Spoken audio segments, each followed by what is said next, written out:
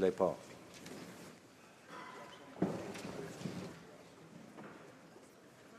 Tabling of documents. The Honourable Member for Kenora.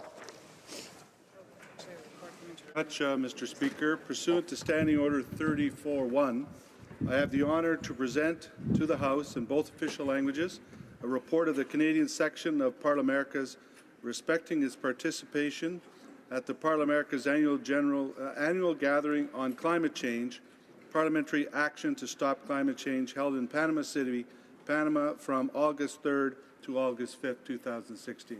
Thank you, Mr. Speaker. Excuse me, I got ahead of myself. That should be under reports from interparliamentary delegations, but tabling of documents, introduction of government bills, statements by ministers, reports from interparliamentary delegations, presenting reports from committees, dépôt de projet de loi, introduction of private members' bills, première lecture de first reading of Senate public bills, motions, presenting petitions. Calgary Shepherd. Thank you, Mr. Speaker. I rise today to table a petition on electoral reform. Petitioners, 144 of them, are calling upon the House of Commons to pass a motion affirming the need for a national referendum or any proposal to change Canada's current method of electing members of Parliament before that proposal is implemented into law. Thank you, Mr. Speaker. For Leeds, Granville, Thousand Island, Tomato Lakes. Thank you very much, Mr. Speaker. I tried to present this last Thursday.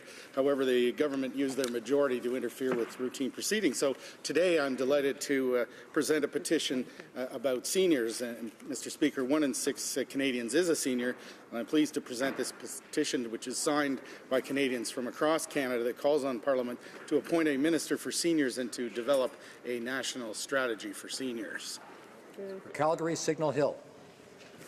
Thank you, Mr. Speaker. I'd like to table a petition on behalf of the Falun Gong members in my riding who are asking the federal government to take action on the unethical harvesting of organs. Presenting petitions, présentation de pétitions.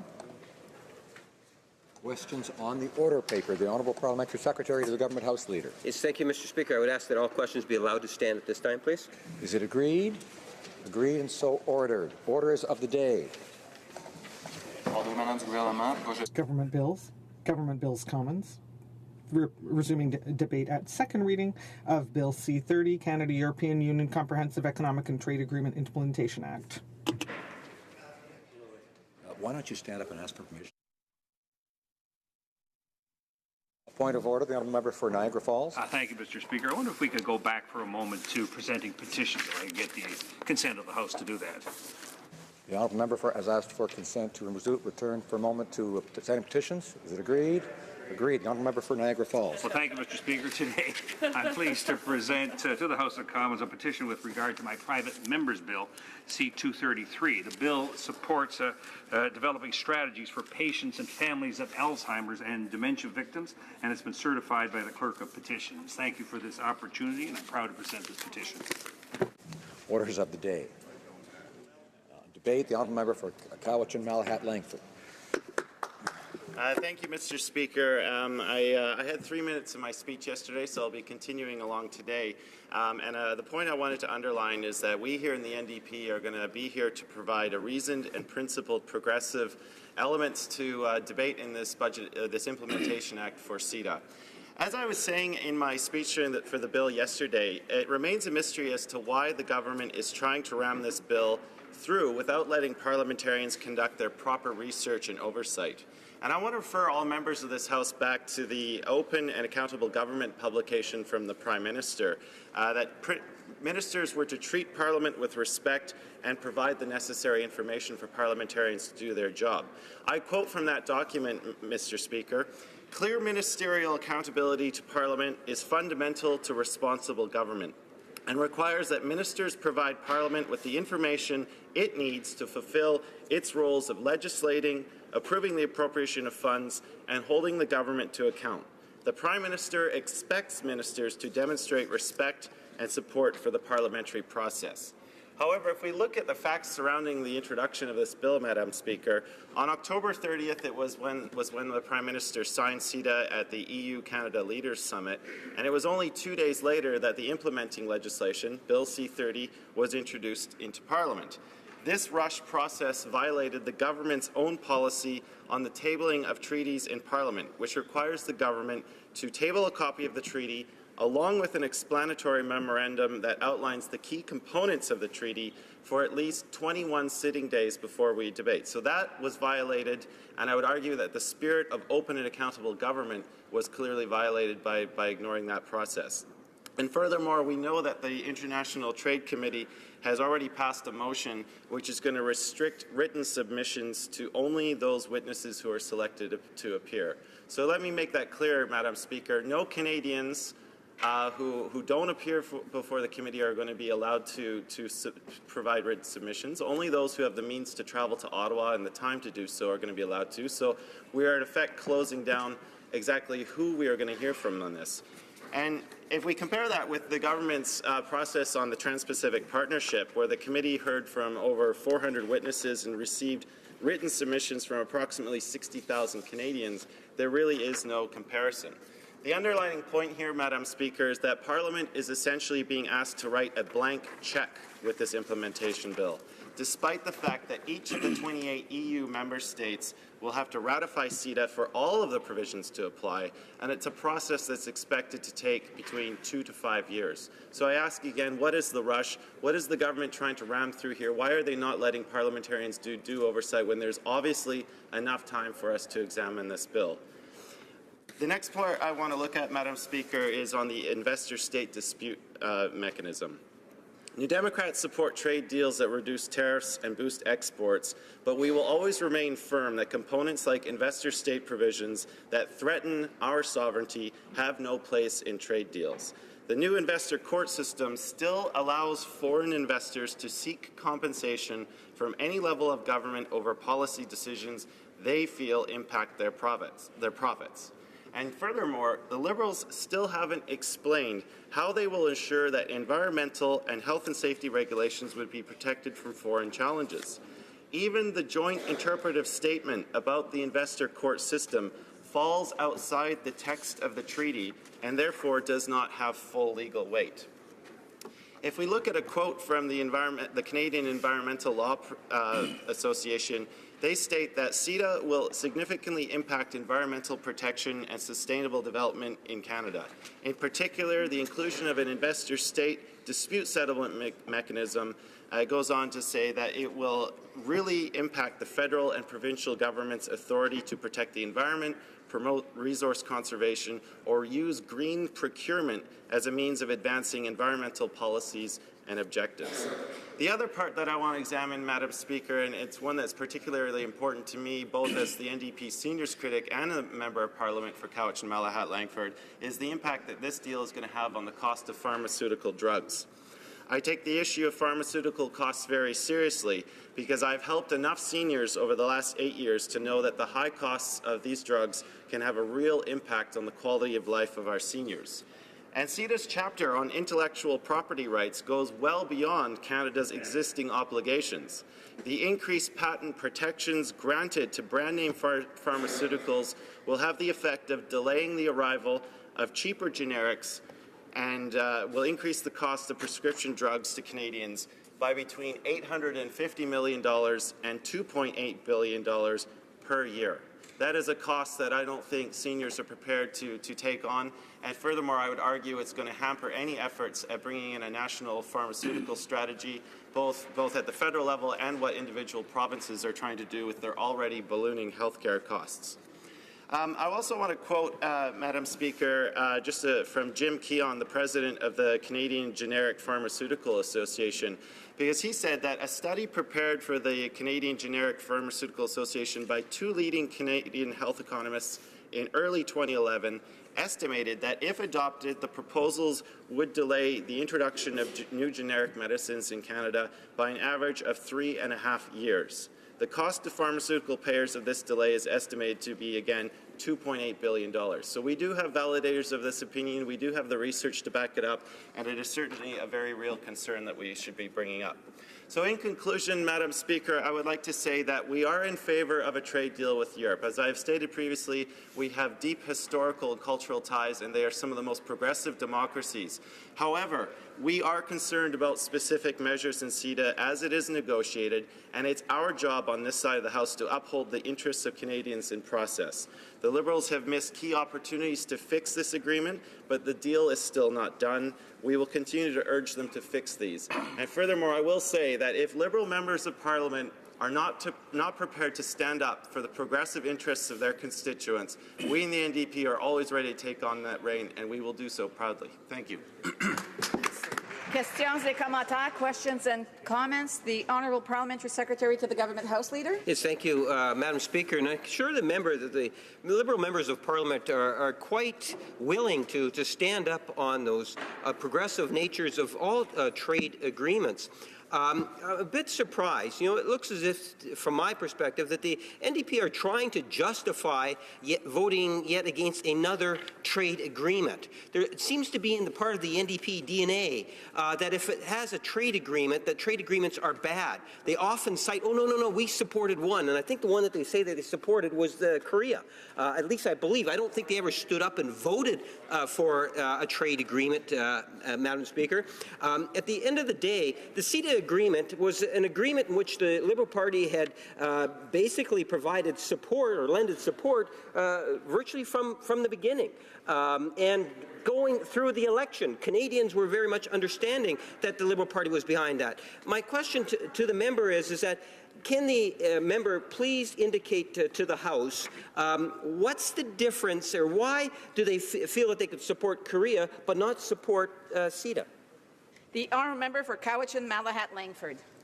Well, Madam Speaker, as I stated in my speech here, if the Liberals and the Conservatives are not going to stand up and raise concerns about the high costs of pharmaceuticals, the impact on investors, state dispute resolutions, on the abilities of local governments to legislate and make laws in the public interest, we will bring those forward for Canadians. As I've stated, we support the overall intention of trade with Europe, but as long as these problematic provisions are in the trade agreement, we will give voice to those concerns. And furthermore, we have legitimate questions as to why the government side is rushing this through with due process. The government member knows fairly well he's broken his own government's policies in this regard. There is no rush yet. They're trying to ram this through, limit the number of witnesses, because they want to limit the amount of bad news they receive on this bill. So I would say to the member that he should let Parliament do its job, not rush this process through, and allow the legitimate concerns of Canadians have voice in this House, because it's not just one-sided argument. There are many Canadians that have legitimate concerns. I will continue to proudly stand here and give voice to those concerns.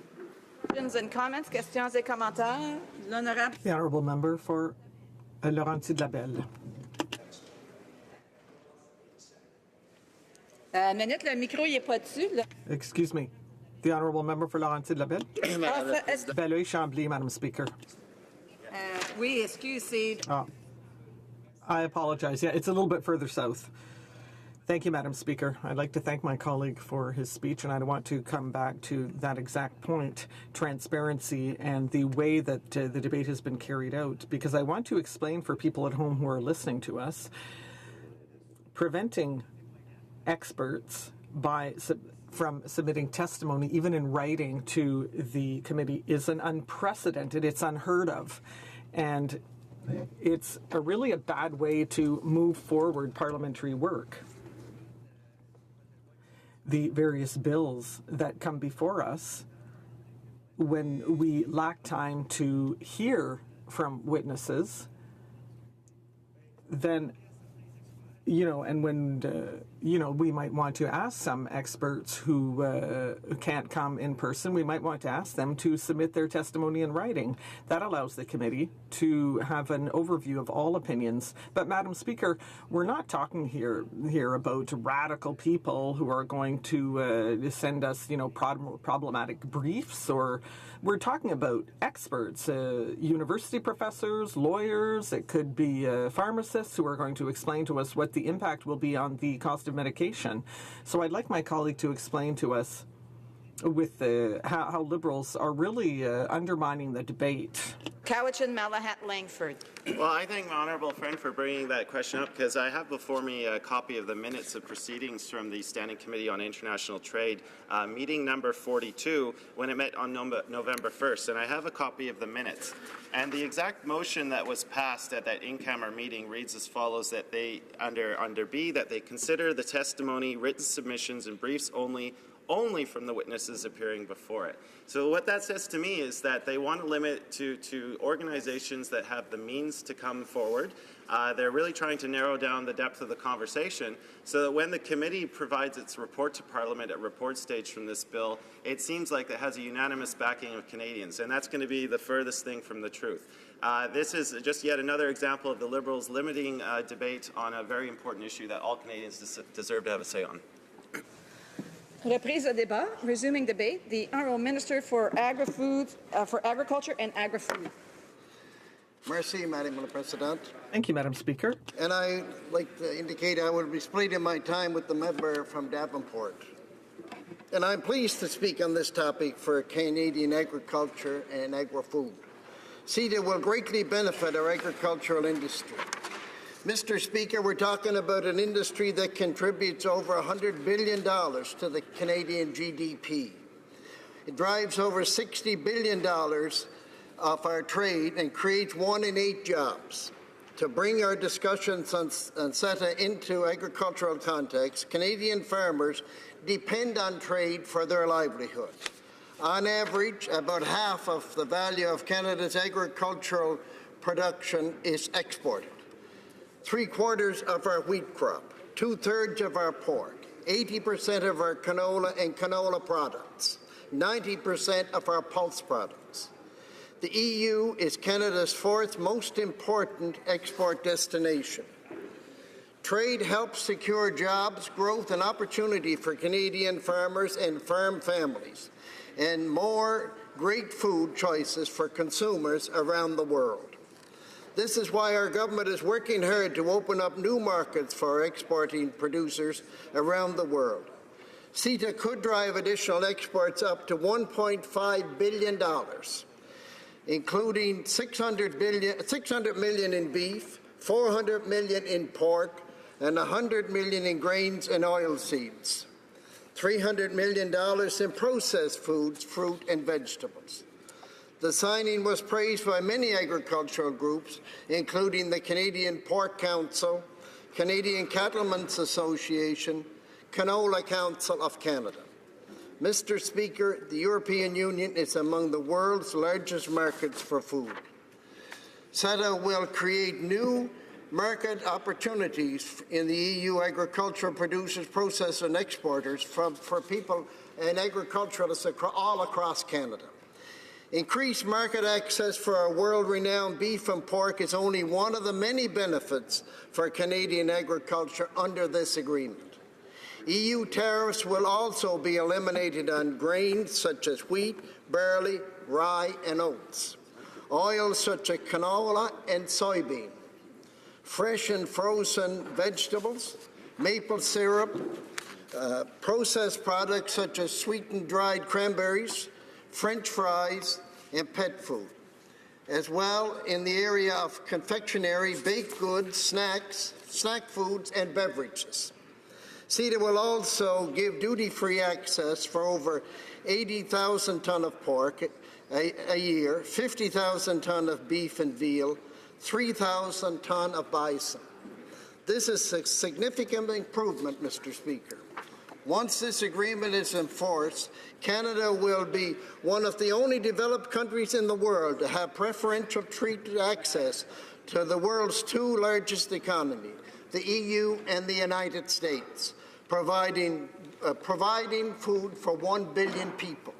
This is why, Mr. Speaker, timely implementation of CETA remains a top priority for our government. At the same time, Mr. Speaker, we know that some agriculture sectors will be impacted by CETA, namely our dairy producers under supply management, who will see increased imports of European cheese. Mr. Speaker, our government fully supports supply management, and that's something we're very proud of. We recognize the important role of Canada's supply management sector plays in ensuring a strong rural economy, accounting for over $34 billion in overall economic benefit. We have said all along that our government needs to help dairy producers and processors making the transition when CETA comes into force, and that is exactly what we are doing. I recently announced the $350 million for 2 new programs that support the competitiveness of the dairy sector in anticipation of the entry into force of CETA.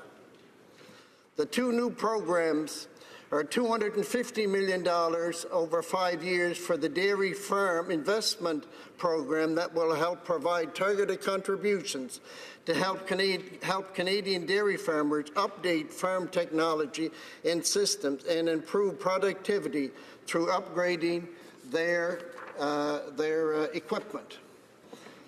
And, Madam Speaker, over $100 million over 4 years for dairy processing investment funds that will help dairy processors modernize their operation and, in turn, improve efficiency and productivity, as well as diversifying their products to pursue new market opportunities. Dairy farmers have called this an important recognition of the contribution farmers and processors make to the Canadian economy, and that long-term investment in the dairy modernization provides a sustainable, strong, and reliable industry in economic growth. I look forward to continuing to speak with the dairy farmers and processors to obtain their views on how those programs are to be designed. We're also going to have discussions with the supply management sector to address the concerns of import predictability and enforce border controls for supply managed commodities, while ensuring that Canadian processors who use dairy and poultry inputs can remain competitive in the export market. Mr. Speaker, CETA is only one of the government's efforts to open new markets for our farmers and food processors. Following his recent mission to China, the Prime Minister announced an agreement with China to expand beef access to frozen bone-in beef from animals less than 30 months of age. Ensuring stability and predictability, Canadian exports of canola to China on an uninterrupted basis through early 2020. And support trade in Canada's pork, bovine genetics, and some processed foods. We have set a goal of doubling trade between our two countries by 2025. I recently completed an agricultural trade mission to China where we showcased Canadian agriculture, agri-food, and fish and seafood products. I was pleased to promote our world-class, high-quality products and contribute $37 million in on-site sales and $230 million in anticipated sales over the next year. All of this is tremendous news for Canadian agriculture and tremendous news for Canada. We are also reaching out to other key markets in Asia. Asia is an important market for Canada's agriculture and food products, especially in animal protein. Building on our success in China, we have regained access for Canadian beef in South Korea and Taiwan. Outside of Asia, we recently announced that Mexico has restored full access for our Canadian beef. The Canadian industry expects that this will eventually boost our beef sales to Mexico to over $200 million a year. We obtained new access for pork to India and restored access for live swine to Russia and the Ukraine. We achieved the repeal of the U.S. country of origin labeling, leveling the playing field for Canadian beef and pork coming to the United States. Hear, hear. To grow new markets, the first thing you need is a world-class product. And, Madam Speaker, we have that covered. But we also need investment and resources. That's where we can play a role in opening the doors for our agri-food exporters. Innovation is the key to keeping our sector on the cutting edge and to ensure that we can continue to take advantage of global market opportunities. CETA will deepen Canada's already close partnership with the EU. Its entry into force will help agriculture and agri-food exports in Canada take advantage of the market access opportunities CETA will offer. At the same time, we will be investing in our dairy industry to help them remain strong and competitive.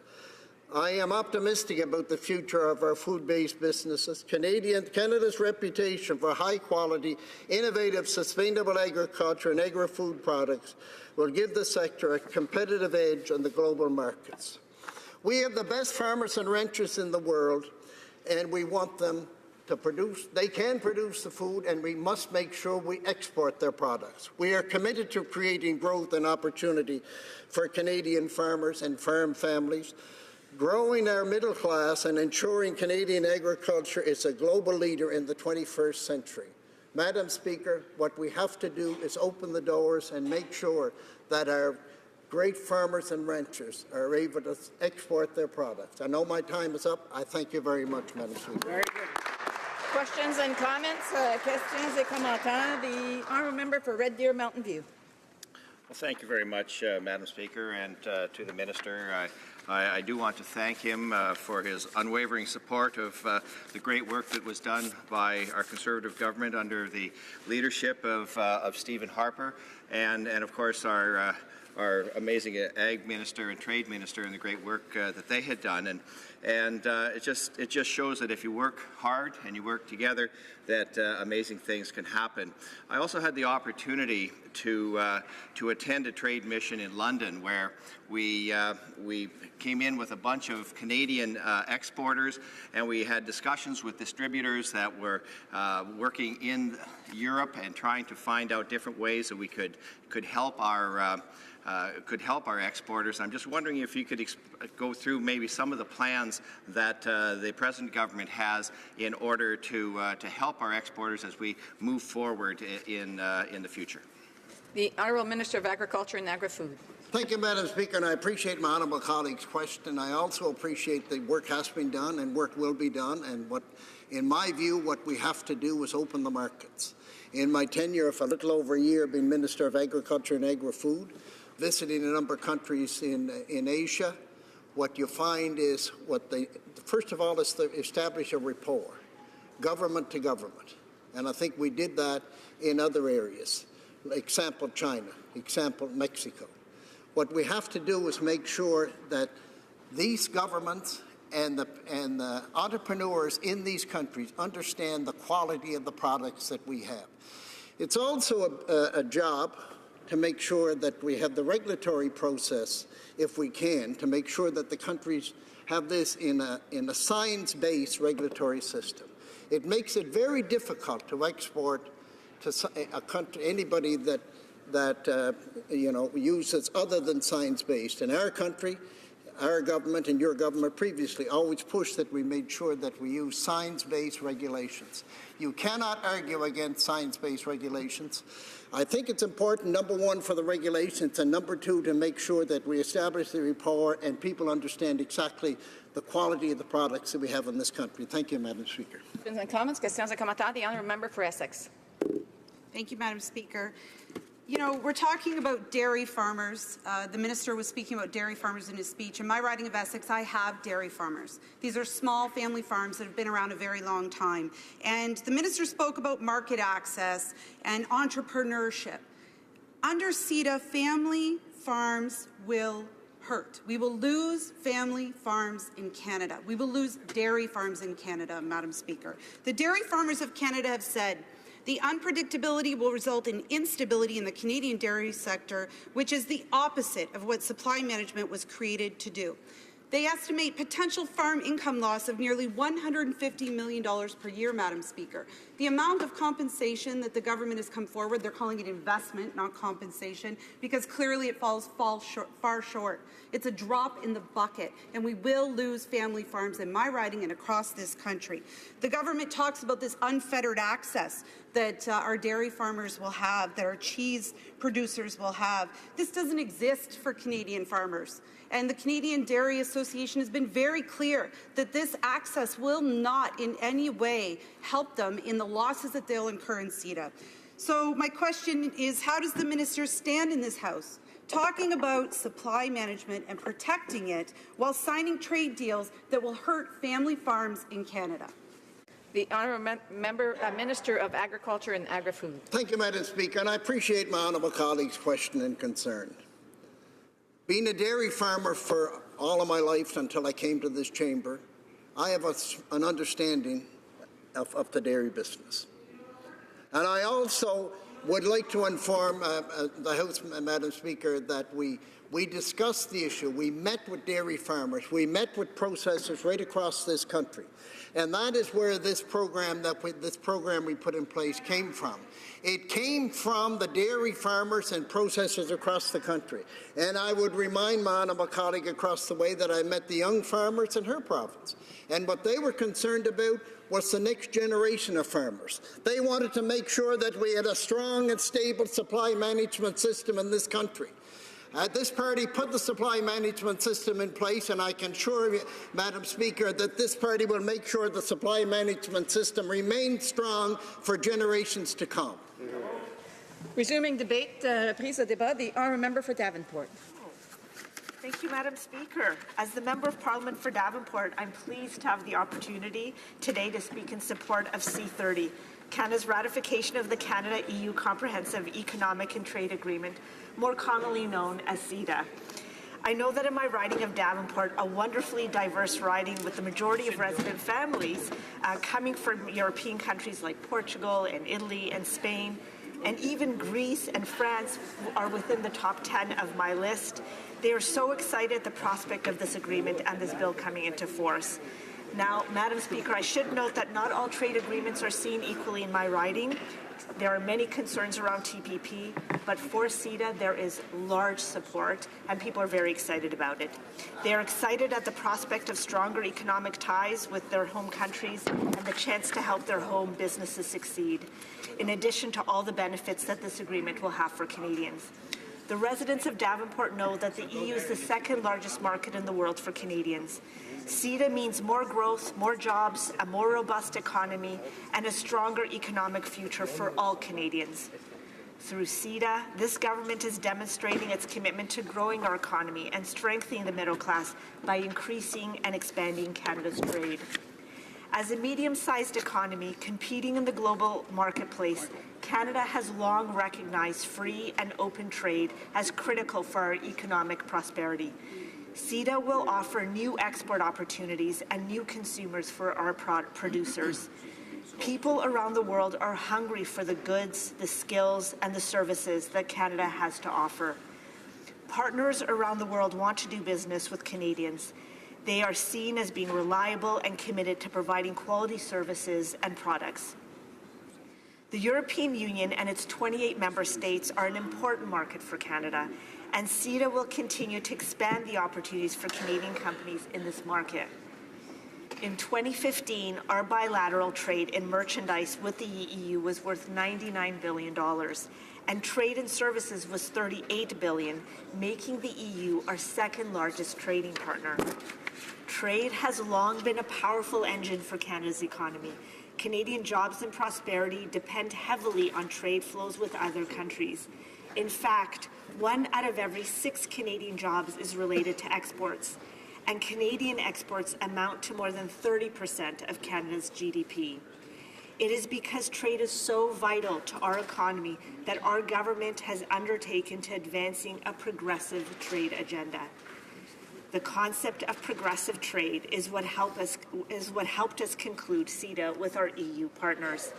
And if you'll allow me to pause for 1 minute, Madam Speaker, I also want to say how very pleased I am that at the EU-Canada Summit, where CETA was signed by the President of the European Council, the President of the European Commission, and our Prime Minister, A joint statement was also issued that outlined our mutual shared values and interests beyond trade. They signed a statement that included agreement on shared values and goals like peace and democracy, prosperity, protection of human rights, rule of law, environment, inclusion, and cultural diversity. The commitment to and promotion of these values and goals are not only important to me, Madam Speaker, but I know they're really important to the residents of Davenport.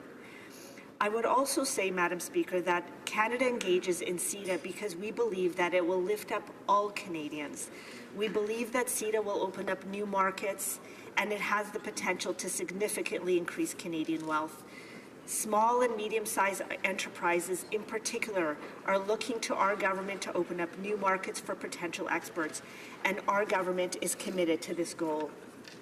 We have heard directly from Canadian businesses, many of them within ethnic communities like the Portuguese, the Italians, the Spanish, found in ridings across Canada like Davenport. They have asked us to do more to help them grow. They want us to increase sales, increase profits, reduce risk, lower costs, and reach beyond saturated domestic markets. For trade and goods, CETA will help foster such opportunities by eliminating virtually all tariffs and establishing mechanisms to address non-tariff barriers to create more predictable trading conditions. These are some of the things businesses want, and we will help achieve these goals by standing against the protectionist ideology that is unfortunately emerging across the globe. Stakeholders from across the country in a wide range of economic sectors continue to tell us how trade has positively impacted their business. With our government's continued commitment to trade, we will keep this positive trend alive. Madam Speaker, CETA will also provide Canadian companies with a first-mover advantage in the EU market over competitors from markets like the US that do not have a trade agreement in place with the EU. It will allow Canada to establish customer relationships, networks, and joint projects first. CETA will offer Canada the opportunity to be part of a broader global supply chain anchored in the EU. Opening up new markets for our manufactured and processed products means that our country will be at an advantage in exporting more automobiles, medical devices, agriculture and agri-food products, machinery, fish, and everything in between. Opening up new markets in our agriculture and agri-food products means more opportunities for abundant and delicious blueberries from Nova Scotia, potatoes from PEI, processed products and pet food from Ontario, prairie grains, ciders, cranberries, and maple syrup from Quebec, and the best pork and beef in the world, just to name a few. Preferential access to the EU market under CETA means that almost all Canadian products will be free from EU tariffs. In some cases, tariffs account for more than 50% of the product price, such as the current EU tariff on Canadian oats. Madam Speaker, I've mentioned a few of our vibrant sectors, and there are many more sectors whose exporters will benefit from CETA. But now I would like to highlight another important opportunity that CETA will open up for Canadian exporters of goods and services. CETA will expand access to EU's $3.3 trillion government procurement market, in many cases for the first time to any trading partner. Thanks to CETA, Canadian firms will now have access to all levels of government procurement. This will especially benefit Canada's producers of world-leading technologies, who will now have guaranteed access to European public utilities in the areas of water treatment, electricity, gas and heat, and to the EU's mass transit authorities. You will note, Madam Speaker, that when discussing procurement, I've mentioned not only exporters of goods, but also of services. The EU services market is worth an astounding $12 trillion. It is in fact the world's single largest importer of services, accounting for 20% of the world's total imports. CETA gives Canadian service suppliers the best market access the EU has ever granted to a free trade agreement partner. Through mechanisms such as national treatment, most favored nation provisions, along with the automatic ratchet mechanism, Canada's access to the EU services market will improve over time. This means that not only will CETA open up new markets for Canadian service exporters upon implementation, it also guarantees that Canada's access will improve in the future. In conclusion, Madam Speaker, I believe it is now evident that CETA is a big deal for Canadian companies. It's a big deal for Canadians, including the businesses and residents of my riding of Davenport. We are making good on our promise to create opportunities for small and medium-sized companies and to generate jobs and economic growth that will benefit all Canadians. This agreement tears down barriers and creates a bridge across the Atlantic for Canadian exporters of goods and services. Through CETA, Canada is receiving unprecedented access to the EU and its 28 member states. With CETA, Canada will send a clear signal to the world that it not only supports progressive trade for its own economic well-being, it is also a leader in countering the rising protectionist sentiments in Europe and south of the border. The ratification of CETA will be seen as evidence that our nation never gives up on supporting our economic well-being and continues to lead by example in pursuit of prosperity for its citizens. Madam Speaker, I support this bill and all the benefits it will bring to Canadians and to EU citizens. I urge all honourable members to support this bill. It was a pleasure to have a chance to speak today. Thank you so much for the opportunity, Madam Speaker. Questions and comments, questions et commentaires. The honourable member for Vancouver East. Thank you very much, Madam Speaker, and thank the member for her comments. There are two issues that I'd like to ask the member for her comments. One is the fact that at committee stage, in fact, Canadians would not be able to submit written submissions to the committee for consideration. And I wonder whether or not she agrees with that. Why would we close off opportunities for Canadians to express their point of view on this important trade deal? Second, related to that, is the issue around implications for pharmacare costs. There is huge implications related to this trade deal as it impacts our pharmacare costs with respect to patents. And that has a huge impact for us. Already, as it were, in terms of healthcare costs, we are going to be dealing with a $36 billion cut. That is the hangover from the Harper administration that this government is carrying over. So how are we going to handle the impacts on healthcare costs across the country vis-a-vis patents on pharmacare? The honourable member for Davenport. Thank you so much, Madam Speaker, and I want to thank the honourable member for her excellent questions. You know, the CETA agreement has been a long time in the making. I know that there's been a lot of negotiations over many, many, many years. I know that there's been many consultations and a lot of thoughtfulness into the agreement. CETA will give Canada access to EU's more than 500 million consumers. And I know that Canadian workers stand to benefit significantly for the increased access to this 28-nation market, which generates $20 trillion in annual economic activity. I will tell you that on the issue of pharmacare, the rising cost of drugs is a huge concern to people in my riding. I do know that this is something of great concern to our Minister of Health. I do know that that is part of the current discussions and negotiations with her counterparts across this country, and I have every confidence that we will find good solutions to it moving forward. Thank you so much, Madam Speaker. And comments, questions et commentaires. The honourable member for Windsor West. Madam Speaker, and I appreciate the intervention of my colleague here with regards to the submissions to the committee. It's almost unheard of that is government paid and, most importantly, taxpayer paid at the end of the day committee would be shut down from actually receiving information. I've never heard of that, Madam Speaker. In fact, that requires a special procedure in the sense that we don't want to hear from constituents. We don't want to hear from those things. And I used to be on that committee at one point in time. And what's changed, Madam Speaker, is that the Brexit. We have lost basically. Britain is and is our third largest trading partner, and it's one of the secure anchors that we have for doing this deal is leaving the European Union. And there's going to be quite a difference between what the past agreement had and how it was arranged versus that of now?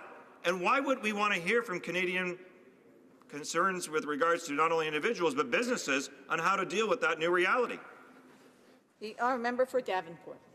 Thank you so much, Madam Speaker, and I want to thank the honourable member for his excellent questions. You know, we are I know that there is large support for CETA right across this country. I know that there's large support within my riding. I know that the implementing legislation for CETA will be subject to all the stages of the legislative process.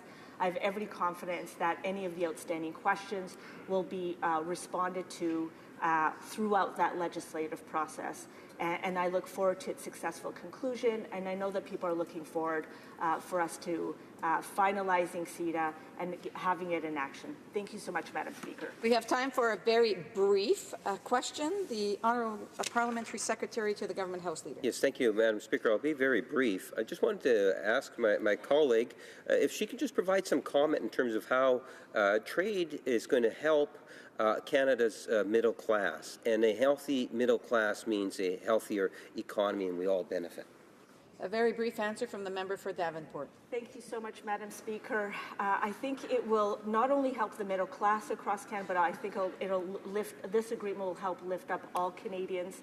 I think that we are a trading nation, we are a small nation, and I think that by us actually increasing business and trade around the world, that will help to create more jobs and create more prosperity for the middle class and Canadians right across from coast to coast to coast. Thank you, Madam Speaker.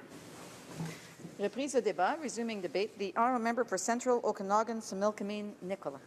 Thank you, Madam Speaker, and it's a great honour to rise today and speak in support of the Comprehensive Economic Trade Agreement between Canada and the European Union. I'm going to be sharing my time, Madam Speaker, with the Member of Parliament for Richmond Centre, and I think she'll join me in giving accolades to the previous government, particularly the two members of Parliament, the MP for Abbotsford as well as the MP for Battleford's Lloydminster, who have worked very hard with the previous government to see this vision move forward. And while on that note, I'd like to also commend the Liberal government for following through on the tireless work of the former Conservative government on the agreement. It can be refreshing when two different governments share a common vision for how we can build a stronger Canada, because we also know that that rarely happens in this place. I would like to state some of the reasons, Madam Chair, why I'm supporting the CETA deal. In Central Okanagan, Similkameen, Nicola, we have a rather unique perspective on free trade deals. Many in the Okanagan region will recall the days in the 1980s when the Canada-United States Free Trade Agreement was looming on the horizon. And is often the case when a trade deal is imminent, the forces of fear are always out in full force. In fact, many grape growers were threatening to rip out their vineyards. So convinced were they would not be able to compete and survive against the vast vineyards and inexpensive wines of California. But then a funny thing happened, Madam Speaker. A few prominent vintners said no to defeatist thinking and instead saw opportunity. Now, don't get me wrong, Madam Speaker. It has taken some immense hard work, and at the time, the federal government of the day did provide some transitional assistance, but we know that today that Okanagan vintners, as well as British Columbia vintners, make some of the best wines in the world. Okanagan vintners, I would suggest, have not only survived, they have thrived and prospered. And here's something else to think about. In spite of the fact that 7 out of every 10 bottles of wine sold in Canada are made outside of Canada, a BC vintner still cannot directly sell to a customer in Ontario because of the protectionist policies of the Wynne Liberal government. And we also know that this federal Liberal government has once again failed Canada's vintners, brewers, and distillers alike in the latest rounds of negotiations on internal trade. In fact, it's the same Liberal government that is so terrified of internal trade, they refuse to even elevate the Como decision to the Supreme Court for constitutional clarification. Now, I struggle with that. We have a Liberal government who will impose a national carbon tax in the provinces, but will not impose a true internal trade regime that well may be a constitutional right. One can only assume that the 142% increase of consultant lobbying that has increased under this Liberal government are part of the big corporations that want to protect the provincial monopolies, which is certainly part of the problem. So where does that leave vintners in my riding? Well, I'm glad you asked, Madam Speaker. Many are now selling wine directly to customers outside of Canada because they cannot do the same thing legally in Ontario. Nowhere but in the Liberal Party of Canada does this make any sense. So it's easy to me to understand why I will be supporting trade deals like CETA, because for many vintners in the Okanagan and British Columbia, this is where opportunities are to be found. And I predict when CETA member nations have their opportunity to directly sample some of these BC wines, they will be very impressed at the talent of Canadian vintners.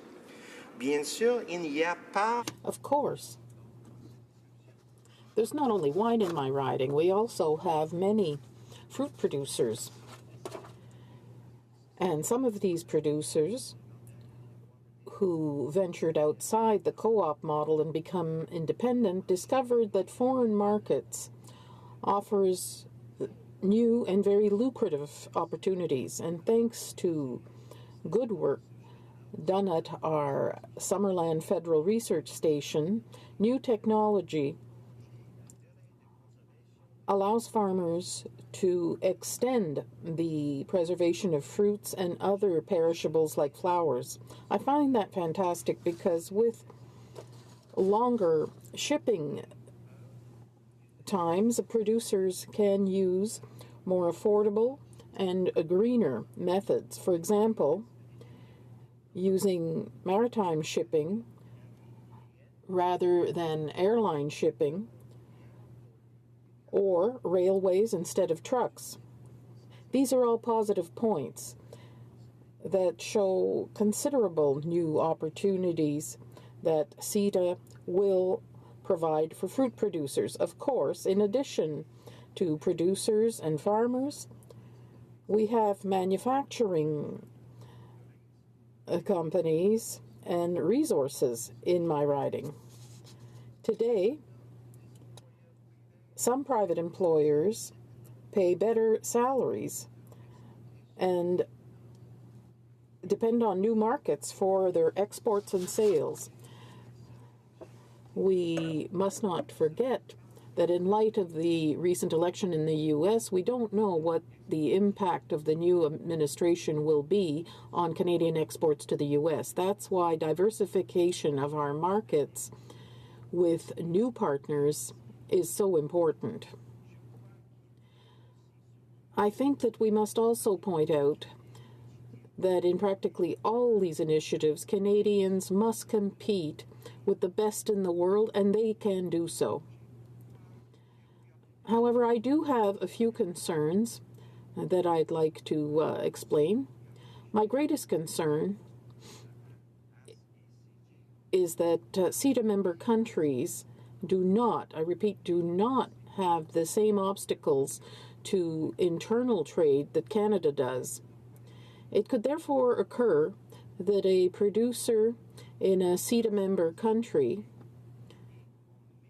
has better access to certain Canadian provinces than our own producers. That's not a flaw with CETA, but rather our own collective failure, especially here in this House. When we had the opportunity to send the Como ruling to the Supreme Court, even though the Conservatives, the New Democrats, and the Green Party all supported the motion, the Liberals forced a vote and said no to free internal trade. So we must recognize that CETA could give preferential access to certain sectors to the detriment of Canadian producers because of our obstacles to internal trade. My other concern is of an administrative nature. I hope that this Liberal government will provide the technical resources to small farmers and business people so that they can benefit from CETA. Many small businesses don't have the resources and the internal capacity to hire the technical expertise required to navigate international markets. My last concern is a reminder. One of the negative sides of trade agreements is that sometimes jurisdictions with lower costs have a commercial excess in their favor compared to jurisdictions where costs are higher. We know that these concerns were a real issue during the recent election campaign in the United States, particularly in the Midwest. Therefore, it's important that we, and by we I mean all levels of government, it's important that we all are aware that in order for a jurisdiction to be competitive, the cost of doing business has to be low. Ontario's green policy creates energy poverty and is chasing away the manufacturing sector. We must also recognize that the U.S. does not have such a carbon tax. Recently, the state of Washington voted against a carbon tax. And make no mistake, Madam Speaker, for some time now, we have had a significant excise tax and GST on products such as gasoline. Therefore, we must be careful and not keep increasing the cost of doing business just for Canadian companies and not for their competitors in other jurisdictions. Beyond those concerns about balance, I'm delighted with the opportunities that CETA will provide for people in my riding. I will support this bill and continue to defend ways that we can fully benefit from it. Thank you. Questions et commentaires. Question. The Honourable Parliamentary Secretary to the Government House Leader. Yes, thank you. Madam Speaker, the member made reference to interprovincial trade, and we recognize that interprovincial trade is one of those things in which government does need to give attention to and try to work with provinces to see, in fact, where we can improve the conditions that would ultimately allow for more trade, not only interprovincially, but also potential access to foreign markets, especially when we take into consideration the move towards globalization of trade. My question to the member is, can you maybe, member, share with the House or explain to the House why it is that the former Stephen Harper government failed at being able to deal with the interprovincial trade issues, or possibly, or maybe even cite a few examples where he felt that the former Conservative government actually was successful on interprovincial trade would be helpful. The Honourable Member for Central Okanagan, Similkameen, Nicola. I welcome the question. Thank you, Madam Speaker, for that. Simply put, my bill, Bill C-311, opened up free trade of wine between Canadian provinces at the federal level. The federal government of the day, later in Budget 2014, supported the same kind of treatment for Canadian beer and Canadian spirits. So the previous government made huge leaps in that area, which not only helps that particular value-added sector, Madam Speaker, it also helped our farmers that feed into the inputs of that. And again, the former Minister of Industry, Mr. James Moore, actually spearheaded a initiative which the Liberals like to claim total credit for, to have a new agreement on internal trade. Because we know that the deals like CETA, which were supported by every single province and territory after extensive consultations by the previous government to get there, allowed for a good process that we're bearing the fruits of today. Unfortunately, it is also the same government that I'm afraid that they have not led into collaboration with the provinces enough to the point where they would allow for beers and spirits and alcohol to flow freely. But we had a chance with the Como case in New Brunswick where we could have elevated it to the Supreme Court to get that constitutional clarity. That member voted against it. So on this side of the House, Madam Speaker, we are always about proposing ideas that we can get pan-Canadian agreement on and consensus on. It's that member and his party that voted that down, and it's that member and the party that now support a carbon tax, which, again, is at odds. They say they want to work with provinces, but yet they impose mandatory carbon taxes that make our Canadian businesses less competitive internationally. Comments, questions, et commentaires. The Honourable Member for Windsor West. Thank you, Madam Speaker. And it's been interesting to listen to the debate of trade and what we're putting to it. It's amazing we have spent so much time in this House of Commons on trade, so very little on economic strategies. related to, say, for example, manufacturing. And this is just this is not a full list, Madam Speaker, but it's a list of trade agreements and also investment promotion agreements and protection agreements and trade agreements that we have signed over the last number of years. Not exclusive, again, is Peru, Panama, Romania, Senegal, Nigeria, Slovak Republic, Korea, Kuwait, Tanzania, Liechtenstein, Mali, Jordan, Latvia, Benin, Burkina, Colombia, Guyana, Hong Kong, and Ukraine. And my point, and I hear a lot of here, Madam Speaker, and I would ask the honourable member is that given their party has really identified that the Liberals haven't really created zero jobs, given their last year, why then, with all these accolades to these signing agreements, has there not been an increase in jobs related to all these trade agreements? It's a simple measurement system that we need to look at, and I would like to know exactly, specifically, for example, we can use Latvia as an example. Where has the Canadian jobs come from the trade agreement with Latvia? The honourable member for Central Okanagan, Similkameen Nicola. Madam Speaker, I certainly appreciate the member's concerns because, again, as we said, that any time that there's a new trade agreement or investment agreement that's proposed, sometimes people draw attention to areas that they don't feel comfortable with, and I think that we need to address them with logic.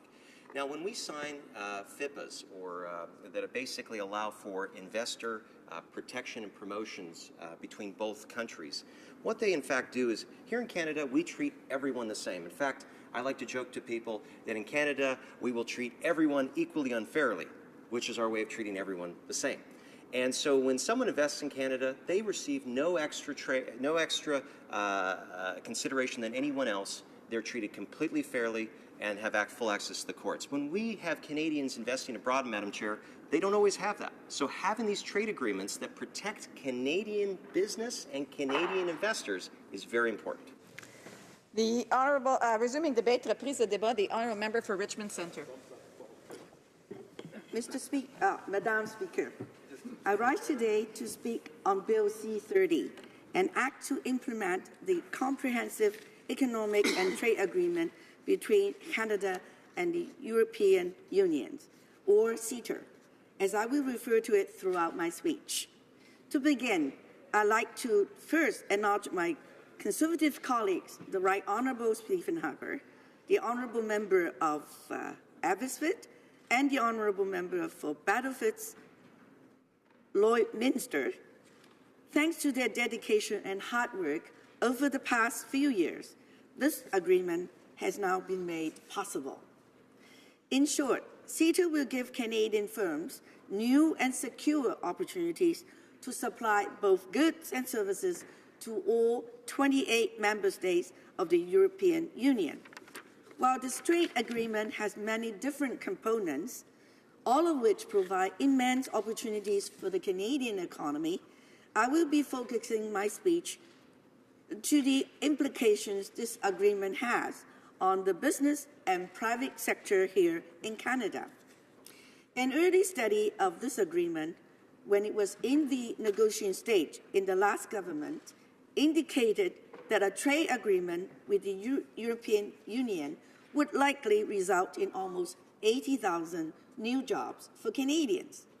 This is exactly what the Canadian economy needs now, jobs. One of the recurring aspects of CETA is the agreement to eliminate almost all trade tariffs for Canadian goods and services.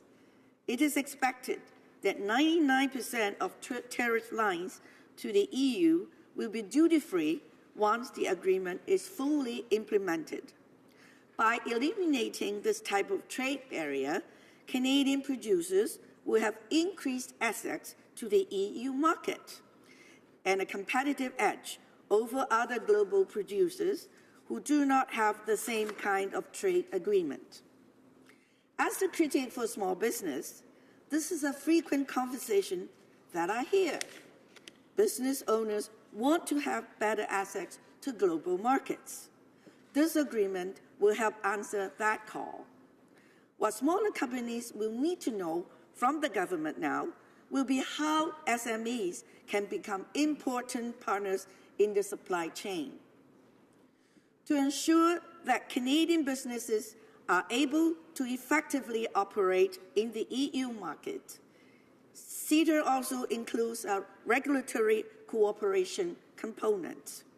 The Regulatory Cooperation Forum will provide both Canadian and EU regulators with information to ensure that regulatory measures in both markets are compatible and of mutual interest. This will dramatically diminish the barriers often experienced by businesses entering a new market. In addition to Canadian-made goods, services such as management, financial, and engineering will have better access to the EU market. Once CETA has been fully implemented, Canadian service exporters will have the same level of access and be bound by the same regulations as those service providers in the EU. One of the most important aspects of CETA is the investment provisions. Investment is a critical way to engage with the global economy and stimulates economic growth and job creation. CETA will provide both Canadian and EU investors to capitalize on new opportunities while also ensuring stability and transparency in the market as a means of protecting their investments. There are many reasons why the EU market should wish to invest in Canada, and CETA will encourage such investment. Although there are many positive and exciting aspects to this agreement, there are also some missing pieces. There have been several unilateral declarations made between member states that have not been agreed to by either Canada or the EU. Additionally, while there are many positive aspects of the investment chapter of this agreement, there's still some uncertainty.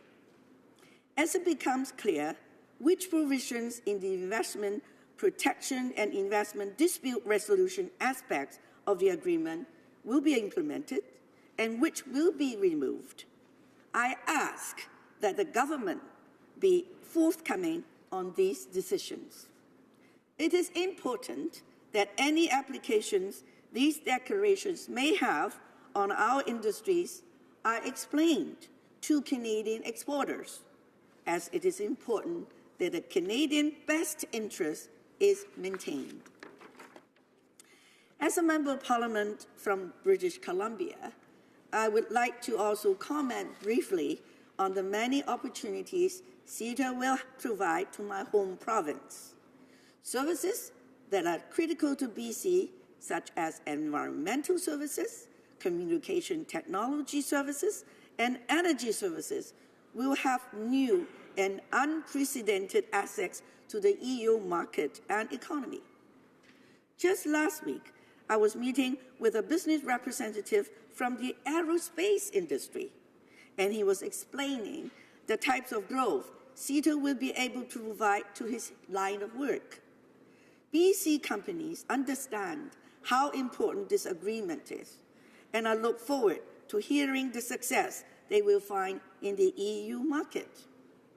As the entire service sector is a critical component of BC's GDP and employs a majority of British Columbians, this sort of competitive edge will greatly benefit the province and my riding of Richmond Centre.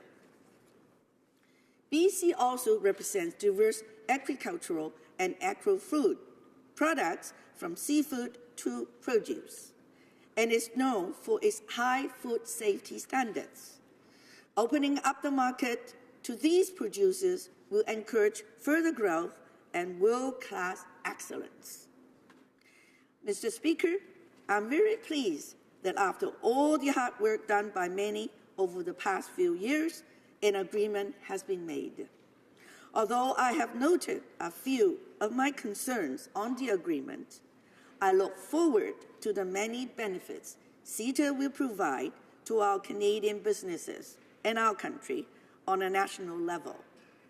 Canada will be one of a few countries that have been able to secure such access to the world's two largest economies, both the United States and the European Union, and it is something to be extremely proud of. My next question to the current government is how we are going to deal with the TPP, the Trans-Pacific Partnership, which the President-elect of the U.S. has openly declared that he's going to withdraw from it. I've had the opportunity of joining our former Prime Minister and also our Trade Minister and our Minister for Agriculture to explore business opportunities in Asia in a good number of years. And I certainly hope that even without the U.S., our government is able to go forward with TPP and open up even a larger market for all Canadians. Thank you, Madam Speaker. Questions and comments, questions et commentaires. The Honourable Parliamentary Secretary to the Government House Leader. Yes, thank you, Madam Speaker. You know, the CETA agreement is something that has been achieved over a number of years.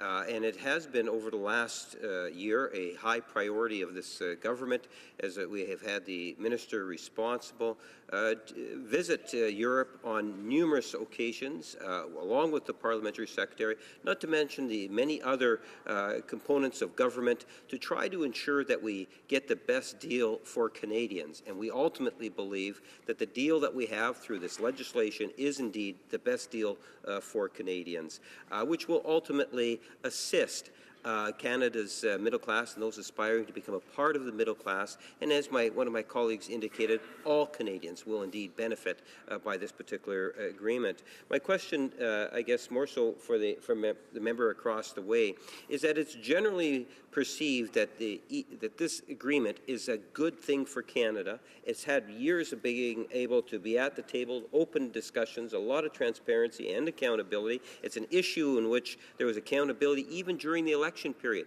Provinces are virtually on side with this agreement. And the question is, to what degree does the member not recognize that in regards to the TPP, something in which the Conservatives are really pushing, that there is a process, and there was also an election commitment given by this Premier, by this Prime Minister, to extensively look at that agreement, because we do have a great deal of concern, something that Canadians also share. For Richmond Centre. Thank you, Madam Speaker, for that question. Yeah, this is exactly what I've been looking for, that there is a commitment from our current government for opening even more trade markets. But again, during negotiations, we should be aware of some of the barriers which might happen. So that is why in my speech, I did mention quite a few shortcomings, which the current government had not been able to handle, and there's still work to do. And I must give credit to also the current government for all their hard work, and also the whole team, which have been working over a good number of years to make this a success. What we are looking for right now is the interests of Canada for all Canadians. And this is exactly why, no matter what parties we come from, our ultimate goal is to make sure that jobs are created and then our interest is best protected. Thank you, Madam Speaker. And comments, questions et commentaires. The honourable member for Saskatoon West. Thank you, Madam Speaker, and I'd like to thank my honourable colleague for her comments, and just to reflect back to my colleague that my riding, Saskatoon West, shares some of the same sort of economic indicators that hers does, and that is that there's a large service sector where many of the jobs occur in my riding. And one thing I am trying to do with this debate today is to get more than slogans around trade, new jobs, new prosperity, but we don't get a lot of indicators of what kind of impact that's going to have, particularly around jobs. Now, my colleague talked about the 80,000 new jobs will be created. I'm wondering if she can let me know in what areas those jobs are going to be created, how soon that will happen. Will they happen in the service sector, which I find that just she needs to explain how that will happen. And I know that one thing for small and medium-sized businesses to take advantage of trade deals is that they need support in order to scale up. in order to participate. So if she'd like to comment on any of those, I would appreciate it. The honourable member for Richmond Centre. Thank you, Madam Speaker, for that excellent question. This is exactly why I mentioned in my speech that the government should really encourage SMEs to be prepared to go into this large market. And also at the same time, we would also like to make sure that all the barriers will be gone, because there will be certain labor agreements, and then that allows our service providers to provide their services not only in Canada but also in the EU market, because usually those services are not easily accessed if we don't have any good agreement at all. So this is exactly why I applaud the current government for doing a good job now to follow up. But then again, for SMEs, this is a very important step. For, like in my own writing, engineers, accountants, and other financial workers and consultants will have good opportunities to expand their business to Europe. Thank you, Madam Speaker. Reprise au débat. Resuming debate. L'honorable secrétaire parlementaire. The Honourable Parliamentary Secretary to the Minister of Sport and Persons with Disabilities. Thank you, Madam Speaker. I'd like to take this opportunity to provide you with some information on the cultural aspect of CETA that has been signed. Before getting into the details of this agreement, I would like to take a moment to remind listeners that Canada as a nation has an excellent cultural sector and one that is very dynamic. As you know, we have established a number of dynamic cultural institutions over the year, a diversified publishing sector, a talented musical industry, a stimulating digital media sector, and renowned cinema and TV industries. The culture and creativity sectors are engines of development and diversity. They create jobs and they improve the quality of lives of all Canadians. The cultural sector represents a growing sector of the Canadian economy with 3% of our GDP, that is $54.6 billion in economic activity. Over 630,000 jobs in this country depend on this sector. That is 3.5% of all jobs in Canada. When we think about it, the industry of creation is larger than the agricultural, forestry, and fishing sectors combined. To maintain this dynamic Canadian culture, the government over the years has put in place financial incentives, requirements regarding Canadian content, tax measures, and various tools and policies concerning forest investment and intellectual property. Madam Speaker, the Canadian government's cultural policy seeks to foster an environment in which Canadian cultural content is created, produced, marketed, preserved, and shared with the public here at home and abroad, thereby contributing to the economic, social, and cultural growth of Canada. Canada's cultural ecosystem has been very effective and has a number of world successes. I'll give you a few examples. Canada is the third largest exporter of music artists in the world. And after a record year for Canadian artists on the 2015 Billboard, our success continued. There were 8 Canadian artists on the list of the top 100 singles in the U.S. in 2016. I could also mention the fact that there were 21 Canadian nominations at the Oscars, including one for Denis Villeneuve and one for Rachel McAdams for the film Room. In 2014-2015, the value of television and film production in Canada exceeded $7 billion. In order to create the conditions that are conducive to this success and to meet the objectives of its cultural policy, Canada needs to maintain a certain amount of flexibility to develop cultural policies and programs. Consequently, Canada's approach, as part of its international agreements like CETA, has always been to exempt any measures that affect the cultural industry. International trade agreements vary in the way that they deal with cultural programs and policies, but Canada's objectives in these negotiations is always the same. The goal is always to conserve the necessary flexibility so that we can meet our cultural objectives and promote the creation, exchange, and consumption of Canadian content. We also want to promote Canadian cultural diversity here and abroad and to offer our artists new export markets and new opportunities. CETA is no different. However, we have updated our approach when it comes to maintaining this cultural flexibility. Madam Speaker, since the conclusion of the free trade agreement with the U.S. in 1987, Canada included a general exemption for cultural industries in its free trade agreements. In the case of CETA, Canada has adopted a better targeted approach, allowing for exemptions that affect the cultural sector in certain chapters, exempting anything that would have an influence on cultural policies or programs. Both parties agreed that this innovative approach would ensure that Canada and its trading partners would have more clarity and more transparency when it comes to developing new cultural policies. The new chapter-by-chapter approach provides a considerably higher level of protection than the general exemption that was provided for in previous free trade agreements. Furthermore, it allows Canada to maintain its existing cultural policies and to develop new policies without violating any trade regulations. The exemptions that affect cultural industries are listed in various chapters of CETA, including chapters that deal with trans-border trade of services, with domestic regulation, with investment, with procurement, and with subsidies. These chapters expressly recognize that the cultural sector is distinct.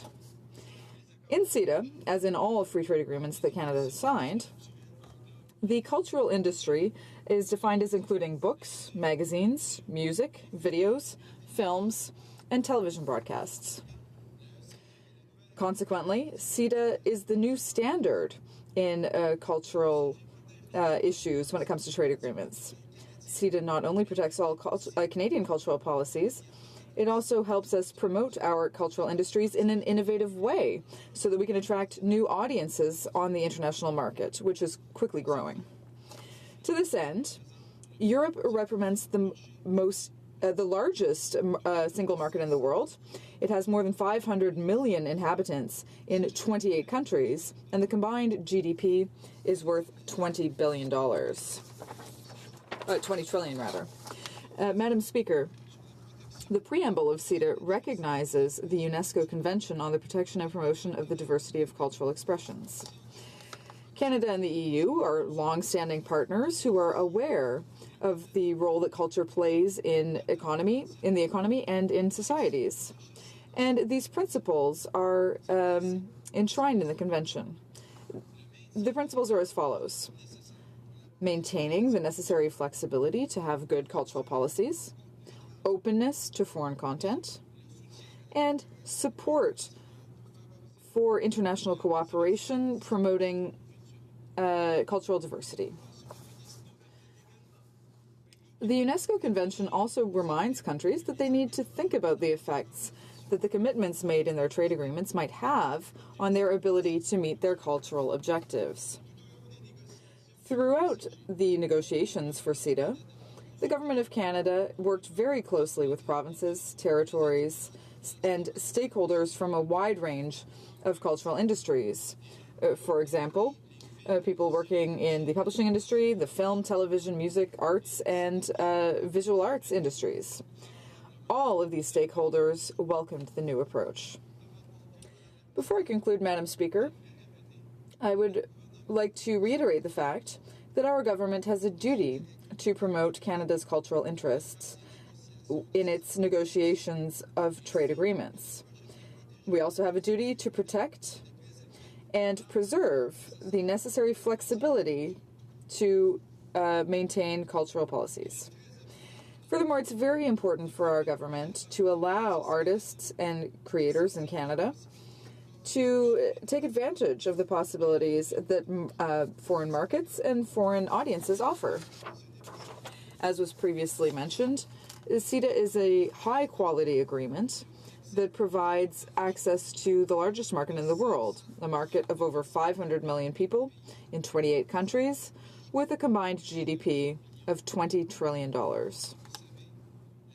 As you know, the Minister of Canadian Heritage is currently consulting key partners and stakeholders in the cultural industry in order to define the best way of taking advantage of these new markets and our openness to the European market.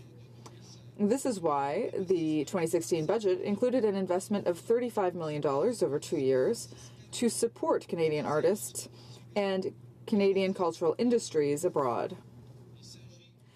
This is only a first step, but it is an important first step in the process of reestablishing and strengthening Canada's cultural presence on the international stage. The goal is to ensure the long-standing and wide-ranging success of our cultural industries. Thank you, Madam Speaker. The honourable member for Edmonton Strathcona. Thank you, Madam Speaker. I thank the honourable member for his speech. I have a specific question for the honourable member, through you, Madam Speaker, about the impacts to the dairy industry. Now, I've taken the time to actually stay in touch with the dairy industry, who are deeply concerned about the impact of this agreement, and right off very concerned that this government is offering substantially less money than they promised during the election. Now, they're grateful that they will be receiving some funding, but it's going to be matching. They have two questions, and I put those to the member through you, Madam Speaker. One is, for this $350 million, will the money to administer this cost-share program come out of that fund, or is it going to be added on to that? They're concerned there won't be enough money for the dairy producers and the processors themselves. And secondly, how quickly is this money going to flow so that they can adjust to the new market conditions? The Honourable Parliamentary Secretary for Sports and Persons with Disabilities. Thank you, Madam Speaker, and I thank my colleague for her question. Well, in the agreement, there are many different aspects about everything that was negotiated, including the aerospace industry, the agriculture industry, and so on. But today I wanted to focus really on culture. And culture is something we've been dealing with. We provided $35 million over 2 years to promote Canadian artists and the Canadian cultural industry abroad. We've made that commitment, and that's what we're going to do, Madam Speaker. Questions and comments. Questions et commentaires. The honourable member for Sherwood Park, Fort Saskatchewan. Thank you, Madam Speaker, and I thank my colleague for his speech. I wanted to just follow up a question that I asked a Liberal member yesterday, and I don't think I got an answer to. Certainly, we support this trade deal. We think it's important. What I'm concerned about is the global forces of protectionism that are obviously out there, that I think it's important for Canada to respond to and make strong arguments in terms of the benefits of open trade. And it was disappointing for me to see the Prime Minister right out of the gate with the election of a new president basically throw NAFTA under the bus and say, sure, we'd be prepared to completely renegotiate it, a deal, in fact, that has worked very, very well for Canada. Now, if the government, in the context of this trade deal, understands and appreciates the value of open trade, then why is the Prime Minister, why is the government not prepared to take a clear stand in support of NAFTA, a trade deal that we've had here for a very long time and that has worked very well for both of our countries? The Honourable Parliamentary Secretary. Thank you, Madam Speaker. I'd like to thank my colleague for his question, but I think it's a little bit off subject. My speech today really concerned Canada's agreement with Europe, and I wanted to focus today on the question of culture. I understand that there may be questions that people may have about our agreement with the U.S., but today we're really talking about the agreement between Canada and Europe and the effect it will have on Canadian artists. Possibly artists in my colleague's riding will benefit from this. This is a good agreement. It's an agreement that will help create jobs, that will allow us to take advantage of the European Union's GDP, and I think anyone working in the cultural industry will be able to benefit from it as well. The honourable member for Sherwood Park, Fort Saskatchewan. Thank you, Madam Speaker. And may I say, first of all, that I share the member's concern about supporting culture and recognition of the benefits that come from international trade. The economic benefits, yes, from us sharing together economically through mutually beneficial exchange, but also the cultural sharing that takes place in the midst of that economic exchange.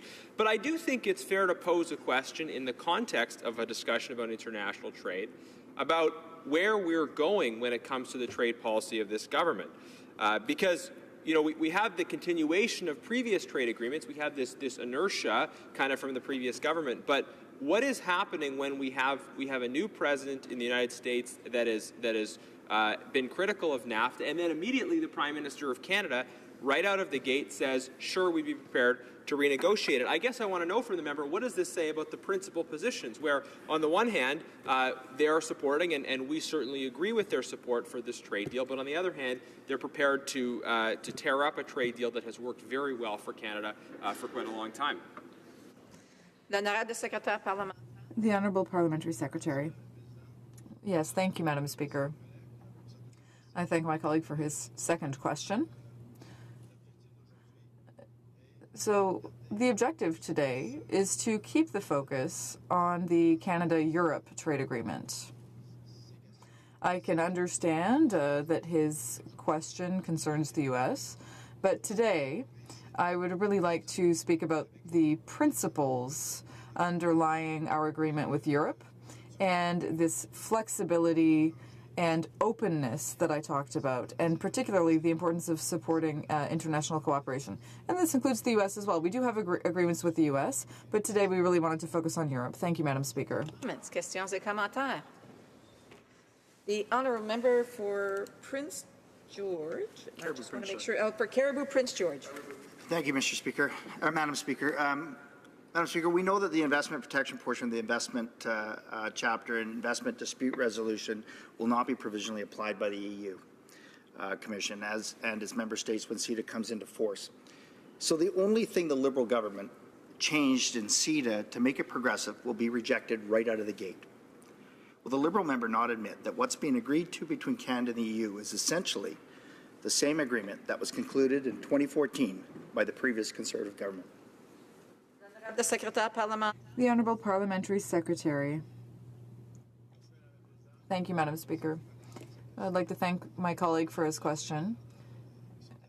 Well, clearly, there are many sectors that are affected by the conclusion of CETA. My colleague across the way is referring to various bilateral agreements that were concluded in different areas. But today, I can tell you that I wanted to talk about things that benefit Canada and the fact that our artists will be able to benefit with the agreements that we have. We will be able to take advantage of their very significant GDP, the fact that they have 500 million inhabitants who are right there at the door for Canada. We have an opportunity to build our partnership with Europe, and that's what we'll be doing with this agreement. Thank you, Madam Speaker. Questions et commentaires. The honourable member for Vancouver East. Thank you very much, Madam Speaker. And I thank the Minister for his comments. With respect to CETA, the new investor court system, which still allows foreign investors to seek compensation from any level of government over policy decisions that they feel impact their profits. And foreign companies will have access to special courts to challenge Canadian laws without going through their own domestic courts. Canada is already one of the most sued countries in the world under the investor-state dispute settlement. And Canadian companies have won only 3 out of 39 cases against foreign companies or foreign governments. And the Canadian government has lost many NAFTA cases while continuing to be subject to ongoing complaints seeking billions of dollars in damages. So existing investor-state dispute settlement measures have also contributed to a regulatory chill where government failed to take actions in the public interest that they fear may trigger an investor claim. So given that this is the case, what the government now is asking us to sign a blank check to say, trust us, it's all going to be good. Will the minister sign a blank check with his own account in any other circumstance? I would think not. And if not, why would he ask us to support this? The Honourable Parliamentary Secretary. Thank you, Madam Speaker. I'd like to thank my colleague for her question. Well, you know, this agreement is one that will create jobs. It will create jobs in the publishing industry, the music industry, the digital media industry, and many related industries within the cultural industry as a whole. So I don't know why we would be facing lawsuits when we have a good relationship with in this situation, which creates direct and indirect jobs. For example, if you want to have a show in Europe, that creates direct jobs for artists, but it also creates indirect jobs for all of the support team. So all of the manufacturers, all of the people providing the technology, all of the companies that are somehow involved in these arts and cultural shows, all of this will be beneficial for Canada, Madam Speaker. Thank you. The time allotted, the first 5 hours of debate on this issue has expired, and so the speeches from now on will be 10-minute speeches with 5 minutes questions and comments. Resuming debate, reprise de débat, the honourable member for Sherwood Park, Fort Saskatchewan. Thank you, Madam Speaker. It's a pleasure for me to rise and debate this bill, and I'm sure all of my colleagues are disappointed that it's only a 10-minute speech. Especially the member for Winnipeg North. Now, Madam Speaker, I would like to first talk about the deal itself and then make a few general comments about the broader context when it comes to international trade, and also make a few points of refutation. Now, when it comes to the deal itself, certainly we're very pleased in the opposition Conservative Party to be supporting a deal that was put forward to the House by the government, but certainly reflects work that began long before, indeed, a deal that was initially signed under the previous government. And we've had some near misses in recent months, but very glad to see this deal where it is. I can just quote a few numbers that I'm sure have been referenced in the House before, but I think members know that studies have suggested that this could lead to a 20% increase in bilateral trade, $12 billion annual increase to the Canadian economy. This would be the equivalent of adding $1,000 to the average Canadian family's income, or almost 80,000 new jobs to the Canadian economy. So that's some of the evidence that we've heard in terms of the economic benefits of trade. And again, I've spoken about this before, but we can be very clear about why trade has benefits for our country. Because trade is, when we sign free trade agreements, it's creating opportunities for mutually beneficial exchanges between individuals and businesses in different countries, which creates increased efficiency, which allows people not only to specialize in things that they can be more efficient in for international markets, but also perhaps individual companies to specialize in areas that reflect their interests and their expertise. And this creates increased opportunities for general well-being as well as for economic well-being.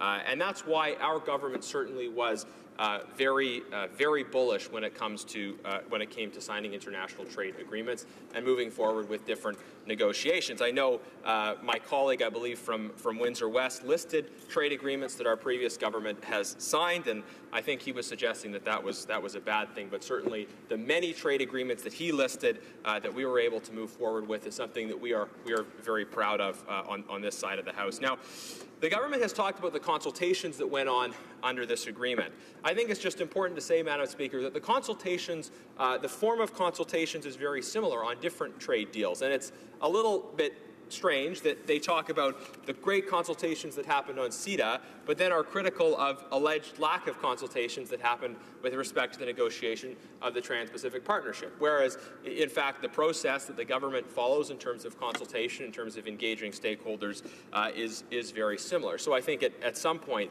they may have to reconcile that difference. But nonetheless, even though there's some inconsistency coming from the government side, we're certainly pleased to support this important trade deal and hope that the work here continues. Now, that said, I would like, and I think it's very much germane to our discussion today, to make some comments about the broader global environment and how Canada situates itself in the midst of the global trade conversation. The signing of this deal reflects a certain inertia, insofar as the government has continued, when it comes to trade, the work done by the previous government. But actually what we need right now from the government isn't just inertia, isn't just sort of continuing perhaps with a gradual slowdown of work that was undertaken under the previous government. Actually, we need to move from inertia to acceleration. We need a government that's responding to the challenges that are happening in terms of the global discussion on trade and responding in a clear and an aggressive way with hopes of accelerating, with hopes of increasing our response, and with hopes of undertaking new trade initiatives that respond to the unique and particular challenges that we face right now. That means laying the groundwork in terms of the arguments that we make. It means working with legislators, with elected governments. It means working with people on the ground around the world to make constructive, positive arguments about the benefits of trade. That's what it would look like to have a government that went from just inertia when it comes to trade to actually accelerating our approach to trade for the benefit of Canada economically as well as socially.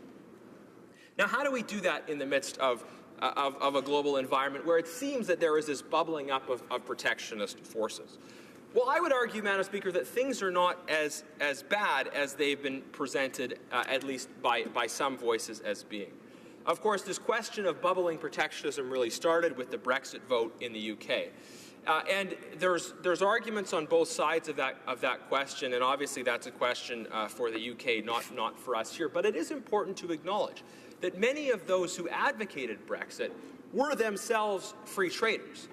They were concerned about different aspects of the kind of trading structure that existed in the EU, more so about the way in which legislative authority has been transferred to sort of a Central European organization. But many of those advocating for an exit, who were ultimately successful, were talking about the importance of the UK still having many international trading relationships, and in fact were arguing that they would be more able to sign international trade deals without the stipulations that exist as part of the EU treaty. Again, it's not for me to say whether those arguments are right or wrong, but I think it is incorrect to infer from the Brexit vote that this was sort of a rejection of the idea of international trade. It wasn't. It was the reflection of a different set of arguments about international trade. And of course, the rolling forward of the Brexit process will create some issues and questions around Canada's relation with the UK, given that we're now entering into a CETA agreement which includes the UK. But I suspect that there will be a very strong interest in the UK to sign a comprehensive free trade deal, maybe an even deeper form of cooperation with Canada, and certainly to have ongoing close trading relationships with the EU. I hope that what we'll see is the following through of what was said during the Brexit campaign, which is both sides committed to the idea of international trade. But of course, the challenge that comes from the United States in the current environment is a little bit different. Although a lot of the evidence in terms of polling suggests that there still is a strong commitment in the United States to free trade at the individual level and among many legislators, the president-elect was able to be critical of trade in a specific way in specific markets, and I think it's hard to dispute that message had an important impact on his electoral success. So we need to see, I think quite realistically, the challenge that's presented by those by those arguments that are critical of trade, at least certainly critical of certain trade agreements. Now, how do we respond to that then as Canada? Well, I think we need to be clear and forceful in making arguments about the benefits of the open economy. And I'll say that we have a Prime Minister who has, I think, been quite willing to make arguments internationally about the importance and the benefits of an open society, a society that accepts people from different kinds of backgrounds. And certainly, I think when he does that, that reflects universal Canadian values, not just the perspective of one individual party. All of us are committed to the idea of an open and tolerant society. But from my perspective, a commitment to the open economy is very much associated with a commitment to the open society. If you believe that people within a given nation state can cooperate together, can work together, can share common values in the midst of diversity, then it follows as well that people should be able to engage in economic exchange across cultural lines, indeed across national lines. Really, a belief in trade, a belief in the open economy is a corollary of the very same set of principles. So I would ask the Prime Minister, in the midst of talking about the benefits of open society, of cooperation in the midst of diversity, that he would also be willing to speak about the benefits of the open economy, benefits that we have seen here in Canada, and then, but also benefits that I think we realize exist around the world. We can be clear in making those arguments to individuals in the United States at a popular level, also by working with legislators. And it's unfortunate that we have a government that thus far has not been prepared to do that. Again, that has been carrying forward with this inertia, yes, moving forward in some cases, not in every case, in some cases with trade agreements that were negotiated and signed under the previous government, but not really being willing to talk publicly in a clear, aggressive, positive way about the benefits of international trade. And, Madam Speaker, we really need that right now. Given these forces that are out there, given the debates that are happening internationally, I think Canada, a country that has benefited so much from international trade, can play a leadership role in speaking about that. So I hope we'll see a change in tone, an acceleration in tone from this government. At the same time, we're very pleased about this particular trade deal, and I look forward to supporting it. Questions and comments, questions et commentaires. The Honourable Parliamentary Secretary to the Government House Leader. Yes, thank you, Madam Speaker. And to that end, I'm sure that the member across the way would acknowledge that what we have seen in the last 12 months is a very progressive, aggressive government dealing with the whole issue of trade. We can talk about the prairies and the canola, the beef and the pork, whether it's China or other countries. We can talk about the formalization of the Ukraine trade agreement. We can talk about the bill that we have today, in which has been in the works for many years, and it's been the last year a preoccupation of this particular minister to get the job done. We believe we've got the job done well, and that all Canadians will in fact benefit by it. And just to ask, maybe just for an affirmation from the member across the way, that when we talk about trade, we're talking about the creation of jobs into the future, good quality jobs if we get it right. And would the member not agree that the trade agreements that we're talking about today and yesterday, such as Ukraine and some of the other discussions that we've had that I've made reference to just a minute ago, are in fact a good thing for all Canadians, all regions of this country? Would he not agree? The Honourable Member for Sherwood Park, Fort Saskatchewan. Thank you, Madam Speaker. I thank my colleague for the question, and certainly I would say that this trade agreement, as well as the Canada-Ukraine agreement, these are examples of positive inertia. These are cases where the government has continued forward work that was begun under the previous government, and we're very glad to see that. We're very glad to see the continuation in those cases. I will just say what we had with canola in China is a temporary reprieve. Let's be clear that the problem is by no means fully solved. And where I think that there is a problem in terms of a lack of leadership on the open economy has been the statements with respect to NAFTA, as well as the approach taken with TPP. I think we need to move forward with trade in Asia. Obviously, it's going to take a different form given the new attitude of the American administration. But it's important that we pursue free trade in some form with like-minded countries in Asia, with Japan, with Australia, with New Zealand, for example. And we could be clearer about the benefits to North America of NAFTA. I've been critical of the Prime Minister's tone on NAFTA so far. We need to be clear in our communications about the benefits that NAFTA has brought to all of our countries here in North America. Comments, questions et commentaires. The Honourable Member for Edmonton Strathcona. I'd like to thank my fellow colleague from Alberta for his speech. One of the things, Madam Speaker, that has disappointed me in the last decade of bringing forward trade agreements is the backtracking on certain commitments and opportunities afforded under the side agreement on environment under NAFTA. And the member spoke of NAFTA. Does he think that the agreement could be strengthened if there were provisions similar to NAFTA, which under Article 2 prohibited the parties to the agreement to undermine environmental laws for an economic benefit? Honourable Member for Sherwood Park, Fort Saskatchewan.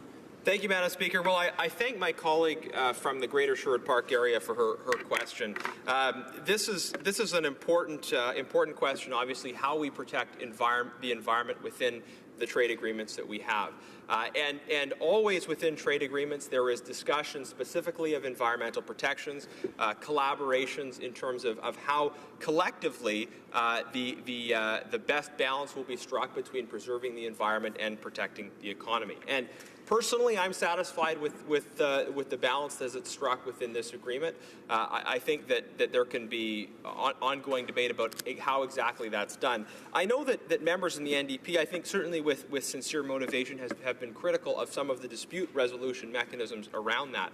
But I'll say this, you have to have, and it happens within nation states, but also within any trade agreement, you have to have dispute resolution mechanisms where there can be some adjudication between competing claims of states, of commercial actors, that tries to resolve those differences according to the text of the agreement. So our approach has always been to recognize the importance of the environment, to recognize the importance of striking a balance. And as I said, I'll be voting in favor of this agreement. I'm satisfied with where it is in that respect. Resuming debate, the reprise de débat, the honourable member for Vaughan Woodbridge. Thank you, Madam Speaker. It's a pleasure for me to rise and speak about this historic agreement. Madam Speaker, my comments today on CETA will deal with the investor protection section of the agreement. But before I begin, I must comment, in my opinion, on what is the significance of this agreement in the current global context.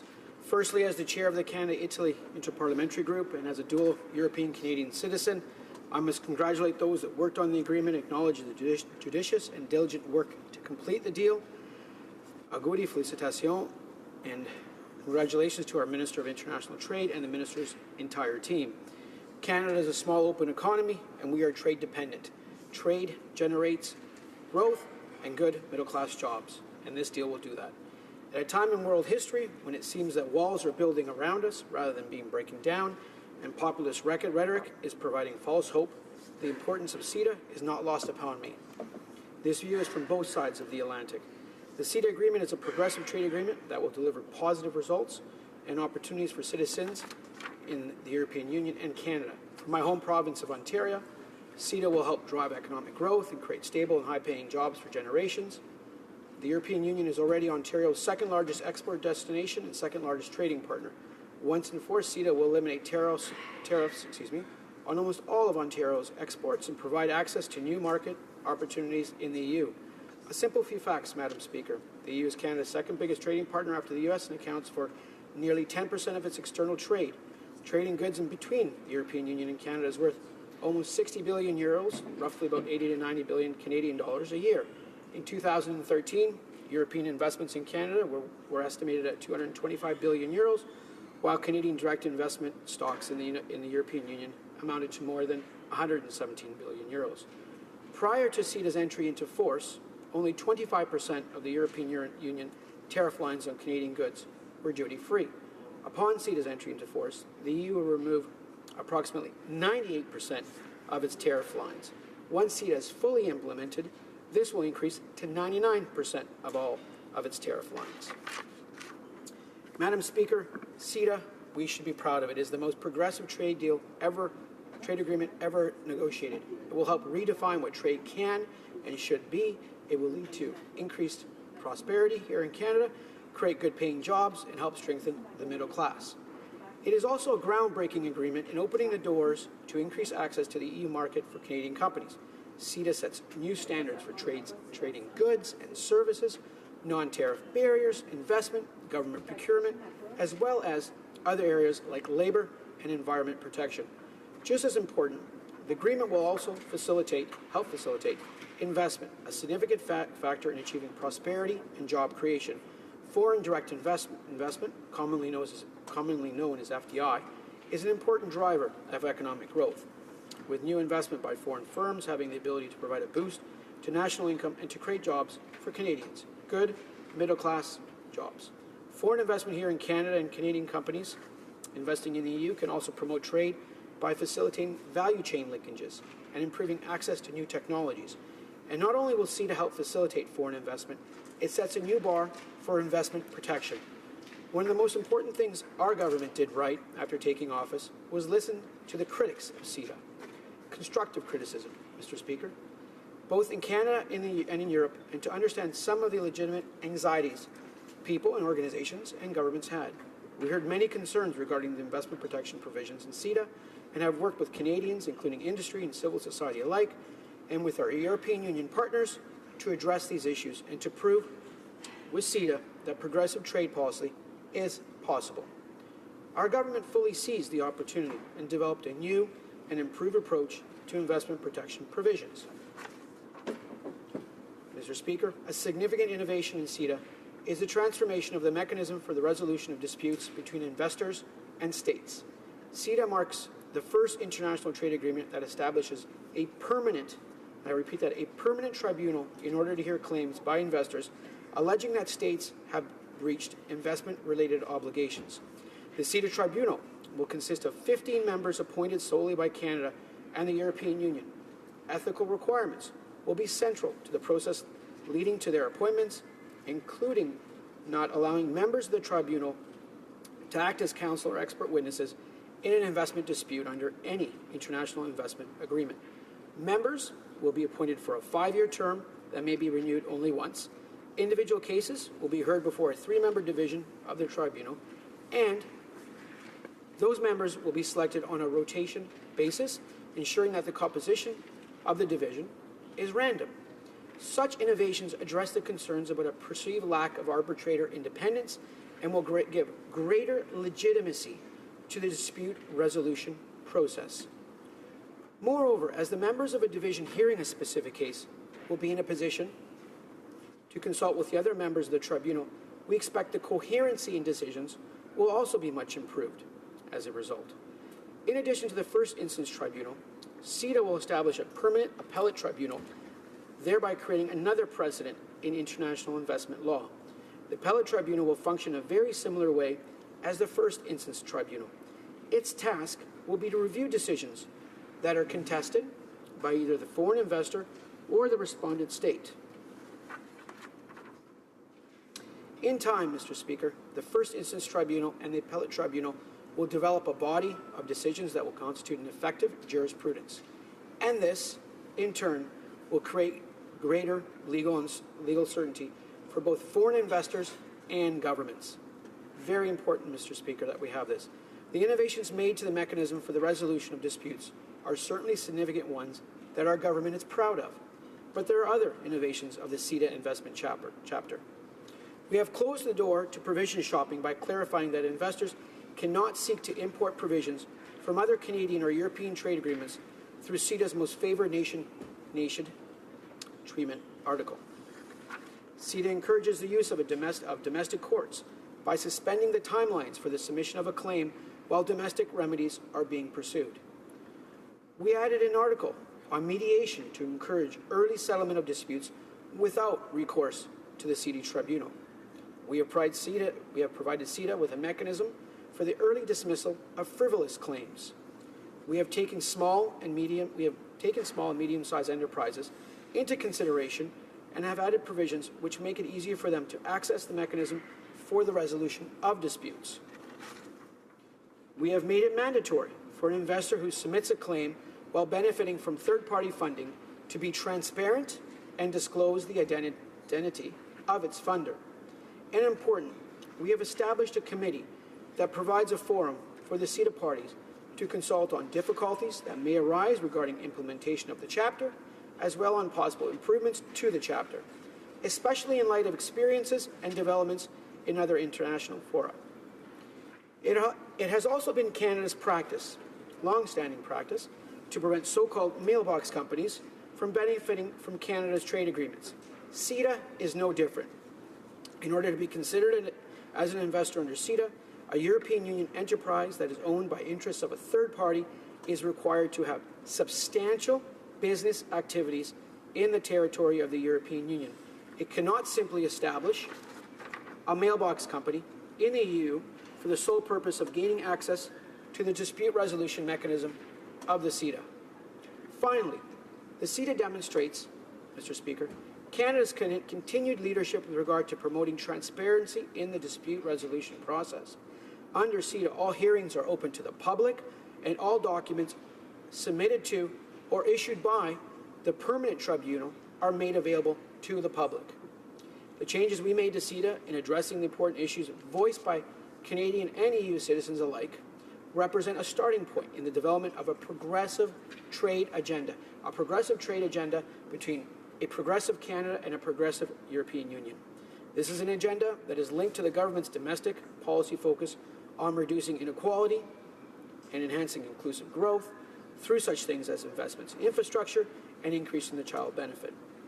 The idea is to ensure, Mr. Speaker, that trade policy makes a more meaningful contribution to this overall agenda, and to ensure that trade is done in a way that Canadians and our trade partner believe works for them. Canada will continue to seek ways to enrich the economic relationships we have with valued partners with the aim of achieving prosperity for all Canadians. However, it is so important, and I repeat that, it is so important to our government that we ensure that this is done in an inclusive and a responsible manner. And we're seeing this approach realized in CETA. I am very proud to stand here to speak on this agreement. I believe it is transformational, and in the context of where we are in modern day history, very, very well needed. Mr. Speaker, thank you for this time. Questions and comments. The honourable member for Saanich Gulf Islands. Thank you, Mr. Speaker, and I appreciate the fact that my honourable colleague has focused on the investor state provisions. When I have an opportunity to speak at length in this House, I will focus on the investor state provisions. And while it's clear that there is some improved transparency on the investor state provisions within CETA, I put it to my honourable friend that we have, in this agreement, not provided for fairness or independence of the adjudicators. In fact, in this, really, it's quite bizarre, but it is the case that under CETA, the adjudicators, so-called judges, will be able to work on the side as advocates. So in the words of Professor Gus Van Harten, the leading expert on this within Canada from Osgoode Hall Law School, he wrote, the last aspect of this revised text, what I just referred to, suggests that a way has been cleared for the same clubby crowd of investor-friendly arbitrators to dominate ISDS under CETA, close quote. We still have, essentially, a more transparent, but nonetheless, kangaroo court. Honourable member for Vaughan Woodbridge. I thank the member from Saanich Gulf Islands for her question and intervention.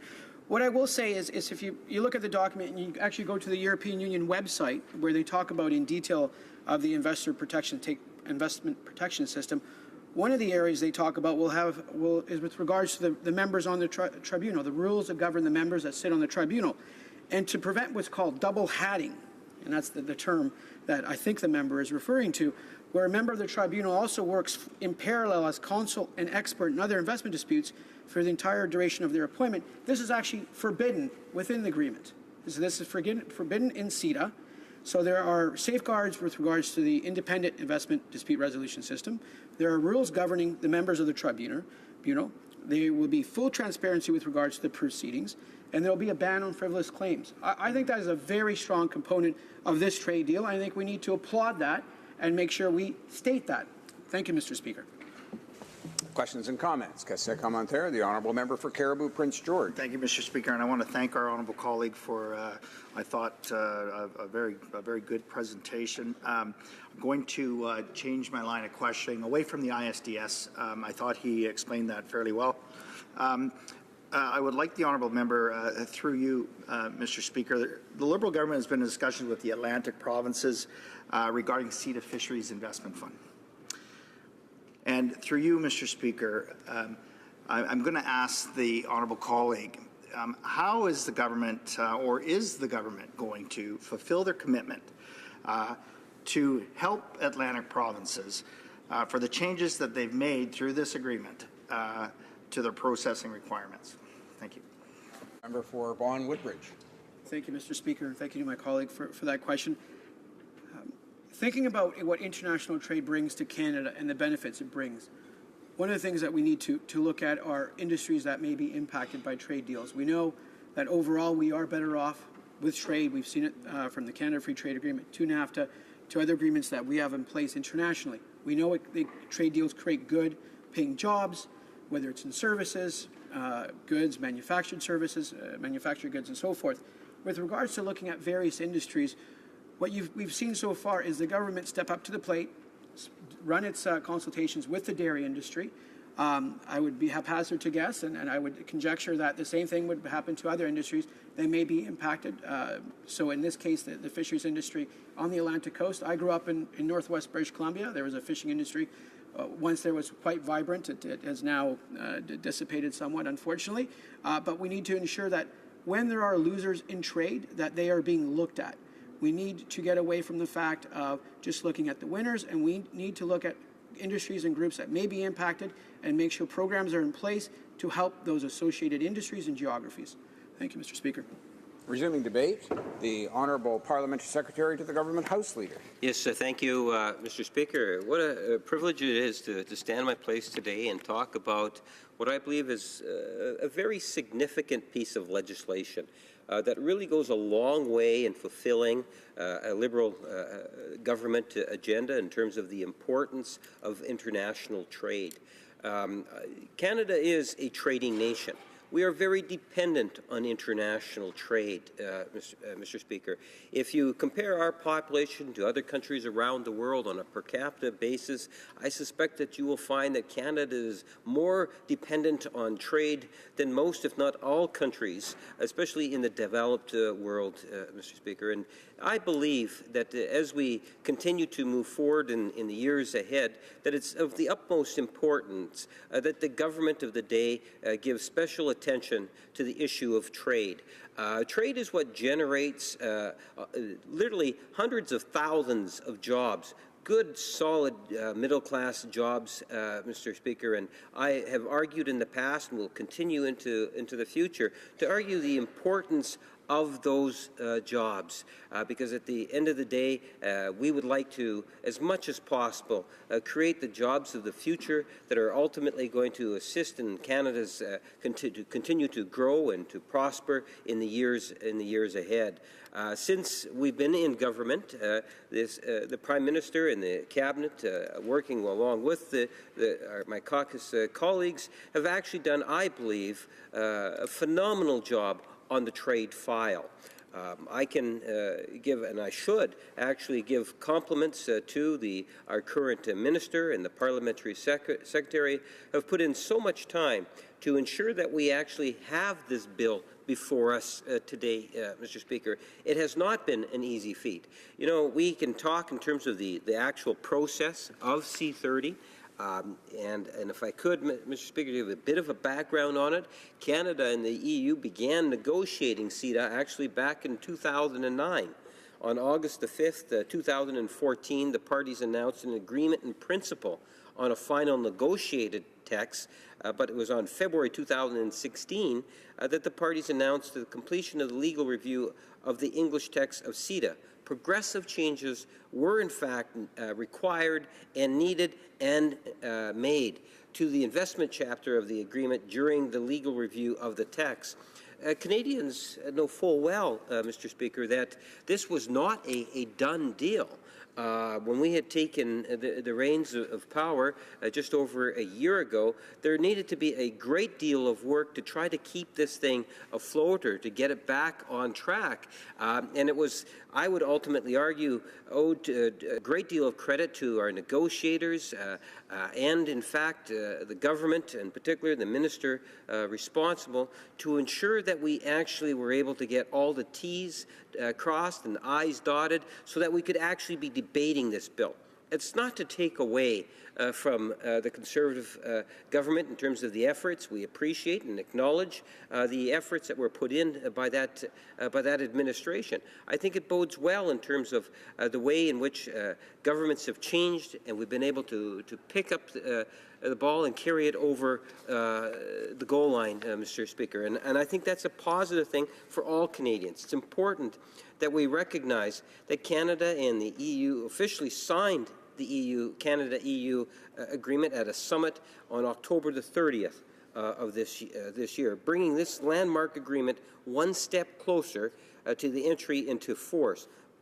Both Canada and the EU now need to take steps to implement the agreement according to their respective domestic procedures, and this is just one of those procedures that we're making reference to. The EU market represents an unprecedented opportunity for Canadian businesses. The EU is the world's second largest economy and Canada's second largest trading partner after the United States. It is also the world's second largest importing market for goods, with its annual imports alone worth more than Canada's GDP. CETA is a comprehensive trade agreement which will cover virtually all sectors and aspects of our nation, Mr. Speaker.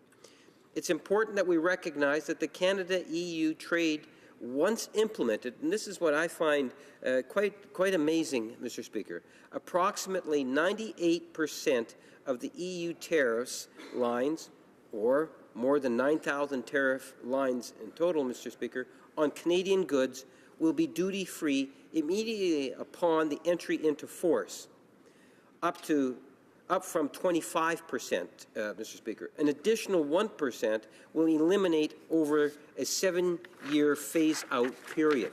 Mr. Speaker, this is good news for Canadians, no matter what region of the country one lives in. Trade does mean growth, and more growth ultimately means more jobs, Mr. Speaker. If we want Canada's economy to grow and do well into the future, we need to look at ways in which trade can enhance that. Canada, as a country, is thrilled by the fact that this agreement has been signed. This is indeed a progressive trade agreement with our European partners. It will deliver tangible growth and opportunities for our middle class and those aspiring to be a part of it, and as one of my colleagues earlier today said, for all Canadians in all regions of our country. This particular agreement will also provide a strong foundation for Canada and the EU to demonstrate leadership on an inclusive, progressive approach to global trade. Mr. Speaker, since being in government, this government has taken a very aggressive and progressive approach on the trade file. We can talk about C-13, which was a bill that we talked about earlier in the year, dealing with the World Trade Organization, which included 162 countries around the world, Mr. Speaker. This particular agreement allowed for trade facilitation. It was probably the most significant piece of legislation since the creation of the World Trade Organization, and we were able to bring it through and get it out of second reading, Mr. Speaker. We can talk about another piece of legislation that's not too far down the pipe, and that is the issue of trade with Ukraine. Again, Mr. Speaker, we have a very unique situation with a very special partner in the world. I know a country in which many of us have been following very closely because of recent transitions that have been taking place in Ukraine over the last 4 or 5 years. I recall very vividly the President of Ukraine addressing this chamber, where he asked us as legislators to come up with a trade agreement and challenge us to do so. Well, Mr. Speaker, through efforts of the Conservative government and the current administration, under this government, we were able to sign off on that trade agreement. And ultimately, we can anticipate to see legislation. Mr. Speaker, we can talk about legislation, as I just did with these 3 pieces, in particular, the one that we're debating today. We can also talk about other work that has been done. The issue surrounding canola just a few months ago in China, affecting hundreds of millions of dollars. And we've had a minister of working with, in cooperation with agriculture and international trade, along with the PSs and other departments. We're able to address the issue of canola using science, Mr. Speaker, providing the assurances that were necessary in Russia, that in essence, I would argue, saved the day in terms of a very important commodity, in particular in the Prairie Province, my home province of Manitoba. We can talk about the increased opportunities through clarification on trade, dealing with pork and cattle, Mr. Speaker. Again, it is something in which this government has been able to address all of it within 1 year. I say that, Mr. Speaker, because at the beginning of my comments, I talked about the Liberal government being one of acknowledging the importance of international trade. We are a trading nation, and it is important, it is imperative that we do what we can in order to ensure that Canada is on the right side of trade. You know, back when Jean Chrétien was the Prime Minister and Paul Martin, we had healthy trade surpluses, which led to tens of thousands of jobs, Mr. Speaker. We inherited a significant trade deficit. And this is something that might take time, but we are prepared to do what we can to look at ways in which our products, the very best, whether it's a manufactured product, whether it's an arts product, whether it's a service industry, Mr. Speaker, we have some of the very best in the world. And we need to break down barriers where we can, and that's what this bill is going to do, Mr. Speaker. Thank you very much. Questions and comments. Commentaire, the honourable member for Windsor-Tecumseh. Thank you. Thank you, Mr. Speaker. Forgive the quality of my voice today, but I do feel compelled to stand and ask a question here today. In listening to my honourable colleagues in this place talk about the dispute mechanism, the investor-state dispute mechanism that's problematic for a lot of people, I think it would be very appropriate for my honourable colleague to explain his understanding of that dispute mechanism, because what it does is it ties the hands of local governments for the minimum local investment and local procurement. So what it means is that some of the initiatives that the governing party did campaign on, such as economic stimulus by investment and creating jobs, your hands would actually be tied under a dispute mechanism such as this and with the confines of CETA. And I'm a little alarmed that the positive aspects about trade are being looked at, which we don't deny, but we are not looking at the shortcomings of this agreement. And so I'd like to hear him explain that so that we are assured that they know. The Honourable Parliamentary Secretary. Yes, thank you, Mr. Speaker. I am somewhat disappointed that the NDP appear to be wanting to vote against the CETA agreement, the trade agreement. Disappointed, but not necessarily surprised, because it seems to be in the DNA for the NDP to oppose trade agreements. And I don't believe that that is the best way to approach the debate. We have seen many European trade countries deal with that particular issue, that feel comfortable with this. We have provinces of all political stripes, even New Democrats at the provincial level, that have recognized this as a positive agreement. The investor dispute mechanism is something in which we need to continuously monitor and go forward with, and if there's ways in which we can modify it, let's hear what the members might have to also say in committee. Thank you, Mr. Questions and comments. The honourable member for Saanich Gulf Islands. Thank you, Mr. Speaker, and I thank my colleague, the Parliamentary Secretary. The investor-state agreement is not actually a dispute resolution in the conventional sense that Canadians would understand. It's not about we have a trade dispute and we go to a dispute resolution. This is investing in foreign corporations superior rights to what Canadian corporations would have under the circumstances. And that's why it's so controversial in Europe and why it may not come to pass. There are many more hurdles in Europe to be crossed. And I'd ask the Honourable Parliamentary Secretary if his government had actually ever given any thought to taking investor-state out of this altogether. You still have all the trade provisions. you would eliminate the opposition that remains in Europe, and there is no reason whatsoever to include investor-state provisions in this trade agreement. Parliament Secretary of the Government House Leader.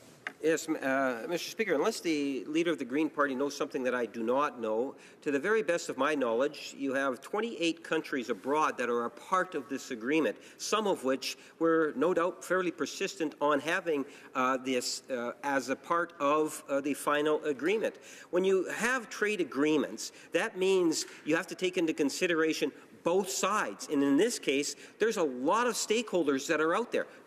Provinces here in Canada, many countries as a part of the European Union.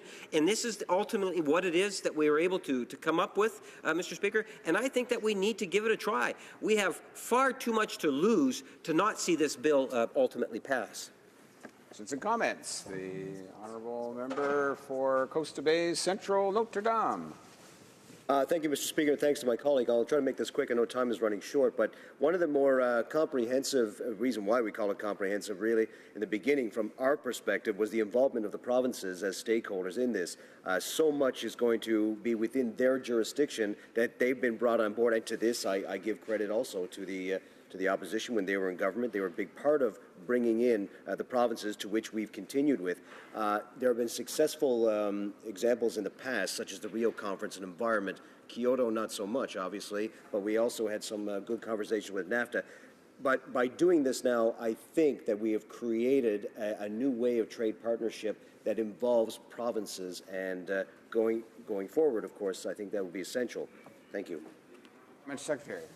Yes, Mr. Speaker, my colleague brings up a good point, and that's to emphasize the fact that there is so much support for this document that goes beyond, the national levels of government, to the degree in which we have provinces that have been a part of this particular agreement, and it might even be somewhat unprecedented. I don't know that for fact, Mr. Speaker, but I do know that there's been a lot of reaching out of the different stakeholders, and we've come up with a fantastic agreement that's ultimately going to see more jobs being created and better trade, a better relationship between Canada and the European Union. And this is why I would encourage all members to support it, in particular for the Greens and the NDP to reconsider their position. This is a trade pact that's worth supporting. Resuming debate, the honourable member for Lethbridge. Thank you, Mr. Speaker.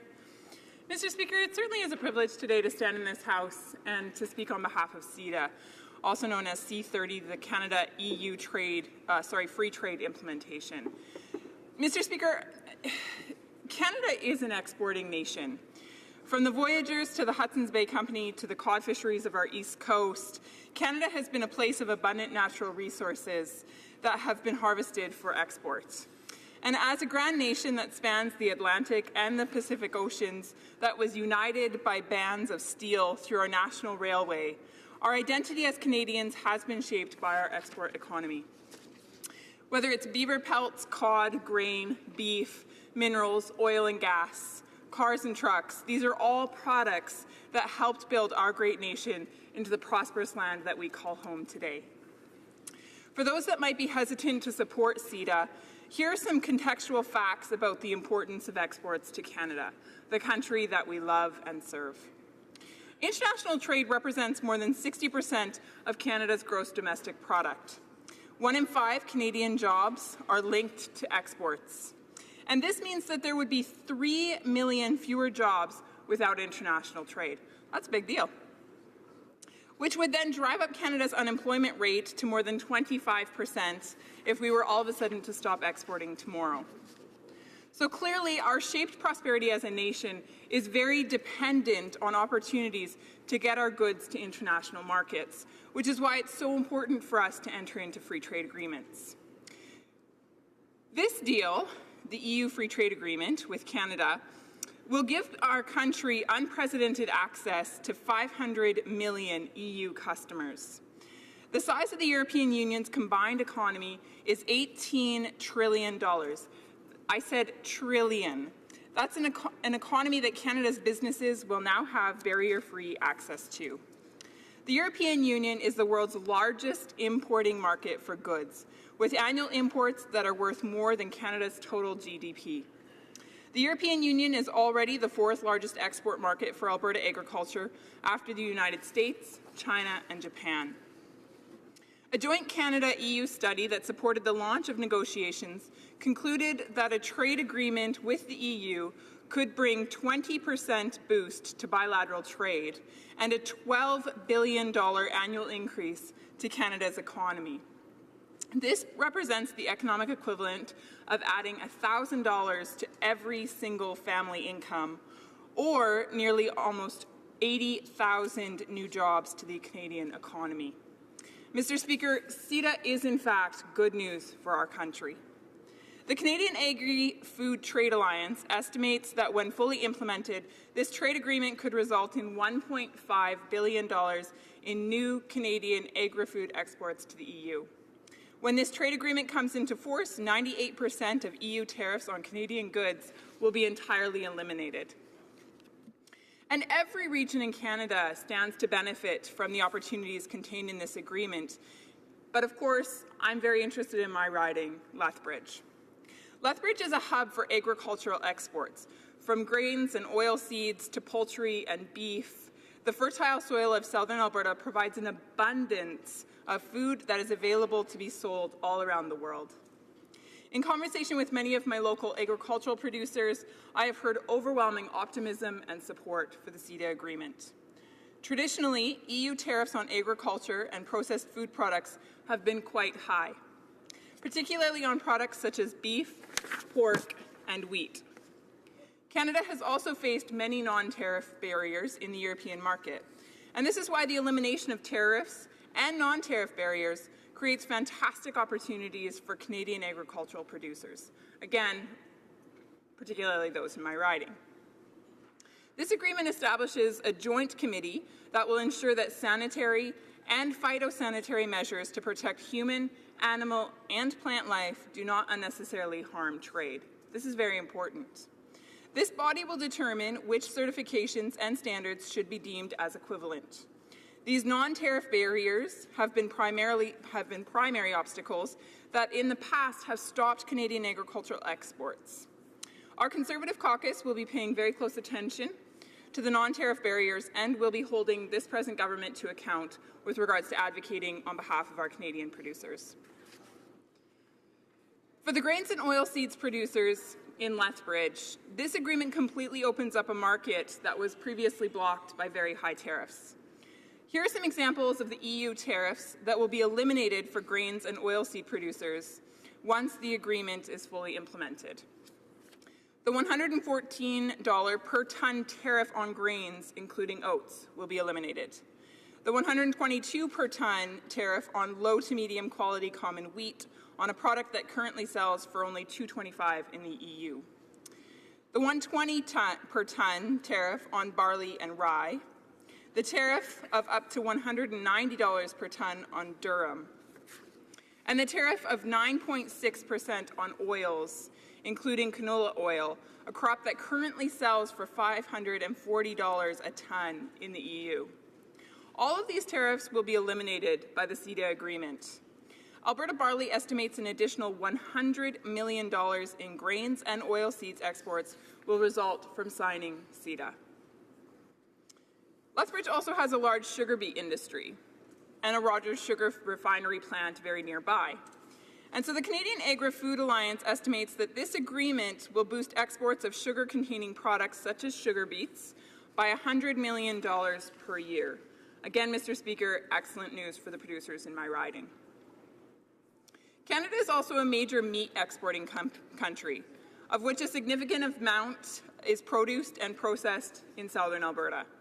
The Canadian Meat Council reports that Canada currently exports $1.3 billion worth of beef, $3.2 billion worth of pork, and $5.7 million of bison. 65,000 Canadians depend on this industry for their job each and every day, Mr. Speaker. For the agricultural producers in my riding, 94% of goods will be tariff-free once CETA is signed, sealed, and delivered. But Lethbridge is also a hub for the Maple Leaf Food Processing Plant, which of course is pork processing to a great extent. And the Canadian Pork Council has projected that for specific cuts of pork, this deal could create an annual sale of $400 million per year. This is excellent news for the pork producers in Lethbridge. Lethbridge is also home to a large number of beef producers in Canada. In fact, we're known by the nickname Feedlot Alley. Canada has some of the greatest beef genetics in the world, and our breeds are known for their excellent quality of meat. Canada has world-leading safety systems, including complete traceability of each and every animal. Once CETA is fully implemented in 3 to 7 years from now, 65,000 tons of beef will be allowed to flow into the European market duty-free, which represents more than $600 million in new exports. That said, reaching an agreement on the equivalency of phytosanitary measures is absolutely critical for this agreement to benefit the producers in my riding and the producers across this country.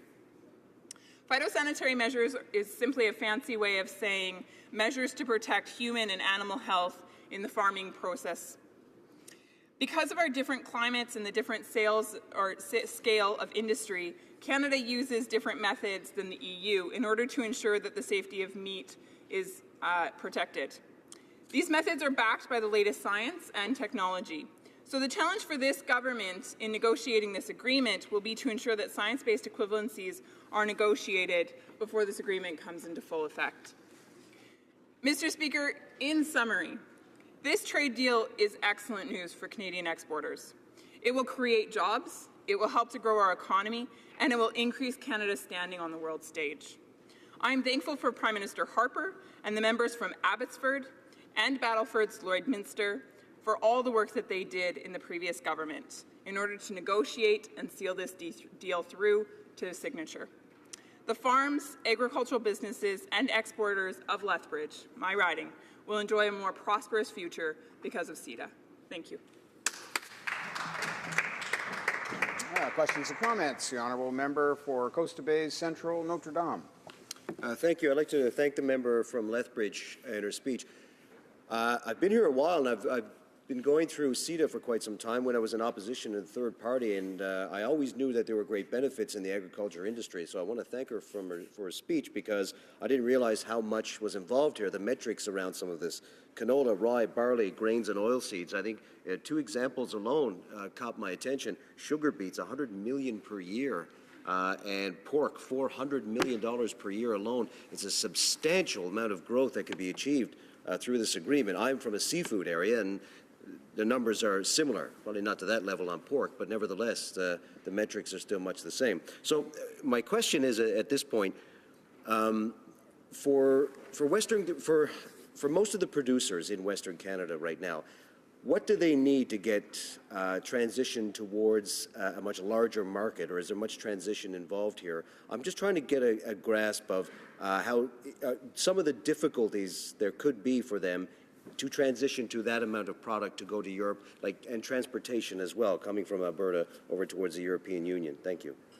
The Honourable Member for Lethbridge. Thank you, Mr. Speaker. I would like to thank the honourable my honourable colleague for his question.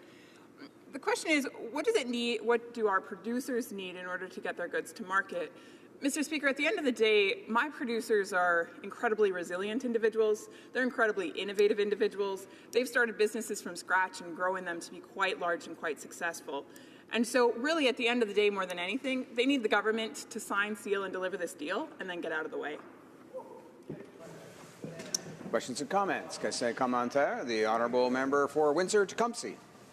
Thank you, Mr. Speaker.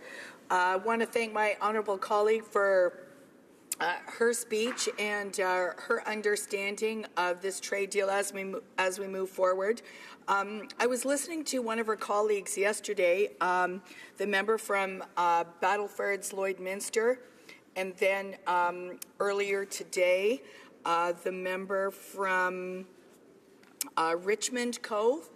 And I have to say that they both reflected not just some of the positive aspects of the trade deal that are being explained here today, but touched on the exploitive nature of this trade deal because Canada has high standards.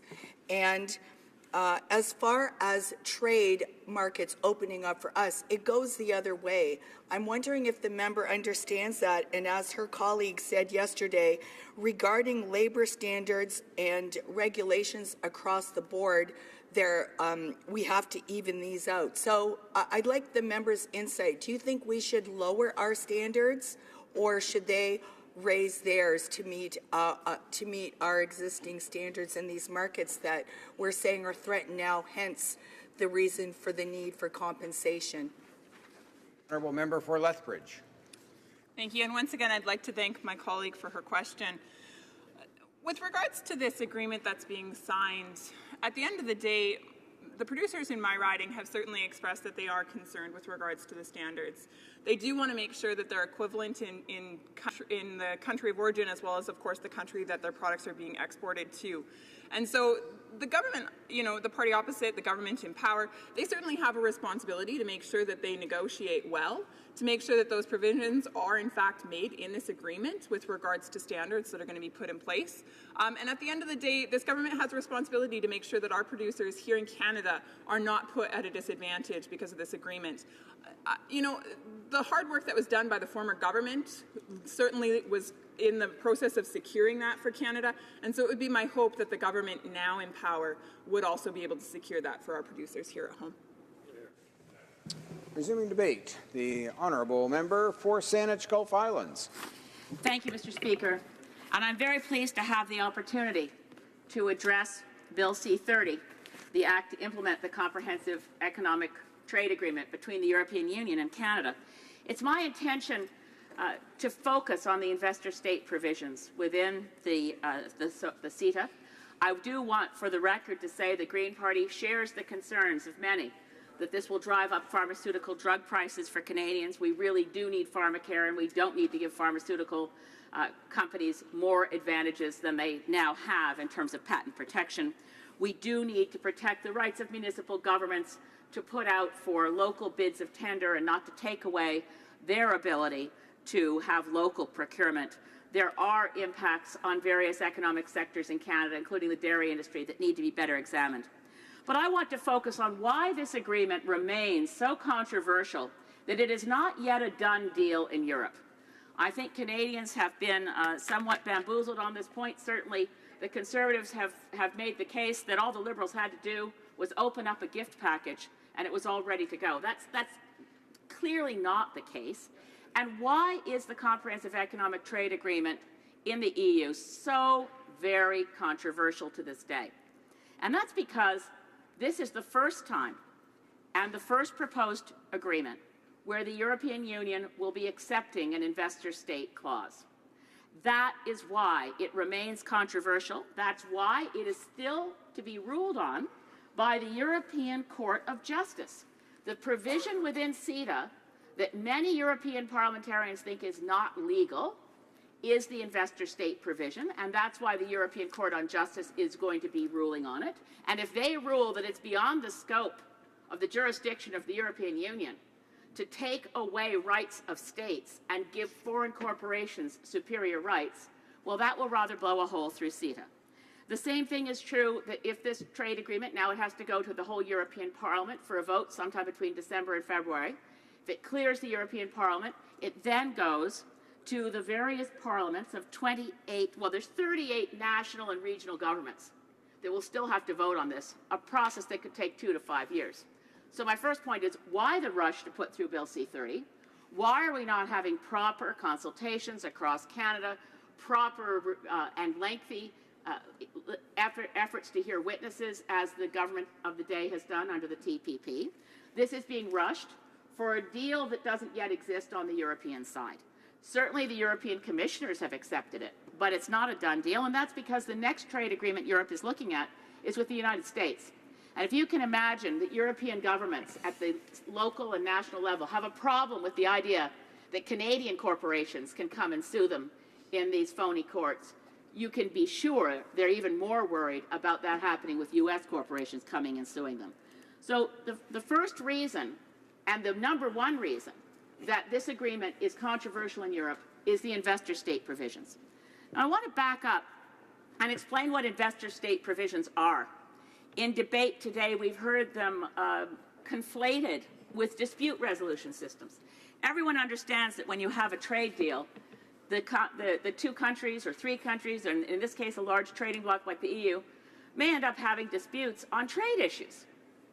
We've had enough softwood lumber disputes between Canada and the U.S. to explain dispute resolution on commercial aspects of trade, to explain that one quite well. This is not that. This is not a process to resolve disputes over trade. What is it doing in a trade deal? It's a good question. It shouldn't be there at all. This is a provision that initially came into the trade world, I would say, by stealth. Chapter 11 of NAFTA was never, in all of the national debate, in all of the concerns Canadians expressed, no one talked about Chapter 11. It was basically hidden away. I have to say, I've spoken to the negotiators of NAFTA. Even they didn't know how this provision was going to be used. Chapter 11 of NAFTA, they thought, merely said that if a foreign government expropriates the assets of a corporation, you know, sort of a Cuba scenario, Fidel Castro gets in and all the U.S. assets are nationalized for the government of Cuba. Cuba owes those corporations money for expropriation of assets. Everyone understood that. It's common law internationally. What Chapter 11 did was put in some language that appeared benign but turned out to be a disaster for domestic democratic governance. It put in the words tantamount to expropriation. So Chapter 11 of NAFTA waltzed through without any controversy, and then very clever lawyers got hold of it, and this has created a cadre, I'm going to use this term later as well, of global ambulance chasers. Lawyers who go out and find corporations and say, well, when our government just passed that rule that says you can't use that toxic gasoline additive, we think you've got a case against them under this investor-state dispute. So Canada, under Chapter 11 of NAFTA, we were sued for getting rid of a gasoline additive. Under Chapter 11, the Ethel Corporation case, we were sued for banning the export of PCB-contaminated waste under Chapter 11. Abitibi-Bowater sued Bilcon, the worst and most recent case where a U.S. corporation opted not to go to Canadian courts to seek a domestic remedy, but went to the secret Chapter 11 tribunal to get a judgment against Canada and to overturn a very strong, solid, defensible, reasonable, no trade aspects to any of these, by the way. These are not trade disputes. These are saying, as a foreign corporation, a domestic decision by democratic governance has cost us money and cost us our expectation of profits, so we're bringing this case. Chapter 11 of NAFTA gave rise to a proliferation of bilateral investment treaties. Generally speaking, the larger economic powers doing business in a small developing country, like a Canadian mining company operating overseas, and we have been able, the international collective of investment treaties, have created real hardships on smaller developing countries. But the pattern is clear, and the pattern was put forward and documented by a European think tank that put together a review called Profiting from Injustice, that there's a pattern. The bigger economic power is going to win. The arbitration process, in other words, is neither fair nor neutral. The global ambulance chasers, it's a small cadre of international lawyers, get paid $1,000 an hour to be an adjudicator or to be a lawyer for one of the, either for a foreign corporation that's suing a domestic government. The larger economic power is going to win. So if Canada is being sued by the U.S., we lose. The worst of all these agreements has to be the Canada-China Investment Treaty, which Harper brought in and pushed through with a cabinet vote, never debated in this House, never voted on in this House, will bind Canadian governments till the year 2045, and it's all completely in secret. So now we look at Chapter 11 secret tribunals, Canada-China secret tribunals. If our yardstick are those regressive anti-democratic trade deals, and you compare it to the European Union's efforts here with Canada to create an investment court, they're doing everything they can to try to take an inherently anti-democratic system of corporate rule over governments and dress it up to look more democratic. But they haven't done the job. It is still an anti-democratic notion at its essence that foreign corporations have the right to sue governments for decisions that have been made with no trade motivation whatsoever, but to protect health, safety, environment within a country. So why should we agree to these at all? Now, earlier in the debate today, I made the point that even though CETA creates an investment court and has adjudicators who are semi-permanent, in other words, they're not being paid for one case and then the next day they can go out and be an advocate within the CETA process. That's true, and then the honourable member with whom I was discussing this made that point. I wasn't able to come back and explain, but they can be both a judge in the investment court in the EU and a global ambulance-chasing lawyer on a NAFTA case or on a Canada-China investment treaty case. They can actually be in the pocket of someone who's hired them, because there's corrupt lawyers who work for people like Bill Kahn. They can be in the pocket of a company like that and then sit as an adjudicator at the investment court between the EU and Canada without having to disclose that they've already been working. They are already a lawyer for the very corporation that they're ruling over their case at the investment court in the EU. These provisions are toxic. As Stephen Schreibman, a Canadian leading trade lawyer, has said, investor-state agreements are fundamentally corrosive to democracy. They have nothing to do with trade. And if Canada wants to get this deal approved in Europe, and if you want the support of the Green Party in this place, you have to take the investor-state provisions out. Thank you. Questions and comments? The honourable member for Dauphin, Swan River, Neepawa. You know now, Mr. Speaker, for decades from the Green Party left, we've been hearing this anti-trade rhetoric, and they're always nitpicking about things that really don't matter, quite frankly. What matters is creating wealth for the world. I'm going to quote you from a World Bank study. In the 3 decades between 1981 and 2010, the rate of extreme poverty in the developing world has gone down from more than 1 out of every 2 citizens to roughly 1 out of every 5, while all the population of the developing world increased by 59%. The next sentence is very important. This reduction in extreme poverty represents the single greatest decrease in material human deprivation in history. This is what free trade does for the world's poor.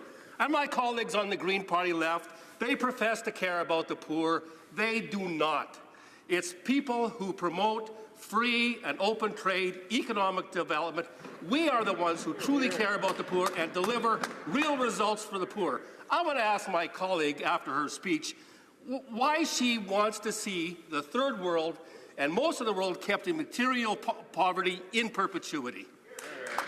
The honourable member for Saanich Gulf Islands. Well, the member for Dauphin, Swan River, Neepawa has just asked such an absurd question, but I will, excuse me, since I don't think the third world plays any role in the EU-Canada trade agreement, perhaps he can correct me. The reality here, and I didn't say in my speech at any point that I opposed the trade provisions of the speech. I focused on the investor-state provisions, which have nothing to do with trade. I really would wish that at one time in this place we could have a full debate on why Canada entered into Chapter 11 of NAFTA and how it has hurt Canada, how we've had regulatory chill where ministers have been afraid to bring forward regulations for fear that U.S. corporations will sue us, and the effect on developing countries and on the poor has been even worse. Questions and comments? The honourable member for Windsor West. Mr. Speaker, and thank you for my colleague for her speech. One of the things that was clear in her comments, which were very helpful in this debate, is also unintended consequences with regards to trade deals. And I can tell you, Mr. Speaker, that it is a very extremely relevant point. One I would say that is not only just localized for my community, but also across this country, because when we joined NAFTA, one of the consequences became a challenge from Japan on what we had with the United States was an auto pact. An auto pact created tens of thousands of Canadian jobs. We were number 2 in the world with regards to auto assembly and production. And since that time, we've dropped to 10th in the world. And one of the reasons was because Japan, after we signed NAFTA, challenged this trade agreement that we had with the United States. And so we went to the WTO, and we lost that trade dispute. And so we actually had the auto pact ripped up in Canada, and that's caused consequences to this day. So the investor state provisions are very important, and I'd ask my colleague to expand a little bit about that with regards to, say, for example, even on water. Water quality is a big issue for myself with the Great Lakes, and being a critic for that for our party. What can she talk about with regards to water quality and sovereignty? Honourable member for Saanich Gulf Islands. My colleague from Windsor West, of the trade case, of the investor state cases under Chapter 11, so far we have not had one directly to water quality. But it's very clear that, for instance, if we were, as a Parliament, to pass a law that removed particular contaminants, imagine, say, that the microbeads companies decide that they want to bring a charge against Canada under Chapter 11 from acting to regulate microbeads. Or if we take steps to deal with other toxic contaminants that are affecting the Great Lakes. One of the biggest water quality issues Canada is facing right now is a rise in eutrophication from runoff from mega hog farm waste, such as what is now affecting Lake Winnipeg. If their regulations take effect, and if one of those hog barns is owned by a Canadian company, they can't sue. But if one of those hog barns is owned by a foreign corporation that has a right to sue under an investor-state agreement, they can, and they can do it behind closed doors without Canadians having access to even go into the room to argue for water quality. Reprise de débat. Resuming debate. The Honourable Member for Rosemont-la-Petite-Patrie. Thank you very much, Mr. Speaker. I'm very pleased to rise in this House to talk about this important step that may be taken by this Parliament, by this government. That's the whole issue of a trade agreement with our European partners. I'd like to begin, Mr. Speaker, with a semantics exercise, because on many occasions since the Liberal government was elected, we've seen a complete turnaround of Liberal policies of decisions made by the previous Conservative government. So what is that semantics exercise? You take an agreement that was negotiated by the Conservatives, that was drafted by the Conservatives, that was accepted by the Conservatives, but you make it a progressive agreement. It's wonderful, it's magical. All you have to do is say it's the most progressive free trade agreement in the world, whereas it's cut and paste from exactly the same thing drafted and accepted by the Conservatives, and through some magic trick, because it's suddenly called progressive, there's no more problem. And the government defends what it was criticizing just yesterday. They criticized the process, the content, the obscurity surrounding everything going on in the negotiations.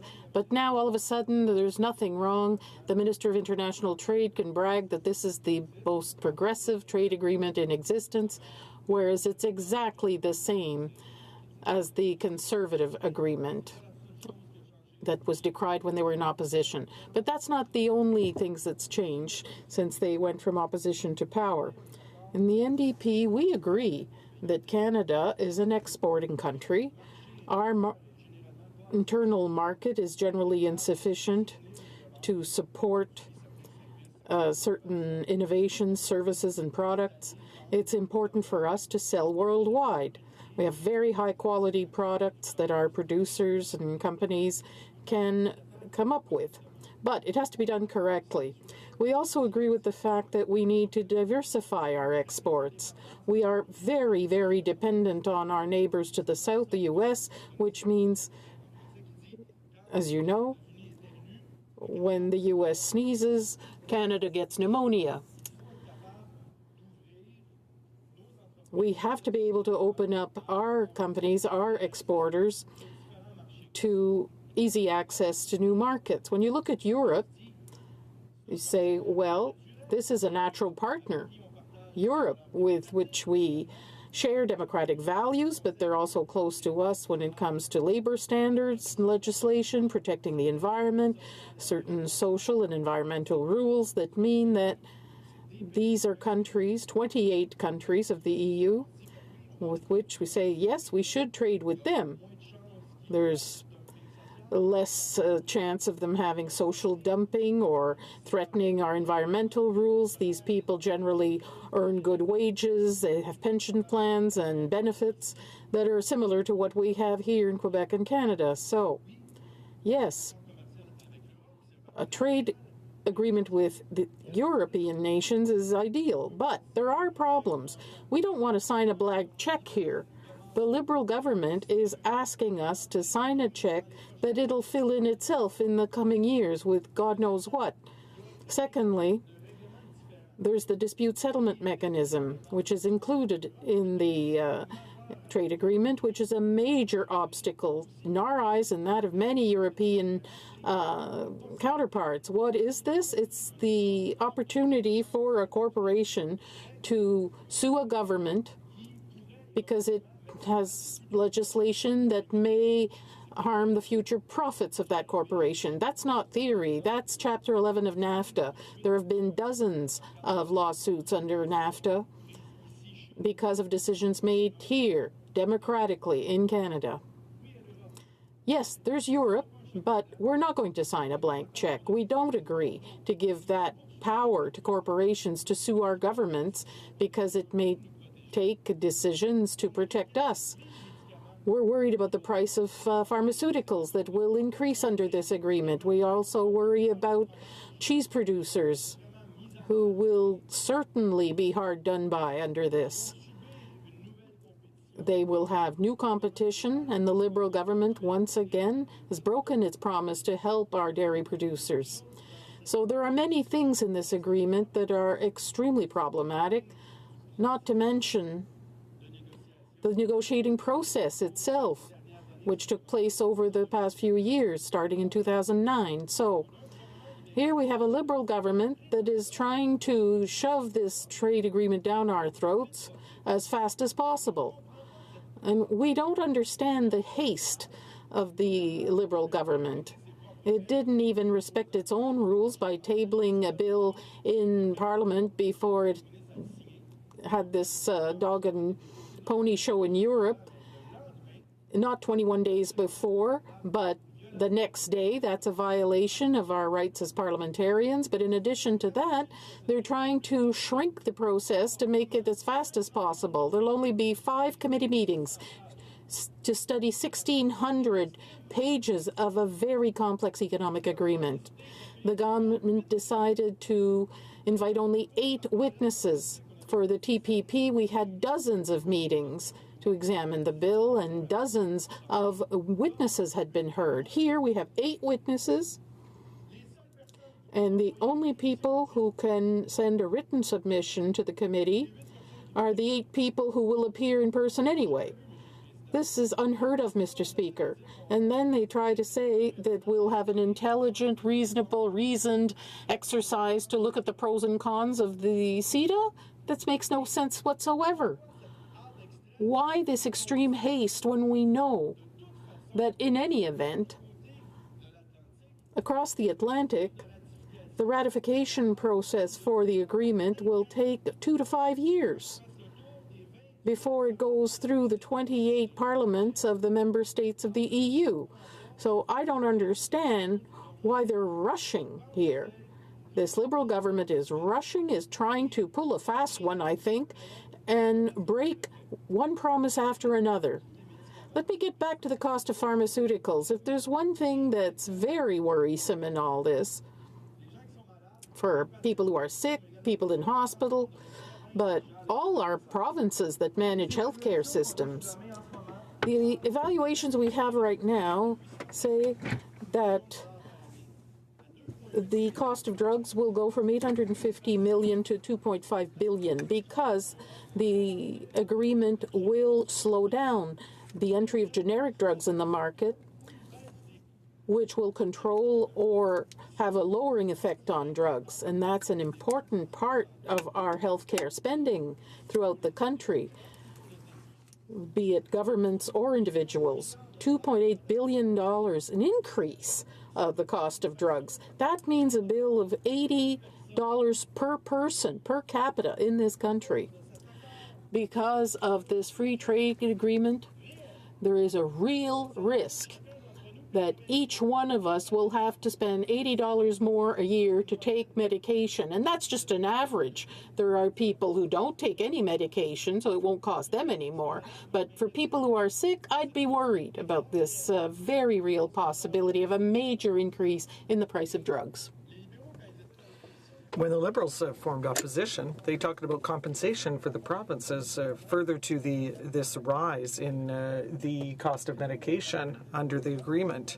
So now where there are compensation promises for the provinces, be given the extra pressure on the health system? Nowhere. With the ISDS, we have real examples. Longtime Resource is right now suing Canada because Quebec refused that this company should continue to explore, to prospect for fossil fuels in the St. Lawrence River. So when we as a society take measures to protect our ecosystems, to limit pollution, we have American companies who sue us to the tune of $250 million, and the free trade agreement with Europe. With this agreement, the Liberals are saying, fine, no problem. We are giving the power to these companies to sue our governments. That is a completely undemocratic view of trade, because we have elected assemblies where people make decisions to protect the public, to protect our consumers. And so for us in the NDP, this is a major obstacle to accepting any trade agreement when the government gives such shameful privileges to private companies to potentially sue our governments. And that is why we are standing up, and that is why we are opposing the ratification of this trade agreement, Mr. Speaker. Questions and comments? Qu'est-ce que commentaire? L'honorable secrétaire parlementaire. The Honourable Parliamentary Secretary to the Government House Leader. Thank you. I stand, Mr. Speaker. I was thinking of the provinces. What could I say? You know, we have provinces in Canada that have been at least a part of the process. Provinces of different political stripes, including New Democratic parties, premiers, and in which the general consensus is that this particular agreement, and is it a perfect agreement, Mr. Speaker? I would suggest to you that this is the best that we can get at this point in time, and that millions of Canadians will directly and all Canadians indirectly will in fact benefit by this agreement. And my question to the member is that I'm a bit surprised in terms of the NDP's attitude towards the EU and the trade agreement, given that we've had 28 countries, provinces in Canada, many different stakeholders saying, yes, this is something we should be moving forward on. Why do the NDP want to resist all the other stakeholders that are saying that, look, this is good for Canada, even some New Democratic governments? Are they all wrong? The Honourable Member for Rosemont-la-Petite-Patrie. Thank you, Mr. Speaker, and I'd like to thank my colleague for his question. There are many people who are fiercely opposed to this agreement. Talk to cheese producers who are receiving peanuts in compensation, whereas there are 17,000 tons of European cheese that are going to be dumped in Canada, including 16,000 tons of specialty cheeses. So for small cheese producers in Quebec, this is going to really hurt them. And, you know, it's just not because the Liberals are giving them a few pennies that they're going to survive. Many of them will have to close down, and we're talking about local enterprises, local businesses. And so we are making the voice of those people heard here in this House. Now, obviously, with a trade agreement, there are always winners and losers. But when the losers are not only our cheese producers, but also sick people in hospitals, and in addition, all of the possibilities of putting in place environmental rules that are firm, we have good reasons to stand up and oppose this agreement. The Honourable Member for Belleuil-Chambly. Thank you very much, Mr. Speaker, and I'd like to thank my colleague for his speech. I'd like to come back to the last point that he raised in response to the question from our colleague, the question of cheese manufacturers in Quebec. And that brings me to an interesting point, because it's all very well to be in favor of free trade, and we understand that during negotiations we have to put things on the table and remove things from the table. So obviously there are winners and losers all the time. But the problem is, when the gulf is too wide, we have to maintain a certain respect for what is done at home when we're negotiating with other people. Let's take the example of France, where the cheese producers are among the most subsidized in the world. So we're going to allow that product into our country, and as our colleague said, in exchange for peanuts for our producers here at home. Can my colleague explain why this government believes that this is fair and why they think that it's a good deal for our cheese producers here at home who have made such great sacrifices with so little return on their investment? The Honourable Member for Rosemont-Latry. Thank you, Mr. Speaker. I'd like to thank my colleague from Belleuil-Chambly for such a relevant question. Obviously, in my riding, there are a great many cheese producers. No, not really, but there are more and more in Quebec, and we're very proud of them, and we want to help them out.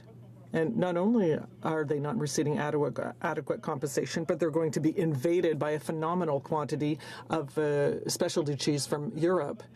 And, you know, in Europe, they've been able to protect certain brands with controlled appellations.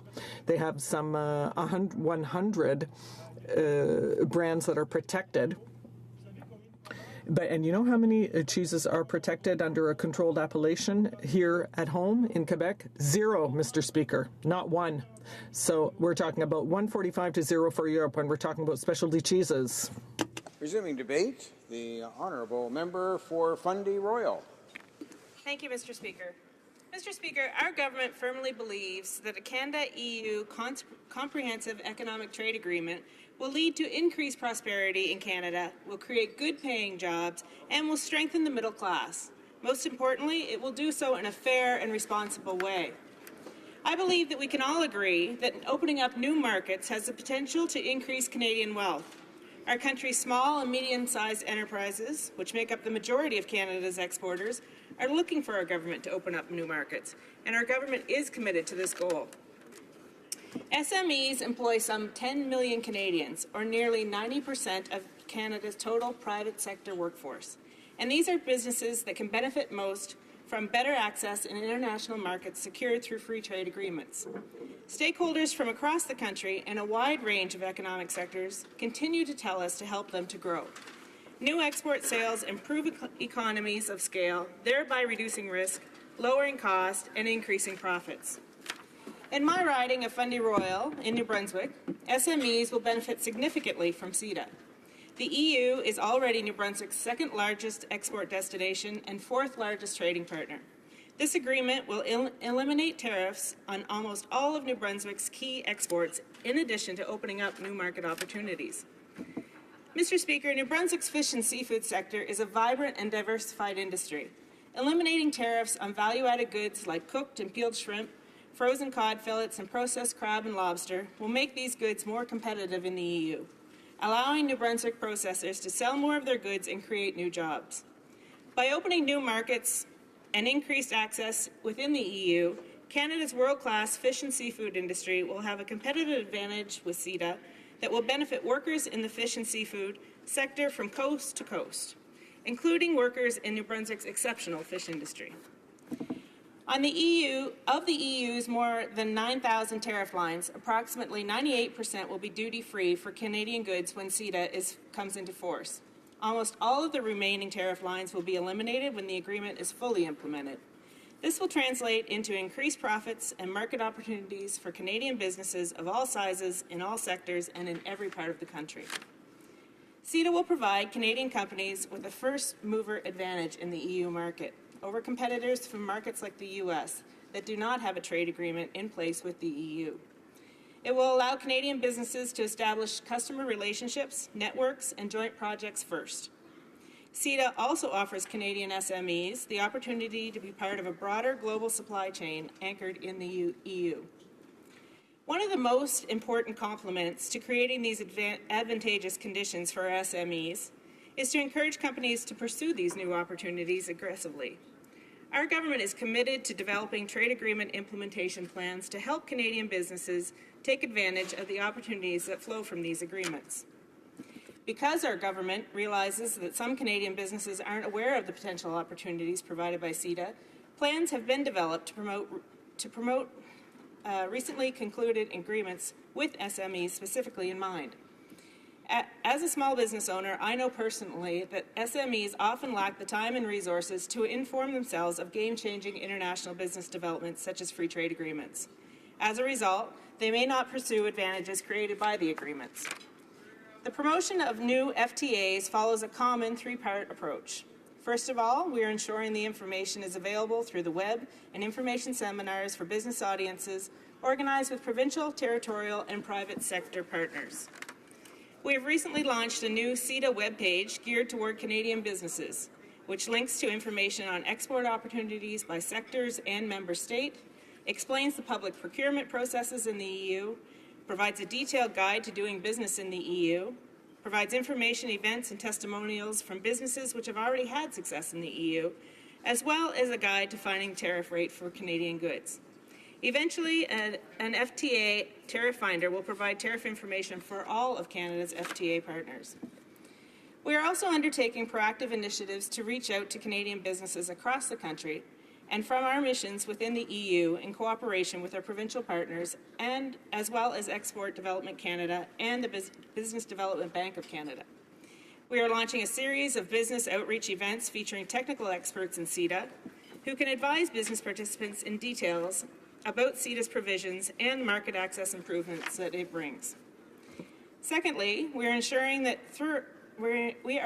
through training that our teams supporting international business development, be they our trade commissioners in Canada or abroad, other federal government departments or agencies, or our provincial and territorial partners, are fully familiar with the free trade agreements so that they can advise clients of the opportunities that they bring. The Canadian Trade Commissioner Service has 26 points of service based on in our diplomatic missions in the EU to support Canadian businesses wanting to access the market. They offer invaluable assistance to those wanting to do so through market advice and intelligence. Earlier, in 2016, we began building the capacity of our trade commissioners to advise their business clients on CETA through training sessions on the agreement. Thirdly, following a detailed assessment, we will work with specialized industry associations in identified priority sectors to increase the interest and knowledge amongst exporters. This more focused, hands-on approach should lead to higher export in these high-opportunity areas. We've consulted with a number of sectoral business associations to explore the development of sectoral strategies which would identify actions needed to be taken by private sector to advance export growth. This is in addition to the sources of assistance from all levels of support for trade missions and trade fairs, market intelligence from the Trade Commissioners Network, as well as programs from other government agencies to support product development or expansion capacity. This more intensive engagement with firms to help them pursue opportunities generated by free trade agreements is what we term FTA aftercare. Consultations with private sector are continuing, and a limited number of sectors will be identified to develop a pilot approach. The promotion of CETA's benefits to the Canadian business community is very much the government's priority given the range of opportunities which the EU and its market of more than 500 million consumers offer. We recognize that the EU market, despite its size and the significant market access improvements CETA delivers, requires a considerable degree of preparation for exporters, particularly to those that are new SMEs. CETA is indeed the most progressive trade agreement ever negotiated. It will lead to increased prosperity on both sides of the Atlantic, create good-paying jobs, and help strengthen the middle class. This agreement clearly provides the advantages that our industries are seeking in expanding their footprint internationally and does so in a fair and responsible manner that will benefit the Canadian society as a whole. This is why it's so important for Canada to implement the CETA agreement as soon as possible. Thank you, Mr. Speaker.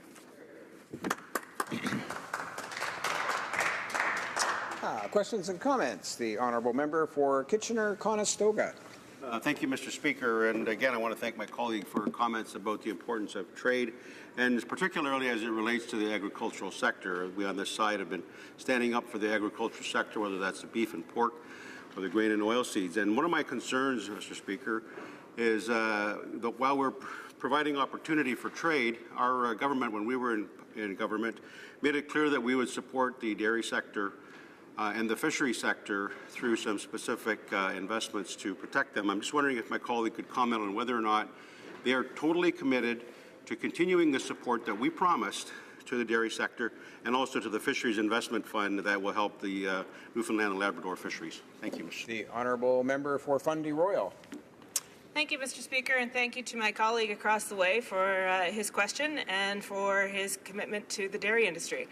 I think this government has been very clear that we're very invested in the dairy industry and its success. I recently had the opportunity to meet with dairy farmers in my riding in Fundy Royal and talk about what the future looked like. And I can tell you that I was very proud that they are very focused on the future of the industry and looking at measures that will strengthen the industry. In fact, they're very pleased with the investment that this government has committed to in $250 million for producers and another $100 million for processors. These are the very things that will improve the dairy industry in Atlantic Canada, and I'm pleased with the moves that we're making. Questions and comments? Question commentaire. The honourable member for Edmonton Strathcona. The member for her speech.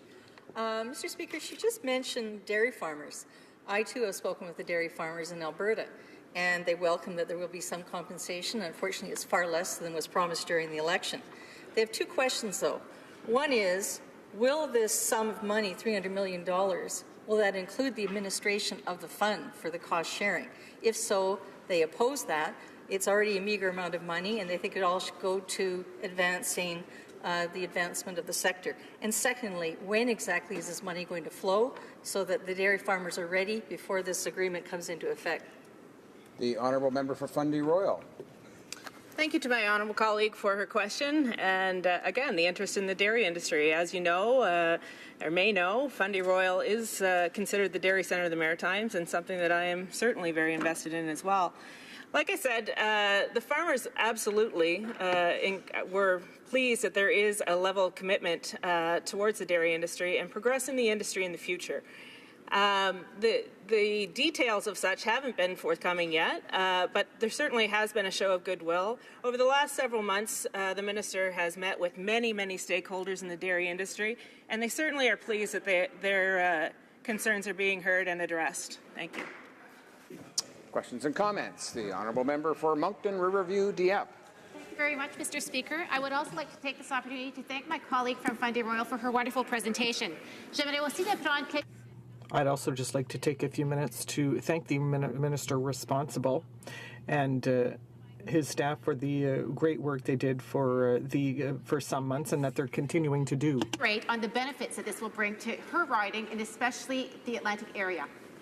Member for Fundy Royal.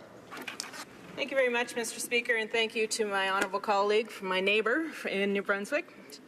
I spoke specifically in my speech about the impact that CETA will have on the fisheries industry, but it also will open up opportunities in forestry and wood products, agriculture and agri-food products, as well as professional services. And I think that's important to look at as well when we look at the EU procurement process, that we do have very strong professionals in Atlantic Canada that have services to offer, and I'm very excited for them and the opportunities that this does provide. Thank you.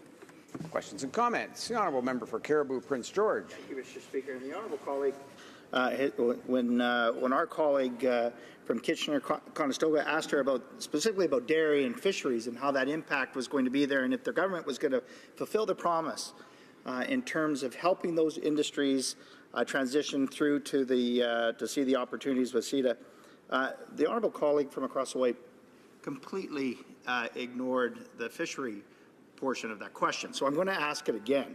The Liberal government has been in discussions with the Atlantic provinces regarding a CETA investment fund for the fisheries communities in Atlantic Canada. Will the government fulfill their commitment to the Atlantic provinces for the changes they've made to their processing ventures or requirements?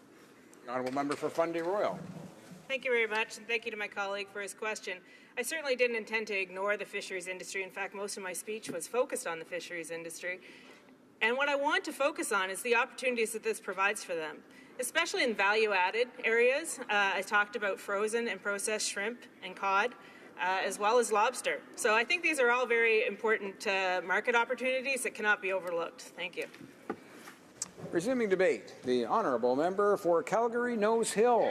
Thank you, Mr. Speaker. Well, first of all, Mr. Speaker, I wholeheartedly support this agreement. Canada is a trading nation.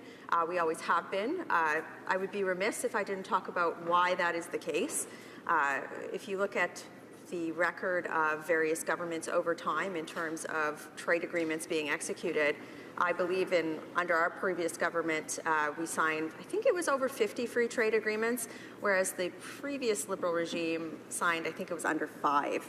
And then, of course, it's been the Conservatives in Canada who have seen the vision of Canada in terms of our ability to be a trading nation and actually executed those agreements. So I want to give a lot of thanks to a couple of my colleagues here in the House, our former Trade Minister, our former Agriculture Minister, our former Prime Minister, I can say it now, Stephen Harper, for his vision on this agreement, which was essentially through the blood, sweat and tears of our party, trade negotiators that we worked with within our government. A big shout out to Canada's Public Service for working with our political leadership on this file. But it was hand-ripped, or hand-developed, hand-wrapped, tied with a bow, put under the Christmas tree for real for the Liberals to execute right here. So much credit where credit is due on that particular note. So a few points as to why free trade is important and why it's important right now. I am very worried about the trend towards protectionism and nationalism that we're seeing internationally right now, because the reality is that that benefits no one. The global economy is such that we are integrated.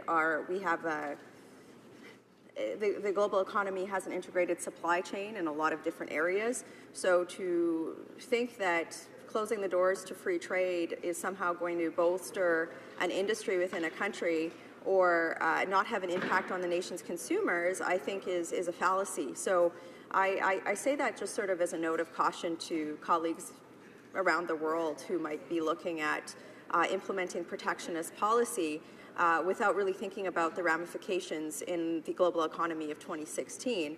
I don't think that's a particularly productive thing, and I strongly encourage our government to, when they're entering into negotiations or into discussions or diplomatic relationships with countries, that this is something that they vigorously support. They support the notion of trade. I think certainly there would be a lot of people in this House some who would not, but certainly a lot of people in this House who would support that notion. And why is it important?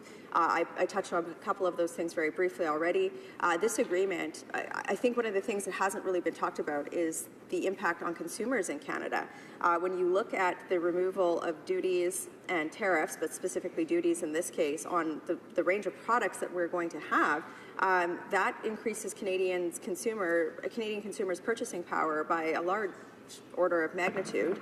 And when you look at economic downturns in a country and the ability for Canadian families to make ends meet, that's why it's very important to have free trade agreements, because the removal of those types of fees and penalties in the right environments can be translated into savings for families, or also a more diverse set of goods. Sometimes consumer purchasing power can be increased simply by saying, okay, if you've got a monopoly on one type of product, let's introduce some substitute goods into the market through free trade agreements, and that also impacts the ability of consumers to spend. So that's a fantastic thing.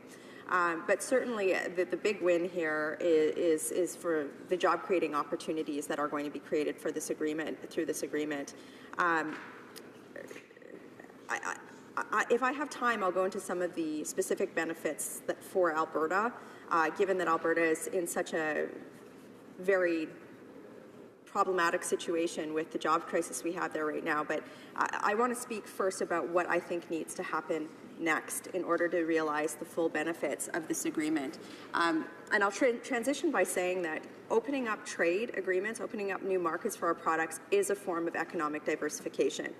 So if you use the example, I'll use the example of Alberta Energy Products as one thing. Obviously, there's energy infrastructure issues that are associated with that. But in this example, people often talk about value add for how we get greater value add for the extractive industry in Alberta around some of our oil and gas products, and they often refer to, whenever that discussion comes up, they refer simply to refining or additional refining capacity in Canada.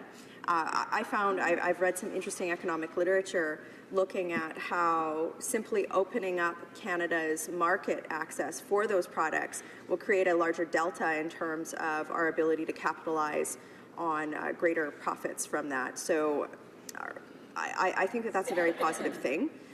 So when you think, if you translate that concept into the market access that's provided by this agreement, I think it's a market of over 500 million people.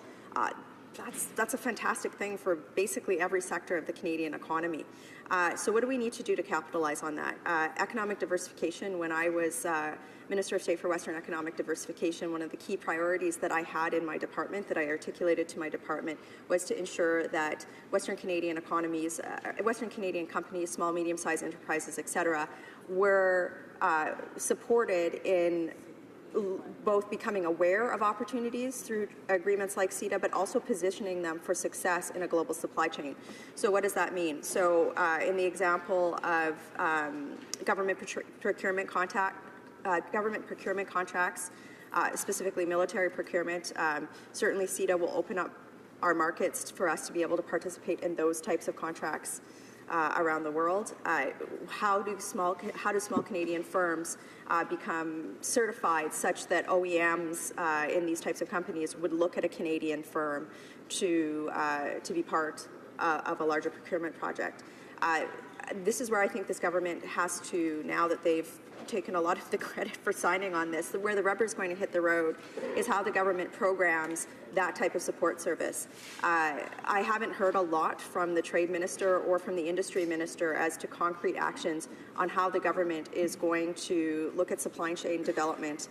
And certainly I haven't heard a lot about the Economic Development Agency's role in that perspective. I think that there's already infrastructure within the government that is that exists, that could be utilized and leveraged in order to put that in place, of course, with a large asterisk, making sure that we are not picking winners and losers in government and that we're not being unwise stewards of taxpayer dollars. But certainly I think trade and promotion initiatives such as the ones, I also want to shout out to the Saskatchewan Trade and Export Partnership, STEP, perfect organization that we used to work with to connect small businesses, producers in Western Canada to larger trade and investment opportunities around the world. Because again, if we can have a larger market for our products, we are going to have a more profitable and vigorous economy in Canada. That's the whole point of having a trade agreement. I also want to touch briefly around the concept of productivity in Canada. I think that in order for Canadian firms to be productive in a post-CETA era, we need to focus on programming and policies that make them productive. I also think that we need to ensure that we're not competitively disadvantaging Canada in a post-CETA era by adding complexity to our regulatory system. I'm very worried about the government sending messages like it has been to the energy sector, where it's put a huge degree of uncertainty to people who would be looking at investing in this sector, saying, "Oh, we're going to change the environmental review process 6 times to Sunday and not tell you how or when." That they're musing about the coal ban and changing the rules. When you change the rules without consultation and without understanding the broader economic implications, you actually hamper the ability of our economy to benefit from trade agreements like CETA. So I kind of feel like while the government is touting CETA, even though they didn't really do anything to finalize it, that there's a broader policy framework, a broader macro policy framework that is actually going to impede Canada's ability to be successful in this framework. So I encourage the government to very strongly really stop marginalizing parts of our economy through very punitive and ill-thought-out policies such as the ones that the Environment Minister has been putting forward to date. So while this is an excellent agreement, I'm fully supportive of it. There is much more work to be done. And I hope that all people in this place, regardless of political stripe, will stand up for Canada in terms of pushing back against nationalist and protectionist rhetoric that we're seeing in other parts of the world. I think that that's very important. I think we need to push back on the fallacy that somehow closing our borders to trade is going to instantly bring back attract manufacturing jobs. We know that's not the case. We know we need to look at things like the retention and training of skilled labor, ensuring that we have an innovative economy where we retain intellectual property that's developed in Canada, ensuring that we have a vibrant and robust intellectual property management framework, and that we attract venture capital to this country through regulatory certainty and other positive policy. So thank you, Mr. Speaker. Questions and comments? Question commentaire. The Honourable Parliamentary Secretary to the Government House Leader. Yes, thank you, Mr. Speaker. And I want to go back to the member's, some of her opening comments when she talked about Christmas and that this was a gift given to the current Liberal government in regards to the agreement. And to recognize right at the beginning, and I've stated this earlier, Mr. Speaker, is that there is no doubt these negotiations began quite a while ago. A number of years back, I believe it was 2009 is when it first came up, and the Conservative Party and Conservative government was able to get a great deal of the job done. But to try to imply to Canadians that it was a signed and sealed agreement is just wrong. Mr. Speaker, in the last year, we have seen a government that has taken the trade file in a very significant way forward. This is but one of the areas in which we concentrated a great deal of time. And wonder if the member might want to just kind of reflect as we recognize, yes, the Conservatives also played a role, but all the T's and the I's, and there were a lot of T's and I's, had to be finalized before we could ultimately see this agreement that we have before us today. In fact, before the Prime Minister could actually sign the document. Honourable Member for Calgary Nose Hill. Since my colleague raised the issue, I would just say it's a grand miracle that this agreement was not bungled by the incompetence of this government, given their previous record on trade. 5 agreements in, I don't know how long they were in government, whereas when you look at our record, 50 plus. So I think the proof is in the pudding there, Mr. Speaker. But what I will say is that now Canadian businesses and Canadian companies are looking to the government in order to ensure that they have policy that is going to allow Canada to take full advantage of the benefits that are put in place under CETA. Again, just to reemphasize, I'm very concerned about the government's commitment to putting uncertainty into our regulatory process in a variety of different areas. I'm concerned about this government increasing our debt load to the point of unmanageability. I'm concerned about all of these sorts of things, which will send a chill and send a message to the rest of the world that despite signing a trade agreement, they would like to see Canada closed for business. So really, I think that's what the government should be focusing on. Questions and comments? Question commentaire. The Honourable Parliamentary Secretary to the Government House Leader. Yes, thank you, Mr. Speaker. I was a bit taken aback in terms of the member. She made 50 trade agreements. Well, 50 plus trade agreements is just not true. You know, 28 of those agreements is on the debate that we're having today. 28 countries that the member just made reference to are a part of the bill that we're debating today. Technically, it was this Prime Minister that signed off on those 28 of the 50-plus countries that the member just tried to take the credit for.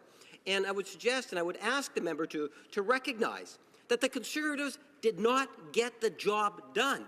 And that has been evident in the last year where we've had our Minister of Trade and other government departments overseas to try to clear up the areas in which the Conservatives failed at doing, Mr. Speaker. And that's what they need to realize. So they should stop saying this 50-plus under the Harper government, because that's just not true. The Honourable Member for Calgary Nose Hill. Mr. Speaker, even if we use the number 28, 28 minus 5 is a lot more than they did. And I believe if we're going to talk about didn't get it done, I think that was the exact words that this government's trade minister used when she tearfully emerged from meetings several weeks ago. So I would be very careful if I was the government deputy House Leader person if he was using those words in this House. Thank you. Good job. Questions and comments? The Honourable Member for Windsor West.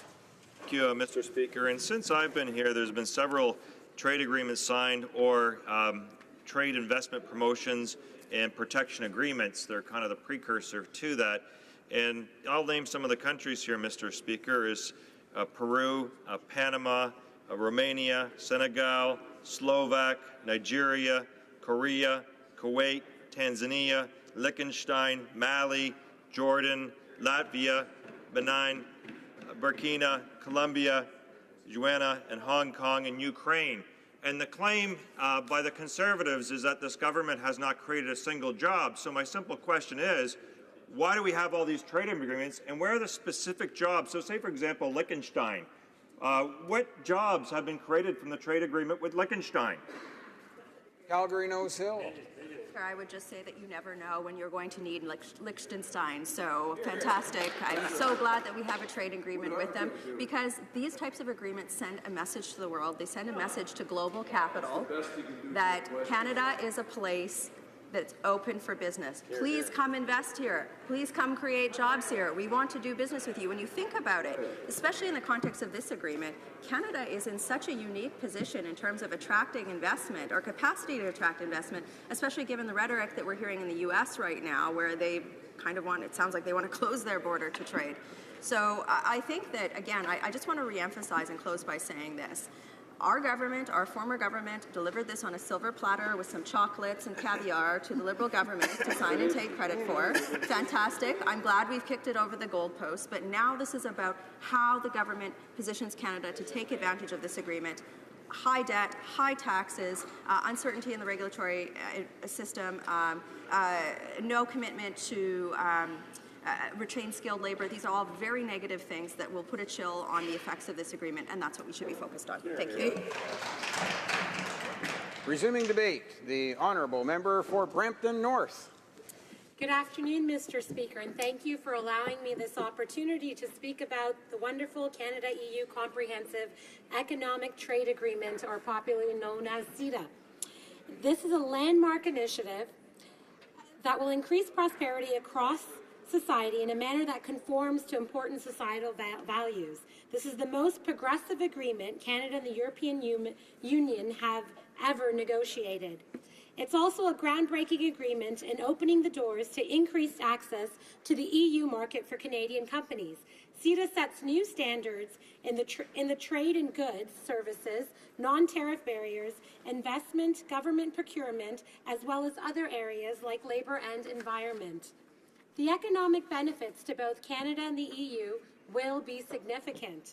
Experts predict that once implemented, CETA will increase bilateral trade in goods and services by more than 22%, fostering growth and employment on both sides of the Atlantic.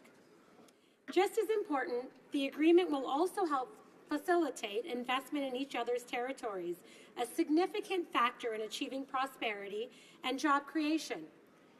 Foreign direct investment is an important driver of economic growth, with new investment by foreign firms having the ability to provide a boost of national income and to create jobs for Canadians.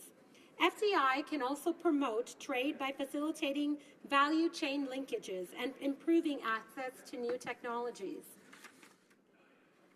A shining example of benefits that European investment has brought to Canada is Europe's largest engineering company and manufacturer of medical diagnostics equipment, Siemens AG. The German engineering and electronics conglomerate has been operating in Canada for over 100 years. Headquartered in Oakville, Ontario, Siemens Canada has more than 60 facilities across the country and more than 4,800 employees delivering solutions in knowledge-based industries such as sustainable energy, intelligent infrastructure, healthcare, and the future of manufacturing. This includes investments such as Smart Grid Center of Competence that was opened in January of 2013 in Fredericton to support New Brunswick Power in the modernization of its electricity system in a multi-year partnership. In February of 2014, Siemens became a founding partner of the Advanced Energy Centre within the Mars Discovery District of Toronto. This centre's mission is to foster the adoption of innovative energy technologies in Ontario, Canada, and to leverage those successes and experiences into the international markets. These investments are examples of how investment from the EU, which will be further facilitated by CETA now, will maximize the potential of Canada's highly educated workforce and foster its continued development while working toward a betterment of Canadian and global societies through technology. Mr. Speaker, let me give you an example of how last year Canada's direct investment in the EU totaled $210 billion, while European investment in Canada totaled $242 billion. CETA includes provisions aimed to facilitate increased investments, providing investors with greater openness, stability, transparency, and protection for their investments. While the agreement helps promote EU investment into Canada, it also provides advantages and protections to Canadian companies seeking to expand their footprint in the world's second largest economy. CETA includes provisions to facilitate the establishment of investment, to protect investors against such practices as discriminatory treatment, uncompensated expropriation, arbitrary or abusive conduct, and to ensure that capital may be freely transferred. CETA's obligations are backed by a mechanism for the resolution of investment disputes, which includes both a first instance tribunal and an appellate tribunal. When an investor submits a claim, the permanent and independent tribunals will determine whether a governmental measure is inconsistent with CETA's investment obligations and whether the investor has suffered a loss as a result. One of the most important things our government did after taking office was to listen to the critics of CETA, both in Canada and in Europe, and to understand some of the legitimate anxieties people had.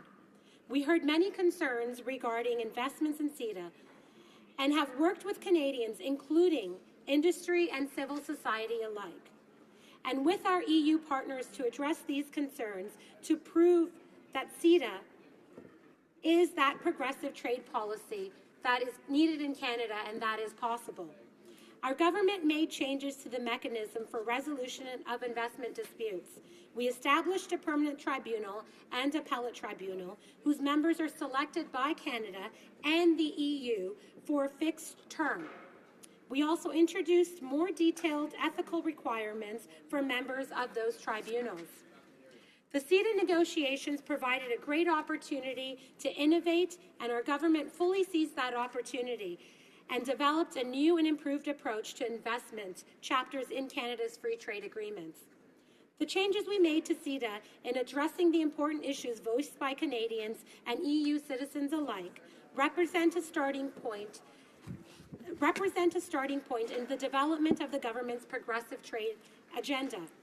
It is an agenda that is linked to the government's domestic policy focused on reducing inequality and enhancing our inclusive growth through such things as investment in infrastructure and increasing the child benefit. The idea is to ensure that trade policy makes more meaningful contributions to this overall agenda, and to ensure that trade is done in a way that Canadians believe work for them. Canada will continue to seek and implement innovative ways to enrich the economic relationship we have with valued partners with the aim of achieving prosperity for all. However, it is important to our government that we ensure that this is done in an inclusive and responsible manner. And we're seeing this realized in CETA before our very eyes. This is a great first step, Mr. Speaker. Thank you. Questions and comments? The Honourable Member for Edmonton Manning. Thank you very much, and congratulations to our colleague on the other side for her speech. The question on CETA, which is, she mentioned innovation, she mentioned all the good stuff or maybe the long-term stuff that may be done, may not be done, but nothing on the productivity. Can she be specific if there is anything on productivity that this agreement have regarded in order to put Canada on a proper competition among the other nations that we will be trading with? Well, member for Brampton North.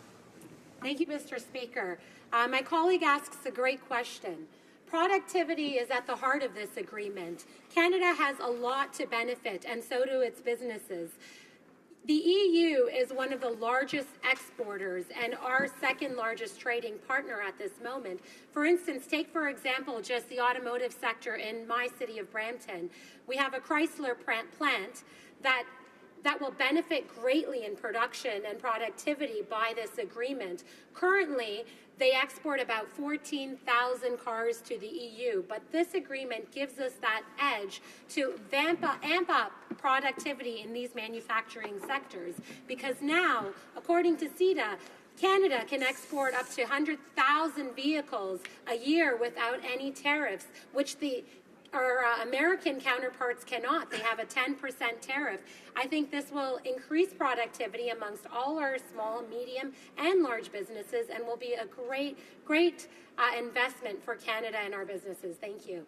Questions and comments? The Honourable Member for Courtenay Alberni. Mr. Speaker, I want to thank the honourable colleague, who I also serve as co-chair of the All-Party Entrepreneur Caucus, for her speech. We've heard from Conservatives talk about the 50-plus trade deals that they've done over the last decade. Well, I'll tell you about what we've seen in the last decade in Courtenay Alberni, and in my riding in coastal British Columbia. We've seen raw logs not just double, not triple, but actually go up tenfold in 10 years. We've lost thousands of jobs in the forest sector. We've seen canneries close on the North Coast, losing 400 jobs so we can send our fish to China to get filleted and then sent back to be on our grocery store shelves. Well, most of those jobs, 80% of those jobs, are Indigenous people. We've seen the Liberals do trade at all costs, removing a 25% barrier to build ferries here in British Columbia and it's in Canada, instead to ship those jobs to Poland and Turkey. So I want to ask the member, what is this trade deal going to do different than giving away jobs to other countries, creating fair trade and protecting Canadian jobs? Because we're not seeing that, and a lot of people in coastal BC have a lot of questions about what this trade deal is going to do for them. Member for Brampton North. I thank my member and co-chair from our caucus for that question. Actually, this agreement does the exact opposite. This is one of, I think, the greatest trade agreements that Canada has entered into. Like I said earlier, Mr. Speaker, the EU is one of the largest importing countries, the 28 countries that comprise the EU. They are huge importers, and that is of Canadian goods as well. So we stand to benefit largely from this trade deal. It'll increase bilateral trade by 20% annually. It'll boost Canada's income by $12 billion annually.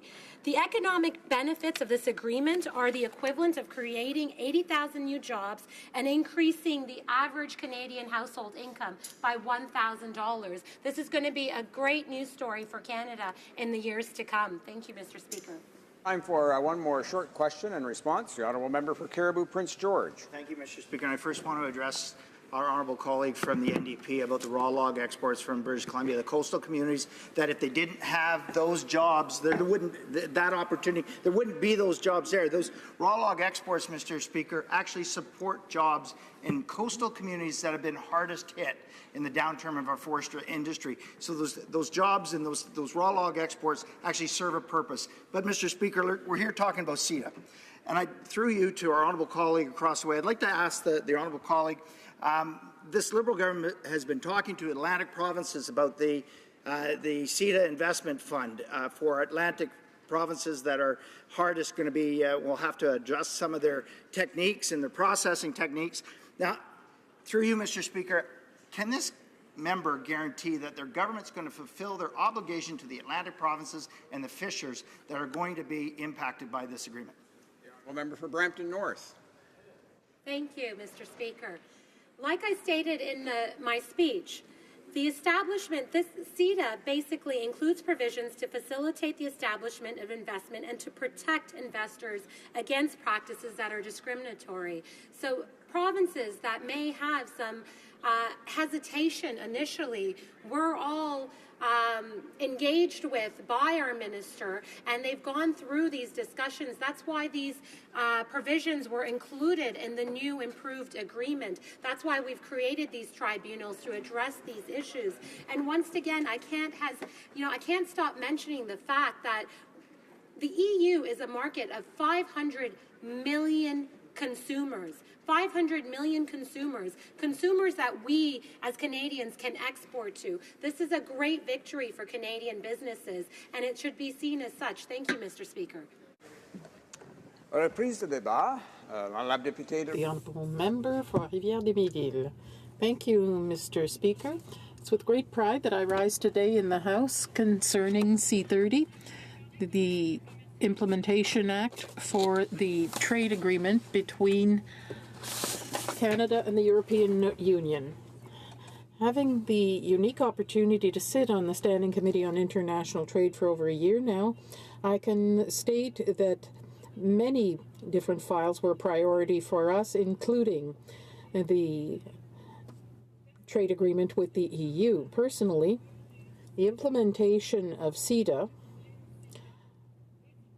and Bill C30 is truly a Canadian success story. Following the world economic crisis of 2008, many economies were hard hit, and some nations, even today as we speak, have systemic and socio-economic difficulties.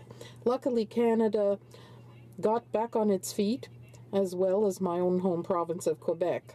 Our policies during the economic crisis were saluted, and today we are grateful for the opportunity we have as Canadians.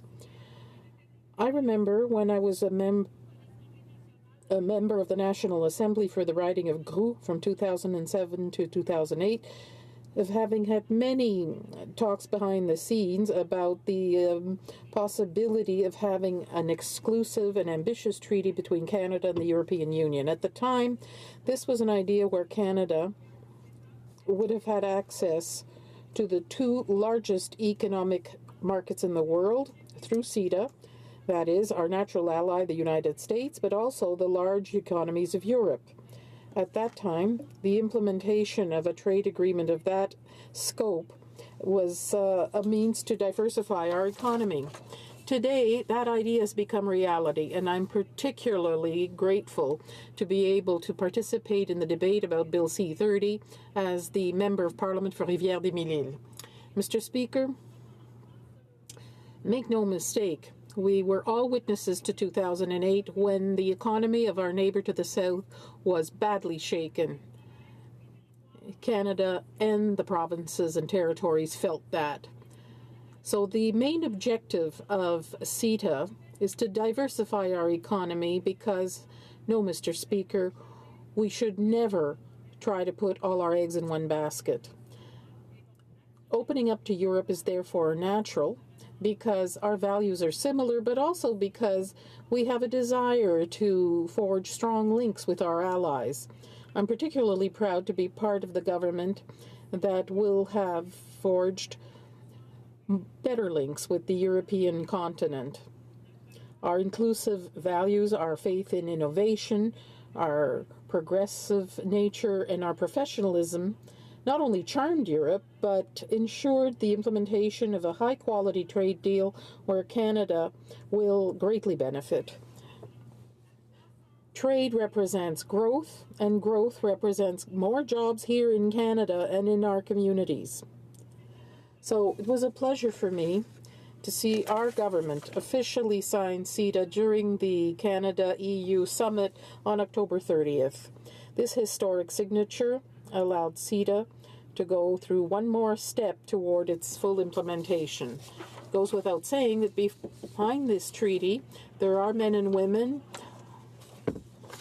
who defended Canadian interests at the negotiating table since 2009. It's important to point out their important work and their passion for the implementation of an agreement that will demonstrate the leadership of Canada and Europe for an inclusive and progressive approach to international trade. I'm sure this agreement will generate growth and concrete opportunities to strengthen our middle class. The EU market represents an unprecedented opportunity for Canadian companies, while the European Union is the second largest economy in the world. In my riding, many companies will see an unprecedented impact following the implementation of CETA.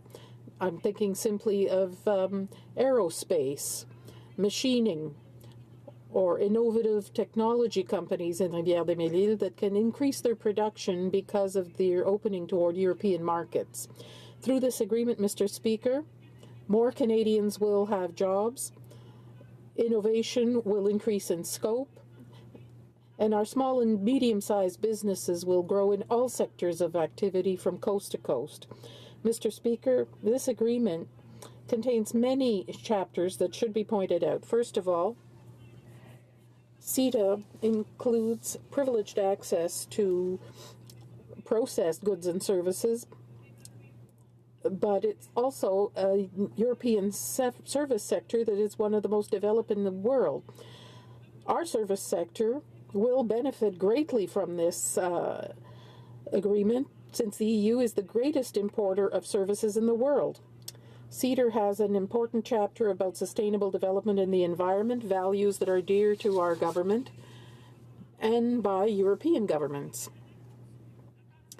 Through this trade agreement, Canada continues to show leadership on environment on the international scene, since the EU, like us, understands that in order to give a healthy planet to future generations and our children, we have to take action now. Thirdly, Canada will be able to seize an important opportunity through CETA with the implementation of a detailed framework for the mutual recognition of professional credentials. Mr. Speaker, this is an important provision to guarantee labor force mobility and brain mobility between Canada and Europe. It's not just labor that can be mobile, but also ideas and best practices, so everyone wins. Lastly, Mr. Speaker, as a member of the Standing Committee on International Trade, I'd like to reiterate my support for Bill C-30, as well as the provisions necessary for the implementation of one of the most progressive trade deals ever put on the table. CETA will have many concrete advantages for Canada and will allow Canadian corporations and SMBs to seize new business opportunities and diversify their supply. Mr. Speaker, Canada is a highly educated country.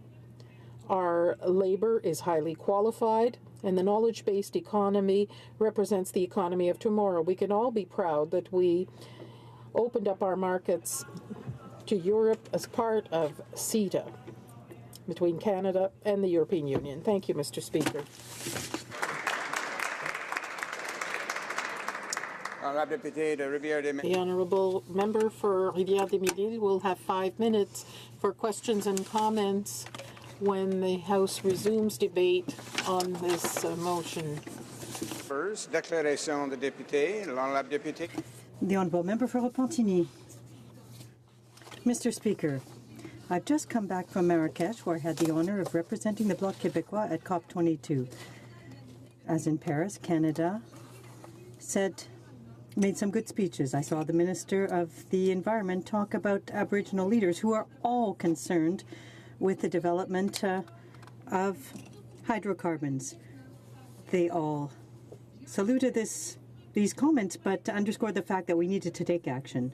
I heard the Minister announce new targets, reduction targets, 80% by 2050. Why not 100? Why not 150? Why not pulling a number out of a hat? Because barely off the plane back home, what we hear is talk about Kinder Morgan, TransCanada, expanding the oil sands, billions of dollars in subsidies for fossil fuels. Unfortunately, once the curtain fell on the international conference, what we see is the mask comes off. We see action and no words.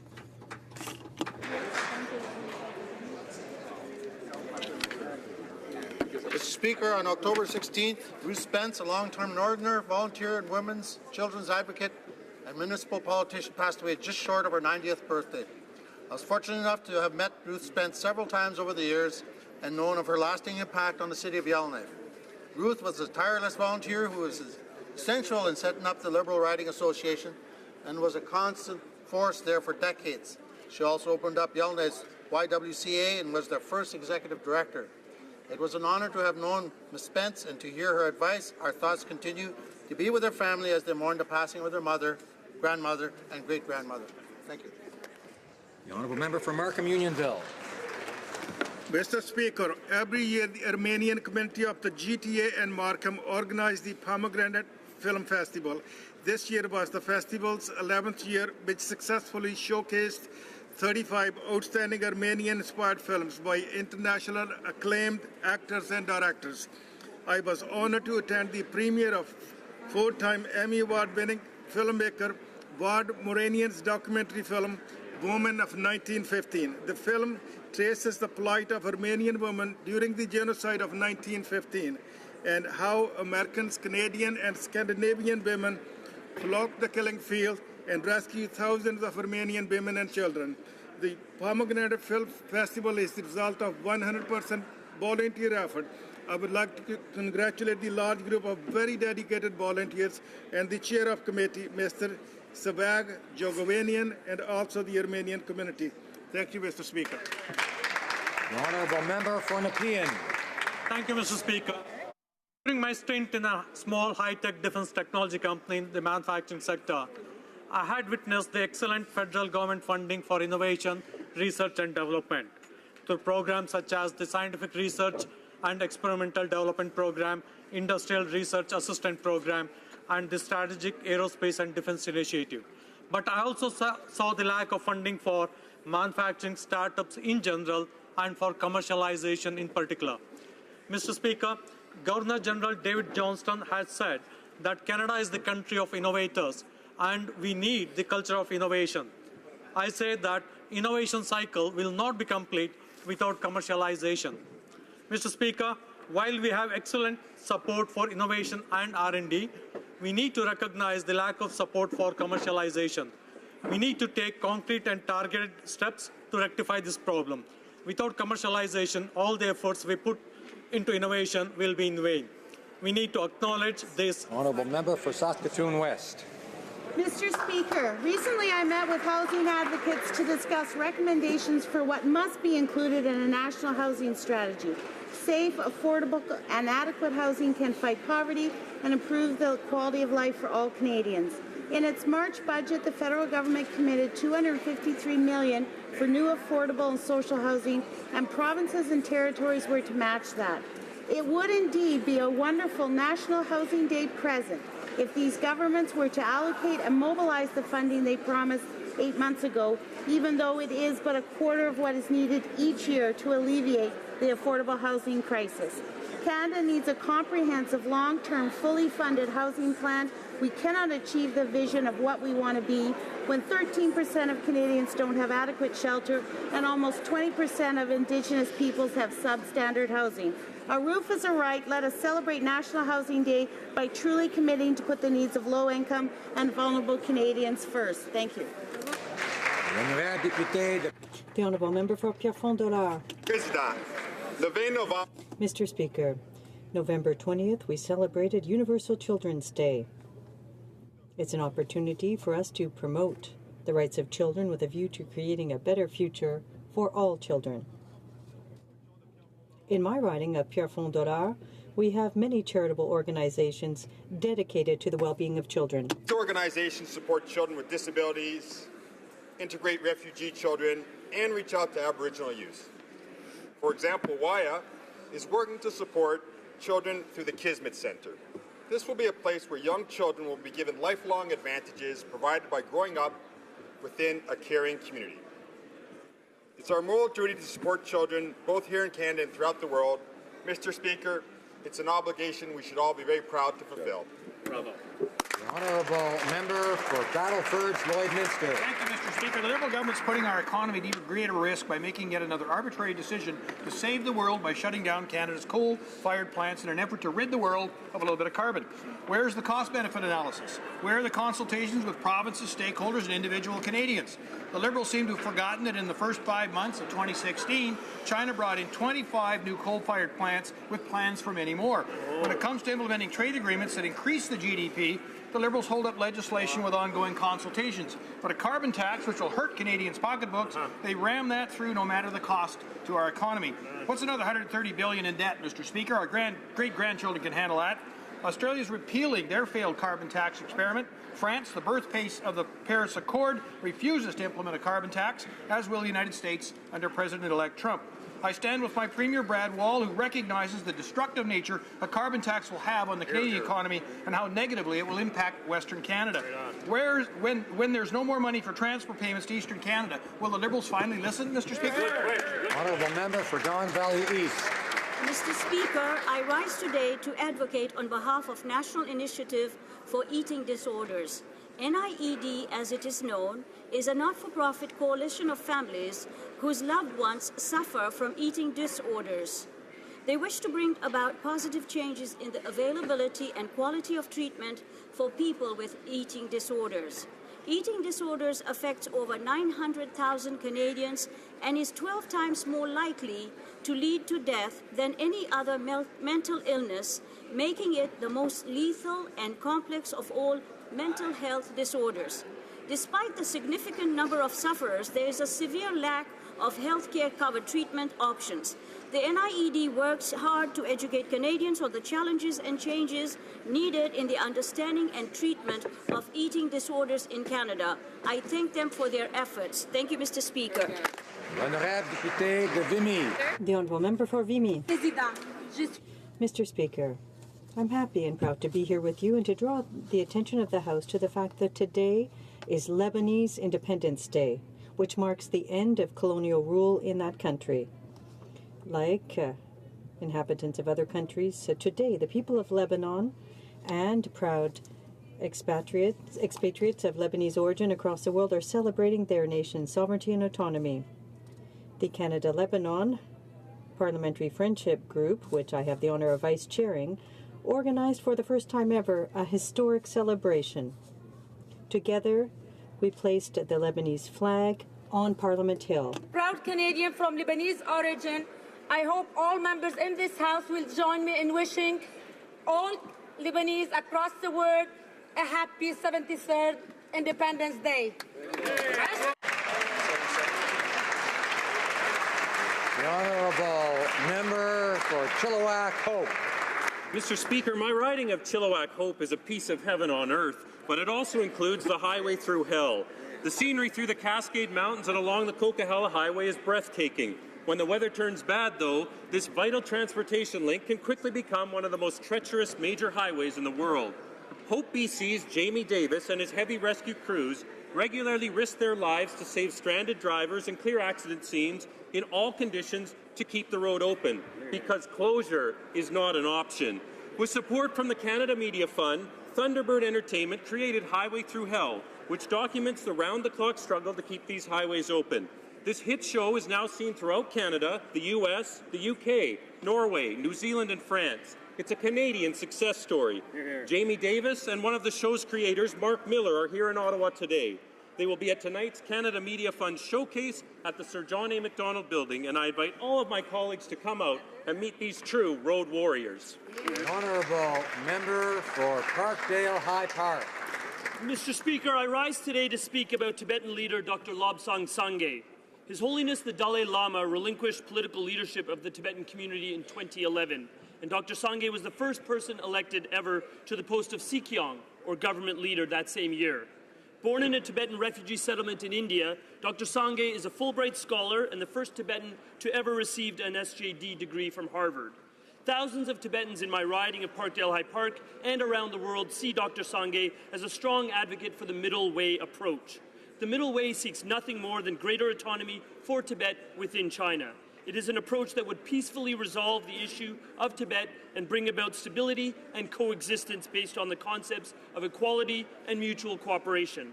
I salute Dr. Sangay, as well as Mr. Pempa Sering, the official representative of His Holiness the Dalai Lama, for their important work in promoting awareness about the middle way approach. For their vital efforts, I say, Tashi Dele.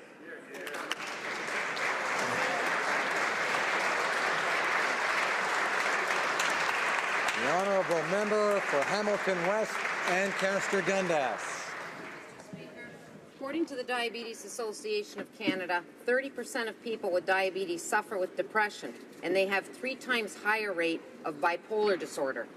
This week, we are joined on the Hill by members of the Juvenile Diabetes Research Foundation for Kids for a Cure Day. 25 kids living with type 1 diabetes are here, coming to Ottawa to explain how type 1 diabetes affects them and how research into the disease has changed lives. Mr. Speaker, type 1 diabetes is very important to me. My closest friend's son grew up with this disease. When I was a chaplain, I worked to raise money to fund research into the disease. Mr. Speaker, our government has improved the lives of many young Canadians by funding type 1 diabetes research, and we can do even more. Thank you, Mr. Speaker. The honourable member for Edmonton Manning. Mr. Speaker, today is an important day on the world stage as Lebanon celebrates its 73rd anniversary of its independence. There are almost 200,000 Canadians like myself who have some sort of Lebanese ancestry. The first Lebanese immigrants arrived here in 1882, 134 years ago. We Lebanese are a proud people with strong roots and wandering spirit. We are to be found in every country of the earth, and whenever we go, we make a positive contribution. While we can often become citizens of other nations, forming deep attachments, yet we never forget our roots. We have our homes, but we also have our homeland. That's why we celebrate Lebanon's independence. We are immensely proud of our heritage. We work to maintain close ties to our homeland, while at the same time, we remain proud Canadians. Join with us as we celebrate. Thank you. The honourable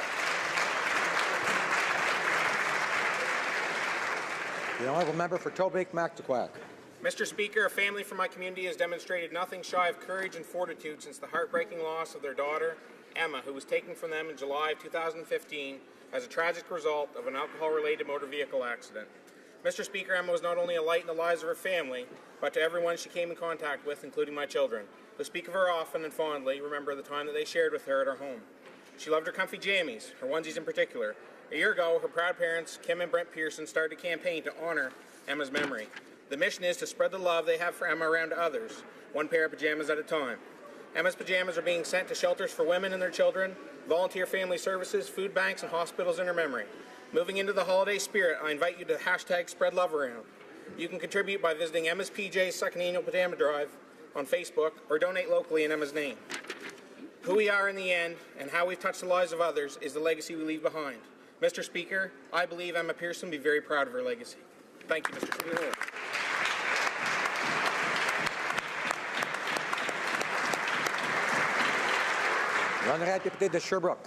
The honourable member for Sherbrooke. Mr. Speaker, today I'd like to highlight the 34th edition of Candles for Peace, organized by Caritas Estrie. This campaign, organized by a not-for-profit organization in Sherbrooke, raises awareness in the region with a view to fighting poverty. The funds gathered will help Cercovie, the Scouts, Journal de Rue, La Maison Grands-Parents, Manchez Nous, ACF, and others. These organizations will then directly provide services to the community to help the most needy people in our region throughout the Eastern Townships and Sherbrooke. I'm proud, as the honorary president for the 2016 campaign, to rise in this House and to congratulate everyone who's working directly or indirectly on this campaign. I'd also like to invite everyone in my region to generously donate when they're asked to buy a candle for peace from Caritas Estrie. Honourable member for Calgary-Shepherd. Last week, the Prime Minister traveled to South America, choosing to stop in Cuba but skipping on Venezuela. Venezuelan opposition leaders are unjustly imprisoned by the Chavista regime of Maduro that receives heavy support from the Castros and Cuba. Sky-high crime rates, vast corruption, chronic food shortages, and spiraling inflation have Venezuela on the verge of collapse. A beautiful country shattered by ruinous socialist economic policies and social engineering on a grand scale. The Prime Minister has shown zero interest in promoting international human rights. And that leaves us to wonder if he took the opportunity when meeting with the Cuban president to plead for the release of opposition leaders in Venezuela. The word democracy didn't pass his lips in any of his public comments while in Cuba. Neither was talk of multi-party elections or calls for Cuba to let up on its harassment of democracy activists and political opposition leaders. We will never know if this trip was about family nostalgia or a quid pro quo by Cuba for Canada's seat on the Security Council. This was a missed opportunity for Canada to speak up and be counted as a defender of international human rights. The honourable member for Spadina, Fort York. Mr. Speaker, today is National Housing Day, and I'm proud to stand in this House and say for the first time in over a decade, we are poised to deliver a national housing strategy for safe and affordable housing for Canadians everywhere, especially those in need. In our government's first budget, we invested $2.3 billion more back into Canada's housing programs, sending a strong message that on housing, the federal government is back in the game and a force for better housing. For the last year, our government has been seeking input from stakeholders from across the country, and today we released that report detailing just what we heard. The report called Let's Talk Housing came from talking to people from every corner of this country, from people with lived experience on the streets and living in precarious housing, from the co-op movement, First Nations, municipalities, our provincial and territorial partners, and of course the builders of housing. The goal is not just to build housing, the goal is to build stronger neighborhoods, and through that, stronger communities, and with that, a stronger country. Let's get on with the job.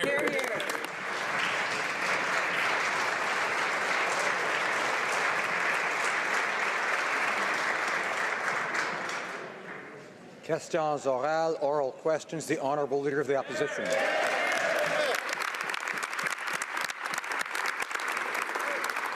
Mr. Speaker, I'd like to welcome the Prime Minister back to this House Hear, hear. for the first time since November 2nd.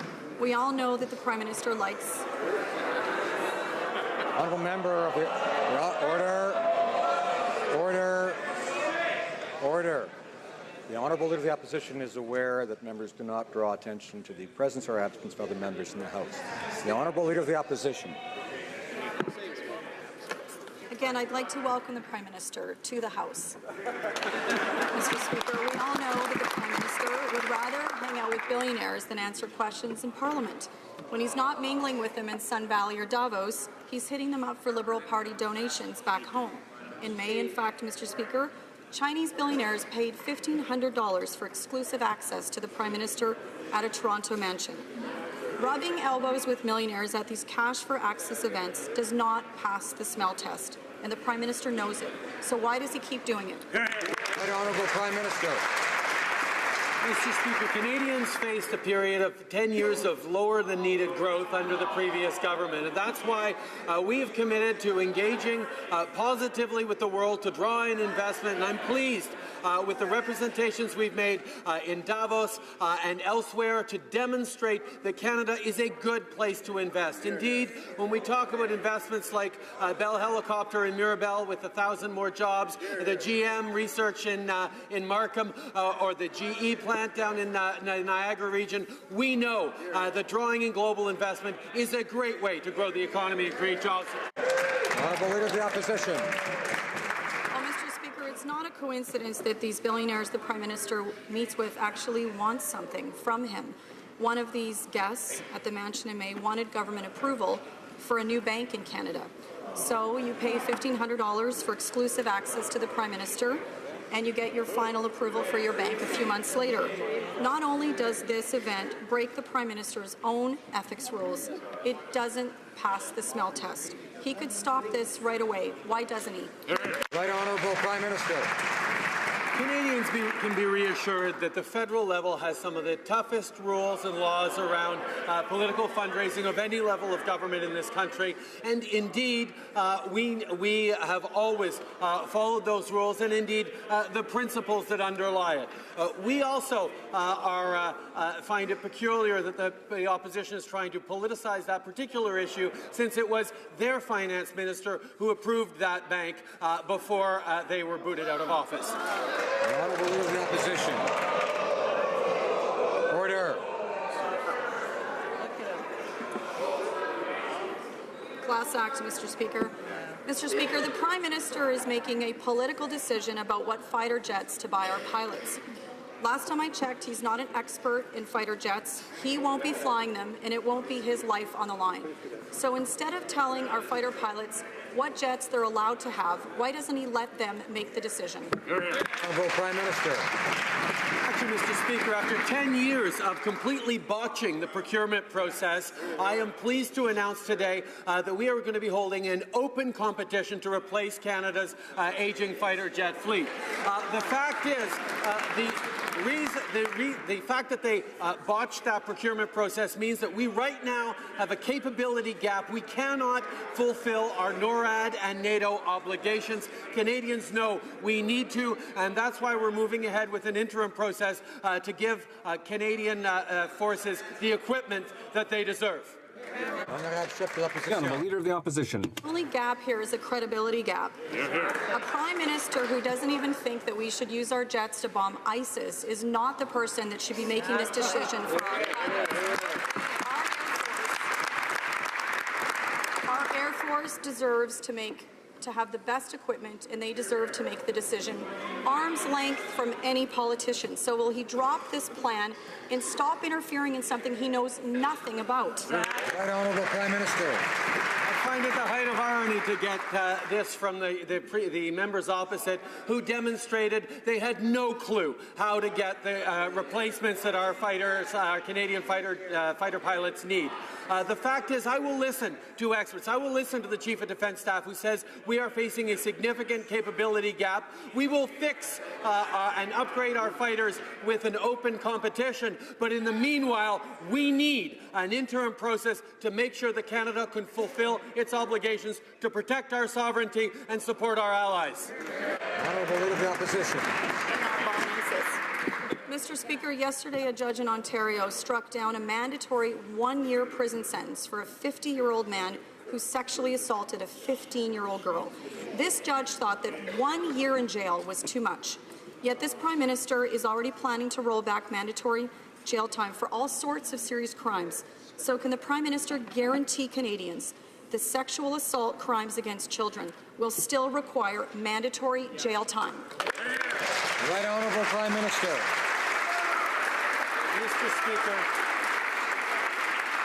Mr. Speaker, instead of politicizing crime the way the members opposite have, I can confirm that we will always support our judiciary, who make responsible, reasonable decisions about the cases before them, and I don't think it should be something that should become a political football.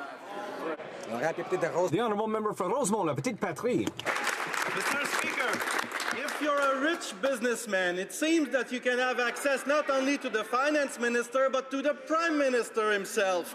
In May this year, 30 billionaires paid $1,500 to gain a direct access to the prime minister during a Liberal fundraiser event.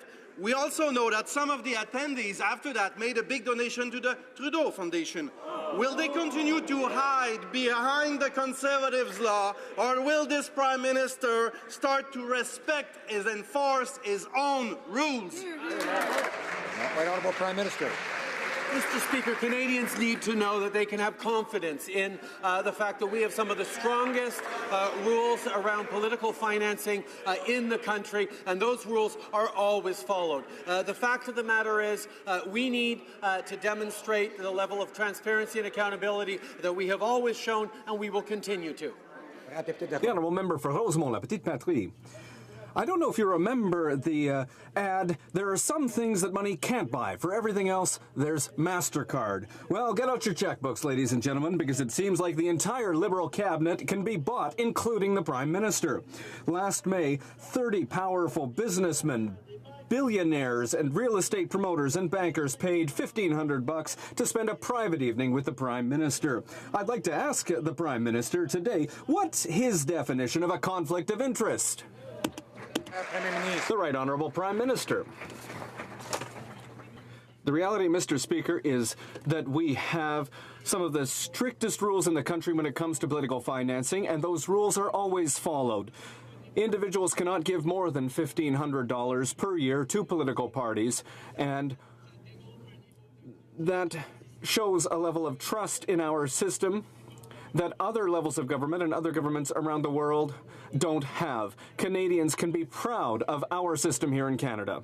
Member for Victoria. Mr. Speaker, when asked yesterday why this government's still spending $500,000 fighting Cindy Blackstock and First Nations children in court, the government repeated talking points about how they welcomed the ruling from the Human Rights Tribunal. So I want to get the Minister of Justice on record on this issue. As the Attorney General of Canada, how can she justify not complying with this order of the Tribunal? And what does she have to say to Cindy Blackstock, who's back at the Tribunal today? Right Honourable Prime Minister. I thank the honourable member for his question. The fact of the matter is no government has done more to repair the relationship with Indigenous Canadians than this one. $8.4 billion over the next 5 years in building infrastructure and supporting young people and supporting Indigenous communities. The fact is we recognize there's much more to do, but we also have to recognize that that needs to be done in concert with the Indigenous communities themselves, with municipal, provincial partners, and that's exactly what we're doing. Member for Victoria. Let's leave the talking points aside and talk about the facts. Since January, this government has received 2 non-compliance orders from the Human Rights Tribunal, and it has spent almost $500,000 in lawyers' fees to fight Cindy Blackstock. And this, Mr. Speaker, after voting in this House to recognize that they should end, once and for all, the legal battles against Indigenous children. How can the Minister of Justice justify this record, a record that's as bad as the Conservatives? The Right Honourable Prime Minister. The reality is that we continue to work very hard to ensure that all children in this country have the same opportunities, and that means massive investments in Indigenous communities, and that we be able to help young people in Indigenous communities succeed. We still have a lot of work to do, but I'd like to note that with $8.4 billion invested in the coming years, we have started to do good work that was too long neglected by too many governments in this House. The Honourable Member for Lac-Saint-Jean. Mr. Speaker, the Minister of Justice in Toronto, the Minister of Finance in the Maritimes, the Minister of Natural Resources, now the Prime Minister. They can't sign a softwood lumber agreement.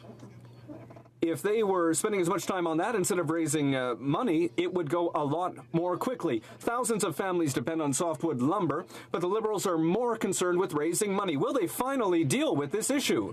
The Honourable Minister of International Trade. Mr. Speaker, the softwood lumber agreement expired under the previous government. As the Prime Minister has said, we are impatient to work very closely with the new administration. I am continuing negotiations with Mike Foreman. We did that this week, this last weekend, and the Prime Minister discussed it with President Obama. We continue to work closely with producers and workers in the provinces and territories. The Honourable Member for Lac-Saint-Jean. Mr. Speaker, our forces are very important for the Canadian people. We'll remember that the Liberals already left our forces in the desert with clothes for winter, and now they're doing something similar with the fighter jets. We're hearing 2 messages. They're saying we're going to buy some jets, but we're also going to have an open and transparent process. Transparency is harder to do than to say. So they have to look at many different factors, and we haven't heard of that. We need the best fighter for our jets, not something that will protect the Prime Minister. The Honourable Minister of National Defence. We will be launching an open competition to finally replace our fighter fleet, a file that has been mismanaged for the last 10 years. In addition, we are going to be investing in our military to making sure that we have an interim fleet that's going to fulfill this capability gap, Mr. Speaker. Our government is committing to investing in our Canadian Armed Forces, and that's exactly what we're doing. The member for Elgin, Middlesex, London. Mr. Speaker, the Prime Minister is at it again, another cash for access event, this time with Chinese billionaires. Not only has he broken his own ethical rules, but he has violated Liberal Party guidelines requiring officials to ban anyone from attending a fundraiser if they have direct business interests before the government. Will the Prime Minister finally show some leadership, enforce his own rules, and stop using his government position for his own personal benefit? Honourable Government House Leader. Thank you, Mr. Speaker. As I've said in this House many times, that we have some of the most strict and the strongest fundraising rules across this country. In fact, the Chief Electoral Officer recently stated that Canada's political financing laws are the most advanced and constrained and transparent in the world. Thank you, Mr. Speaker. Député de Lévis. The Honourable Member for Lévis-Lotbinière. Well, Mr. Speaker, we've seen it all from this Liberal government. conflicts of interest and appearance of conflicts of interest. And the Prime Minister is the most conflicted of all. $1 million from a billionaire Chinese donor for the Pierre Elliott Trudeau Foundation. No, really, Mr. Speaker. The Liberals have long since mastered breaking and getting around ethical rules. Do they want Canadians to live in a country where money buys the Prime Minister's attention? The Honourable Government House Leader. Mr. Speaker, the member is mixing the facts, and that's not something we should do today. And as the member knows, we have the strictest rules in the country here for political fundraising. The Chief Electoral Officer has clearly said that Canada's political financing laws are the most advanced, transparent, and restrictive in the world. Thank you, Mr. Speaker. Member for Red Deer Lacombe. So, Mr. Speaker, we learned today that 32 people, including Chinese billionaires, paid $1,500 to meet the Prime Minister at yet another Cash for Access event. A billionaire real estate developer and bank founder, Ted Zhu, Jenny Key, an actress and real estate investor, the CEO of Gold Mount Capital International, and even a member of China's Communist Party attended this event. So over 80 exclusive Cash for Access events have been hosted by the Prime Minister and his cabinet, targeting wealthy stakeholders in the last year. Now, absolutely everyone can see the blatant conflicts of interest here.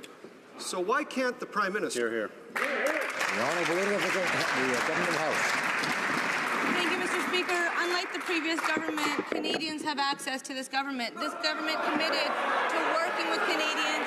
We committed. Order. Order. It's the opposition's responsibility to ask tough questions, but it's also the rules so we don't interrupt the answers. The Honourable. Order. Or else we could have a shortened question period. The Honourable Government House Leader. Thank you, Mr. Speaker. And I will say that our government has embarked on unprecedented levels of public consultation to make sure that this government is responding to the very real challenges that Canadians are facing. And the member very well knows that we have some of the strictest fundraising rules in this country when it comes to fundraising. We will continue to follow the rules, and when you follow the rules, no conflicts of interest can exist. Thank you, Mr. Speaker. Member for Red Deer Lacombe. Mr. Speaker, the Prime Minister himself was the star attraction at this exclusive Cash for Access event with Chinese billionaires. Zhang Bin is a political advisor to the Chinese government, and after attending the event, he and his partner, Mr. Gen Sheng, donated $1 million to the Pierre Elliott Trudeau Foundation, including $50,000 to build a statue of the former Prime Minister. Now, we know the Prime Minister's love for the Chinese dictatorship, so what exactly did he promise the Chinese for their $1 million donation? Government House Leader.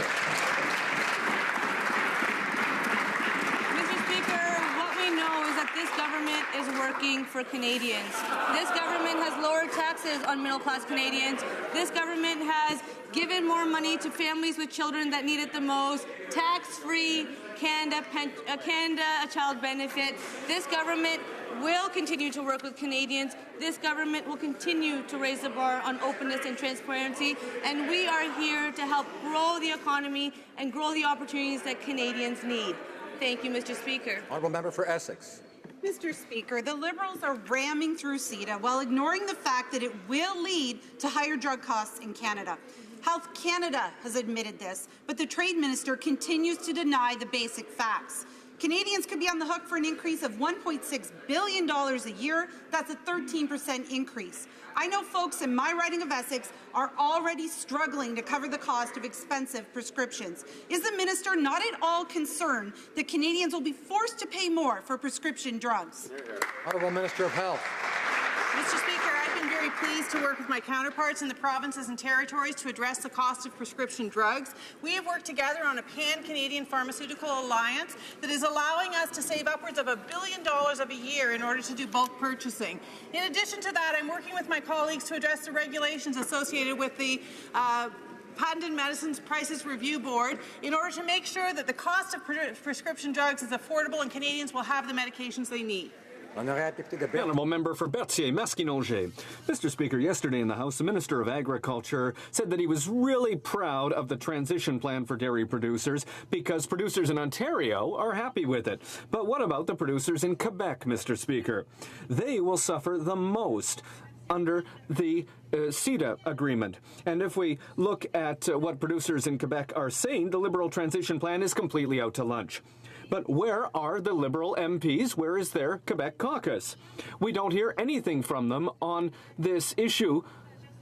They're not defending dairy producers as supply management. Are they proud of his minister when he says ridiculous things like that? Chair of Agriculture. Merci, Monsieur le Président. Thank you, Mr. Speaker. My honourable colleague's question. And as my honourable colleague is well aware, I have met dairy farmers and dairy processors across the country for the last 10 months. You have to listen.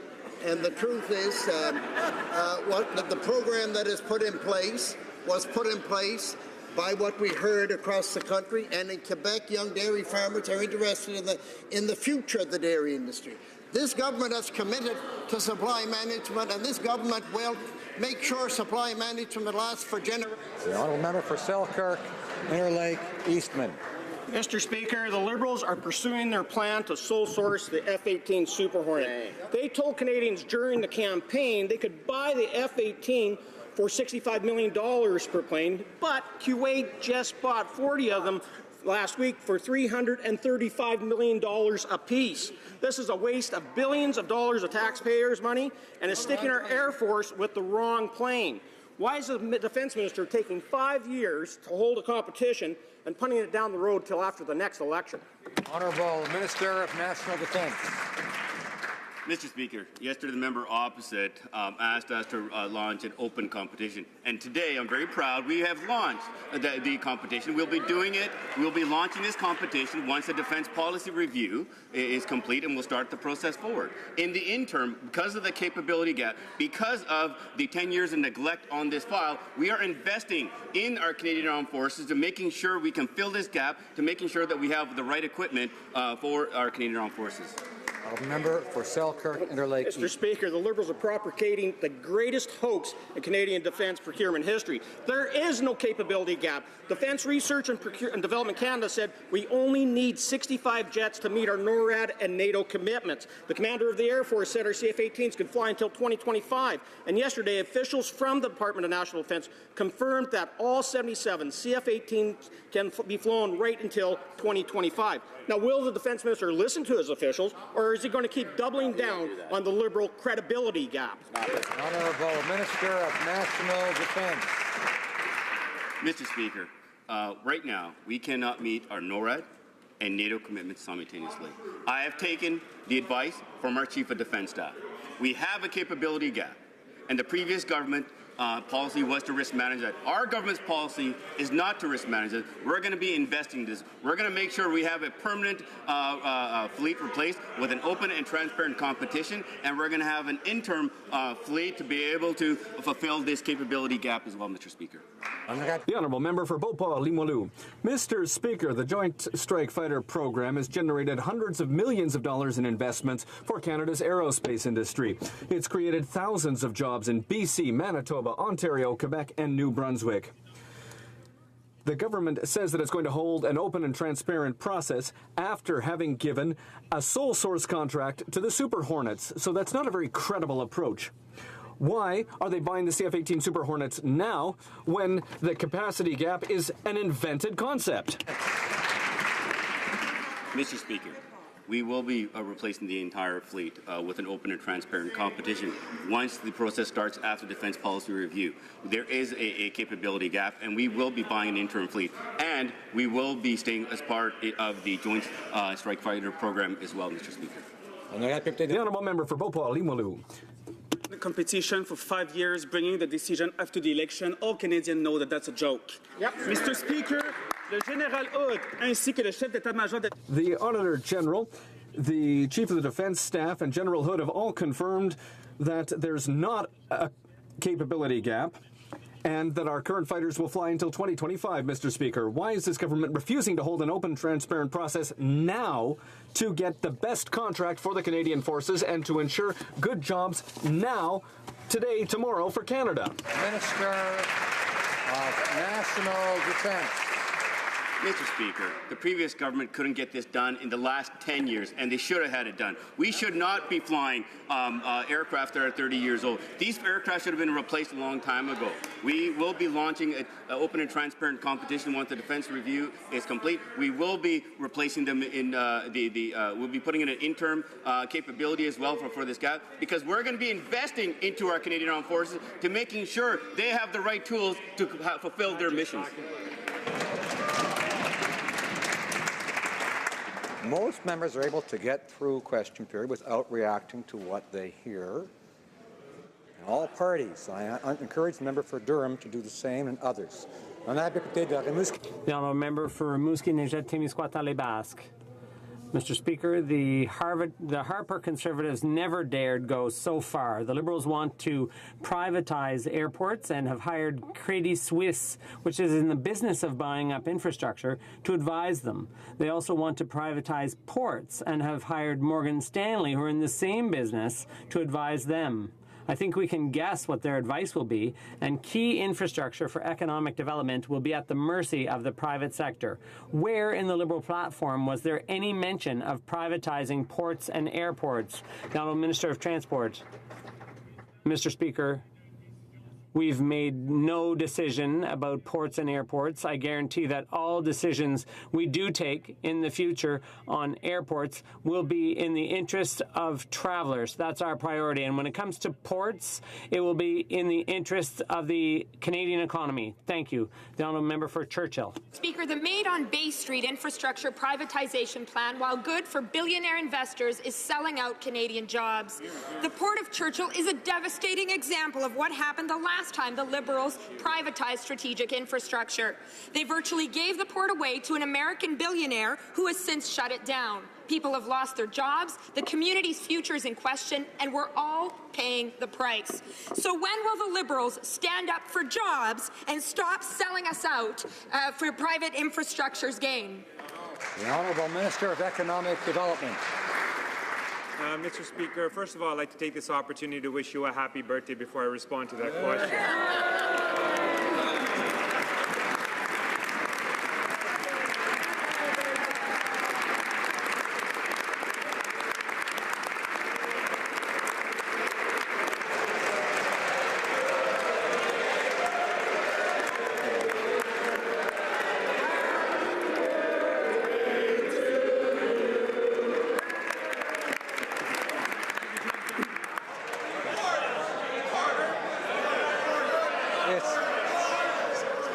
To get order in here.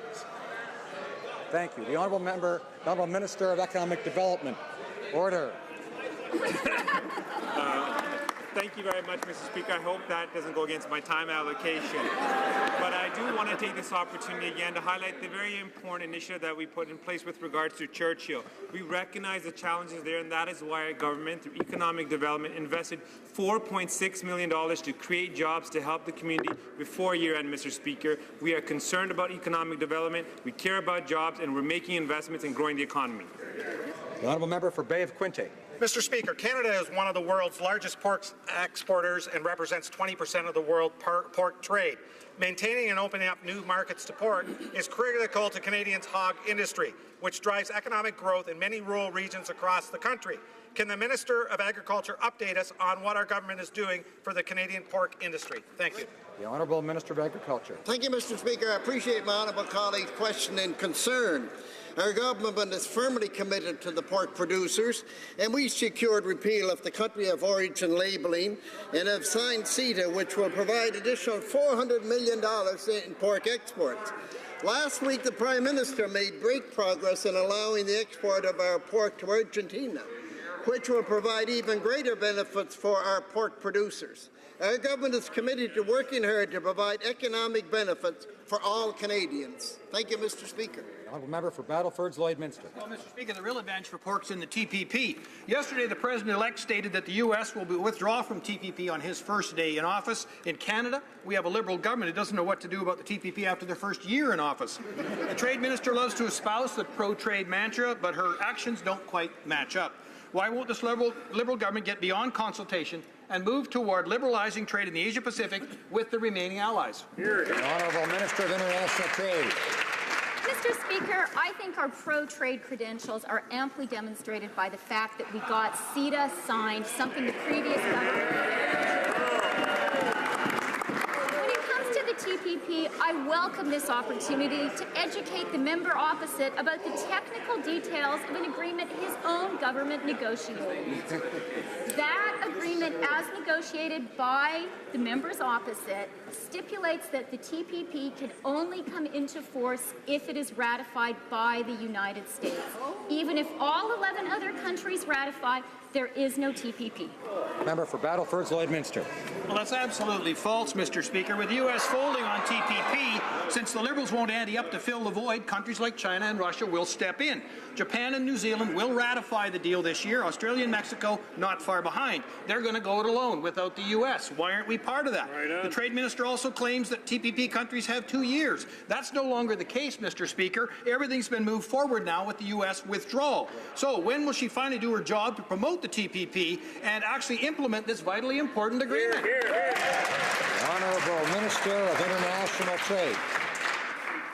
Mr. Speaker, I don't like embarrassing the member opposite, but the technical details of the TPP are that this agreement can only come into force if it is ratified by 6 countries, which cover 85% of the GDP of the TPP countries. In practice, that means it must be ratified by the United States to come into force. Even if all other 11 ratify, there is no TPP. Honourable Member for Abbotsford. Mr. Speaker, it's clearly evident that the Liberals' trade agenda is an absolute chaos. There's no softwood lumber agreement, there's no TPP, and they've even undermined the protection of Canadian investors under our free trade agreement with the European Union. The Liberal government doesn't even understand the damage it will cause to Canada's economy by imposing a massive carbon tax and increasing the price of electricity across Canada. Why won't the Liberals champion trade, stand up for Canadian workers and businesses, and grow our economy? Honourable Minister of International Trade. Mr. Speaker, I have utmost personal respect and even great fondness for the member opposite. But I have to say that we have delivered on trade time after time where his government failed. We got the TPP signed. We got the discriminatory cool measures removed. We secured access to Mexico and China for Canadian beef, and something I am personally proud of as a farmer's daughter, we got our canola sales to China done.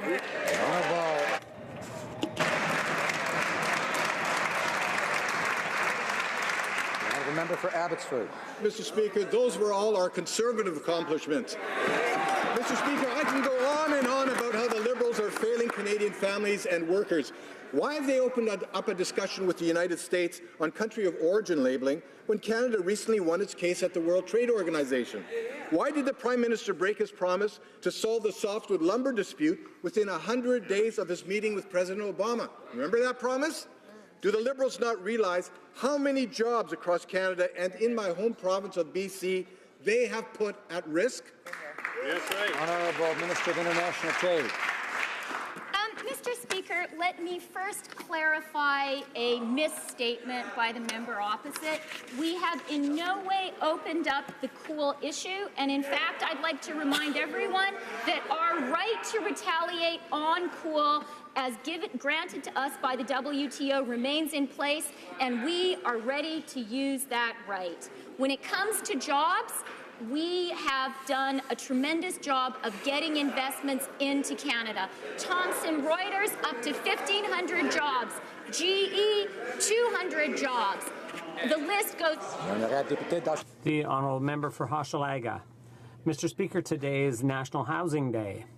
In his summary of consultations on shaping a housing strategy released this morning, the minister mentions the possibility of renewing expiring operational agreements with existing operators, but no word on agreements that have already expired. By the time the strategy is revealed in 2017, over 100,000 households will have lost their rent subsidy and may have to pay $200 to $400 more every month for housing. Does the minister also plan to renew funding for agreements that have already expired? The Honourable Minister. Thank you, Mr. Speaker. I'd like to thank my colleague for giving me this opportunity to say how fortunate I felt in recent months to take part in the consultation process, which produced thousands of exchanges between stakeholders and the government. And communities have been waiting for some leadership and commitment from the federal government for years when it comes to helping families in need with their housing problems. It's clear the Liberals' promise of an open competition to replace the CF-18s wasn't worth the paper it was written on. Instead, they are using the same approach as the Conservatives with the F-35s, this time hand-picking the Super Hornets without an open competition. Same approach, different jet. Everyone knows sole sourcing is the best way to get the worst price for taxpayers. Once again, the Liberals are breaking another major campaign promise. Does the minister really believe there can be an open competition 5 years from now after sole sourcing nearly a third of the fleet? The Honourable Minister of National Defence. Mr. Speaker, I should make sure that the member opposite understand how the process is going to work. After the defence policy review, defence policy is released, the process will begin for the permanent replacement of our fleet. In the interim, because of the capability gap, because we need to invest into our Canadian Armed Forces, we will be purchasing an interim fleet of 18 fighters to fulfill this gap. I personally feel that investing into our Canadian Armed Forces is the right thing to do, and that's exactly what our government promised to do, and that's exactly what we're doing, Mr. Speaker. The Honourable Member for Kamloops, Thompson, Caribou. Thank you, Mr. Speaker. As of this month, 88% of BC First Nations had filed financial disclosure because they recognize that empowering their members is the right thing to do, and that means giving them access to information. Since the Liberals stopped enforcing the Act, many more are falling very far behind in their filings, including Semiahmoo, Popgun, and Skatine. How can the minister defend her disregard for grassroots members, and why will she not start empowering community members and enforce the law? The Honourable Minister of Indigenous and Northern Affairs. Mr. Speaker, once again, I remind the member that the Kelowna Court's collaborative approach led to a framework for accountability which that party's members tore up. Transparency and accountability will only be improved by working in true partnership with First Nation. What the member fails to understand is that top-down approaches don't work, and frankly, since her law was put in place, more First Nations on principle objected to reporting. This is not working, and therefore we have to work together to empower those community members she's talking about to be able to be. Honourable Member for Kamloops, Thompson, Caribou. If empowering First Nations is like S3, where they didn't even bother to talk to the chief and defendant, that is a very, very poor example. Band members are having to take their leadership to court to get basic financial information. On this side of the House, we're with people like Charmaine Stick, who the minister is forcing her to go to court for this information. They should be ashamed. Why is the minister forcing Charmaine to go to court instead of showing some leadership and enforcing the law? Honourable Minister of Indigenous and Northern Affairs.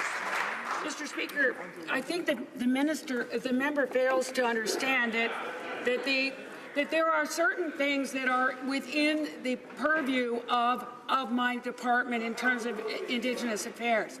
There are other things that are actually own source revenues of the band. What that community member is going to court to find is things that we cannot, as a department, determine, because it is not our money, it is the band's money, and therefore the member needs to go through the regular process to be able to get that information. Honourable Opposition House Leader. Mr. Speaker, the problem is every time the Liberals have a chance to empower grassroots First Nations people, they do the opposite and give a pass to some unaccountable, all-powerful chiefs. Liberals oppose guaranteeing women on reserves the right to their own home after divorce. Why? Because some chiefs didn't like it. And now, because some chiefs don't like it, they are blocking the ability of First Nations people to hold their leaders to account on what they spend. Why are the Liberals more focused on protecting the chiefs than empowering First Nations grassroots people? The Honourable Minister of Indigenous and Northern Affairs.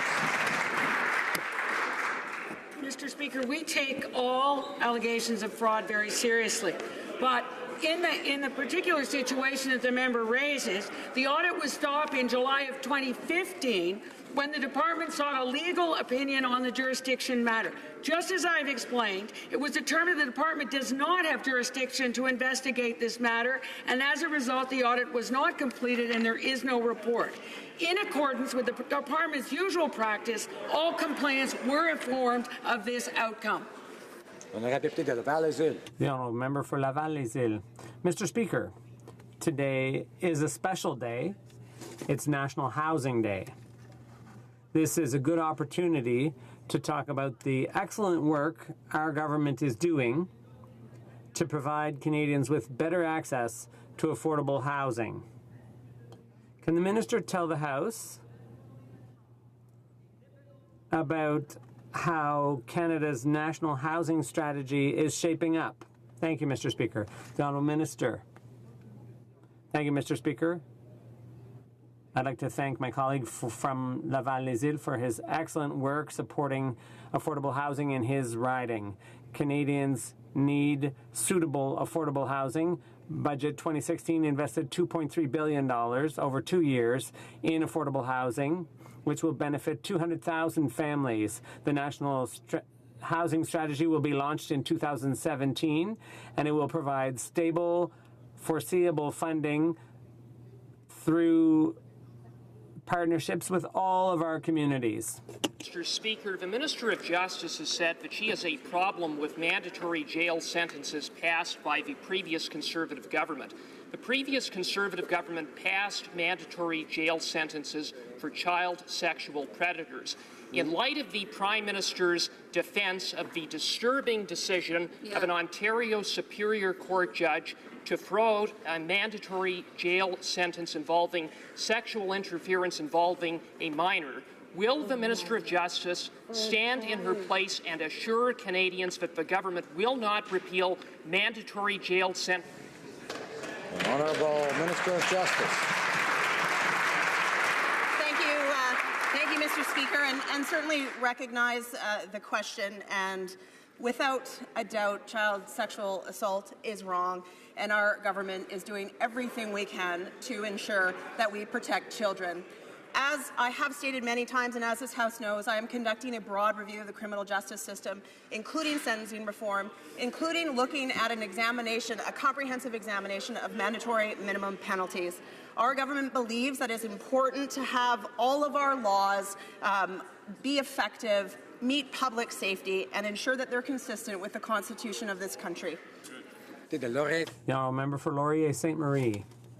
Mr. Speaker, in addition to the arrests of professors, students, journalists, and government officials, the Turkish government has arrested several Kurdish members of the National Parliament, democratically elected members. It's a direct attack on human rights and democracy. That's an attack that I certainly hope concerns all of us here in the House very deeply. So what specific steps has the Minister taken to condemn the situation and to defend democracy and human rights in Turkey? The Honourable Minister. Mr. Speaker, I'd like to thank my colleague for her questions and ensure her that her concerns are shared by all members of the House and myself. I have repeatedly raised this with my Turkish counterpart, and again recently we want those who resisted the coup d'etat in Turkey to be protected appropriately.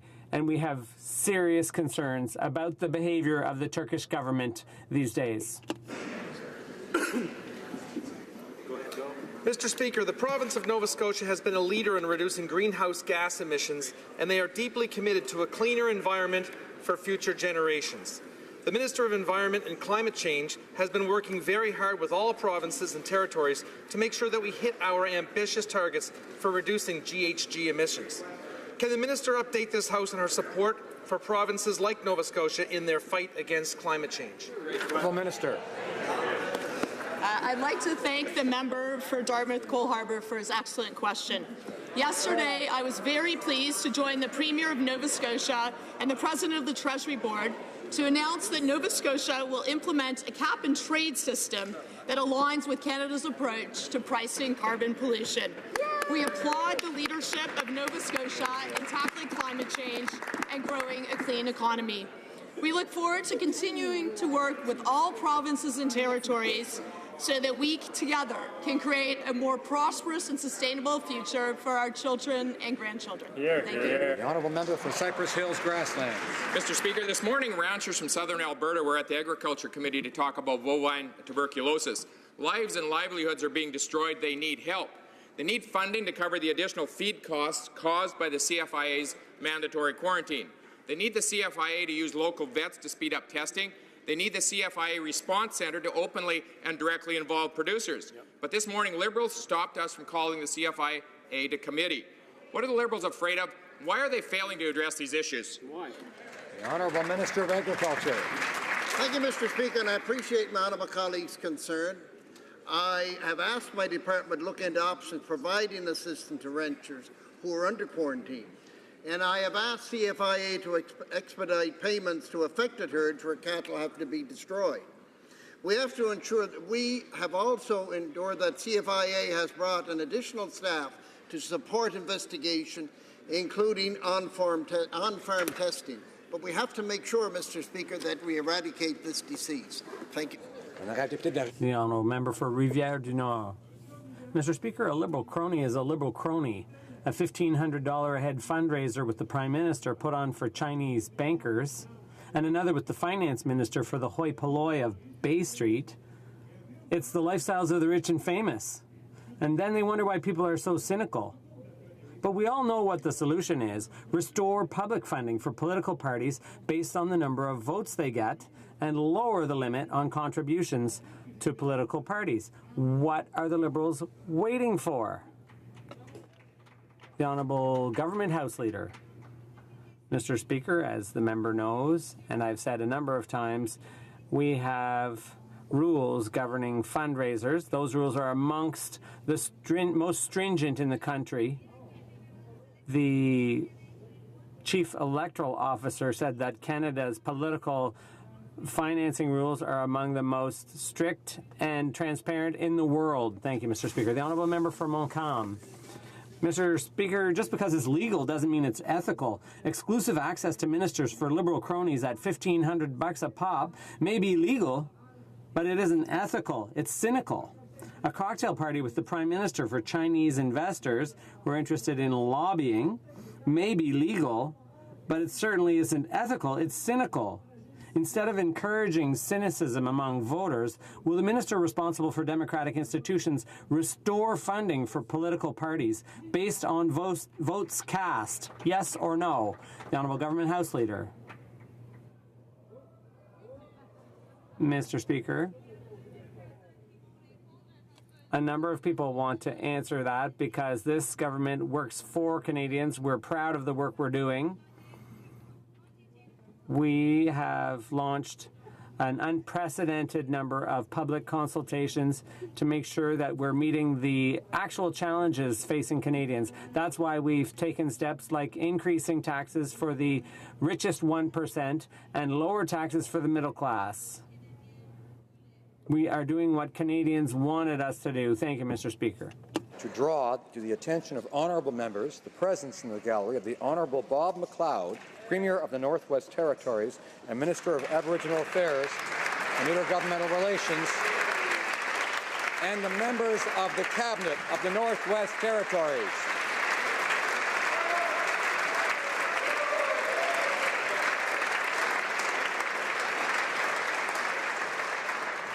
This will conclude question period for today.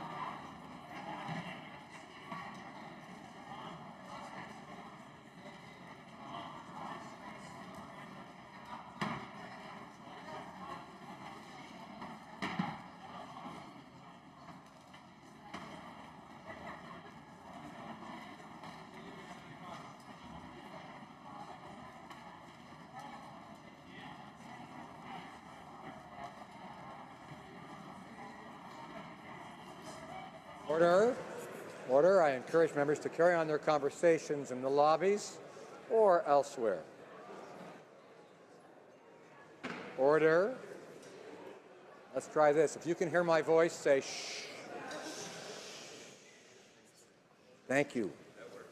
I am now prepared to rule on the question of privilege raised on November 3rd, 2016 by the member for Essex regarding the tabling of treaties in Parliament. Je remercie le député d'Essex. I would like to thank the member for Essex for having raised the question, as well as the Leader of the Government in the House of Commons and the Parliamentary Secretary to the Leader of the Government in the House of Commons for their comments. Raising the question of privilege, the member for Essex contended that the government violated its own 2008 policy on the tabling of treaties in Parliament when, on Monday, October 31, 2016, the Minister of International Trade tabled in the House of Commons a copy of the Comprehensive Economic and Trade Agreement between Canada and the European Union and its member states without an explanatory memorandum, and immediately after introduced the implementing legislation for that treaty, Bill C-30, an act to implement the Comprehensive Economic and Trade Agreement between Canada and the European Union and its member states and provide for certain other measures. In particular, the member indicated that the government's policy in this regard stipulates that a waiting period of at least 21 days be observed before introducing implementing legislation in Parliament, and that treaties be accompanied by an explanatory memorandum. In her view, the government's negligence in fulfilling the obligations of its own policy infringed on members' privileges, as it left them unable to scrutinize the voluminous agreement and its implementing legislation. The Leader of the Government in the House of Commons replied that the process governing the tabling of treaties is, in fact, a government policy and, thus, not a matter of parliamentary procedure. For his part, the Parliamentary Secretary to the Leader of the Government in the House of Commons argued that, in fact, departmental activities do not fall under the purview of the House or the Speaker, and that in any case, CETA had been granted an exception to the 21-day waiting period pursuant to Section 6.3 of the government's policy. Call, as was mentioned by the Parliamentary Secretary to the Government House Leader, that the Chair was faced with a very similar point of order regarding the same policy on treaties in the last Parliament. In response, my predecessor concluded on May 12, 2014, on page 5220 of the debates that, and I quote, Il m'apparaît clairement que la politique. It is clear to me that the policy in question belongs to the government and not the House. It is equally clear that it is not within the Speaker's authority to adjudicate on government policies or processes, and this includes determining whether the government is in compliance with its own policies, unquote. On to say that, quote, the distinction between governmental procedures and House procedures remains and must be acknowledged, unquote. In fact, the member for Essex acknowledged this very distinction when she stated on page 6557 of the debates, quote, I am aware that the Minister's own policy on the tabling of treaties in Parliament is not governed by the standing orders of the House, unquote. Il vaut la peine de répéter. It bears repeating my predecessor's explanation that, although many standing orders and statutes require that certain documents be tabled in the House, as described on pages 430 and 609 of the House of Commons Procedure and Practice, second edition, there is no mention in our standing orders of a specific requirement regarding the tabling of treaties or accompanying explanatory memoranda, nor of any prescribed time limits with respect to the tabling of implementing legislation. It is clear to the Chair that, as was the case in May 2014, this policy cannot be regarded as part of the current body of rules that govern the House's procedures and practices. It is equally clear that when members request redress with respect to rules external to the House, as Speaker, I can neither interpret nor enforce them. It has long been the case that the Speaker's role is limited to ensuring that the body of rules and practices that the House has adopted are respected and upheld. Therefore, the Chair cannot find evidence to support the member's contention that she was impeded in the fulfillment of her parliamentary functions. Accordingly, I cannot find that there is a prima facie case question of privilege. Je remercie les honorables députés. I thank all honourable members for their attention. Orders of the day. Government orders, government bills, comments. Resuming debate at second reading stage of Bill C-30, Canada-European Union Comprehensive Economic and Trade Agreement Implementation Act. Débat, l'honorable député Révérend. The honourable member has 5 minutes remaining for her speech. The honourable member for Rivière-des-Mille-Îles. Il y a 5 minutes de questions et commentaires. No, I apologize. 5 minutes for questions and comments. So questions and comments. Honorable député de Sherbrooke. The honourable member for Sherbrooke. Well, thank you very much, Mr. Speaker, and I'd like to thank my colleague for her remarks, the remarks that she made before question period on Bill C-30. She says has a great deal of good to say about free trade agreements without giving any concrete examples in her riding or in Quebec or Canada of where, in fact, trade deals have had a direct impact. And by that I mean creating jobs. I'm wondering if she could give an example or some tangible evidence of how this agreement with Europe is going to create jobs and not just speculation. In the past, have we seen direct jobs created directly as a result of the adoption of trade agreements, free trade agreements? The honourable member. 1 and 5. Merci. I'd like to thank the honourable member for Sherbrooke. I'm very happy to answer your question. Clearly, there are jobs that will be created following the signing of this agreement once it's been signed and implemented. In my riding of Rivière-des-Mille-Îles, we have aerospace industries, robotics companies, and of course this will open up markets in Europe. I'm sure that there will be an increase in jobs created. I would like to be able to attach a figure to them for you, but based on studies, there will be jobs created in Canada. Clearly, this is a progressive agreement, and everyone will benefit here in Canada. There will be opportunities to export. products, and that will create jobs here at home. Comments, questions et commentaires. The honourable member, l'honorable député de Sherbrooke. The honourable member for Sherbrooke. Well, thank you, Mr. Speaker.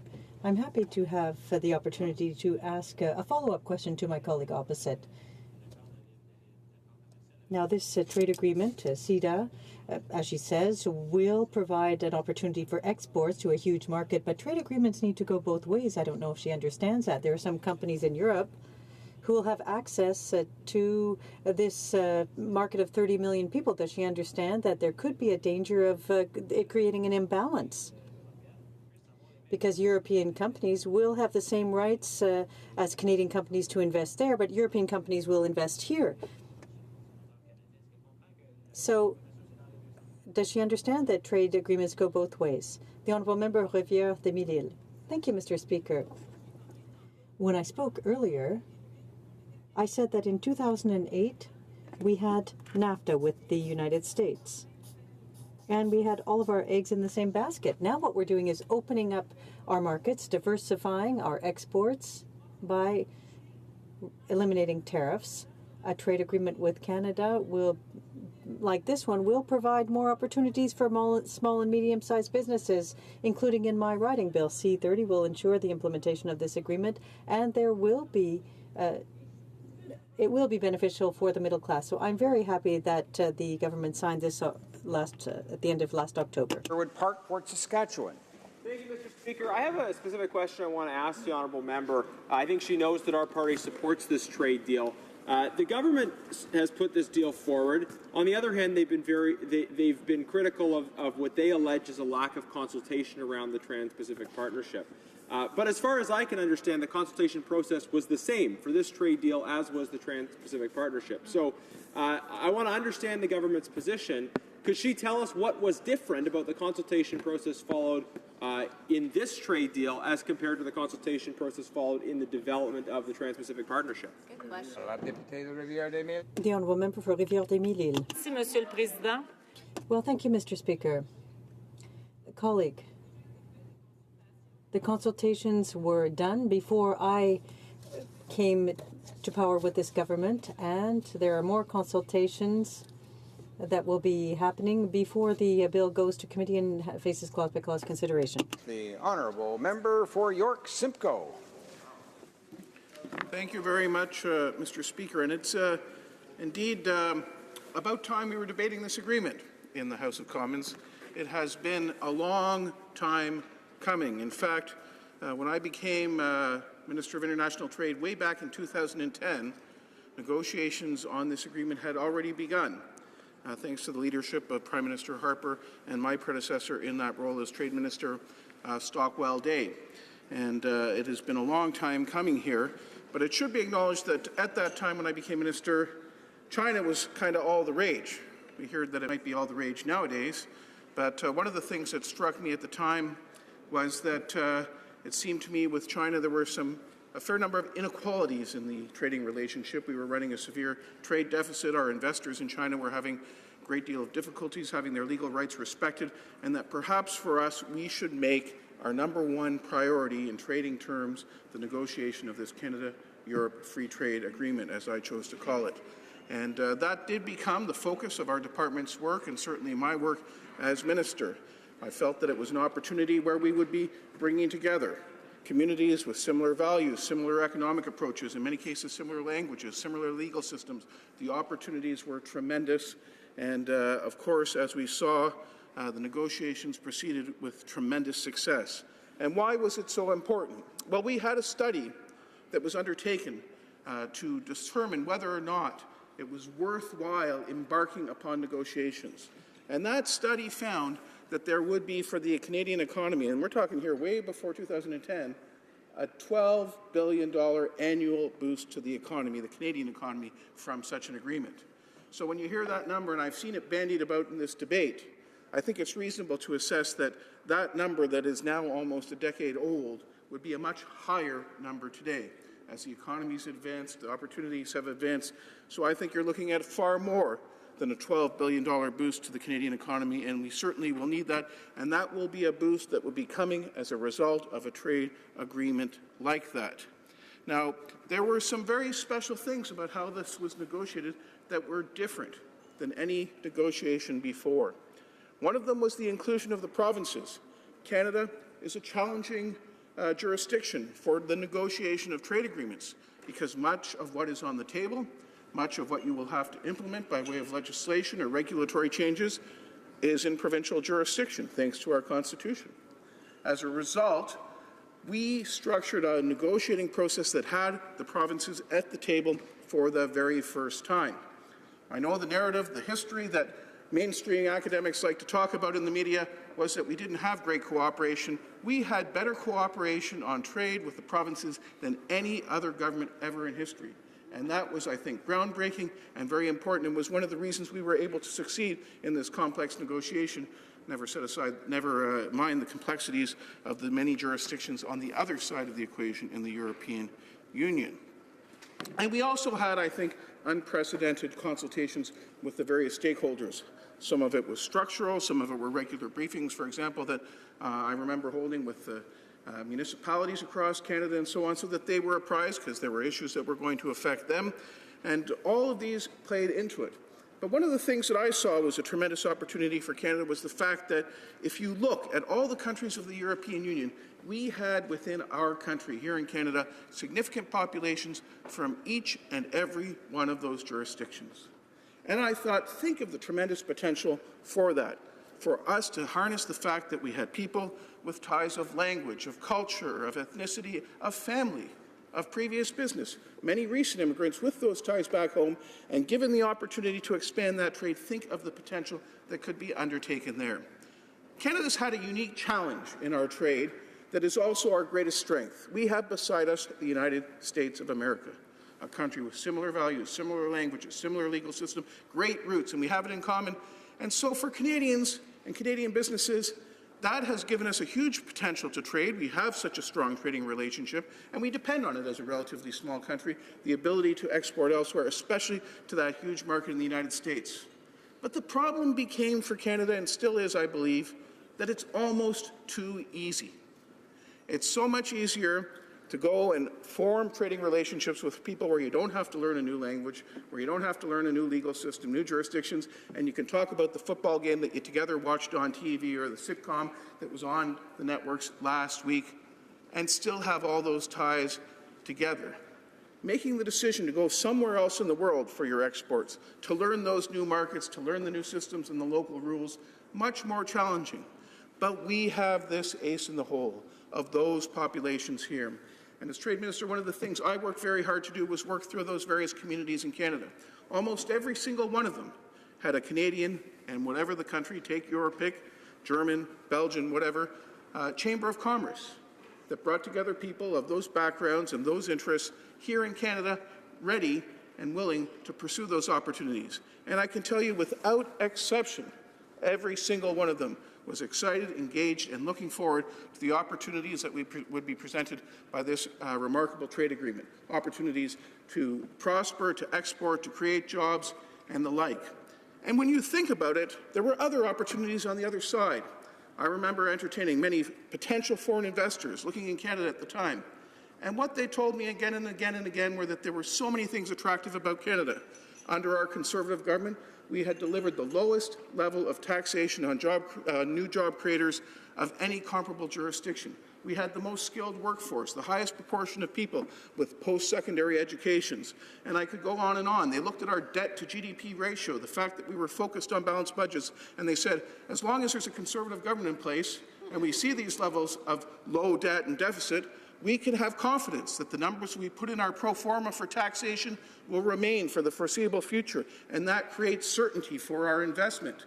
And they looked at all of those things, and they then said, and if you get that free trade agreement with Europe, picture it, you will be the only country in the world, the only major developed economy with trade agreements with the two biggest economies in the world, the United States through NAFTA and the European Union. So if you're looking for a place to invest, a platform, a place to create jobs and produce the products that you're going to export into those marketplaces, nowhere would be better than Canada. Well, hopefully, we'll see that that will remain the case. Hopefully the government will be able to do a reasonable job, although they've already started unilateral disarmament with the Americans vis-à-vis NAFTA. But if they can hold their own in those negotiations, then we will continue to hold that position, and this agreement will hold that promise for Canada. And that will continue to be the case because it now looks unlikely that the United States, with its current political direction, is going to proceed very far with regard to their efforts to negotiate a free trade agreement with Europe. So a huge potential opportunity for us as a destination for investment on that regard. So that's something that I think that when we look at this agreement, when we look at the potential that Canada has, is one of the things that to me was very promising, and that from a job creation and investment perspective. Now there are some worrying signs, as I said. I talked about that unilateral disarmament approach of the Liberal government, where they've already volunteered that they're going to look at renegotiating NAFTA. Well, the problem is, notwithstanding the perceptions that people have, the Americans are not ideological trade negotiators. They are very much self-interested negotiators, and they look to maximize their self-interest. And if it were not for the charm of one Brian Mulroney and his ability to connect a relationship with Ronald Reagan, we would never have had a NAFTA that was as fair and beneficial for both countries as it is. So I'm very concerned about the potential to do that. And the Liberals are not natural trade negotiators. In all of their 13 years in power, previous government, they only negotiated 3 trade agreements. Some people said too earlier it was 3. And they were with economic behemoth powerhouses, Costa Rica, Chile, and Israel. And those agreements, I got to tell you, were actually so unambitious that when I was trade minister, we reopened all 3 so that we could make them actually into stronger agreements that delivered more benefits to Canada. I'm pleased to say that we delivered on those. So are they the natural negotiators? I don't know. But fortunately, they inherited this Canada-Europe trade agreement, and although they did find a way to delay it for a year and they put a lot of stuff at risk, I hope that 90% of it is intact from what we had arrived at in terms of agreements with the Europeans when we left government, and there will be potential there. So I'm excited that this agreement is finally here in the House of Commons, that some of that potential can be harnessed. These things take much longer than they should because of the complexity of so many jurisdictions here in Canada, but more importantly in the European Union. But at the end of the day, free trade means less government. Free trade means lower taxes. Free trade means more opportunity, more jobs, more economic growth, more economic development. And that's why this Conservative Party has been so associated with all the great advances of free trade throughout the history of the past century or so in Canada. And I'm very, very proud to have played a very small role in that together with my colleagues. Thank you very much, Mr. Speaker. Questions and comments. The Honourable Member, la députée de Laurentides. Honourable Member for Laurentides-Labelle. Mr. Speaker, when the member refers to the reopening of NAFTA, NAFTA has already been modified something like 11 times. There's nothing wrong with this. It's bringing it up to date as part of the process. There's also a chapter of NAFTA called 22, which allows the outright withdrawal of a country. So if a country wants to have a discussion, it's probably a good idea to actually sit down and hear what they have to say. There's nothing wrong with that. But the really interesting thing about CETA to me is that we brought 28 countries together, we brought the Liberals and the Conservatives together, we brought 10 provinces together on something that agree. Now these are countries and provinces of the far left, of the far right, of the middle, from all walks of life, all spectrums. I wonder if the member could address how difficult it is to bring that many people together on one single issue like this. Thank you, Mr. Speaker. For York Simcoe. Well, someone else who I didn't get a chance to pay tribute to here, who is perhaps really the godfather of the Canada-Europe Free Trade Agreement, and I haven't heard his name too much, but it's Jean Charest. When he was Premier of Quebec, this former leader of the Progressive Conservative Party of Canada took the initiative and got the thing kick-started, and he deserves real credit for that. And I think it's one of the reasons why the provinces, including Quebec, which is sometimes a bit of a challenge on these sort of agreements, were among the greatest champions of it. So the problems weren't really there. The problems, I think, are usually with your partners, and we were lucky. We had great partners. I know in my travels throughout Europe, especially the Eastern Europeans, people who had experienced socialism, who had experienced how terrible it is when the government tries to run every aspect of your life and tax you to death, they desperately wanted an agreement that anchored them to the free market model that they saw here in Canada of low taxes, and they were very, very keen to see it. So even there we had a good opportunity. But my concern is on the other aspect of the honourable member's question, and that is, sure, throw up your hands, negotiate with the Americans any time you want in NAFTA. I can tell that the honourable member has never sat down with American trade negotiators. As I said, this is not a question of a philosophical, ideological commitment to free trade and small government. That's not how the Americans approach things. They decide what are the interests we want, how can we help our businesses, and how can we use the fact that we are the biggest market around and all that power and all that leverage to get where we want. The original Canada-US Free Trade Agreement wouldn't have happened if it wasn't for Brian Mulroney and Ronald Reagan getting beyond that interest approach to negotiating to doing what was right and fair for both. I really don't like the idea of unilateral disarmament where you come to the table and say, hey guys, what do you want to take from us today? And that's what the Liberal government's doing. Questions and comments? The Honourable Member for Longueuil Saint-Hubert. Thank you, Mr. Speaker. I'd like to congratulate my colleague from York Simcoe for his speech. There's no doubt that he knows what he's talking about when it comes to international trade. However, I'd like to ask him, for example, in my riding, there are a lot of agricultural producers, and the dairy producers specifically are the most concerned, or among the most concerned, by the effects of this agreement. And you, who certainly worked on some of the paragraphs in this agreement, do you not find it deplorable that currently the government across the way is not trying to help the dairy industry? They're not giving even half of what they will lose every year, $150 million, and this is something that people in Quebec are very concerned about. The Honourable Member for York Simcoe. Well, the short answer, of course, is when our government put together the Canada-Europe Free Trade Agreement, we also put together a package that not only ensured the continuation of supply management for the benefit of those agricultural producers, but also gave other opportunities to other agricultural producers. I am not so sure that the supply managed sector is content that they are as protected under the current government as they were under us, but we'll have to wait and see and hope for the best. But I just want to make a general observation about agriculture and supply management. I never actually found, in all my discussions with trade ministers from over 50 countries, with the exception of one, a guy who was a former trade negotiator, that they were concerned about agriculture, because guess what? Agriculture is a sensitivity in every single country except for Singapore, because they all have their own agricultural sector that is not unlike ours, with their own sensitivities and own concerns. But of course, if you have a highly visible sector making known that they're concerned, then trade negotiators jump on that issue. Supply management is something that troubles trade negotiators. It doesn't trouble politicians, and that's why we felt confident and comfortable all the way through in saying that we would protect the future of supply management, and we assured that that was indeed the case in the agreement. Whether the compensatory aspects for the very small increase in exports of supply managed products to Canada are adequate, I know that we had the full support, our government did, from the sector with what we arrived at. Whether they can count on that with the new government, I'm not so sure. Resuming debate, reprise de débat, the Honourable Glengarry Prescott Russell. Merci, Monsieur. Thank you, Mr. Speaker. It's a pleasure for me to rise in the House to participate in the debate on Bill C-30, an act to implement the Comprehensive Economic and Trade Agreement between Canada and the European Union and its member states. I have to admit that at the beginning I was concerned for certain sectors of the economy in my riding, particularly the dairy sector. I'd like to congratulate the Minister of International Trade and the Minister of Agriculture for their work. Their work has responded to my concerns with this agreement. This is just a beginning, and I'll come back to this a little bit later in my speech. This year I have met with multiple stakeholders of the agricultural sector, and I have heard various points of view. One factor which is consistent is that food production must increase by at least 50% by 2050.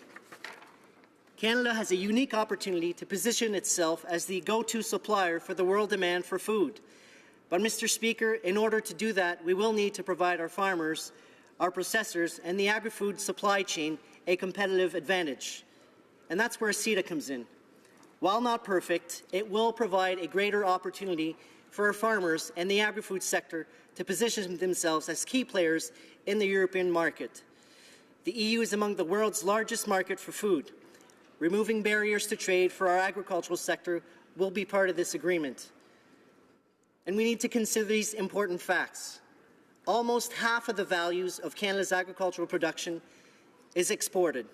2/3 of our pork, 80% of our canola and canola products, and 90% of our pulse crops are exported. Alors, so given this, At right now, the average tariff barrier is about 14%.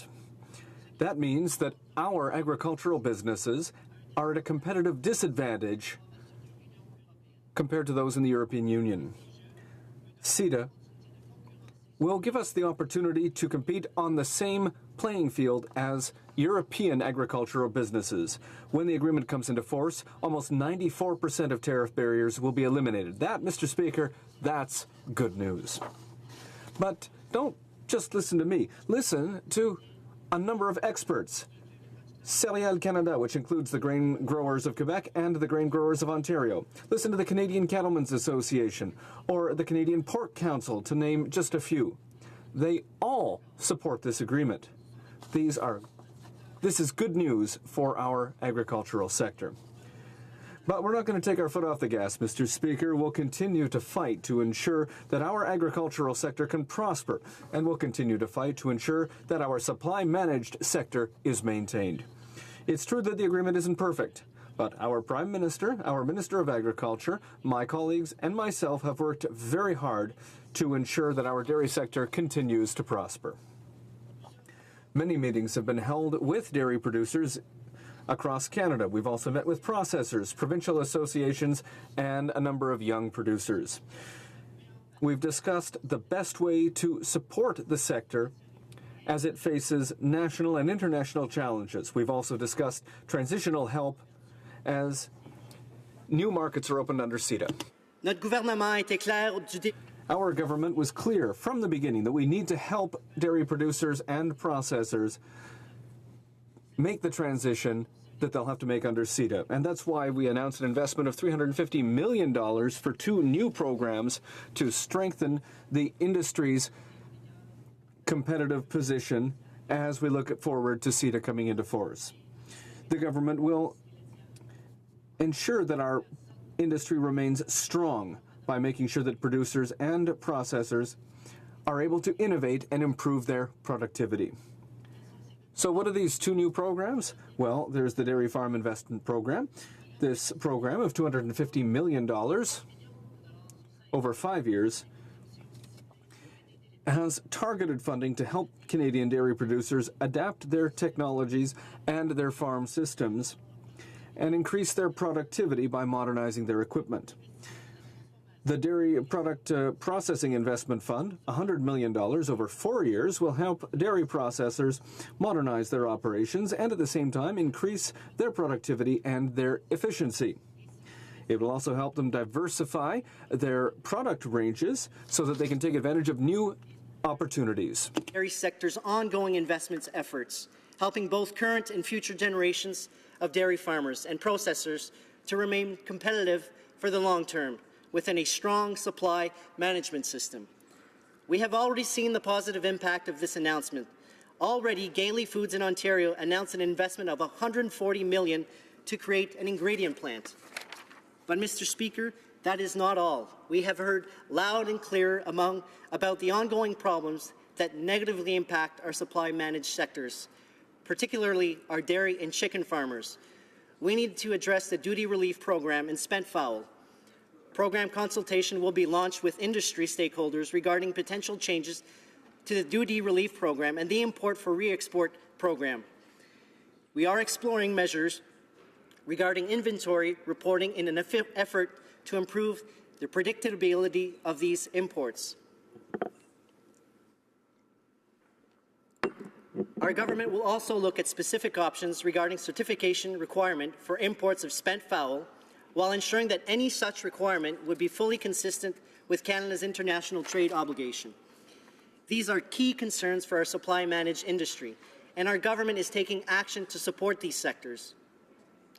With regards to the allocation of CETA cheese quotas, the government is currently reviewing the results of the public engagement process that concluded at the end of August. The Minister of International Trade's decision will take stakeholders' views and interest into consideration in determining how to allocate the new CETA cheese quotas. The allocation policy for cheese tariff rate quotas will be finalized following the passage of CETA implementation legislation and before entry into force of the agreement.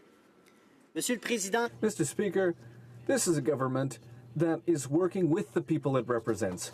Some would say that we're taking too much time, but as my mother always said, better late than never, and it's better to take the right decision than the wrong decision. Mr. Speaker, while there are challenges that have to be met, Canada's dairy sector remains a progressive and innovative sector. Canadian dairy producers do excellent work to meet the needs of consumers when it comes to, for example, food quality, animal wellness, the environment, and of course, good products with high nutritional value. Consumers love Canadian dairy products. Production is growing every year. Butter consumption is up by 10% over the last 10 years. Yogurt consumption has gone up by over 60% over the same period, and it should continue to grow. Canadian dairy producers are among the world leaders in their industry when it comes to the environment. Canada's dairy industry has a smaller environmental footprint in terms of carbon, water, and land usage than most other major dairy producers around the world.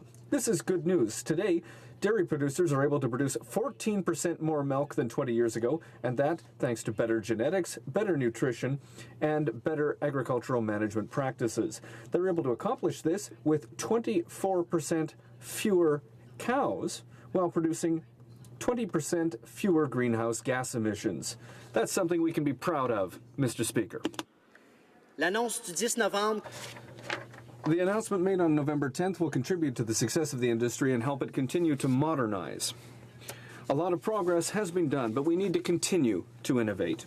The Prime Minister and the Minister of Agriculture have heard our dairy producers loud and clear, and they will continue to listen to our producers, and the government will continue to consult with the dairy industry to get its opinion as we continue to work on our programs, our transition programs, to make sure that they meet the needs of our producers and processors. I commit to continuing to working in close collaboration with the producers and processors of Glengarry, Prescott, Russell, my riding. The supply managed system is a system that works, and it's through collaboration that we will ensure its success over the long term. When I was young, they always said, never forget your milk. I will never forget milk. Thank you, Mr. Speaker. Questions and comments. The Honourable Member for Courtenay Alberni. Thank you, Mr. Speaker, and I want to thank my honourable colleague for his speech.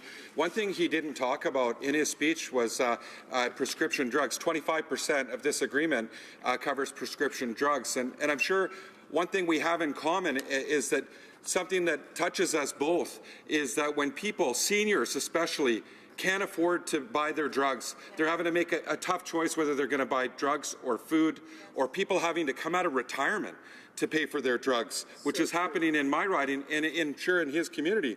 CETA will lead to increased costs of drugs for Canadians, approximately $1.6 billion. When the Liberals were in opposition, they agreed with the NDP that greater analysis was needed, as well as compensation to the provinces. Yet the government has provided no analysis about how much this will cost the provinces, nor have they offered any compensation. Is the member opposite comfortable signing off on CETA without any further analysis of how these increased drug costs will impact the people in our ridings, and these people that we care so much about that are suffering? Honourable Member for Glengarry, Prescott, Russell. Member for his questions, but people back home where I live are concerned about agriculture. And what CETA provides is $600 million of potential in beef export, $400 million in pork potential of export, $100 million in grains and oilseeds, $300 million in processed foods, fruits, and vegetables. And Mr. Speaker, my dairy farmers are extremely happy with the announcement of November 10th. And I can share my colleagues' concerns, but I know that CETA is an extremely important agreement for my riding. Thank you. Questions and comments. Question commentaire. The Honourable Member for Red Deer, Mountain View. Well, thank you very much, Mr. Speaker, and I listened with much interest to the member, and of course he spoke a lot about agriculture, and that is something that's so critical, and this is something that our government in the past, the Conservative government, had worked on so much, and of course You want it to remain competitive, and we want to move forward with all of these trade agreements and make sure that there's no hindrances. But I'm just wondering how the imposition of a punitive carbon tax in any way is going to help farmers be more competitive, especially when our major trading partner has no interest in engaging in this ill-conceived job-killing initiative. Honourable Member for Glengarry Prescott Russell. I want to thank the honourable member for his question. One thing that the European Union are concerned is climate change. And I know my honourable colleagues across the aisle love to quote Kathleen Wynne. And if they love to quote the provincial government, I'll remind them that Patrick Brown, the leader of the opposition in Queen's Park right now, is supportive of a price on carbon. So, I mean, if we're going to talk about carbon and the importance that it will play in agriculture, and I have to give it a solid example of beef farmers and Ducks Unlimited working together with wetlands and the beef farmers being able to graze the land, and wetlands are known for carbon sequestration. So I don't believe that carbon and farmers are on a head collision course. I believe that they can work together and they can play an important role for the environment. Thank you, Mr. Speaker. Questions and comments. The Honourable Member for Essex. Thank you, Mr. Speaker. And I'm shocked to hear the member of Cross not acknowledging the cost of pharmaceuticals. Is he telling me that the member doesn't care about health care of people that he represents, about hospitals, about people being able to afford a pathway to health? I find that shocking, Mr. Speaker. But I'll get back to his points about farming. So he speaks about dairy farmers and access to the market. And what I'd like to give you is a quote from the Dairy Farmers of Canada about the supply management that he speaks of. The unpredictability will result in instability in the Canadian dairy sector, which is the opposite of what supply management was created to do. That's a quote from the Canadian dairy farmers about CETA. The potential farm income loss is nearly $150 million a year. My question is, how does this member stand in this House talking about supply management and protecting it while signing trade deals that will hurt dairy farmers? Honourable Member for Glengarry Prescott Russell. So for a few days now, we've heard the NDP talk about how they're suddenly in support of $750 million that they've recently seen in the newspaper. But what the NDP is not telling those dairy farmers or some of these associations is that they would have balanced the budget. And I wonder if it was part of their platform. But guess what, Mr. Speaker? We can't see their platform because they've removed it from their website. On this side of this House, we've been open and transparent. Our platform is still on the website, so they can contest whether or not we're telling the truth. But at the end of the day, I believe that young farmers in my riding will have an opportunity with a $250 million program that will allow them to modernize their farm operations. Thank you. Resuming debate, the Honourable Member for Surrey Newton. Thank you, Mr. Speaker. I rise today as a Member of Parliament from Surrey Newton and also a member of the Standing Committee on International Trade in support of Bill C-30. Comprehensive Economic and Trade Agreement signed between Canada and the European Union's member states represents a new model for the world on what is possible through a well-thought-out, comprehensive trading relationship. It is amazing to think of the scope of the opportunity available to Canada as a result of this agreement. Mr. Speaker, the numbers cannot lie. 28 European Union member states with more than 500 million people and GDP of more than $19 trillion. This is the world's largest single marketplace, and according to a joint report released by Canada and the European Union, this kind of partnership is estimated to increase the value of bilateral trade by 22.9% and increase annual growth of our GDP by approximately $13 billion. In fact, the CETA establishes Canada as the only G8 country and one of the only countries in the world to have preferential access to the world's two largest markets, the US and the European Union. Mr. Speaker, the numbers are often thrown around without context. So while they are very impressive, they are often unable to translate their impact into the communities like mine, riding of Surrey Newton.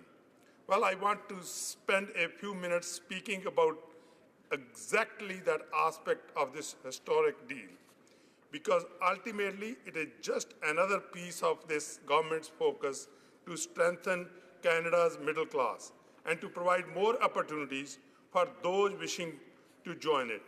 The elimination of trade barriers means lower prices on everything from food to cars that are imported from Europe.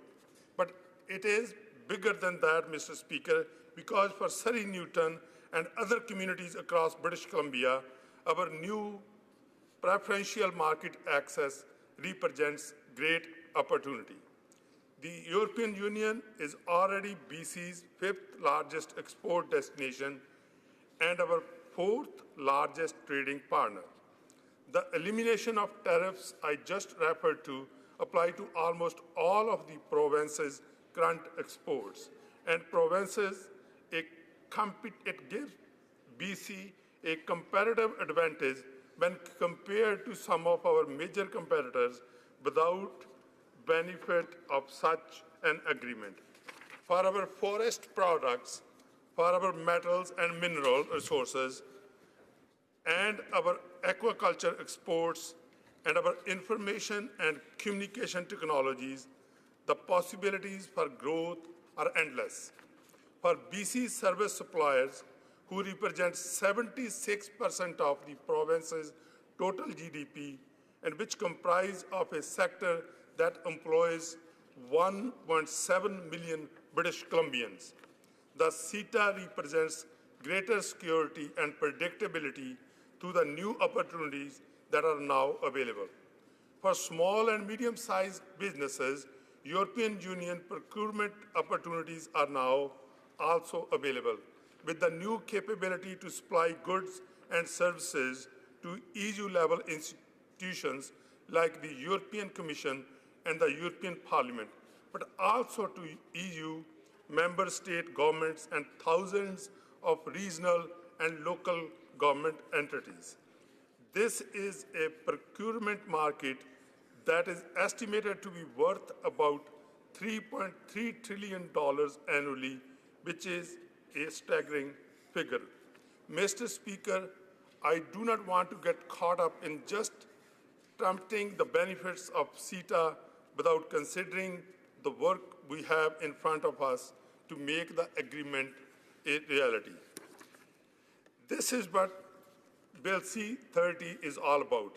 In addition to formally approving the deal and outlining the ongoing administration and the operational costs that Canada is responsible for, it also amends several pieces of legislation in order to ensure that our country is able to live up to the obligations we signed on to.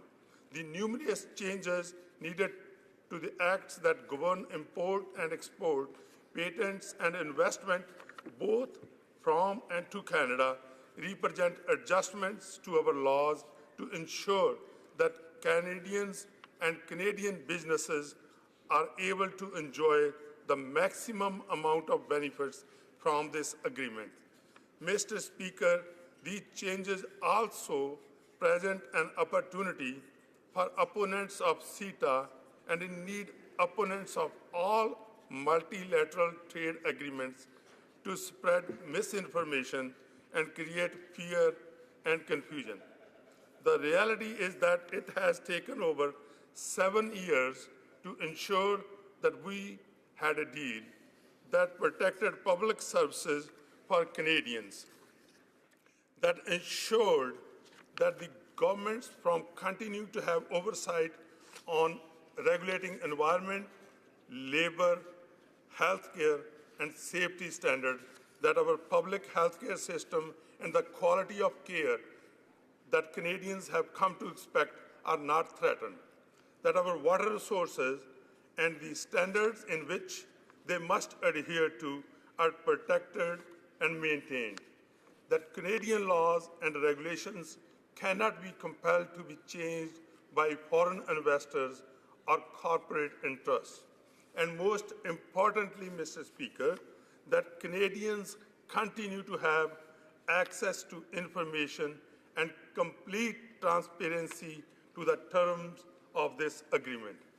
Mr. Speaker, these are the considerations that Canadian negotiators fought for to ensure that Canadian sovereignty was not just given away. Over the past year, I have listened to the testimony of many organizations who have presented their comments and concerns, and I stand here today to state that Minister of International Trade and all our members of the Standing Committee on International Trade carefully considered each and every piece of testimony. Mr. Speaker, CETA is not a threat to the public interest. In fact, it is always with the best interests of Canadians that this government engaged in negotiations over the past year. This means that compromises were always balanced with benefits, and that once again, the powers of Canadian government and our provincial and municipal counterparts are not at risk. Mr. Speaker, I want to conclude by stating that our sovereignty is more valuable than any trade figure, and CETA is not a threat to it, as many of fearmongers would have Canadians believe otherwise. Canada remains as strong as ever, and as a result of this agreement, we are poised to enter a new era of prosperity and opportunity that will bring benefits to all British Columbians and to all Canadians. Mr. Speaker, thank you for giving me an opportunity to address in the House. Questions and comments. Question commentaire. La députée. The Honourable Member for Sherbrooke. Thank you, Mr. Speaker, and I'd like to thank my colleague for his speech. One of the most important points that wasn't mentioned, perhaps he could take off his rose-colored glasses that he was wearing all through his speech. 40% of Canadian exports go to the EU. 40% of Canada's exports to the EU go to the United Kingdom. So 40% of Canadian exports to Europe go to the UK. So now the agreement hasn't been reassessed since Brexit. The economic spin-offs for Canada have not been reevaluated since Brexit. So would my colleague be willing to give us the new figures on exports to Europe, given that the UK is no longer going to come under CETA? So obviously it's less promising. Thank you, Mr. Speaker. I would like to thank the honourable member from Sherbrooke for his question and bringing it forward how this is going to help Canadians moving forward. Mr. Speaker, as I earlier mentioned in my speech, that this is a landmark opportunity for Canadians to access to 28 European nations with more than 500 million people and a GDP of more than $19 trillion. And I mentioned earlier, Mr. Speaker, this is going to have an annual growth of our GDP by approximately $13 billion. And I'm certain, Mr. Speaker, this is going to help British Columbians, this is going to help Quebecers, and this is going to help all Canadians. Questions and comments. The Honourable Member for New Brunswick Southwest. Thank you, Mr. Speaker. I'd like to congratulate my honourable colleague not only on his speech but also on his work on the International Trade Committee. My question, Mr. Speaker, is this. With the U.S. not being a signatory in CETA, what are the advantages and benefits to Canada as being the gateway between the European Union and the United States? Thank you. The Honourable Member for Surrey Newton. Thank you, Mr. Speaker. First of all, I would like to thank the honourable member from New Brunswick Southwest for her input and for her work on the International Trade Committee and with her past experience being a professor and an educator in international trade. Mr. Speaker, as the honourable member mentioned, that U.S. is not part of the signatory to EU. In fact, Canada, if we look at this, we are the only nation now that one of the G8 nations that have the advantage of being signing to. We have a trade relationship with U.S. and now we will have a trade relationship with European Union, and we will be the only country that will have an access to open market and the biggest market possible. We have time for a brief question and comment. The honourable member for Longueuil, Pierre Boucher. Saint-Hubert. Thank you, Mr. Speaker. Look, I know our colleague wasn't there at the time, but for a lot of people here who are watching the debate or remembering what the Liberal position was, they were very concerned about how secretly these negotiations were held and what the content of the deal would be. Now, today, they're presenting it quite matter-of-factly, but I remember the people in Wallonia were very concerned about the interests of their people being properly protected. So I just wonder, what is his position about what the Liberal position was when they were in opposition? The honourable member for Surrey Newton. Thank you, Mr. Speaker, and I would like to thank the honourable member as well. And, Mr. Speaker, I want to make it very clear. Liberals always believed in free trade because free trade creates opportunities, it creates employment, and it makes the lives of Canadians better and easy. And when it comes to transparency, Mr. Speaker, all I can tell you that this government and this Prime Minister has always been open and transparent in the past year, and on the International Trade Committee, we are consulting many organizations to make sure that we are still open and transparent to those people that are concerned. Je m'excuse à ma collègue, l'honorable député de Longueuil. The honourable member for Longueuil-Saint-Hubert, I apologize. I used the riding name from the previous parliament, so I apologize I apologize to the Verchères Patriots. Oh, Lady Smith. Thank you, Mr. Speaker. At risk of repeating what has been said so many times in the House today, New Democrats support trade deals that reduce tariffs and boost exports while remaining firm that components like investor-state provisions that threaten sovereignty have no place in trade deals. In our view, the job of government is to pursue better trade. That's trade that boosts human rights and labor standards, protects the environment, and protects, above anything, Canadian jobs.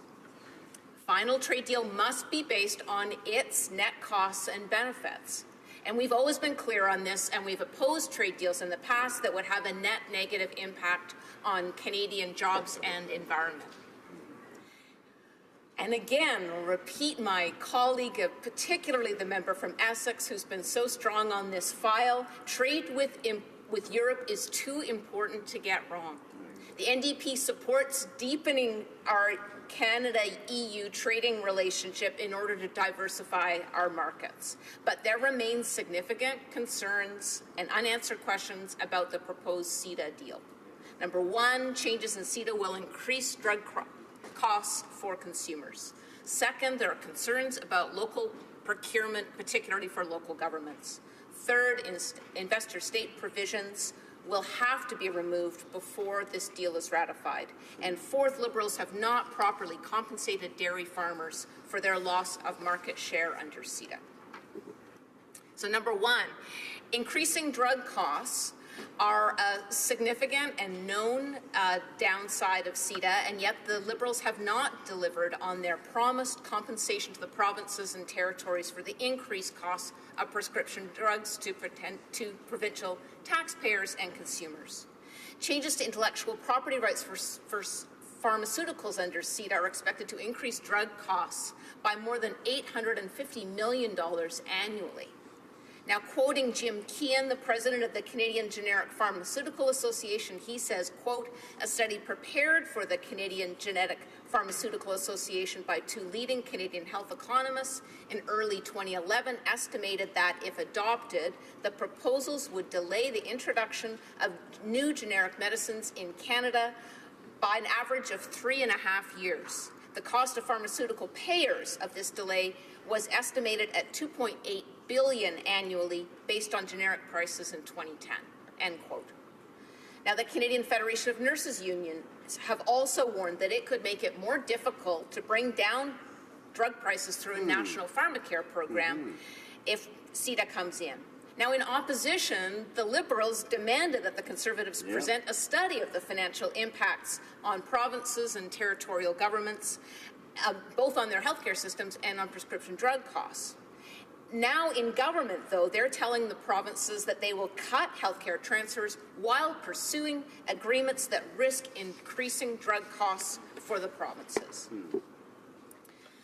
According to the Canadian Health Coalition, the delayed arrival of cheaper generics will increase the cost of prescription drugs to Canadians between $850 million and $2.8 billion a year.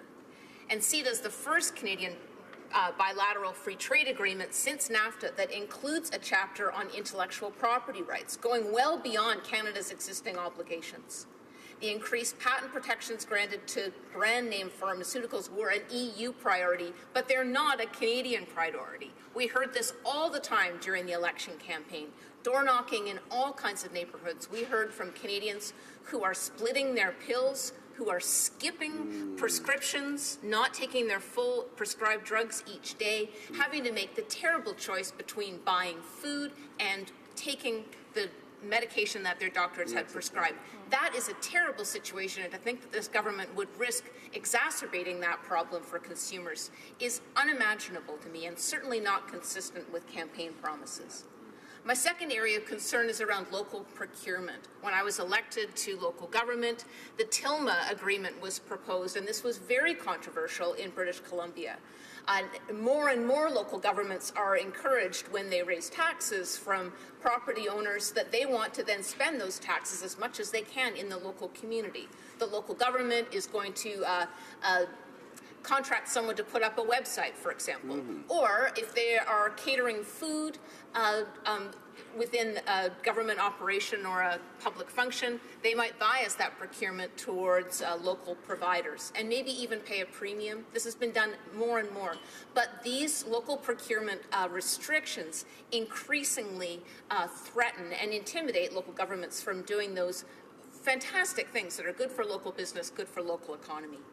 We hear that above a certain threshold, minimum local content policies will be outlawed, even in municipal and provincial government procurement. And companies will also have an expanded ability to use temporary foreign workers without a study of impacts on Canadians. My third area of concern is investor-state provisions.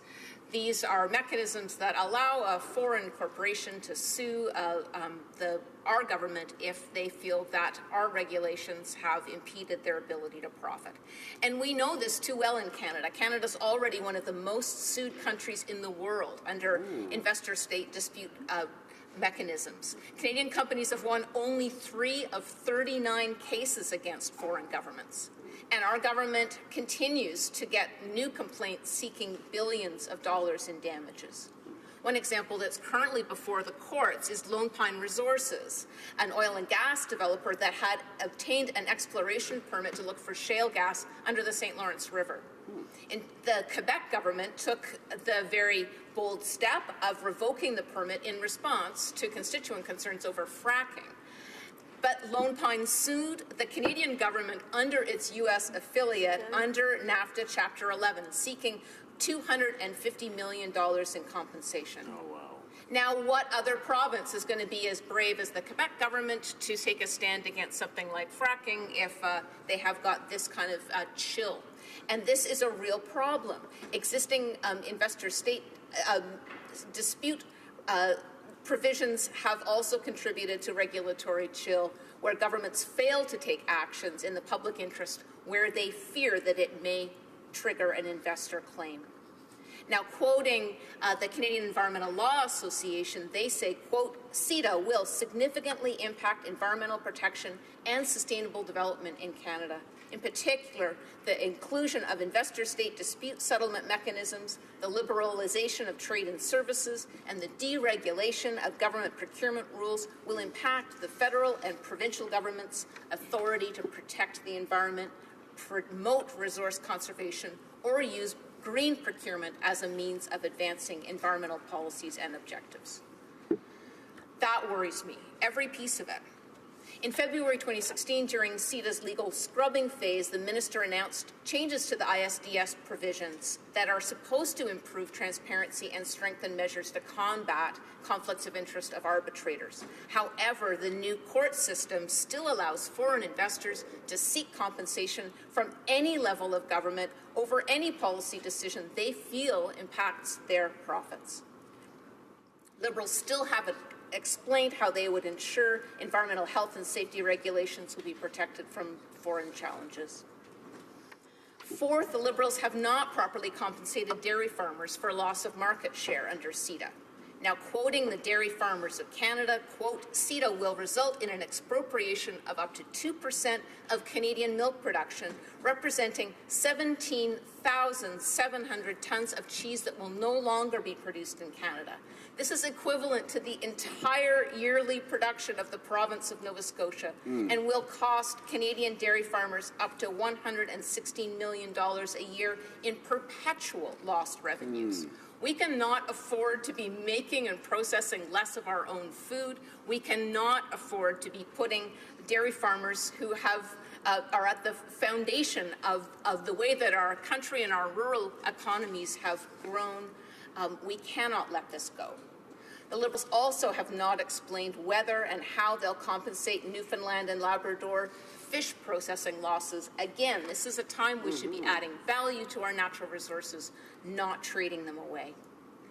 Given all these concerns and all these unresolved issues, I will quote Maud Barlow from Council of Canadians, who says, quote, given the process could take another 5 years in Europe, what's the rush here other than another photo op?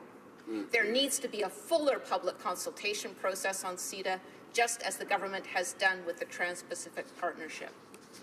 And I will leave, finally, by saying once again that New Democrats want better trade that boosts human rights and labour standards, protects the environment, and protects Canadian jobs. And this is not a progressive trade deal until those measures are implemented. If the Liberal government will not stand up for progressive trade deals, New Democrats surely will. Thank you. Questions and comments. Questions and commentaires. The Honourable Member for New Brunswick Southwest. Thank you, Mr. Speaker, and I thank my honourable colleague for her speech on this trade deal. Before the International Trade Committee, we heard from the Chief Trade Negotiator, Steve Verheul, that regarding the cost of drugs, he said specifically, it's very difficult to conduct a specific kind of analysis, mainly because the types of changes we will see with the changes to the Patent Act, particularly for the additional 2 years of protection, are not likely to kick in until the agreement's been in place for probably 8 years or more, at least for the majority of changes. If we're looking at changes and agreements made with the provinces are on board regarding CETA, and certainly Health Canada can do a specific, a substantial amount of work looking at the reducing of overall drug costs in Canada. So looking at the Chief Negotiator and what he has said, how can we make any prediction on the cost of drugs and without scaring the general public on the what-ifs? Thank you. The Honourable Member for Nanaimo, Ladysmith. Thank you, Mr. Speaker. Thank my colleague for the question. I will rely on the advice from the Canadian Generic Pharmaceutical Association, the Canadian Federation of Nurses Unions, the Canadian Health Coalition, and in fact, Health Canada itself. They all say that the direction of health costs, of prescription drug costs, is way up. Nobody's estimating it down. And we already are in a huge crunch. Canadians pay more for drugs than any other consumer, and we are the only country in the world that has a public health care system that does not have a pharmacare plan. We've got work to do. It's a service we could provide that New Democrats are committed to providing. And we certainly are concerned that entering into a forever trade deal like this would limit those opportunities. And so this is absolutely a place to slow down, as the Liberal government proposed in the previous Parliament that we study this, that we be much more clear. And with 215 out of 338 members of this House newly elected, we would certainly all benefit from more study on this area. Questions and comments? Quelques commentaires? La députée de Long. The Honourable Member for Hochelaga. Thank you, Mr. Speaker. My colleague talked about the shortfall in terms of compensation for dairy producers. The amount being put forth by the Liberal government is even lower than what was put forth by the Conservatives, which was already low. And in addition to that, it's associated or linked or tied to investments by dairy producers themselves to improve their facilities. So dairy producers need to spend money in order to receive compensation, which is low. What impact will this have on dairy producers, in her opinion? And this is very important for my province, the province that I represent. Member for Nanaimo, Ladysmith. I certainly want my colleague's constituents to continue to make cheese, because it is the best. From British Columbia, I can say your cheese is the best, although ours is good. This is a very good point that you raised. The Conservatives, even the Conservatives, promised a $4.3 billion compensation package for supply management farmers affected by CETA and TPP. But the Liberal government finally, after a lot of delay, they finally announced $350 million. So I'll say those numbers again. $4.3 billion under the Conservatives, $350 million only package for dairy farmers. So that it falls far, far short. And again, this is a time we need to be increasing our local food security, stimulating and protecting our local economy, and absolutely adding value to the resources that we have.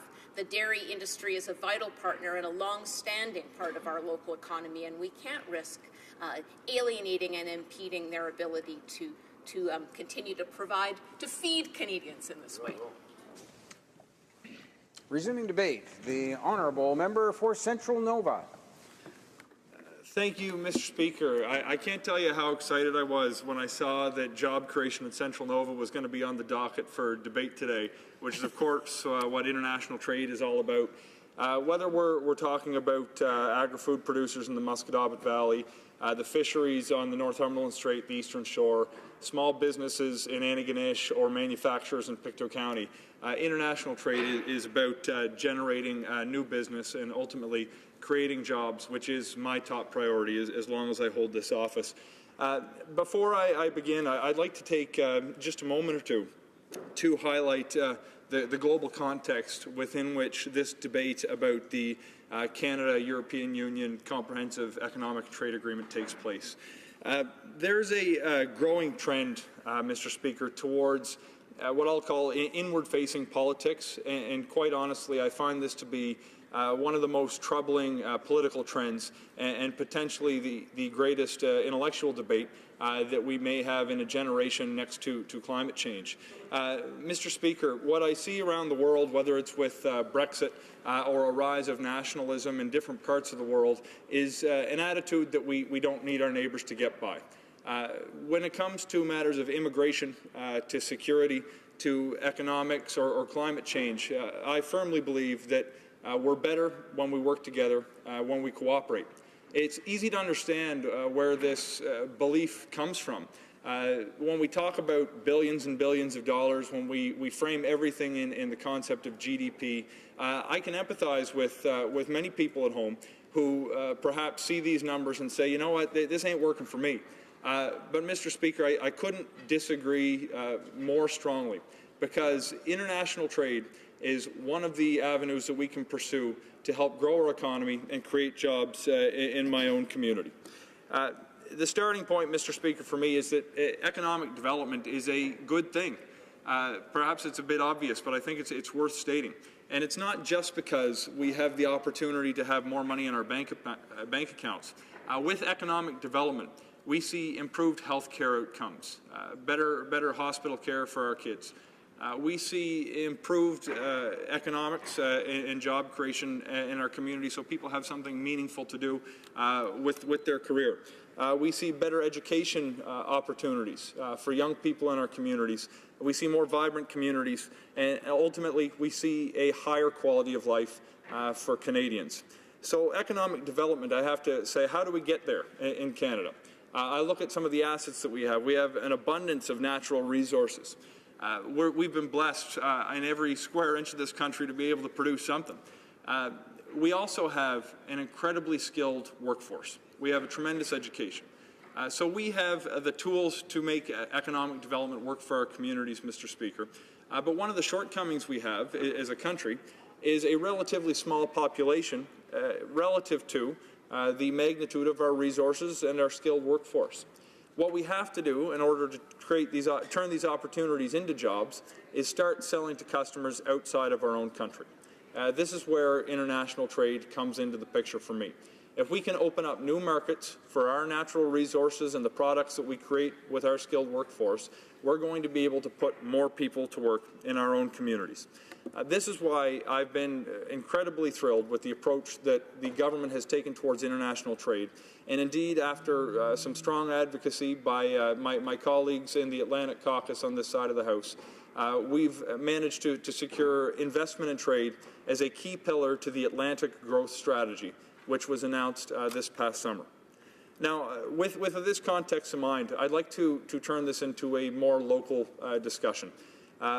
When I look at the small businesses in my riding, I need to look no further than McKay Meters in Abercrombie Road in Pictou County to identify a perfect opportunity of how the Canada-European Union Trade Agreement is going to create jobs in my hometown. This is an incredible, innovative company that makes parking meters. There's only a handful of companies that make parking meters at all in the global community, and these guys do it better than anybody. What they do is make solar-powered parking meters, sometimes made almost exclusively of recycled materials. But what they can also do is they're very close to working on a technology that can retrofit their parking meters to become electric vehicle chargers.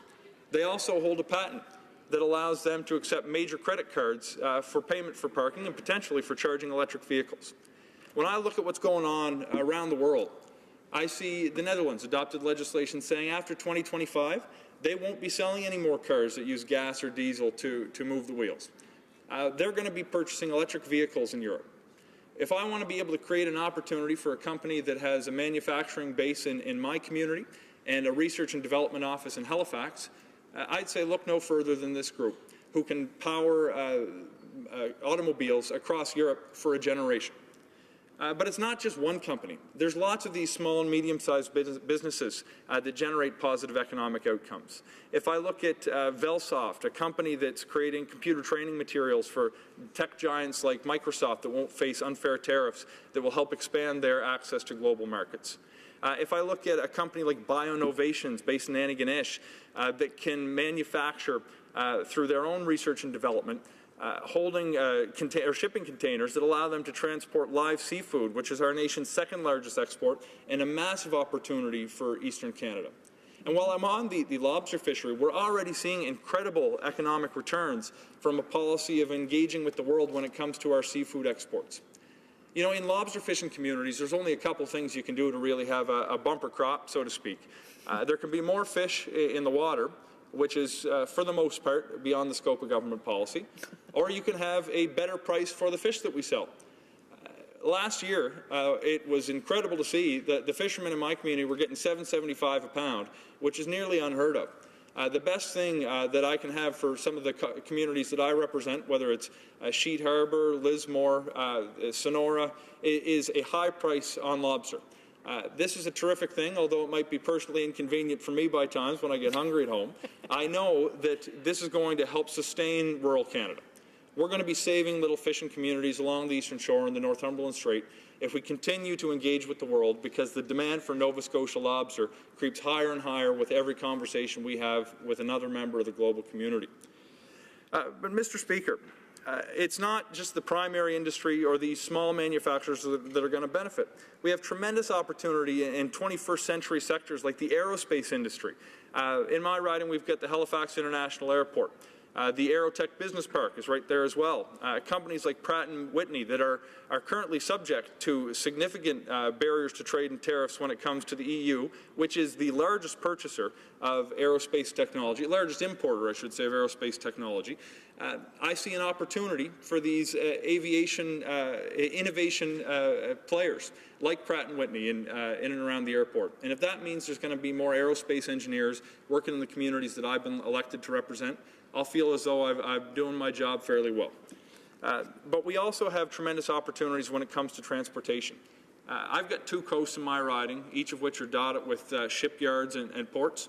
And I know with the port in Sheet Harbour, they would love to have open access for local markets to the European Union, because they have a deep water port that they'd love to expand to take on the increased traffic that would be shipping, so there'd be more work for the stevedores in their community. It's not just international trade that we have such a great benefit from, though. Embracing modern trade agreements like this also promote investment in our communities. Mr. Speaker, I need to look no further than the shipyard in Pictou, where they've manufactured turbines that went into commission just recently to generate 21st century clean power through tidal resources in Parsboro. This is a benefit to the entire region, promoting clean energy, high-skilled manufacturing jobs that I know we can do in Canada, and we need to be promoting them.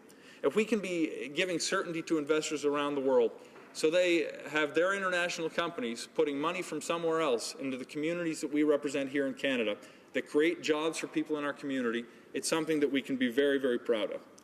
Now, Mr. Speaker, to conclude, as I mentioned at the outset, my #1 priority from the moment I stepped into this office was to create more jobs at home. By promoting international trade and opening up markets for Canadian businesses in the European Union, we're going to create opportunities for the private sector to grow, hire more people who live in Pictou County, Antigonish, the Musquodoboit Valley, the Eastern Shore, and everywhere in between. I know by standing up and speaking in support of this motion, I will have done the job that I've been elected to do, and I will help businesses create work for the people that so desperately need jobs at home.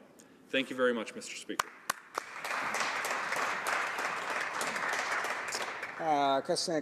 Questions and comments. The Honourable Member for Sherbrooke. Thank you, Mr. Speaker, and I'd like to thank my colleague for his speech in this interesting debate. And I'd like to ask him a question about the investor-state provisions in CETA, where we have a parallel legal system to the legal systems that we have in our countries, where foreign businesses which are not Canadian, can sue a provincial or even local government, along with the federal government, if they're in disagreement with a regulation's been put in place, or if their profits go down because of new rules or regulations that are adopted by that government in Canada. Is he concerned, and the Europeans are discussing this, is he concerned about the investor-state dispute resolution provisions in CETA? Because in our governments, we represent the people that elected us, and when we take decisions, well, decisions should be in their interests. And under CETA, with the legal processes that will be put in place, foreign companies might have the last word on the decisions that are made by local governments representing the people of our country. Member for Central Nova. Thank you very much, Mr. Speaker. This is an important question. And to directly answer the question, no, I'm not concerned. In fact, I have significant experience working in the International Dispute Resolution Practice Group for a major national Canadian law firm, where I focused, not primarily, but a major part of my practice did focus on investor-state dispute resolution. What the argument proposes or suggests tacitly is that there's somehow an erosion of Canadian sovereignty when we allow a foreign investor to sue the Canadian government. It cannot be further from the truth. In fact, it's an act of sovereignty to adopt an agreement that provides rights to investors to secure investment. But if we want to look to a domestic example, Mr. Speaker, constitutionally, you can't enter into a contract that fetters the discretion of the state. We know that. We know it well. Case after case has gone to the highest levels of court. And what the remedy is if you pass a law that interferes with an investment, you have to pay the investor for the harm that they've suffered. You have an option to either uphold the laws that you agreed to uphold or change the laws and compensate the investor. To do otherwise puts a closed for business sign on our country's borders, which we cannot afford to do when the people in my community need to get back to work if they're going to succeed. Questions and comments. Questions et commentaires. La députée de Longueuil. The Honourable Member for Longueuil, Saint-Hubert. Thank you, Mr. Speaker. So I'd like to hear my colleague's position on, well, the compromises, the addendums that were added to the agreement that were the changes obtained by Wallonia and the changes that affected the courts, where there will be trials between investments in the countries in question. For Central Nova. Of course, there will be dispute resolution mechanisms put in place and arbitrations between investors and the states in question. I will not deny that that is part of the process. What you need to have if you're going to engage with the world community is a fair and neutral place to serve as the forum of arbitration for your disputes. It's only fair to investors if we're going to say you're going to make an investment based on the current conditions that we've laid out in our laws in the form of the stability clause, that they have some certainty. Without that certainty, their capital would go elsewhere. Canada is now a party to in excess of, I believe, 30 bilateral investment treaties. Of course, this trade agreement would add, in effect, 28 more. And we need to provide an opportunity to not only for foreign investors to challenge decisions by the Canadian government, but Canadian investors to challenge decisions by other governments as well. If we don't have this neutral place, we may find ourselves as Canadian investors trying to seek a dispute resolution forum in a country with a different legal tradition, with business practices we're unaware of, and a court that may or may not favor the host country. In Canada, I think we don't have a history of expropriating foreign investors' assets. We do have a history of adopting policy that serves our own national interest, and the impact that those policies are going to have on foreign investment and international money coming into our communities is one important thing to consider, not the only one. Resuming debate, the Honourable Member for Caribou, Prince George. Thank you, Mr. Speaker. I rise today to speak of the Comprehensive Economic and Trade Agreement between Canada and the European Union. I've listened intently over the last few days to the debate, and I think it is a healthy debate, and clearly there are two groups here that support this agreement and are willing to move forward and create some Canadian jobs, and clearly that there are others in the House that appear to be against trade, despite the tweeting and Facebooking on the iPhones and the Apple computers that they've got that still are products of trade. It's surprising to me that we have people here that put up every type of roadblock for trade. Mr. Speaker, I'd like to start out by acknowledging the hard work of our honourable colleagues, our friends on this side, honourable members from Abbotsford, Battlefords, Lloydminster and Prince Albert, that put their hard work into this agreement over the previous government to get it to the point where it would come to fruition. And I think it should be noted today that a lot of that heavy lifting came from our Conservative government and our trade team that did a considerable amount of work on this project, getting it to where it is today. Mr. Speaker, in light of the Canadian Football League and our Grey Cup that's taking place this weekend, to start my speech, I'm actually going to probably use a few football analogies if I can, and it was our previous Minister of Trade and our trade team that got us to first and goal And this trade minister, Minister of Trade, is now at fourth in inches, if you will. And the heavy lifting, again, as I said, was done by us. Our trade team, the hard work that our trade team got us to a goal line drive. They did an amazing job, got us to the goal line drive, and this government has used every time out and down to get us within inches of the goal. Now, there's more to be done. I'm not taking away that they've done work to get us to that point. And I'm acknowledging that the Minister of Trade has got it to where it is today. But I also would like to, Mr. Speaker, as we hear heckles from the other side, it's awesome that we've woke them up, I guess, is what we've done. And so I'd like to acknowledge the strong leadership by Prime Minister Stephen Harper, who fought passionately for Canadian jobs and the Canadian industry. Prime Minister Harper understood that Canada is first and foremost a trading nation. He understood that 1 in 5 jobs were dependent on trade, Mr. Speaker, and 70% of our GDP was driven by trade. When Prime Minister Harper sat at the negotiating table, he got the job done. And surprise, surprise, not a selfie needed to be taken to even get that done.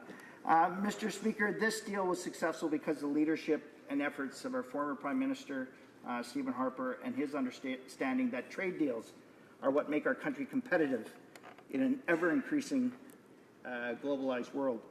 And because international trade agreements generate increased economic activities, because of diversification of our trade drives prosperity and job creation, I think it is definitely appropriate for us today to stand in the House and give kudos to our strong previous trade team, Prime Minister Stephen Harper, and as well, as I said, the current Minister of Trade. No applause? All right. Our previous government signed 43 trade agreements over the course of our tenure, Mr. Speaker. We made critical investments in industry, transportation, and market development. That set Canada as a leader on the international stage, which helped us weather the worst economic downturn since the 1930s. It was through Prime Minister Harper's strong vision that Canada's trade diversified. Mr. Speaker, CETA is our country's biggest bilateral trade agreement and trade initiative since NAFTA. And when it comes into force, Canada will be one of the few countries in the world to have guaranteed preferential access to the world's 2 largest economies, the U.S. and the EU. Well, that was until just a few weeks ago, or 2 weeks ago, the Prime Minister blindly decided he's willing to negotiate NAFTA, but that's a speech for another time. Now, Mr. Speaker, could you imagine, if you will, as we go down the path with TPP and CETA. So TPP will connect Canada to a market of 800 million consumers with a combined GDP of 29 trillion, which is 35% of the GDP, the global GDP. Combine that with CETA. Canada has the opportunity to be a North American trade hub. Wow. And take advantage of something that our friends to the south are woefully right now. They're kind of tossing in the wind. But, Mr. Speaker, we're here to talk about CETA, a deal that is good for all of Canada and specifically also for my home province of British Columbia. CETA connects Canadian producers to 500 million consumers. It provides access to the largest economy in the world, and it is a good deal for Canadian producers, and indeed, it is a great deal for Canadian consumers. It will open trade lines, almost eliminating tariff lines for EU trade. Mr. Speaker, studies show that CETA will bring 20% boost to our bilateral trade and a $12 billion increase to Canada's economy. That means an economic equivalent of adding $1,000 to the average Canadian family's income or creating 80,000 jobs. 80,000 new jobs to the Canadian economy. That's incredible. Mr. Speaker, the EU is already BC's 5th largest export destination and our 4th largest trading partner. British Columbia stands to benefit significantly from preferential access to the EU market. Once in force, CETA will eliminate tariffs on almost all of BC's exports and provide access to new market opportunities in the EU. The provisions in CETA will help erase regulatory barriers, reinforce intellectual property rights, and ensure more transparent rules for market access exist. BC is well positioned to take competitive advantage of this new agreement.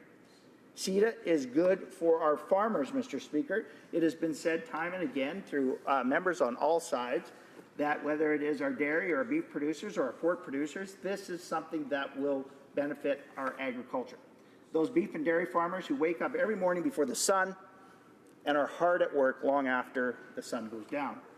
Now, if the Liberals could only act similar to the previous Conservative government and bring home a new softwood lumber agreement, geez, everything would be amazing. Maybe we would even stand a chance at maintaining our current employment levels in our forestry industry.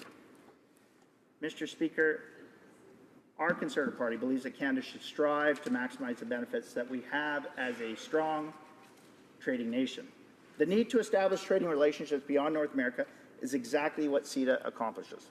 Our fish and seafood exporters will also benefit from CETA, as the EU is the largest importer of fish and seafood, an annual average of $21 billion. The seafood industry has gone through many transitions and face uncertain future. When CETA comes into force, almost 96% of the EU tariff lines for fish and seafood will be duty-free. In 7 years, 100% of the products will be duty-free, Mr. Speaker. This is hugely important because the EU is the world's largest importer in fish and seafood products, as I said earlier. Mr. Speaker, it comes down to a competitive advantage. Once the deal comes into force, Canada will have just that. But I'd like to turn my attention back to my province, Mr. Speaker. Through our strong leadership of Conservative government, investments were made in British Columbia, in ports and gateways, and structures that would allow Canadian consumers as well as manufacturers to take full advantage of trade deals. We invested in the Asia-Pacific Gateway Fund. We invested in the Go Global program that allowed small, medium companies the opportunity to find out, once you get a trade deal, how do you take full advantage of it, to fully prepare them to enter those markets. Not only did we do that, but we invested in ports and airports, railways, roadways, so that we could get our goods to market, Mr. Speaker. That is exactly what our government did. We understood it.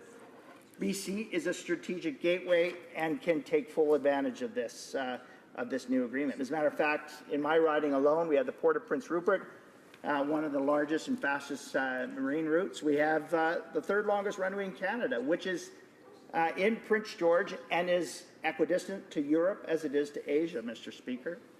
Mr. Speaker, one of the things that we need to talk about is after we get this agreement in place, what do we do? And we need to take a look at our policies as to how we take full advantage of it. We need to develop programs as to how we can invest in our markets, invest in our small, medium organizations, that they can fully experience the full opportunities of this agreement. With that, Mr. Speaker, I see you're about to rise.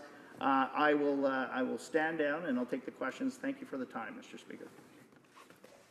And before we get to questions and comments for the honourable member for Caribou Prince George, it's my duty pursuant to Standing Order 38 to inform the House that the questions to be raised tonight at the time of adjournment are as follows. The honourable member for Nanaimo Ladysmith in respect to the status of women, the honourable member for Salaberry-sur-Loire regarding the environment, and the honourable member for Vancouver East in respect to immigration, refugees, and citizenship. And now we'll go to questions and comments. Questions et commentaires. The honourable member for New Brunswick Southwest. Thank you, Mr. Speaker, and thank you, my honourable colleague, for your speech. I heard earlier today from another colleague in the opposition that over the last 10 years, 55 new trade agreements have been signed. I want to raise this because I think that is excellent, but I also want to raise it that there are about 1 million small to medium-sized enterprises in Canada that are existing. Only 41,000 are exporting. My honourable colleague talked about taking advantage of the policies. What has the government done over the last 10 years to expand on the Virtual Trade Commissioner service, the programs on studies between the universities and colleges to support businesses not only entering the export market but helping them sustain the export market? Because in my experience, Mr. Speaker, that has not been done well. Thank you. Member for Caribou Prince George. Mr. Speaker, that is a great question, and I'm very happy that the honourable colleague actually brought that up. Actually, back in, I believe it was in 2014, our government actually introduced the Go Global Fund, which helped our small, medium organizations actually take advantage of working with our trade commissioners and those associations that are doing business on the worldwide stage. Actually, we invested in making sure that those companies had the tools available to them, because signing an agreement is one thing, but making our producers fully available and fully capable to take full advantage of this incredible opportunity that trade deals give, that's exactly what our government did. We set up the Go Global Fund, and it was wildly successful, and we're hoping that this government follows suit with it, because signing a trade deal is just one thing. You've got to be able to provide the capacity to our consumers and our businesses to take full advantage of this opportunity. Questions et commentaires? Questions and comments? The honourable member, Long-Lab Député de Longueuil. The honourable member for Longueuil-Saint-Hubert. Thank you, Mr. Speaker. I was wondering if my colleague from Kamloops, Prince George, which is on the opposite side of the country, isn't concerned about the situation in Newfoundland, where there are concerns about the fisheries, and this government just wants to rush headlong into signing, but there's no guarantee that our producers are ready. Are they ready on his coast? And if not, are they concerned? We are, Mr. Speaker. We are concerned, and my role as the official opposition critic for oceans, fisheries, and the Canadian Coast Guard is why I asked the question a number of times that this Liberal government has been talking with the Atlantic provinces in terms of a CETA investment fund that should be going to our fishers in support of the issues and the changes that they're going to have to face in terms of processing. We have yet to get an answer on that question, but it is something that is raised. But overwhelmingly, what CETA brings, Mr. Speaker, is connection to one of the largest, and I'll reiterate if you give me the time, Mr. Speaker, very quickly. The EU is the world's largest importer of fish and seafood, an annual average of $21 billion, Mr. Speaker.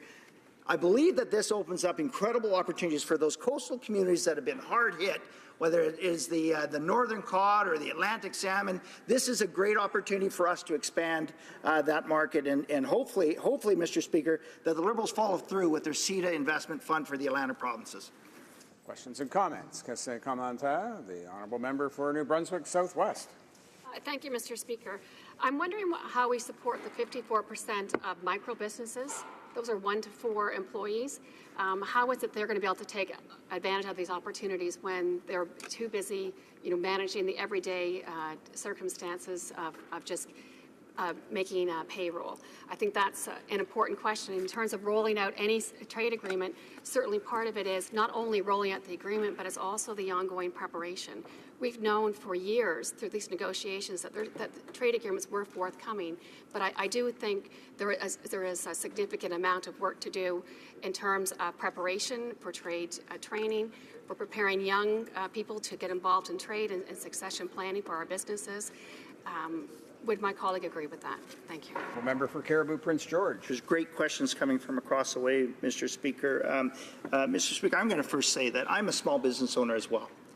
And as a small business owner, the onus also is on me. I can't be always going. If I want to expand my business, I can't always go to the government for a handout or for a leg up to make sure that I can expand my business. So to be able to expand my business, I should be able to be planning ahead of time and making sure that I'm putting in place either the succession or the capacity so that I can take advantage of that. But that is a great question, because as we expand these agreements, we want our small businesses or micro businesses to take full advantage of this. The government, and it goes back to my earlier comment, the government signing that deal is just one step, but the government has to follow through with building those plans of marketing, communications, but not only that, but educating our small businesses, our micro businesses, how to take full advantage, because doing business internationally is considerably different than doing business domestically. And I can speak from experience. When I was with the small Prince George Airport Authority and we were developing our business case, I spent considerable amount of time on the international stage. And it was a learning curve. It's something that we had to do, but we have great trade commissioners right across the world, and indeed here at home and abroad, that do phenomenal work. And Mr. Speaker, through you, I'll sit down. But great questions from our honourable colleague. Thank you. Resuming debate, the honourable member for Coast of Bays, Central Notre Dame. Thank you, Mr. Speaker. And I want to say to my colleagues, to all my colleagues in the House, congratulations on a great debate thus far. I've been in this House since 2004. I've been involved with the Canada-Europe Parliamentary Association. I'm now president of the Canada-Europe Parliamentary Association, proudly, and we've talked a lot with our counterparts in the EU, both with individual members of Parliament. By individual, I mean from member states, whether they were UK MPs or senators from Italy and the like, and also the members of European Parliament who are expecting to vote on this and debate just as we are here today in the month of December. So in a few weeks from now, our counterparts in Brussels will be doing much of the same. You know, the EU represents a very important economic partner. It's the world's second largest economy and Canada's second largest trading partner after the United States, of course. So this is a monumental agreement. In addition to that, I mean, I know we're second to the United States as far as that is concerned, but consider this for a moment. This is not one particular bilateral agreement. This is one agreement with 28 nation states. It's comprehensive, to say the least. And the reason why we call it comprehensive is not only did we include the fact that we're dealing with 28 member states of the European Union, but an unprecedented involvement of the provinces of this country on the forefront of negotiations way back when. We talked in the past about how involved provinces have been, and in a piecemeal kind of way we have. Some successes include the Rio Conference with the environment. There were talks in the Free Trade Agreement for the United States that took place in the late 80s. But they were never involved to the level that they are now, because a lot of this CETA deal will involve provincial jurisdiction. Procurement is one of the big ones, and this is one of the original demands of the European Union, to discuss how to get provinces involved in the discussions so that they will not turn their backs on some of the issues contained within this agreement, and rightly so. So, although they don't have the ratification authority, I can honestly say that and this is from a personal standpoint, what I have seen in the involvement of all the provinces with the federal government in negotiating this have been quite thorough. I've spoken to officials from my home province, Newfoundland and Labrador, who have been involved quite a bit. Now, there was, in the beginning, some trouble as to some of the situation regarding seafood, regarding seals and that sort of thing, and certain trade embargoes and bans, but we've gotten over that at this point. I still am working on the fact, trying to convince European parliamentarians that their ban on seal products is something that they should not proceed with, and we should look at changes in doing that from a commercial aspect. But a battle for another day, as they say. As my honourable colleague from British Columbia pointed out, he talked about some of the numbers, $21 billion in seafood. Think about this for a moment. On a personal level, in my particular riding, I had a shrimp plant, northern shrimp. They're the little ones. They call them salad shrimp in Europe, and there's an insatiable appetite in the United Kingdom for this type of shrimp, and we export quite a bit of this. Over the past, I'll say 15 to 20 years, shrimp has represented a large portion of income for a vast amount of fishers throughout northeastern Newfoundland. And a lot of it was exported to Europe. They were slapped right away with a 20% tariff on top, and it was a very difficult situation. We made a lot of sales despite that, but think of the opportunity lost. A large shrimp plant closed down in my riding about 4 years ago, a little town called Port Union. I truly believe to this day, I truly believe that if this deal existed back then, where there were no tariffs on this shrimp, I honestly believe that that plant would be survived today. I know we've had a resource issue in shrimp, but I think this particular plant would have survived based on the sales that they could have had with the European Union, in particular Western Europe. And that's a shame. They made some qualifications where the first 20,000 tons of shrimp would be subject to a 7% tariff instead of 20%. Well, thanks to this, now we go to zero. As was pointed out earlier as well, 96% of these tariffs vanish on entry to force. And there's an incredible opportunity for seafood, processed raw material, processed particular, because we want to provide the employment for our plants, no doubt. I particularly I heard some of the debates or some of the comments about agriculture, and quite frankly, some of the numbers that's been thrown around here, especially in pork, incredible amount of money that is to be made, the revenues from this trade agreement. And in the beginning, I remember we talked about some of the hiccups, we'll call it, but some of the issues that the European Union had with us, like fuel quality directives, and I spoke of the seal issue, but we've managed to overcome that to the point that not only do we have a commercial trade agreement, we also have a strategic partnership arrangement as well, where affectionately they call it the SPA, where we have basically a political alliance as well, where we talk about human rights, and we talk about the fact that we will uphold the values that we hold dear in human rights in order to parallel with this accord, this commercial agreement. Meaning that, of course, if we turn around and do something that's violation of human rights, then we must look at this commercial agreement and question that as well. And that's a good thing to ask. That's why I think that this agreement can hold as a gold standard for other bilateral or multilateral agreements. Labor standards, environmental standards were also addressed.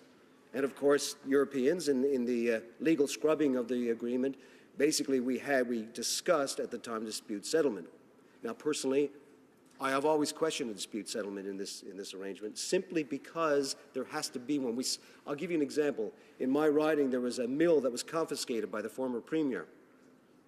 And what had happened was, a mistake was made. They wanted to take back the rights of the water that flowed through the rivers and the forestry. In essence, they ended up confiscating a mill at the same time, and we got fined for it under NAFTA, of course. But these are the type of things that we need to have in order to settle these disputes. I personally believe in them, and we have a tribunal set up to do that. Questioning the tribunal going forward, of course, that comes into force once the member states ratify this. That's part of the, I guess you say, less than 10%. But for the most part, 90%, a little more than that, will come into effect following the vote at the European Parliament, of course, and sanctioning by the European Commission. I want to mention just a few other things as far as this is concerned. Procurement is something that I also believe in is going to be an opportunity and a golden opportunity for us as we look to share expertise in the jobs that we do and export some of our skilled trades. And I'll be quite honest with you, Mr. Speaker, over the past 20 years in my area in central Newfoundland, Newfoundland and Labrador in general, and all rural areas really, one of the greatest exports we have right now are skilled trades. And the collapse of the cod in 1992 saw a rash of smaller private colleges opening up to compensate because a lot of people were getting remuneration for training. And at that time, these colleges were able to gear people towards the new world, oil and gas, mining, a lot of technical trades involved. Well, now these people, after being educated at 10, 15 years in the workforce, they, as someone described it, they don't go to the wharf as much to go fishing. They actually go to the airport and bring their skills with them in places such as Africa, Russia, Norway, Alberta. I can honestly say that the recognition of skills in this agreement is also a major part of it that I'm glad to see is happening. So there's a chapter on that as well. And I think that will prove as another gold standard as to how we can recognize the work that we do and to able to go to other markets to export these skilled trades. You know, there is an alarming trend, though. The most recent report from the World Trade Organization and other international institutions on trade barriers published in June noted that G20 economies introduced 145 new trade restrictive measures between mid-October 2015 and mid-May 2016, the highest monthly average since 2009. I witnessed it myself. Anti-trade movements and a lot of their concerns I do have. Some of the concerns were brought up here earlier that I share the same concerns, such as dispute settlement concerns, such as pharmaceuticals, such as some within the seafood and agriculture industries as well. But I honestly believe that a progressive trade agreement such as this will help this country simply because, as has been said probably hundreds of times today, that Canada has to punch way above its weight when it comes to trade. We have no choice. In a nation of this size, an economy of this size with 35 million people, I mean, It's almost like the point where should we free trade or not free trade is a ridiculous argument. It's gone way past. It's like the argument, is the earth flat or is it round? No, we're free traders. As simple as that. We have no choice. And I do believe that this goes a long way to providing us an example of how we can do this in the future. For example, we know Brexit is going to happen. I would encourage our government and others to start a negotiation with the United Kingdom to make sure that the standards by which they've been set in CETA follows through on, I guess you'd call it Brexit +1. So, that being said, again, I want to thank my colleagues for listening, and of course, I look forward to the questions and comments. Thank you. Questions and comments. Question commentaire, the honourable member for Caribou Prince George. And I listened intently from our honourable colleague in his speech, and I work very closely with him as he is the chair of our Fisheries Oceans Committee, and I have great respect for him. I've got a question for him as with respect to the Atlantic provinces and the CETA Investment Fund, and does he feel that the government's going to follow through? And I mean, this is a loaded question, obviously, but we've asked it a number of times, and we've gotten very vanilla answers. And I'm going to ask it to our honourable colleague, Mr. Speaker, through you, because he is an Atlantic Province MP. He is our chair of our Fisheries Committee. He's just followed, we've gone through the Northern Cod Study, Atlantic Salmon Study. He knows firsthand how impacted the fisheries are on the Atlantic coast. Through you, Mr. Speaker, does he feel that the government's going to follow through with the CETA Investment Fund? The honourable member for Coast Bays, Central Notre Dame. I hope I don't sound too vanilla. I hope to inject a little bit of Neapolitan into this debate and provide maybe a little bit more. I was there during the ruckus that occurred between the last two governments, and I say this, and I'll try not to get too partisan about it, but here it goes. There was an agreement on one side and not the other. There was a dollar value that was agreed upon on one side and not the other. The intent was fine. It's a transition fund that he's talking about to go from certain species of fish to others, but primarily focused around the processing part, which is the minimum processing requirements. Do I believe in a transition fund of that? You bet I do. And I think there's a valuable investment that can be made to do this. If I can look to another example of that outside of the other, like the dairy agreement, but I'm also talking about the European Fisheries Fund, which was something that helped small communities around much of Eastern Europe. So I hope that was a little less vanilla, if I could use that term. Questions and comments. The honourable member for Nanaimo, Ladysmith. Thank you, Mr. Speaker. So I won't disagree with my colleague across the way's encouragement around the prospects of trade with the EU. Mm-hmm. They're ideal for us to work with, which is why we want this to succeed with the details being right. So following on my Conservative colleague's question, so we are looking for a little more detail around the mechanisms to address negative impacts on the Atlantic fisheries. So concerns that the fishery will be hurt by the removal of minimum fish processing requirements for seafood destined for the EU during the Conservative time were proposed to be dealt with this $400 million offer. This was interim work with the provinces and the feds. But tell me what is in the deal under the Liberal government, because we haven't heard any details around compensation for Atlantic fisheries around value-added processing, and surely that's a detail we need to get right before this is signed. So curiosity. Thanks. For Coast Bays, Central Notre Dame. Not sure if I can totally kill the curiosity, but nevertheless, I'll give it a shot. What we're looking at, first of all, she mentioned something of an agreement that was in place. There never was an agreement. There wasn't even an offer. There wasn't even that. There was an assumption of an agreement that took place by the province, and they said that we have something in place, but the federal government said, no, you don't. They don't. And that was the problem with it, because there was so much confusion. They had a huge press conference. Nobody from the federal government, not one bureaucrat even showed up. So that part out. Now, as I mentioned to my other colleague, do I believe in a transition fund? Yes, I do. Will I always work for it? Of course I would. Of course I would.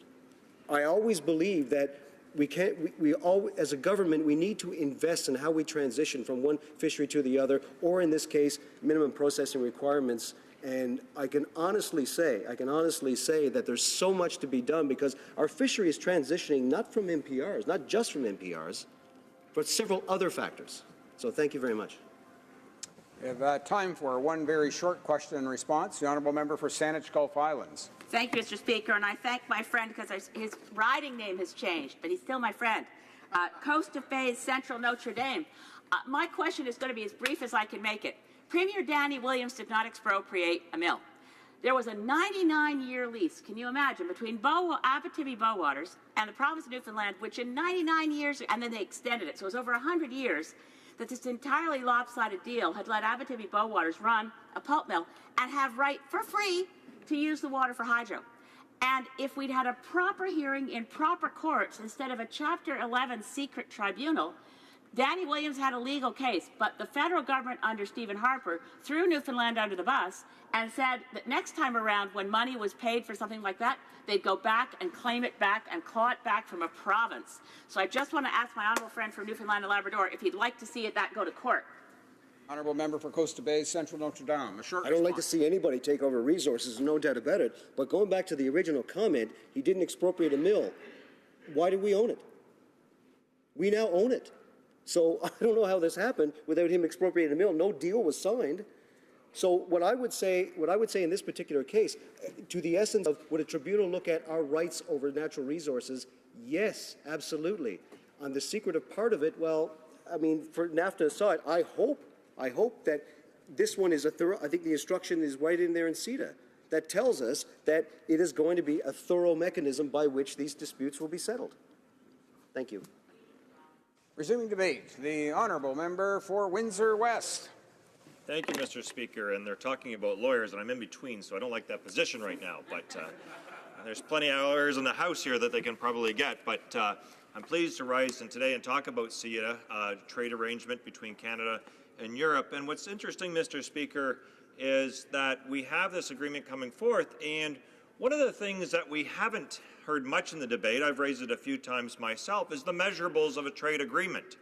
And the measurables of a trade agreement really that matter for Canadians if you're sitting home right now on your couch is whether or not you're actually getting a job or your children's future is going to be better from the agreements that Canada signed. And remarkably, the right, and I'll include that ideologically of the Liberals and Conservatives, argue that if we just have free trade, everything gets better. And it's interesting, and I hear a yep coming over, and so we hear that coming up. And so we hear that argument, if you just have that conditions, and then so you open these markets and you have this trade goes back and forth, then they start to realize, and they complain later, is that, well, you know what?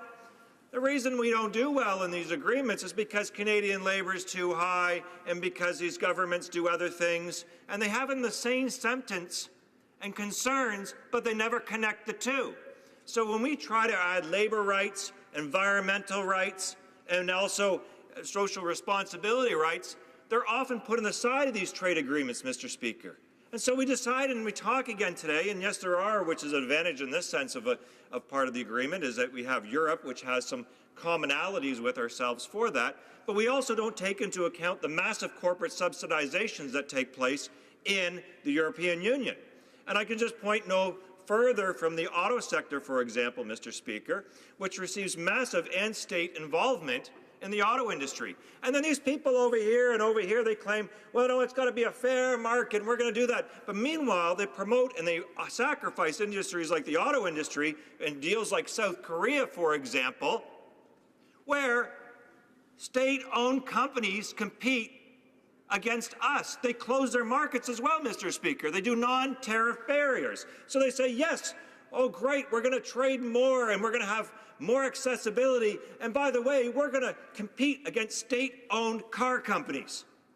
Car companies that are owned by the people have a national strategy and get massive subsidization that import, say for example, from South Korea, millions into our country over the terms of the deals, and we hardly get any dozens back to them. It's not reciprocal, but they're okay with that.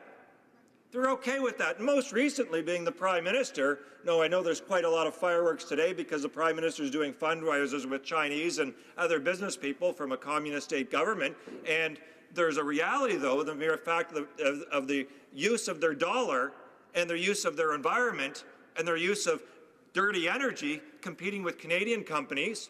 Ironically, what we do is we've grown to really brag and boast about the fact that we're going to sell our energy everywhere, and we're going to get it out the door, and we're going to make sure that we actually make a difference in the world.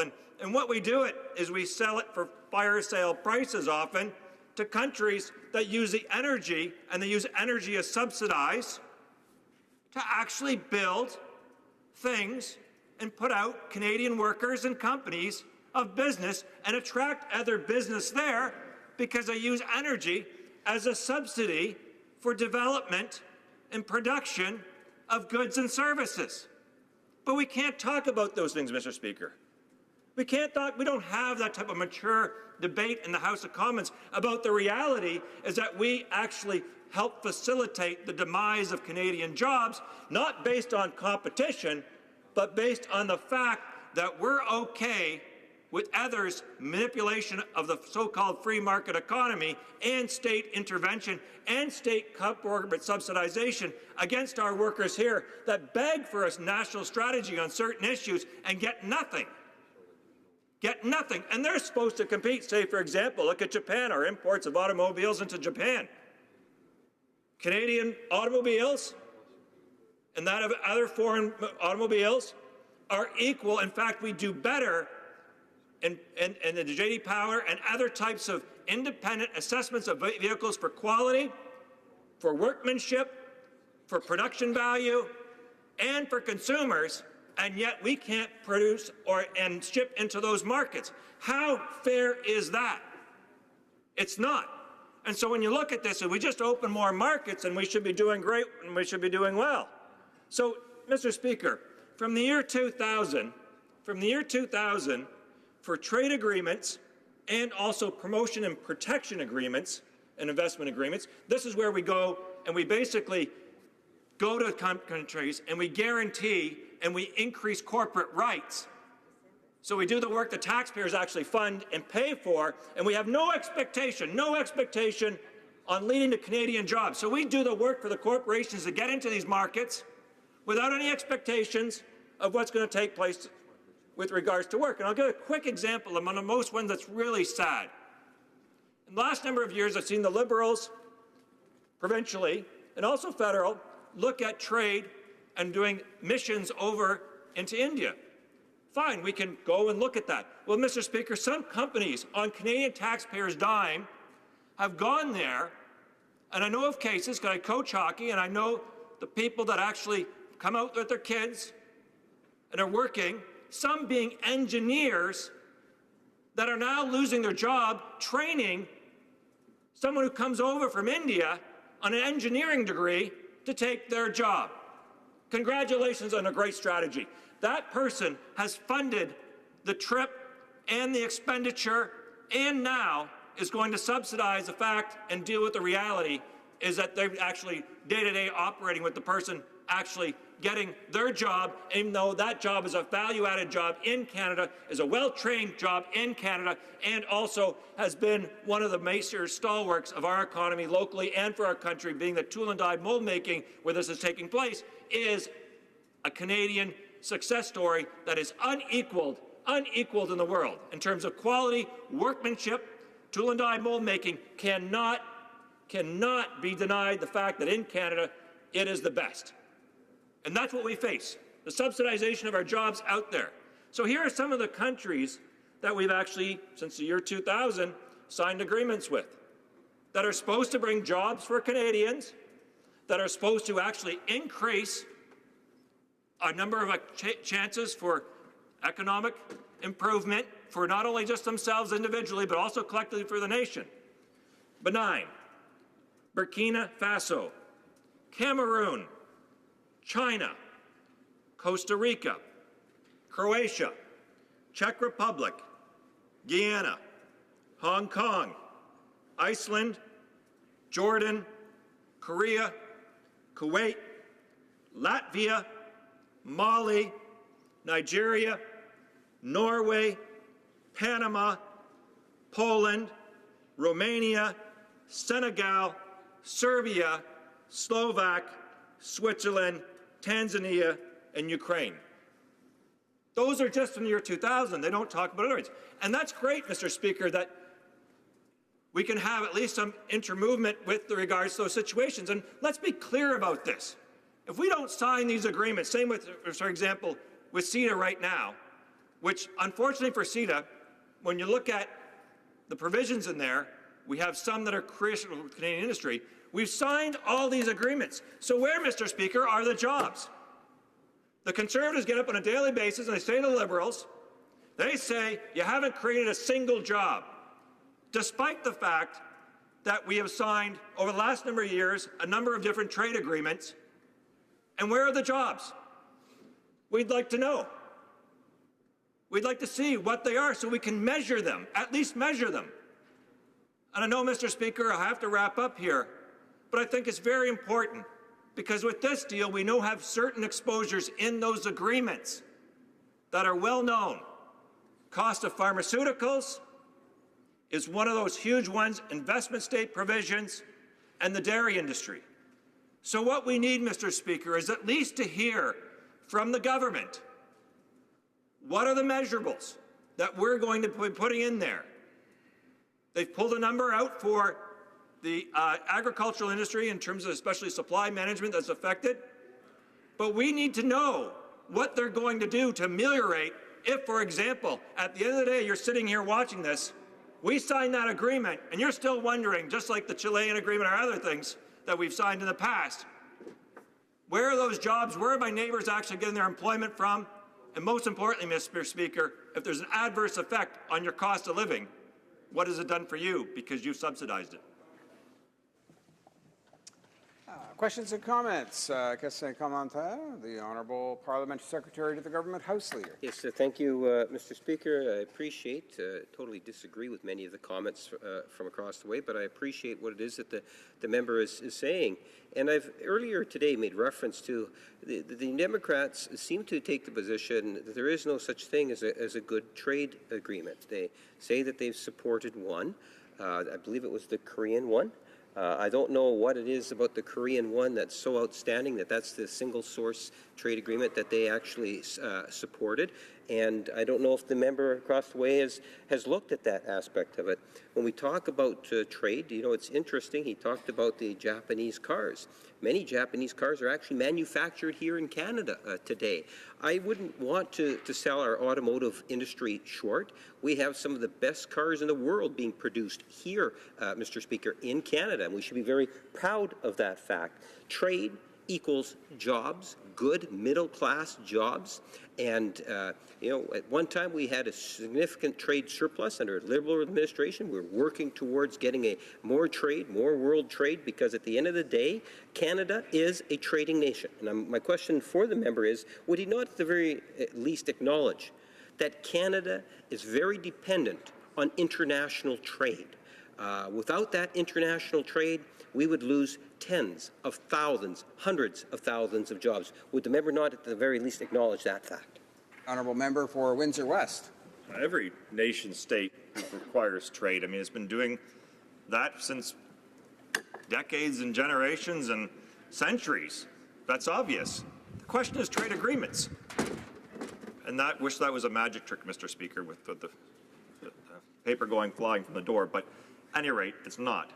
But that's the thing, it's the difference, is that we're still going to have trade. And say, for example, South Korea trade agreement.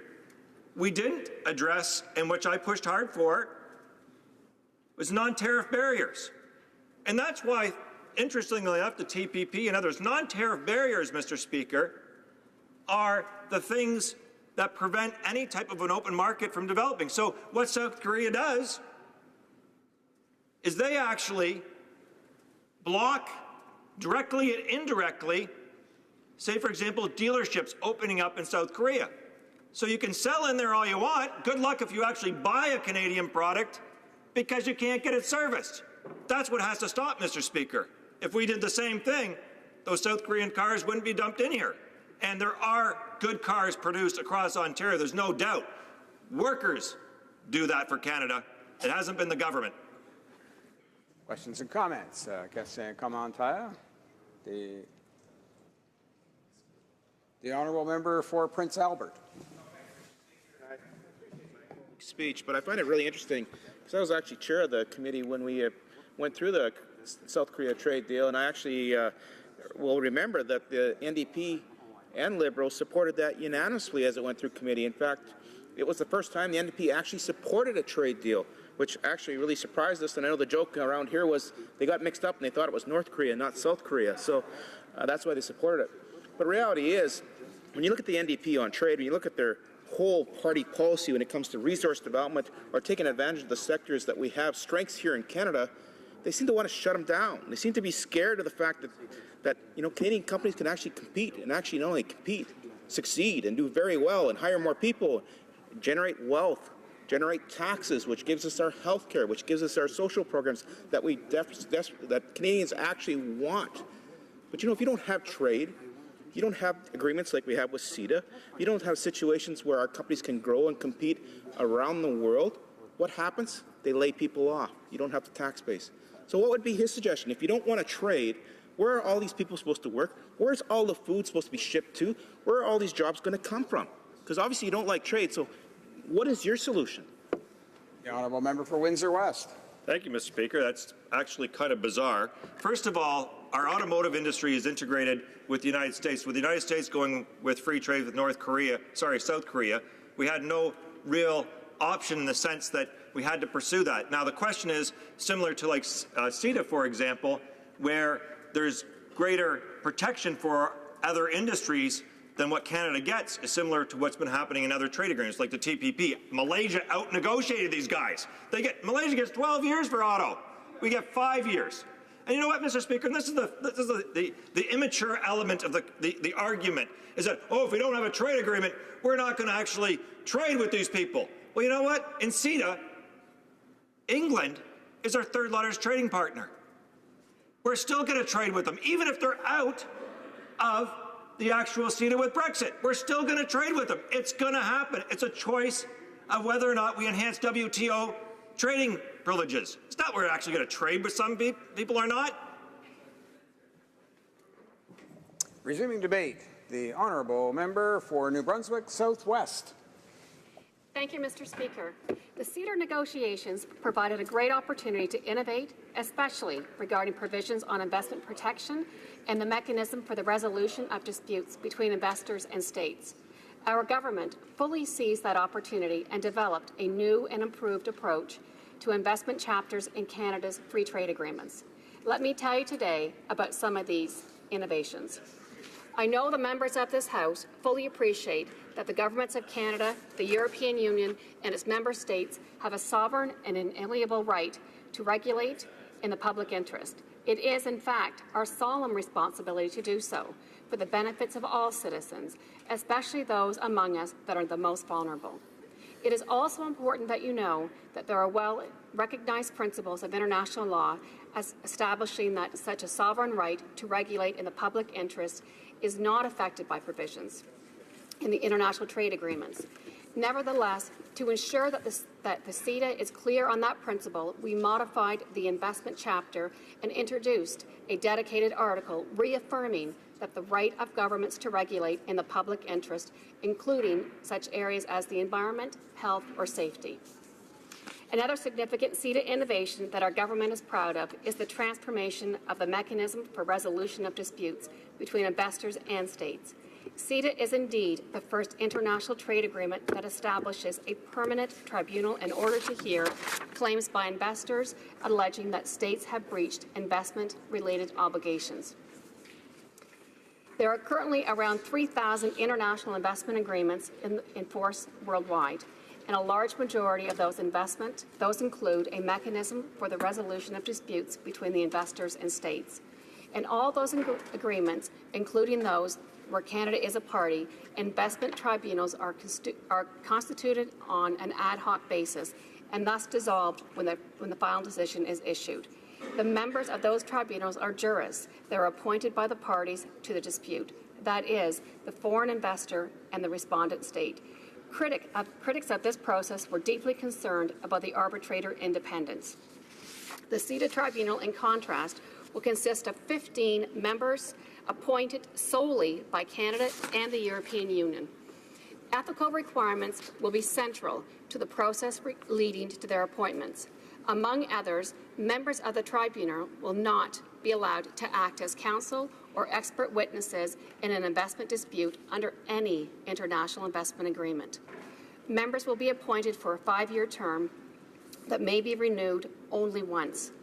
Individual cases will be heard before a 3-member division of the tribunal, and those members will be selected on a rotation basis, ensuring that the composition of the division is random.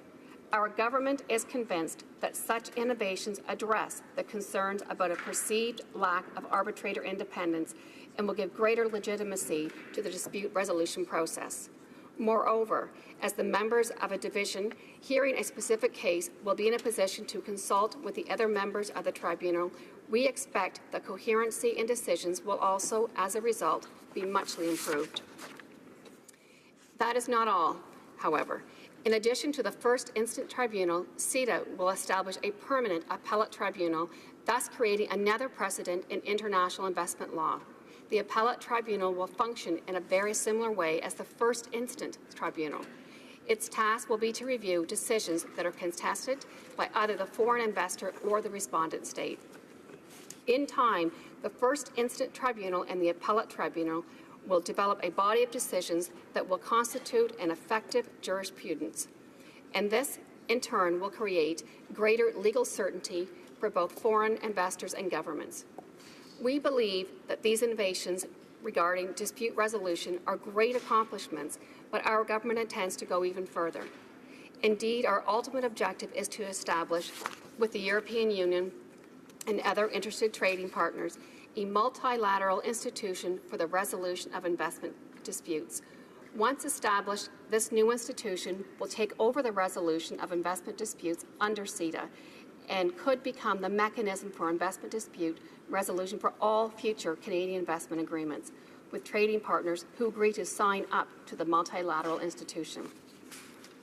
The above innovations regarding the right to regulate and the mechanism for the resolution of disputes are certainly significant ones that our government is proud of, but let me now turn your attention to another important innovation of the CETA investment chapter that may be less visible. We have clarified in CETA that absent a specific commitment made to an investor to that effect, a decision by Canada or the European Union not to issue, renew, or maintain a subsidy does not constitute a breach of CETA's investment protection obligations. We have closed the doors to shopping by clarifying that investors cannot seek to import provisions from other Canadian or European trade agreements through CETA's most favoured nation treatment article. Canada and the European Union have clarified what constitutes a breach of the fair and equitable treatment standard in order to make sure that the standard is not interpreted in a broader manner than intended. CETA encourages the use of domestic courts by suspending the timelines for the submission of a claim while domestic remedies are being pursued. We added an article on mediation to encourage early settlement of disputes without recourse to the CETA tribunal. We have provided CETA with a mechanism for the early dismissal of frivolous claims. We have taken small and medium-sized enterprises into consideration and have added provisions which make it easier for them to access the mechanism for the resolution of disputes. We have made it mandatory for an investor who submits a claim while benefiting from third-party funding to be transparent and disclose the identity of its funder. And importantly, we have established a committee that provides a forum for the CETA parties to consult on difficulties that may arise regarding implementation of the chapter as well as on possible improvements to the chapter, especially in light of experiences and developments in other international fora. It has been Canada's practice to prevent so-called mailbox companies from benefiting from Canada's trade agreement. CETA is no different. In order to be considered as an investor under CETA, a European Union enterprise that is owned by interests of a third party is required to have substantial business activities in the territory of the European Union. It cannot simply establish a mailbox company in the EU for the sole purpose of gaining access to the dispute resolution mechanism of CETA. Finally, the CETA demonstrates Canada's continued leadership with regard to promoting transparency in the dispute resolution process. Under CETA, all hearings are open to the public and all documents submitted to or issued by the tribunal are made available to the public. Our government is genuinely proud of the progressive investment chapter achieved in CETA. We believe that the progress made here may become the world standard for future investment agreements. Thank you, Mr. Speaker. We probably have time for one question and response. Questions and comments. The honourable member for Prince Albert. Thank you, Mr. Speaker, and I'd like to thank my colleague across the aisle who sits on the Trade Committee, and I want to congratulate her for her hard work in the Trade Committee. I know she's worked very hard on this file, and I think she's as happy as we are to see this move forward and results for Canadian businesses. And that brings about my question. Does she feel that Canadian businesses are ready for this trade deal? They're ready to take advantage of the opportunities that are here? I just look for her opinion on this. The honourable member for New Brunswick Southwest. Thank you, Mr. Speaker, and I thank my honourable colleague for his question and also his work on the Trade Committee. I think there's a lot of work to be done in terms of preparing Canadian businesses for international trade. As I mentioned to my colleague in a previous question and comment, that over the last 10 years, yes, 55 trade agreements may have been penned by the previous government. We have 1 million SMEs, so small to medium-sized enterprises, with only 41,000 that are currently exporting. There is a significant amount of work to be done. We've heard before the Trade Committee that this does not only constitute 500 million people in terms of the European Union, we actually have access, as a unique position that we are in Canada, to 1 billion. We take in, because we have the advantage of NAFTA, we take in to the tip of Mexico all the way over to the borders of Poland. So I think there is a significant amount of work that has been done, but more work that can be done, particularly tying in our universities and colleges to help our small to medium-sized enterprises find what they don't know about international trade. We've heard before the committee about the expansion of the Virtual Trade Commissioner service. Many of our Canadian companies, I think, could benefit even more greatly if they knew about the benefits of being a qualified company under the Commission, and also the advantages and the necessity of looking at export insurance, that many Canadian companies want to get involved in export, but they're not sure what they need to know. And those that don't need to know, we know that 75% of first-time exporters are not exporting in their second year. Thank you. There will be 3 minutes remaining for the period for questions and comments for the honourable member for New Brunswick Southwest when the House next returns to question, or rather debate, on the question that's before the House. It being 5:30 p.m., the House will now proceed to the consideration of private members' business as listed on today's order paper. Orders of the day. Madame des députés, consideration at second reading of Bill C-305, an act to amend the criminal code, mischief, in the name of Mr. Aria. Mr. Aria, seconded by Ms. Sidhu, Brampton South, moves that Bill C-305, an act to amend the criminal code, mischief, be now read a second time and referred to the Standing Committee on Justice and Human Rights. Debate, the honourable member for Nepean. Thank you, Mr. Speaker. I am pleased to rise today to speak on my private member's bill. Bill 305 seeks to amend a subsection of the Criminal Code which deals with damages to property due to crime motivated by hate based on religion, race, color, or national or ethnic origin. This bill proposes to expand this list to include motivation by hate based on gender identity and sexual orientation. Also, the subsection is currently primarily limited to places of worship like churches, mosques, synagogues, and temples. The proposed Bill C-305 seeks to expand this to include schools, daycare centers, colleges, universities, community centers, seniors' residences, and cultural centers. Recently, there were acts of hate crimes in Ottawa motivated by hate based on religion and race. Synagogues, a Jewish community center, a rabbi's private home, mosques, and a church were targeted. Whenever these things happen, it is important for each and every one of us to stand up united to condemn these acts. Mr. Speaker, Madam Speaker, I am Hindu, and no Hindu temples in Ottawa were targeted in the recent hate crime wave. However, in times like this, we do need people from all different religions and races to stand united together. We need to each one of us speak to each other and in one single voice. Let me quote Martin Niemöller, the prominent Protestant pastor who emerged as an outspoken public foe of Adolf Hitler and spent the last 7 years of Nazi rule in concentration camps. He said, "First, they came for the socialists. I did not speak out because I was not a socialist. Then they came for the trade unionists, and I did not speak out because I was not a trade unionist. Then they came for the Jews, and I did not speak out because I was not a Jew. Then they came for me, and there was no one left to speak for me." Also, Madam Speaker, under this criminal subsection, if a person is found guilty of an indictable offense, the prison term is up to 10 years. If a person is found guilty of an offense punishable on summary conviction, the prison term is up to 18 months.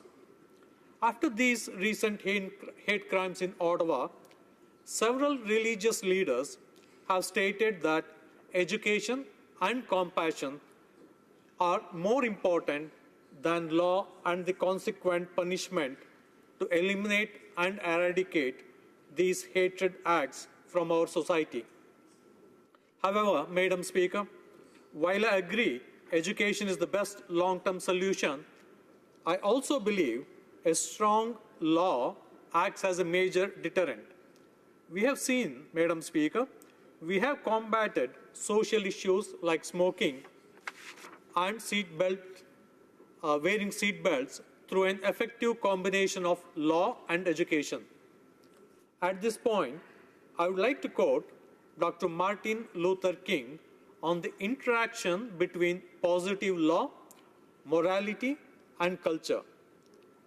He said, "It may be true that morality cannot be legislated, but behavior can be regulated. It may be true that the law cannot change the heart, but it can restrain the heartless. It may be true that the law can't make a man love me, but it can restrain him from lynching me. While the law may not change the hearts of men, it does change the habits of men. And when you change the habits of men, pretty soon the attitude and the hearts will be changed. And so there is a need for strong legislation constantly to grapple with the problems we face." Also, Madam Speaker, it is quite interesting to see people who diametrically disagree on ideologies seems to agree on the relationship between culture and law. I would like to quote Ryan Anderson, who is the William E. Simon Fellow at the Heritage Foundation. While I completely disagree with Mr. Anderson on his views on pro-choice and marriage, I would like to quote him on the culture and law. "Culture shapes law, but so too does law shapes culture. The law both reflects our values and teaches values, especially to younger generation. The better metaphor, I think, is that of two coasts connected by a tide that comes in and out, that picks up and drops off on the shorelines. Law and culture reinforce each other, either for or against human dignity and human flourishing. So it is very important, Madam Speaker, that we have a strong and robust law for hate crimes. Again, I agree, education is important, but I'm equally confident that good law is also required. There's also an interesting article that appeared in the Christian Research Journal, which said, because every law springs from a system of values and beliefs, every law is an instance of legislating morality. Further, because a nation's law can always exercise a pedagogical or teaching influence, law inescapably exerts a shaping effect over the beliefs, character, and actions of the nation's citizens, whether for good or ill. Those who seek to separate morality from law, therefore, are in pursuit both of the impossible and the destructive. The question before us is never whether or not to legislate morality, but which moral system ought to be made legally binding. Madam Speaker, it is heartening to note near unanimous support I have received from all sections of society. Every person has spoken, has expressed their support and encouragement. In particular, I would like to acknowledge the support I have received from a diverse group of religious and ethnic organizations. I would like to recognize and thank the Center for Israel and Jewish Affairs for their ongoing support and their efforts to mobilize other stakeholders. I would like to thank the following organizations who have pledged their support for Bill 305. First, the Center for Israel and Jewish Affairs, the World Sikh Organization, Coalition of Progressive Muslim Organizations, Canada-India Foundation, Canadian Rabbinic Caucus, Association of Progressive Muslims, Baha'i Community of Canada, Multicultural Council of Ontario Seniors, Ukrainian Canadian Congress, Ghanaian Canadian Association of Ontario, Presbyterian Church of Canada, Ahmadiyya Muslim Jamaat of Canada, Armenian National Committee of Canada, Canadian Polish Congress, Jamaican Canadian Association, Reconciliation Canada, Anglican Diocese of New Westminster, Roman Catholic Archdiocese of Vancouver, Vivekananda Vedanta Society of British Columbia, Temple Sholom of British Columbia, International Society for Krishna Consciousness, ISKCON, Vancouver, Akal Singh Sikh Society of Vancouver. With respect to hate crimes, there are some alarming statistics which I would like to share with you today. As per a Statistics Canada report released in 2015, it was noted that 51% of the police-reported hate crimes were motivated by hatred of race or ethnicity.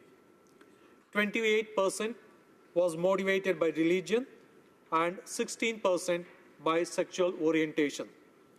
Furthermore, 6 out of 10 hate crimes were classified non-violent.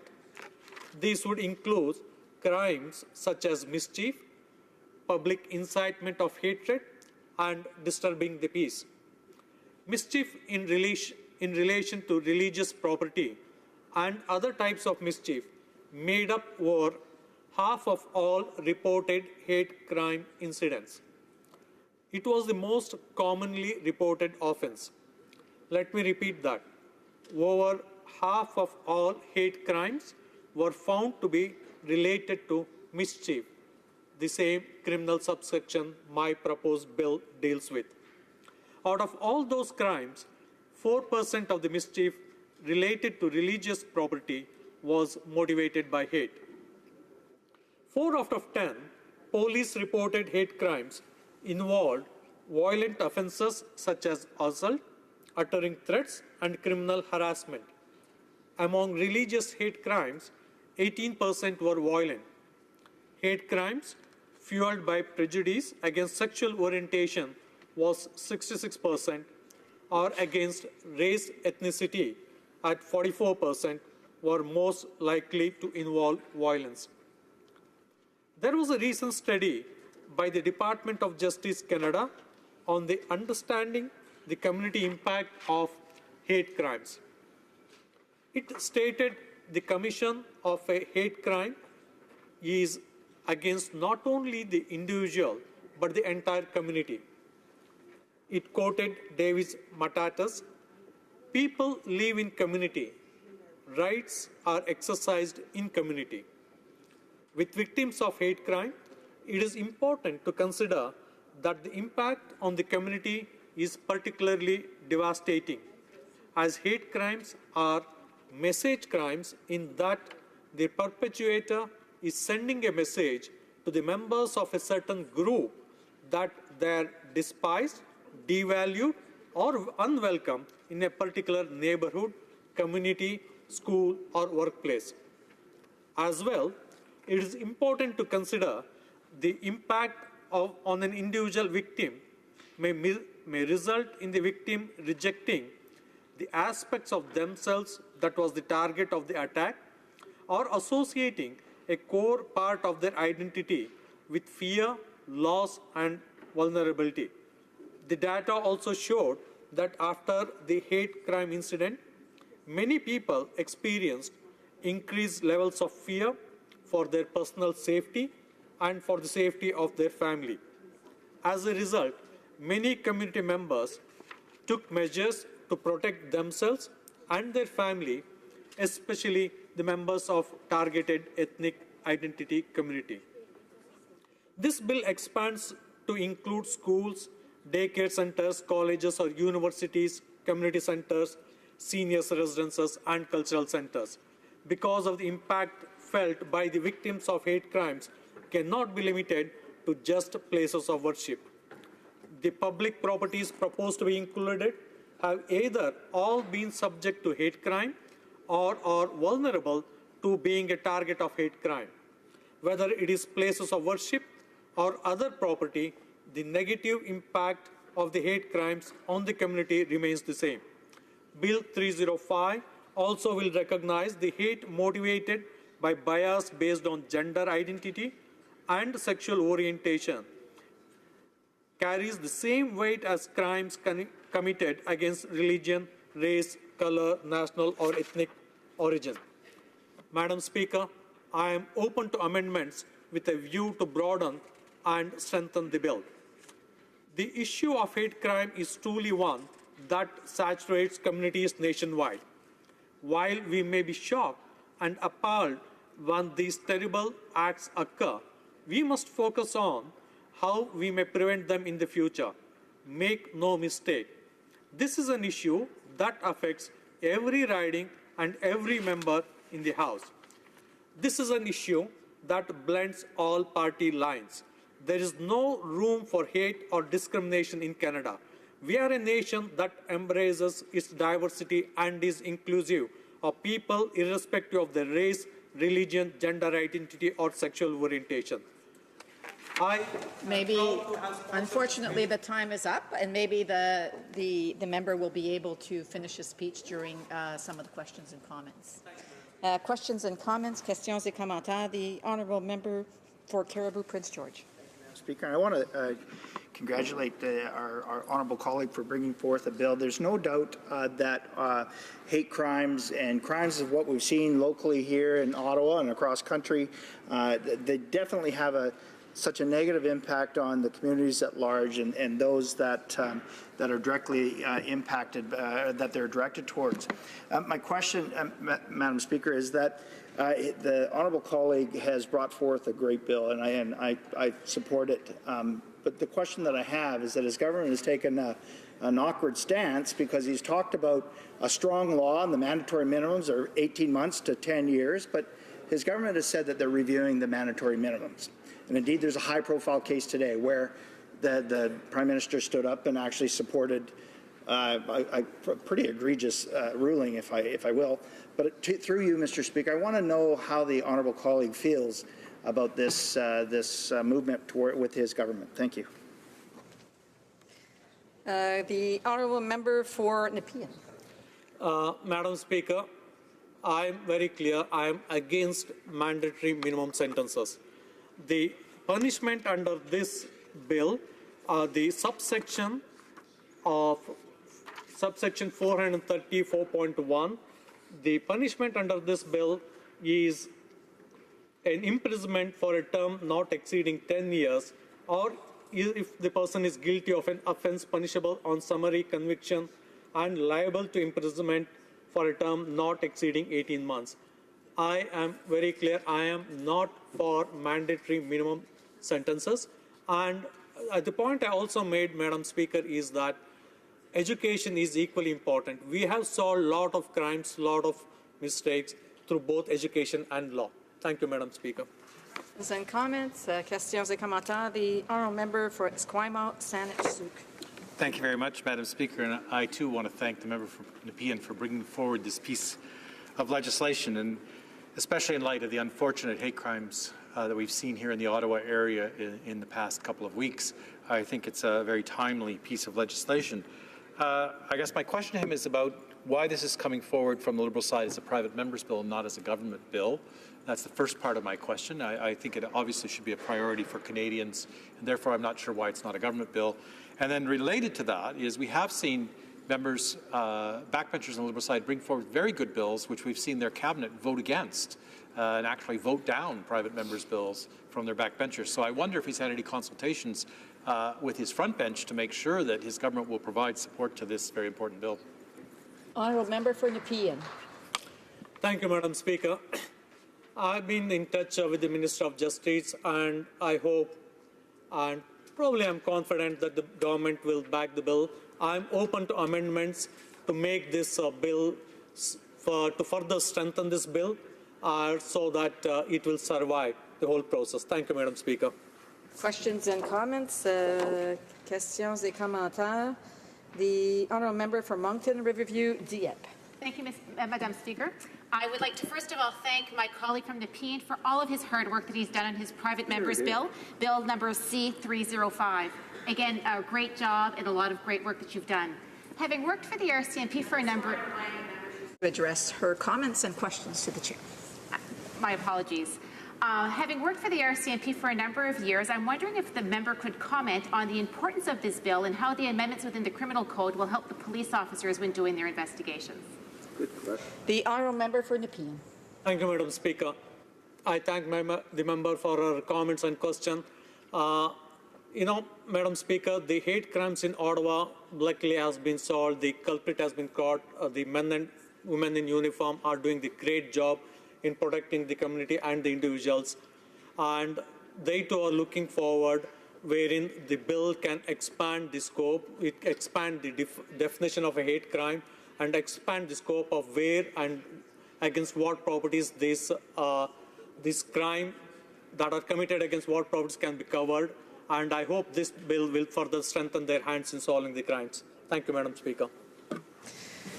Resuming debate, the reprise de débat, the honourable member for St. Albert, Edmonton. Well, thank you very much, Madam Speaker. I'm very pleased to rise in strong support of Bill C-305.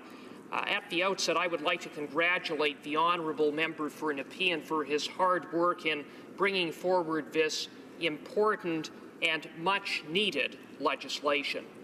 Madam Speaker, Bill C-305 seeks to amend Section 430 of the Criminal Code. Section 430 of the Criminal Code makes it a criminal offense for an individual to commit an act of mischief motivated by hate, targeted at a group, and carried out on religious property, whether that property be a church, synagogue, temple, or cemetery, Madam Speaker. Madam Speaker, Bill C-305 seeks to expand Section 430 of the Criminal Code to include other types of property, whether it be a school or other educational facility, or a cultural or community facility, or a seniors facility, or other facility. Regretfully, Madam Speaker, Bill C-305 could not be more timely. Recently, we have seen a spike in anti-Semitic, anti-Muslim, racist vandalism in Toronto, Ottawa, Montreal, and other centres throughout Canada. Just last week, as the Honourable Member for Nepean alluded to, we saw peaceful Jews, Muslims, and Black Christians targeted by a criminal with a string of hateful vandalism. Madam Speaker, Bill C-305 seeks to close a void in the criminal code that presently exists under Section 430. The fact is, Madam Speaker, that if an individual commits an act of mischief motivated by hate towards a particular group and carried out on a religious property, such as a house of worship, that individual would be subject to being charged and prosecuted and convicted under Section 430 of the Criminal Code. If convicted, that individual would be subject to a penalty of imprisonment for up to 10 years. By contrast, if the same individual committed the same act of mischief motivated by the same hate, targeted at the same group, but carried out not on religious property, but at a school or a recreational facility or a seniors facility, that person would not be able to be charged under Section 430 of the Criminal Code and not subject to a penalty of imprisonment for up to 10 years. Most likely, that individual would be subject to prosecution under the general mischief provisions of the Criminal Code, where the maximum penalty is up to 2 years. Madam Speaker, acts of mischief motivated by hate towards a particular group, whether it be on the basis of gender, race, ethnicity, and so on, are not general acts of mischief. Madam Speaker, they are much, much worse. They are acts of hate. They are acts of hate designed to intimidate and terrorize a particular community. It is precisely for that reason that under Section 430 of the Criminal Code, an individual who commits an act of mischief motivated by hate targeted at a group on religious property is subject to imprisonment for up to 10 years, not 2 years. Madam Speaker, Bill C-305 closes the loophole that presently exists in the Criminal Code by ensuring that anyone who commits an act of mischief motivated by hate towards a particular group will be subject to Section 430 of the Criminal Code and subject to a penalty of up to 10 years imprisonment, whether they carry out that act of mischief at a religious facility or a school or community center or other facility, Madam Speaker. And we know, Madam Speaker, that so often acts of mischief motivated by hate are carried out in places other than strictly religious institutions or other religious property. Indeed, when we look at the very sad events last week in Ottawa, we saw, yes, a church that was targeted, and we saw 2 synagogues that were targeted, but we also saw the Muslim Association of Ottawa that was targeted, as well as a Jewish teaching school. This past July, a community center, a Jewish community center outside of Montreal, had graffiti spray painted on its doors. In 2004, the United Talmud Torah School in Montreal was firebombed. Madam Speaker, there are hundreds and hundreds of other examples in the past number of years. Madam Speaker, we as Canadians take pride in our collective diversity.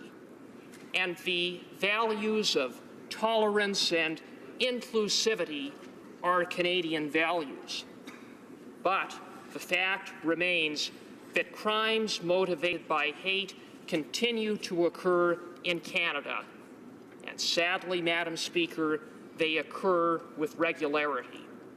Indeed, according to Statistics Canada, in 2014, nearly 1,300 hate crimes were reported. Those were just the reported hate crimes, and we know from Statistics Canada that the vast majority of hate crimes are not reported.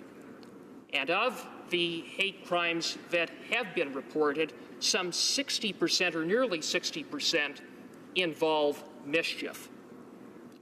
Madam Speaker, based on those very troubling statistics, it is evident that we have a lot of work to do collectively as Canadians to combat the scourge of hate.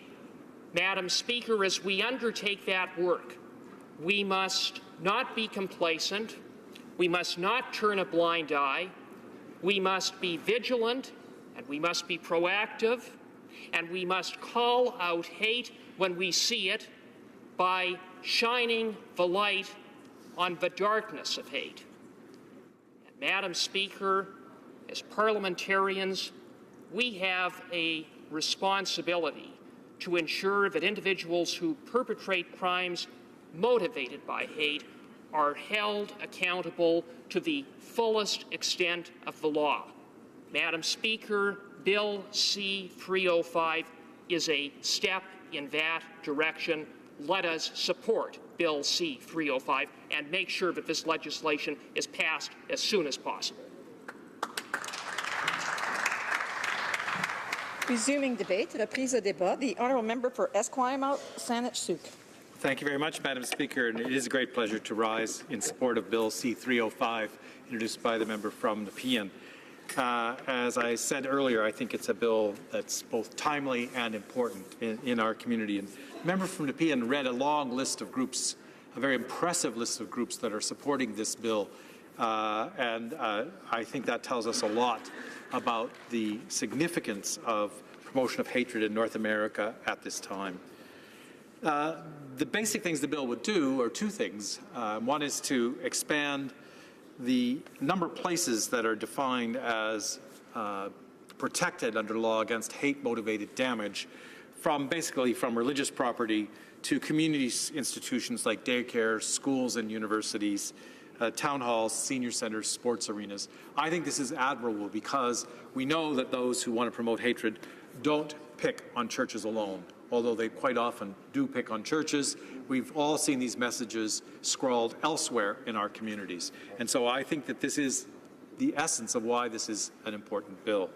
And of course, the second part is important to me as one of the 6 out-gay members of Parliament, is that it tends to expand the grounds for protection of groups to include sexual orientation and gender identity. And I think that that is laudable. We have made progress over the years in extending protections to people from my community, but it's always been done in a piecemeal fashion, kind of step by step. And so I accept that this is another step in that progress. I know some people are surprised to know that sexual orientation was not originally included in the Charter of Rights and Freedoms. And of course, I'm old enough to have been around at that time. In fact, I was actually here in Ottawa at that time. And I was not a supporter of the Charter of Rights because it did not include my rights. That was corrected through decisions of the Supreme Court of Canada. In 1996, this Parliament, and again a Liberal government, brought forward a government bill to add sexual orientation to the Canadian Human Rights Act. And in 2004, the section we're really dealing with in this bill, a private member's bill brought forward by Sven Robinson, a New Democrat member of Parliament, the first out-gay member of Parliament, succeeded in working its way through Parliament to add sexual orientation to the hate crime section of the Criminal Code. And of course, I'm very proud that Bill C-16 has now passed the House of Commons, which would extend that same protection against hate crimes to those who are gender diverse or non-gender binary, those who are called transgender, and that Bill C-16 would also add this to the Canadian Human Rights Act. So When this bill gets to committee, we will, of course, be asking for one small amendment, and that is to make its wording consistent with Bill C-16. So that will take a very small amendment, but I am confident that the member from Nepean had no intention of narrowing the bill, and I hope to have a good discussion with him about the possibilities of that. What I regard as a technical amendment, which really meets the objectives that he laid out in this bill. When it comes to hate crimes, we know the groups that are most often subjected to them because of the statistics that are kept. But I would point out in this chamber again, as I did in the debate on my private member's bill in the last Parliament and as I did on C-16, that we don't keep good statistics on hate crimes that are committed on the basis of gender identity or gender expression because these are not explicitly embedded in the law. So they are lumped together, usually, when they're considered at all, with sexual orientation, which is quite a different matter than gender identity and gender expression. And so, again, I hope that we can make this bill more consistent.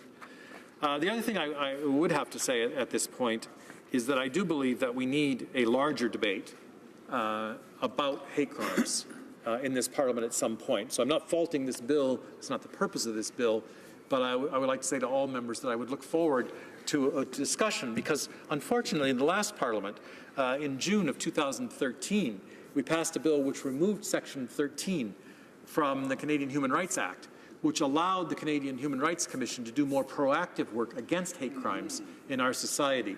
And so the very fact that this is coming forward as a private member's bill gives me some confidence that we could probably find a consensus in this Parliament to actually restore that power to the Canadian Human Rights Commission to do that preventative work that would prevent the kind of crimes that this bill is talking about. And so I look forward to finding a forum which we can have that broader discussion among MPs.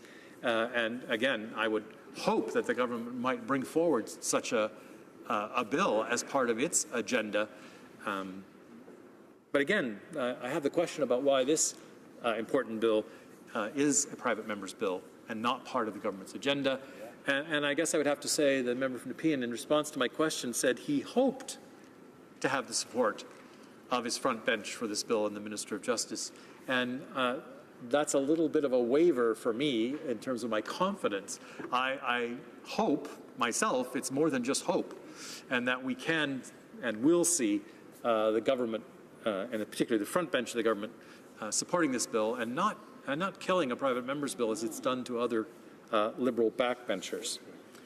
When it comes to hate crimes, as I got a little bit diverted here onto prevention, but when it comes to hate crimes, yes, hate crimes like the ones focused on in this bill are the most common, but in fact, I have to note once again that the groups that are most likely to subject to violent hate crimes are the LGBTQ community, and in particular, transgender Canadians, and in particular within that group, First Nations or two-spirited people who are the most subject to violent hate crimes.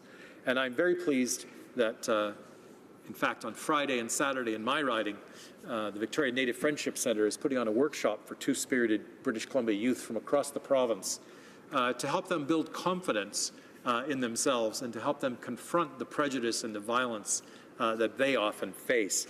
And so I intend to be at that conference on Friday and to bring news, I hope, that we'll have support for adding gender identity and gender expression, which would help protect two-spirited First Nations youth in this country against these kinds of hate crimes.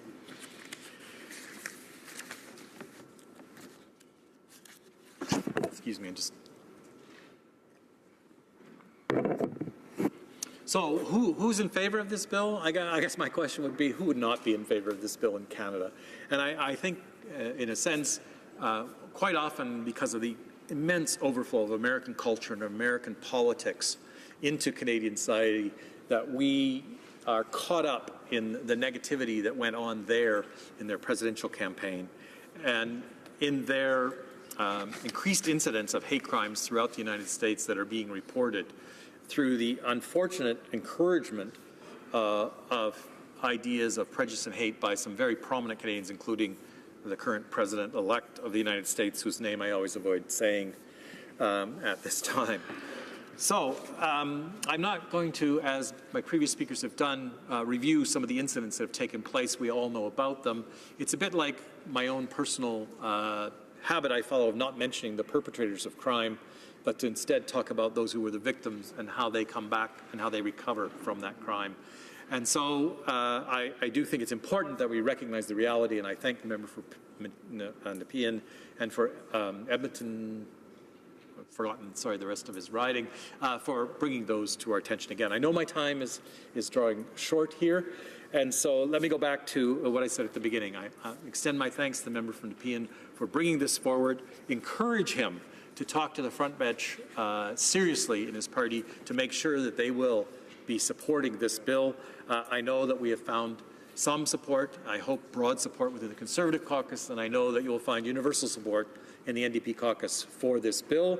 We will, as I said, ask for what I would regard as a technical amendment to broaden it just a bit to make it consistent with Bill C-16, but we look forward to it passing through the House expeditiously. Thank you, Madam Speaker. Resuming debate, reprise de débat, the Honourable Parliamentary Secretary to the Minister of Justice and Attorney General.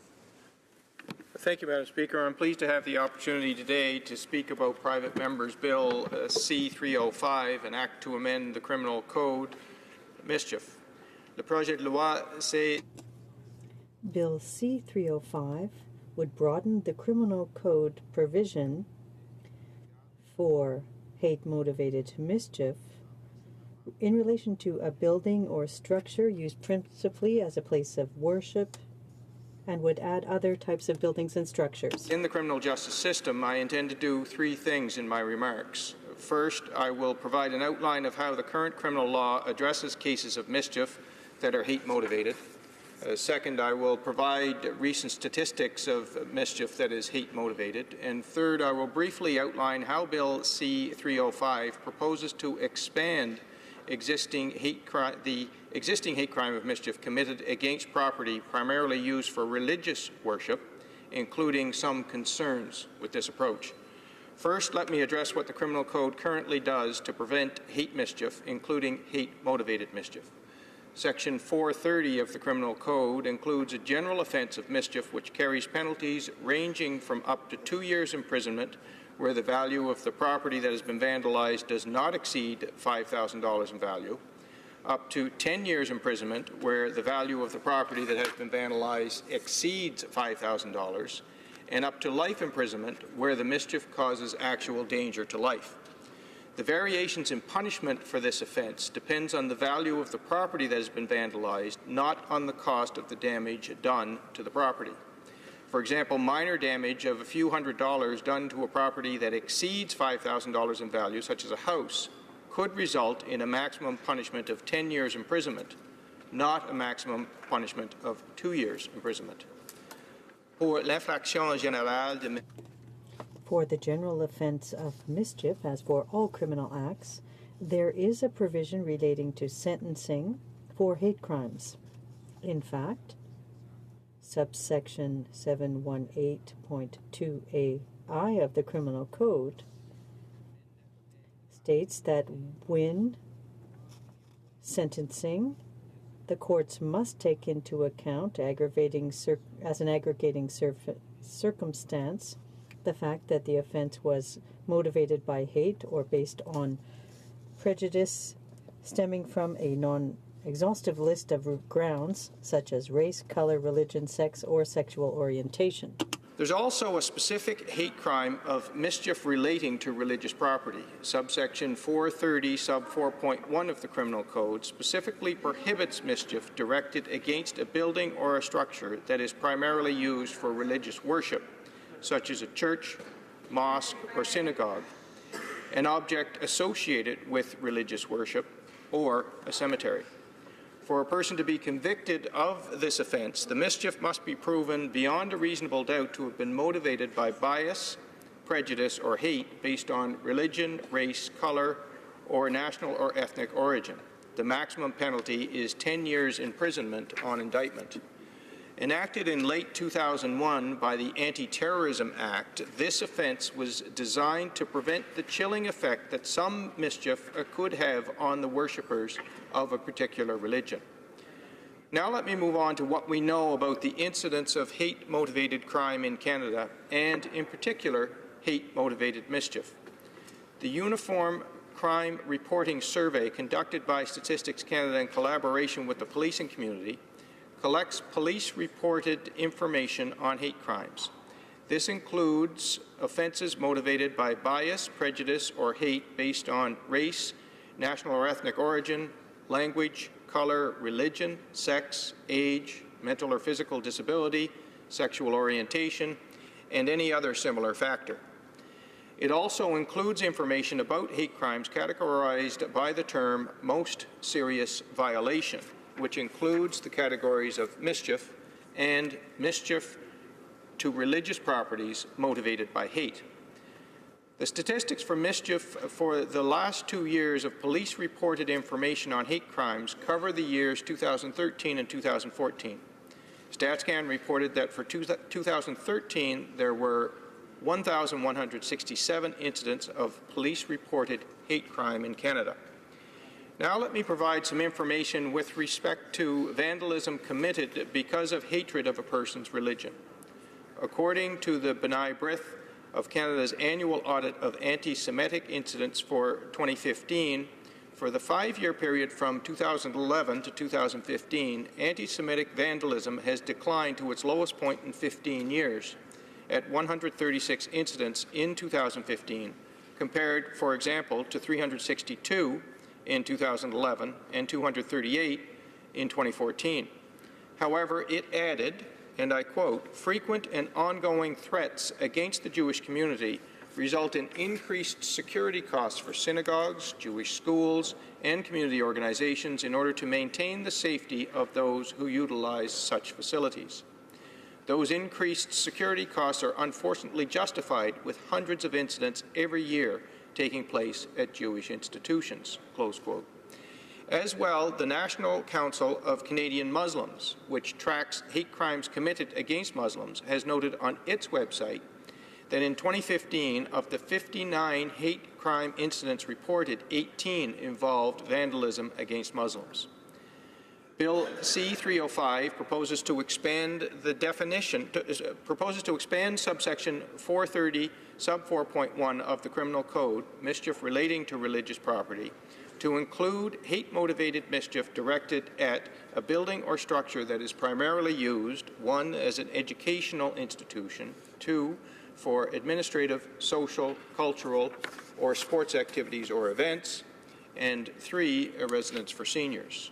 Bill C-305 also proposes that the grounds of hate motivation found in subsection 430 sub 4.1 are currently restricted to acting out of bias, prejudice, or hate based on religion, race, color, or national or ethnic origin should be expanded to include the grounds of gender identity and sexual orientation. As a result, if Bill C-305 is enacted, section 430 sub 4.1 of the Code would no longer have as its underlying rationale to prevent a chilling effect on worshippers of a particular religion. Madam Speaker, the intent of Bill C-305 is consistent with our government's commitment to ensuring equal protection and equal benefit of the law without discrimination, in keeping with the Charter. It is also consistent with a clear message that hate crimes will not be tolerated in Canada. This rationale is well explained by the Centre for Israel and Jewish Affairs, or CIJA. This organization has highlighted the recent spike in anti-Semitic, racist, and anti-Muslim vandalism, which was reported in Ottawa, including at 3 synagogues and other religious institutions in our nation's capital. CIJA argues that the current law is deficient since it only designates as a hate crime mischief committed against a religious site such as a church, synagogue, mosque, or temple. In its view, this designation should be broadened. To quote from its website, "Hate-fueled criminals do not distinguish between synagogues, community centers, and schools. Neither should the law." I believe that this principle is a worthy one. but I have questions about the potentially broad scope of the proposed crime. For example, would it include structures such as sports arenas like the Rogers Centre in Toronto? Would it apply to a coffee shop used regularly by a university Spanish club, or to an office building occupied partly by government? As it's currently worded, it appears the bill could potentially capture numerous unintended buildings and spaces. As a result, the offence could become overbroad and potentially vague. Potential impacts of the bill on other parts of the criminal code must also be considered. Would it have a deleterious effect on subparagraph 718.2 sub A sub 1 of the code, the hate crime sentencing provision, since that sentencing provision would no longer be used in a large number of mischief cases? Lastly, I'm concerned about maintaining the underlying rationale of subsection 430 sub 4.1 of the Criminal Code, which is to protect freedom of religion. In its current form, the bill appears to go quite far beyond that original intent. Cabinet will therefore support Bill C-305 with amendments to address overbreadth and consistency with other provisions of the Criminal Code, including those referred to by my colleague from the New Democratic Party. As noted, this bill aligns with our government's commitment to charter values, as well as a clear message that hate crimes will not be tolerated in Canada. For these and other reasons, I believe that Bill C-305 is deserving of further discussion and examination at a committee of this House. Thank you, Madam Speaker. Resuming debate, reprise de débat, the honourable member for Calgary Confederation. Thank you, Madam Speaker. Madam Speaker, I'm pleased to be able to rise today to contribute to this important debate on Bill C-305, which aims to amend the Criminal Code mischief section. Currently, there are 4 specific offences listed as hate propaganda offences or hate crimes in the Criminal Code of Canada. There's advocating genocide, public incitement of hatred, willful promotion of hatred, and 4th is mischief motivated by hate in relation to religious property. The proposal before us today intends to strengthen the penalties and the convictions for hate crimes that target property. Damage to property is the most common form of hate crime. These crimes can range from graffiti to the complete destruction of a building through fire. Sadly, we know that the main targets for this type of crime are schools, places of worship, community and cultural centres, seniors' homes, and even memorials. Places of worship, as I mentioned earlier, are already covered by existing legislation, but we need to close the gap and address the realities regarding hate crimes. This is why this bill proposes to include, along with religious property, daycares, schools, community centres, seniors' residences, and playgrounds. Madam Speaker, the statistics are startling. 1/2 of police-reported hate crimes are based on race or ethnicity. Another 1/4 are based on religion. 16% are targeting those based on sexual orientation. And 60% of these hate crimes are nonviolent mischief targeted at property. This proposed bill will help police and the courts by giving them a stronger tool to crack down on this type of criminal activity in our communities. And I'm sure I speak for all the members in this House when I say that there is no place in Canada for hate. We are a peaceful and compassionate society as a whole, but that can never be taken for granted. We have a societal duty every day to defend the country and the way of life we have taken so long to build and defend.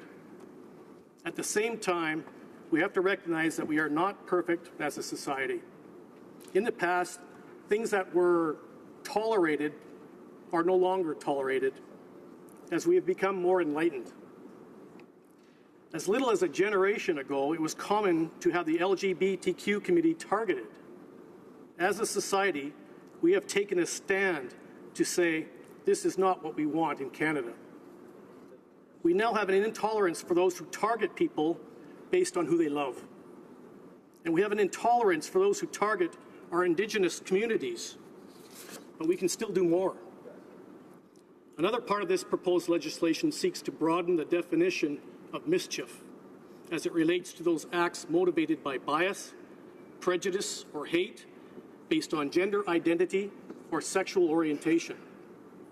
Sadly, there's still a sizable portion of the population who hate others simply because of the color of their skin, the nature of their worship, or the gender of the person that they love. Madam Speaker, I'm not naive. I know that passing legislation such as this won't fix the backward thinking and prejudices of folks like this. However, it will allow us to deal with bad apples within our community. Actions of hate hurt more than those that they target. They affect the entire community. They divide communities. They foster mistrust amongst neighbors and make us all feel a little less safe and less secure. These criminals are misguided. They think that their criminal actions will only hurt those that they hate. However, they often make victims of those they purport to protect in the community.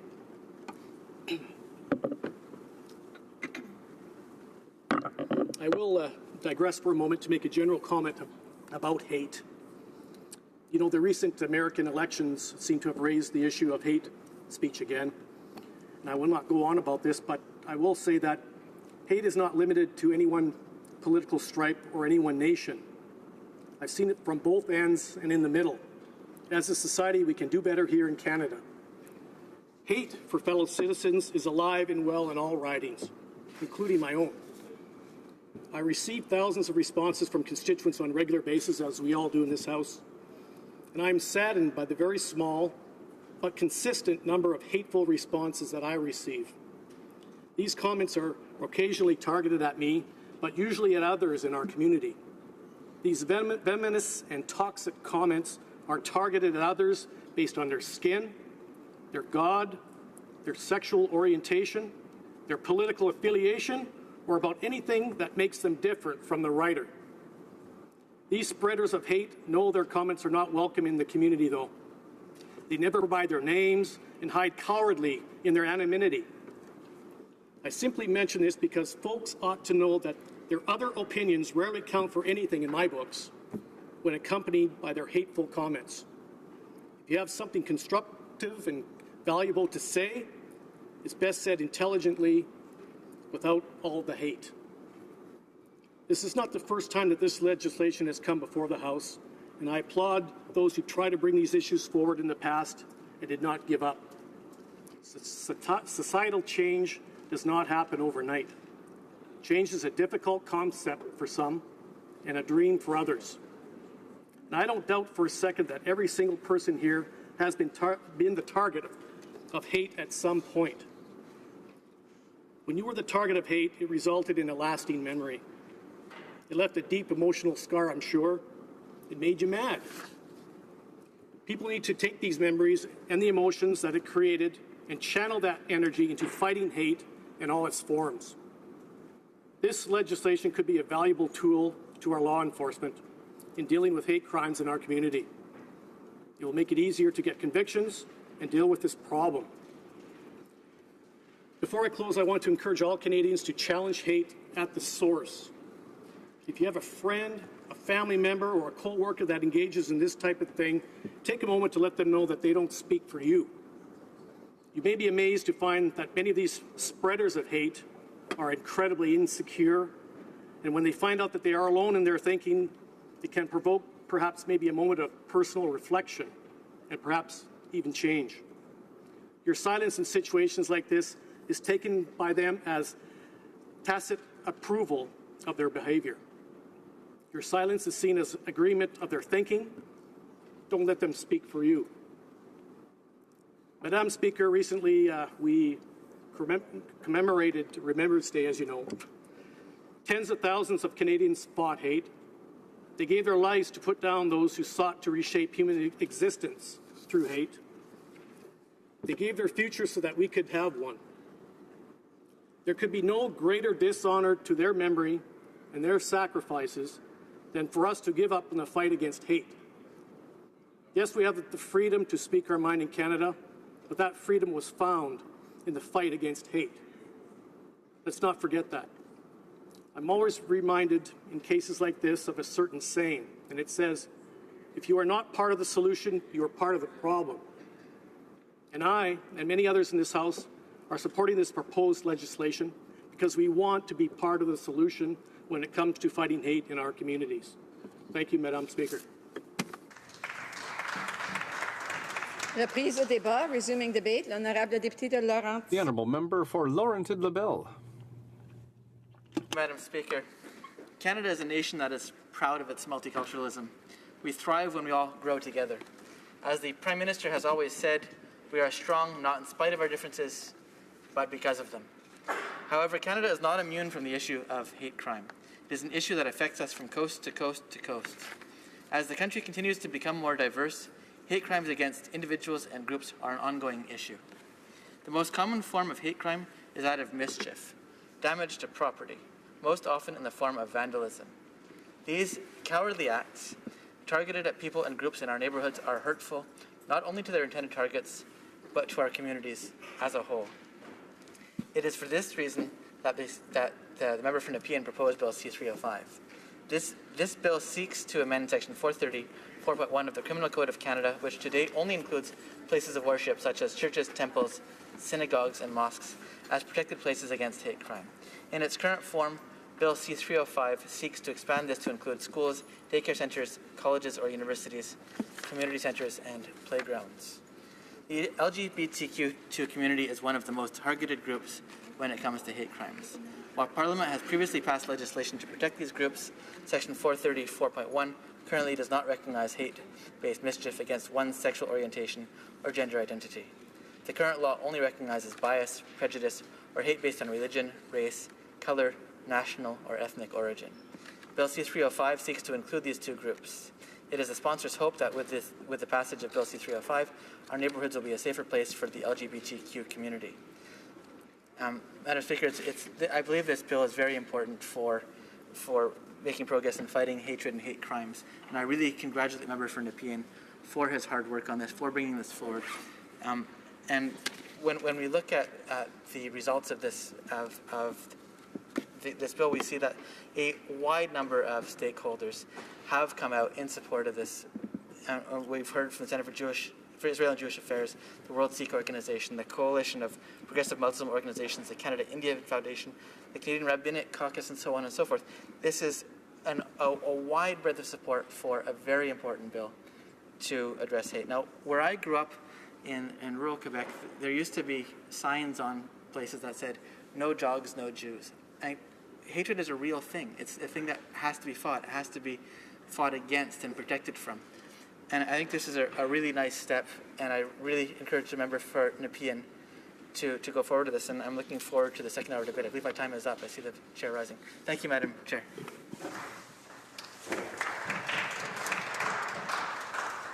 The honourable member for Laurentides-Labelle will have about 7 minutes remaining the next time that this bill is discussed in the House. The time provided for private members' business has now expired, and the order drops to the bottom of the order of precedence on the order paper. In accordance with Standing Order 38, a motion to adjourn the House is deemed to have been made and seconded at this time. Therefore, the question is that this House do now adjourn. The honourable member for Nanaimo, Ladysmith. Thank you, Madam Speaker. So, my discussion with the status of women minister in this House earlier this fall, I asked, referencing the United Nations and women's organizations across the country calling for a national action plan to end violence against women. I asked why the minister had chosen a very narrow scope and not including services like shelters, policing, education, some of the fundamental factors that can lead to increased violence against women, but also in which we can find some of the solutions, the welfare system, areas of provincial and municipal and territorial authority. So it was in that context I asked the question. The minister said it was great hearing from people across the country and she's listening to police. And that is a good thing, but that is not aiming towards a national action plan. So I want to dig a little deeper into why I didn't get an answer from the minister on that day, and to reference some of the very good support for this government if it is truly committed to ending violence against women and truly committed to gender equality, that it would be very happy to embrace this broad base of advice. I'll start with the United Nations. Under international law, every country has an obligation to address violence against women, and the United Nations has called on all countries to have a national action plan in place by 2015. It's now 2016, and Canada doesn't have one. So on Friday, the United Nations Committee on the Elimination of Discrimination Against Women issued its report. All about Canada. These only come out every 5 years or so, so this is a particularly good opportunity to hear from the United Nations about how it views Canada's progress. So in section 24, it says the committee notes with appreciation that the Ministry of Status of Women is currently working with other ministries to develop a federal strategy against gender-based violence. However, the committee is concerned about the lack of a national action plan, bearing in mind that the strategy will apply only at the federal level.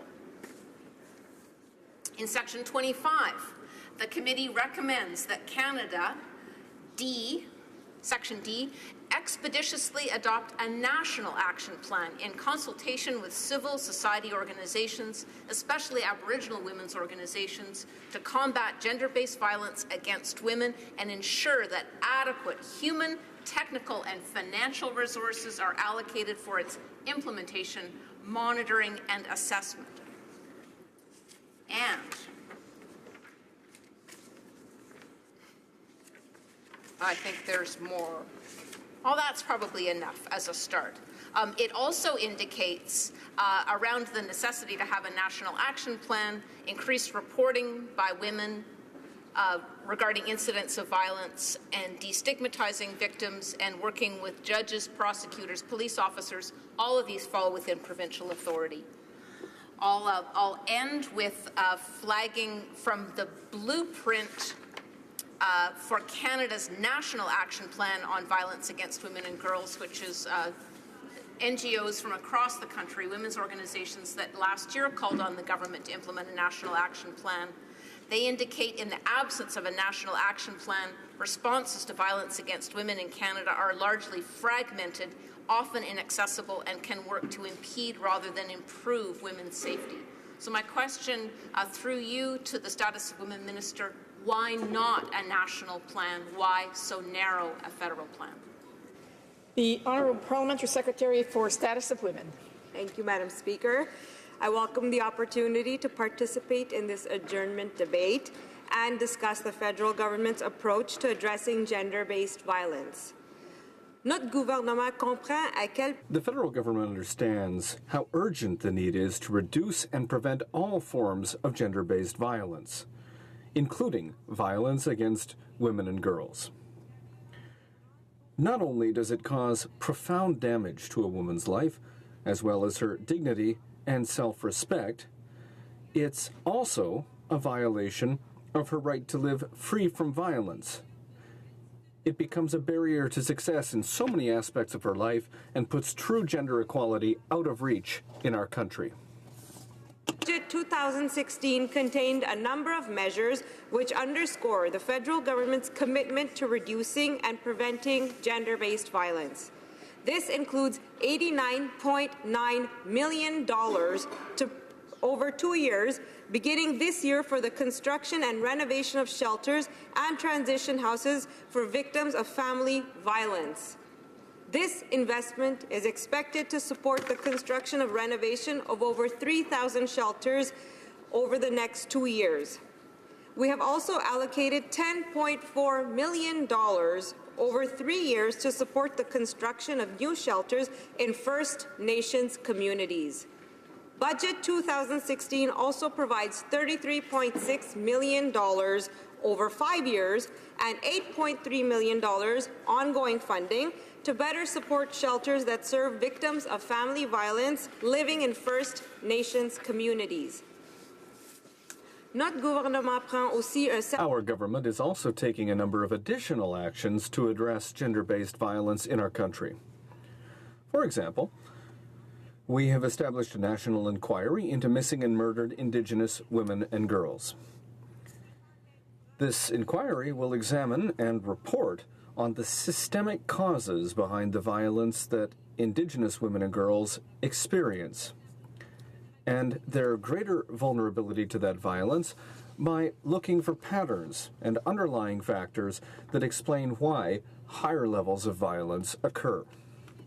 These actions are in addition to a range of other investments that will have a positive impact on women, such as funding for shelters for women fleeing violence and abuse so that they have somewhere to turn. Also know that gender-based violence disproportionately affects LGBTQI2S, which is the lesbian, gay, bisexual, transgender, queer, questioning, intersex, and two-spirit community, and gender non-conforming people as well as other vulnerable groups, including Indigenous women and girls. Voilà pourquoi la ministre... That's why, over the past few months, the Minister of Status of Women has been reaching out to experts, advocates, service providers, survivors, academics, and civil society. I am very pleased to advise the Honourable Member that this has indeed included the RCMP and police, as well as educators and women's shelters. Both the Minister and myself, throughout this summer, met with the RCMP and law enforcement officers regarding the question of violence, gender-based violence. As well, the Minister established an advisory council to inform the development of a comprehensive federal strategy against gender-based violence. This outreach considered a wide range of perspectives from young women, women and girls with disabilities, Indigenous women and girls, LGBTQI2S, and gender non-conforming people, and men and boys also, working to end gender-based violence. Thank you, Madam Speaker. The honourable member for Nanaimo Ladysmith. I commend the Parliamentary Secretary and the Minister for all the work that is listed. None of that addresses the question that I asked last month or that I asked just now. Why is the government not implementing, as the United Nations asked be done by last year, and asked again in this Friday's report, why is the government not implementing a national action plan to end violence against women? Why is it choosing the much more narrow strategy, which I will say again in Section 24 of Friday's report from the Committee on the Elimination of Discrimination Against Women, that's out of the United Nations. It says it is concerned about the lack of a national action plan, bearing in mind that the strategy will only apply at the federal level. I ask, just explain why the government does not think it needs to follow the United Nations advice. The Honourable Parliamentary Secretary for Status of Women. Madam Speaker, preliminary findings are emerging from this engagement with Canadians in recent months. First and foremost, we have heard the need for future actions to be tailored to the unique needs and experiences of diverse populations in Canada. We heard there is a need for more gender and culturally sensitive training for service providers. More research is needed into what works to prevent and address gender-based violence. And stakeholders have also called for improved data on the nature and extent of gender-based violence, including those who are most vulnerable. Ce sont de cloches de la population canadienne. This feedback from Canadians will help to inform the development of the federal strategy. Our strategy will also build on the important work already underway in the provinces and territories to address gender-based violence. Thank you. The honourable member for Salaberry-sur-Roi. Madam Speaker, I've been waging a campaign over the Catherine spirit for the past 5 years. I've spent hundreds of hours meeting with ministers, officials, environmental groups, and constituents, not to mention the thousands of mail-outs to explain the situation, when the federal government didn't want to say anything, especially under the Conservatives. But constituents have gotten involved. 3,600 people have signed a petition. Hundreds others have written to me or to the minister asking for information, whether we're talking about local journalists or elected officials in the municipality of Beauharnois, and lots of volunteers who have gotten involved. And I'd like to thank them all for getting involved. The announcement a couple of weeks ago by the Minister of Transport, the announcement about the beginning of work on the Catherine Spirit was welcome and still is welcome. But there are still many questions, and I hope that the Parliamentary Secretary to the Minister of Fisheries and Oceans will be able to enlighten my constituents so that they understand the situation better. First of all, the Minister said that the St. Pierre group had been chosen to do the work.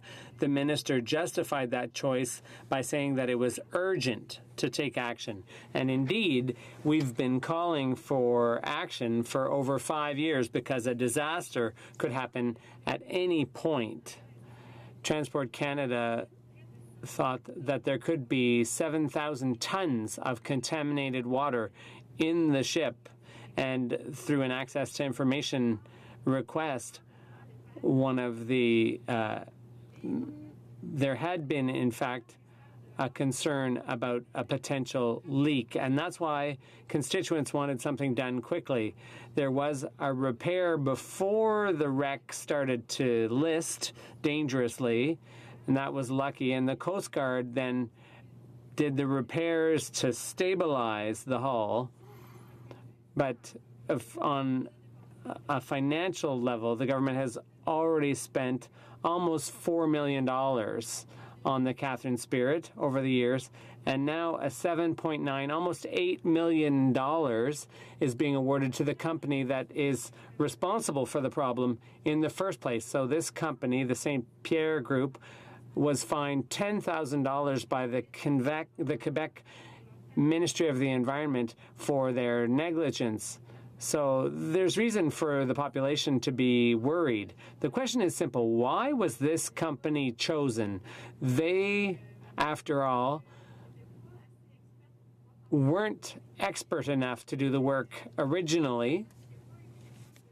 They weren't able to get approval from the provincial Environment Ministry to go ahead with the work. Is it just because they're nearby? Or is it because they've done this type of work in the past? Can the government reassure me that this company does have the expertise it needs and will comply with all the environmental regulations in conducting the work? I would remind the Parliamentary Secretary that this is a sensitive area because drinking water is drawn from the same watershed, and that's why this has to be dealt with carefully. I hope the government will be transparent and explain the criteria behind the choice of the St. Pierre Group for this work. The Honourable Parliamentary Secretary, the Minister of Fisheries and Oceans, and the Coast Guard. Thank you, Madam Speaker. I'd like to thank my colleague from Salaberry-sur-Loire for her questions, and allow me to give her an update on the file, the Catherine Spirit file. The government announced a plan, an action plan in September to deal with this derelict vessel. And in future, the risks will be significantly attenuated. In addition to this commitment, I'm happy to report that the Government of Canada is taking the necessary steps immediately to remove the Catherine Spirit from Lac Saint-Louis. As we all know, Madam Speaker, this derelict vessel ran aground in 2011. In 2012, it was sold to a Mexican company that was going to tow it to Mexico and dismantle it there.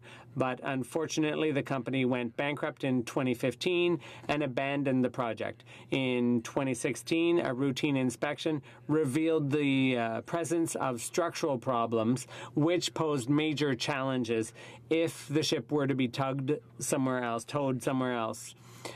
In November, my colleague, the Minister of Transport, on behalf of the Minister of Fisheries and Oceans, announced the first phase to permanently remove the Catherine spirits from the shores of Beauharnois. This was the result of our ongoing cooperation with the provincial government, and we followed a course of action that was approved by all parties. I'd like, at this juncture, to thank my colleagues from Château-Lacolle and Vaudreuil-Soulanges for their involvement. So the work by the St. Pierre Group will begin soon. They will build a wall, a protective wall around the wreck, and I can ensure all residents of Beauharnois and all other stakeholders that St. Pierre Group has the experience and expertise necessary to do this work. This is the first step to meet the concerns of the community, the concerns that have been raised for years. The construction of the protective wall or dike around the ship will protect the ship for the winter so that the company can then proceed with dismantling the wreck. And this will protect from shifting ice during the winter and so on, protect against that type of source of instability. And the work should, the dismantling should begin in the spring of 2017. The Coast Guard will continue to update the people of Beauharnois and other stakeholders as the work progresses. Madam Speaker, the Government of Canada recognizes the risks posed by derelict vessels and wishes to see to it that the work is done safely, and that's why we announced our plan to protect the waterway. This will improve marine safety and navigation. It will protect the riverbed and the water supply. We're also trying to prevent and eliminate other risks and to impose the polluter pay principle. So I'd like to thank the Coast Guard, Transport Canada, and our partners for their work on this problem to try to resolve the problem of the Catherine Spirit wreck, which is in Lac Saint-Louis offshore from Beauharnois. We have taken steps to move forward and resolve this problem, and we will continue right up until this wreck is fully removed from the shores of Beauharnois. The Honourable Member for Salaberry-sur-Oise. Thank you, Madam Speaker. I just heard the Parliamentary Secretary tell us, he admitted that St. Pierre Group does have the expertise to build this protective wall around the Catherine Spirit. What I find a bit strange is that 5 years ago, the same company had to stop work on dismantling the wreck because they didn't have the expertise nor the authorization. So what are the criteria that justify the fact that now they apparently do have the expertise and the certification? Have they done things on other ships just to reassure residents that they now have acquired the necessary expertise to go ahead with this $8 million contract paid for by taxpayers? So I'd like an explanation of that. And then once the wall has been built, when will there be tenders, a call for tenders for the dismantling work? The Honourable Parliamentary Secretary. Madam Speaker, once again, I'd like to reassure the member from Salaberry-sur-Oise and constituents that this company does indeed have the expertise to do the work. It's just a first step, as I said before, the first phase of the work. This was announced in keeping with an action plan that was approved by all parties. So the perimeter will be secured around the Catherine Spirit, and once that dike or protective wall is built, the government will issue a call for tenders to go forward with the dismantling of the wreck in the spring. So the process is well underway, and all participants in the process, we'd like to thank them. This may have taken some time, but I think we're on the right track now to finally remove the Catherine Spirit from the shores of Beauharnois. Thank you. Madam Speaker, one thing that we can all take pride in is the fact that Canadians have overwhelmingly shown their generosity and humanity in their response to the Syrian refugee crisis. Scores of Canadians responded to the call to provide support to Syrian refugees. They have done so in numerous ways, not in the least of which was to be involved as private sponsors. Since this national project began, we have heard from scores of privately sponsored groups who are frustrated in their effort as they still are awaiting their family to arrive in Canada. In some cases, private sponsors had already rented apartments for their families, and yet no family has arrived. The minister is fond to characterize this situation as a great problem to have. Let me say this. For the sponsoring families, this problem is aggravating and upsetting. They responded with genuine care for the families that they are sponsoring, and when it appeared that the government was meeting the numbers that they have targeted, thereby meeting their political agenda, they began to withdraw staff in processing the applications. Left out in the cold are numerous anxious private sponsors and Syrian refugee families who are getting more desperate and losing hope as they wait. In my community, the Al Shalom Synagogue has stepped up along with several other groups from the United Church on the North Shore and Vancouver. They have sponsored close to 100 Kurdish Syrian refugees. They submitted their applications back in February, and they've been waiting for their families to arrive since then. Even when the criminal record check is completed for these families, they cannot get into either country for an interview. The groups involved have proposed 3 possible options to address the stalled applications, one of which involved the authorization of representatives from the International Organization for Migration or the United Nations who are already in the area to process the applications. During the lunch with the United Nations High Commissioner for Refugees, I took the opportunity to inquire about the United Nations capacity to help address these backlogs. I was advised that they could do it, and all they need was the Canadian government to authorize them to do so. I promptly brought this to the minister's attention. Initially, the minister thought it was a good idea to authorize the UNHCR to help with the process, as they're already on the ground there. At the end, he has refused to act on this suggestion, even though we learned at committee that the representative from the UNHCR that based on international best practices, Canada can waive this additional level of screening and bring people to Canada following the UNHCR screening. And so the delay continues. Just last week, I made an inquiry on behalf of the sponsoring group about their families in northern Iraq, and here's what transpired. My office contacted the IRCC members hotline, and the hotline was unable to provide me with any concrete information and didn't seem to understand what was happening with the file at all. I was informed that they'd get back to me within 10 days. Madam Speaker, one of the sponsoring families currently in the refugee camp in HoC, northern Iraq, has a child who needed a heart surgery since he was 1. Currently, the family does not have a roof over their heads in the refugee camp. The elements are making the young child's condition worse, and my office then contacted the minister's office for an update. We were informed that the family had been approved on February 19th and that everything was on schedule. We were told that on schedule meant 19 months in processing time for this family. 19 months after February 2016 is September 2018. I was under the impression that all the approved applications prior to March 31st, 2016 would be processed and the families would arrive by the end of 2016 or early 2017. This timeline was reaffirmed last night during the briefing with the minister and his department officials, yet an inquiry into the minister's office contradicted the information that was offered by the deputy minister and the minister's briefing session. To say that I'm seriously concerned is an understatement. Madam Speaker, this can't continue. Families are anxious. Let's get on with it. The Honourable Parliamentary Secretary to the Status of Women. Madame la Présidente. Madam Speaker, I'd like to thank the member for her question. Canada is a major contributor to the international efforts to resolve the problems, the protection problems in the Middle East. Our country has provided a home to over 25,000 of the most vulnerable refugees displaced by conflict in Syria and Iraq. The government-assisted refugee program and the blended visa officer referred program provide protection by resettling vulnerable refugees designated by the UNHCR.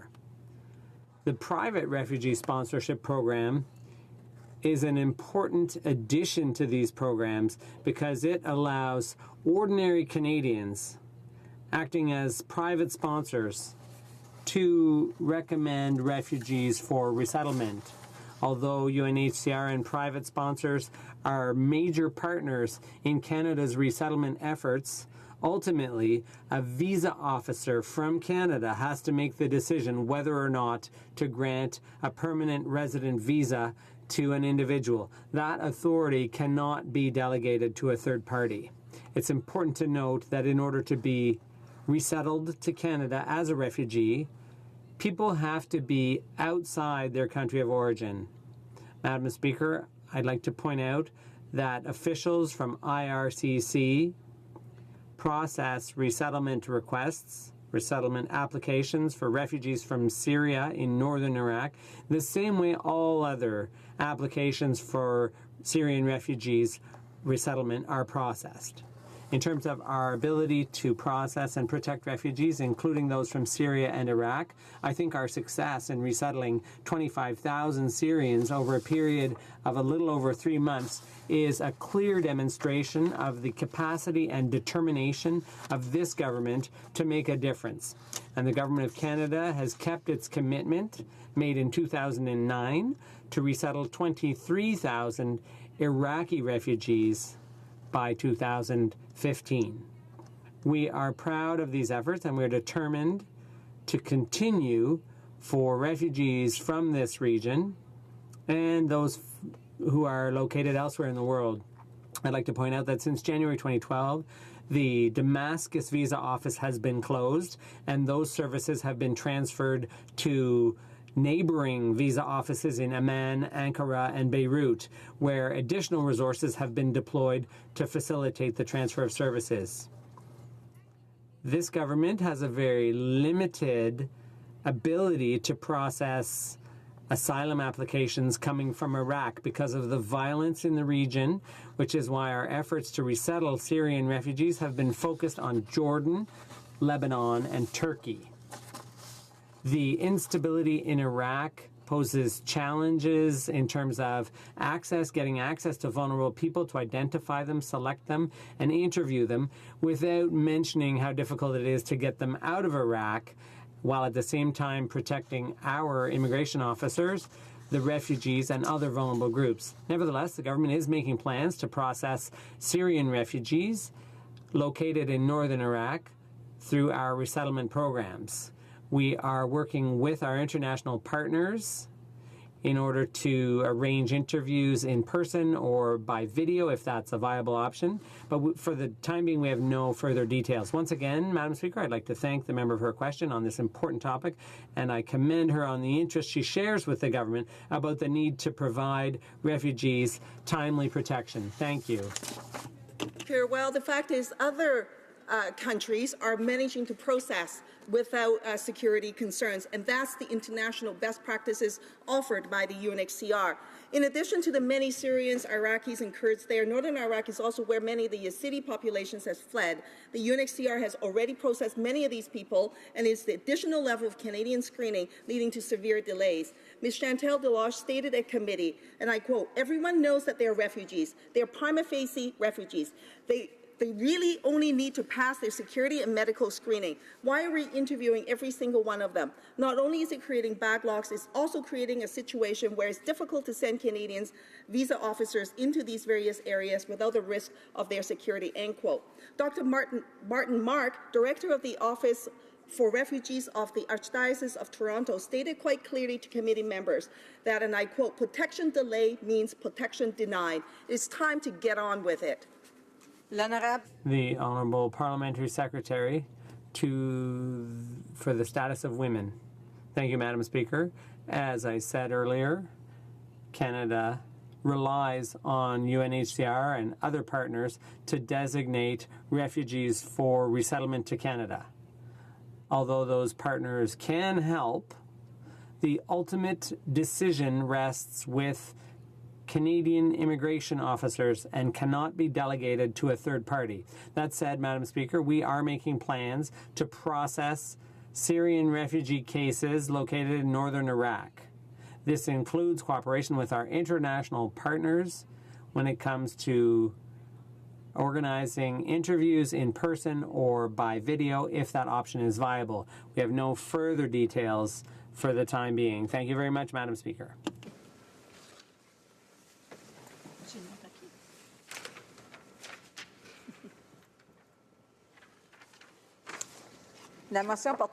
The motion to adjourn the House is now deemed to have been adopted. Accordingly, this House stands adjourned until tomorrow at 2 p.m. pursuant to Standing Order 24-1.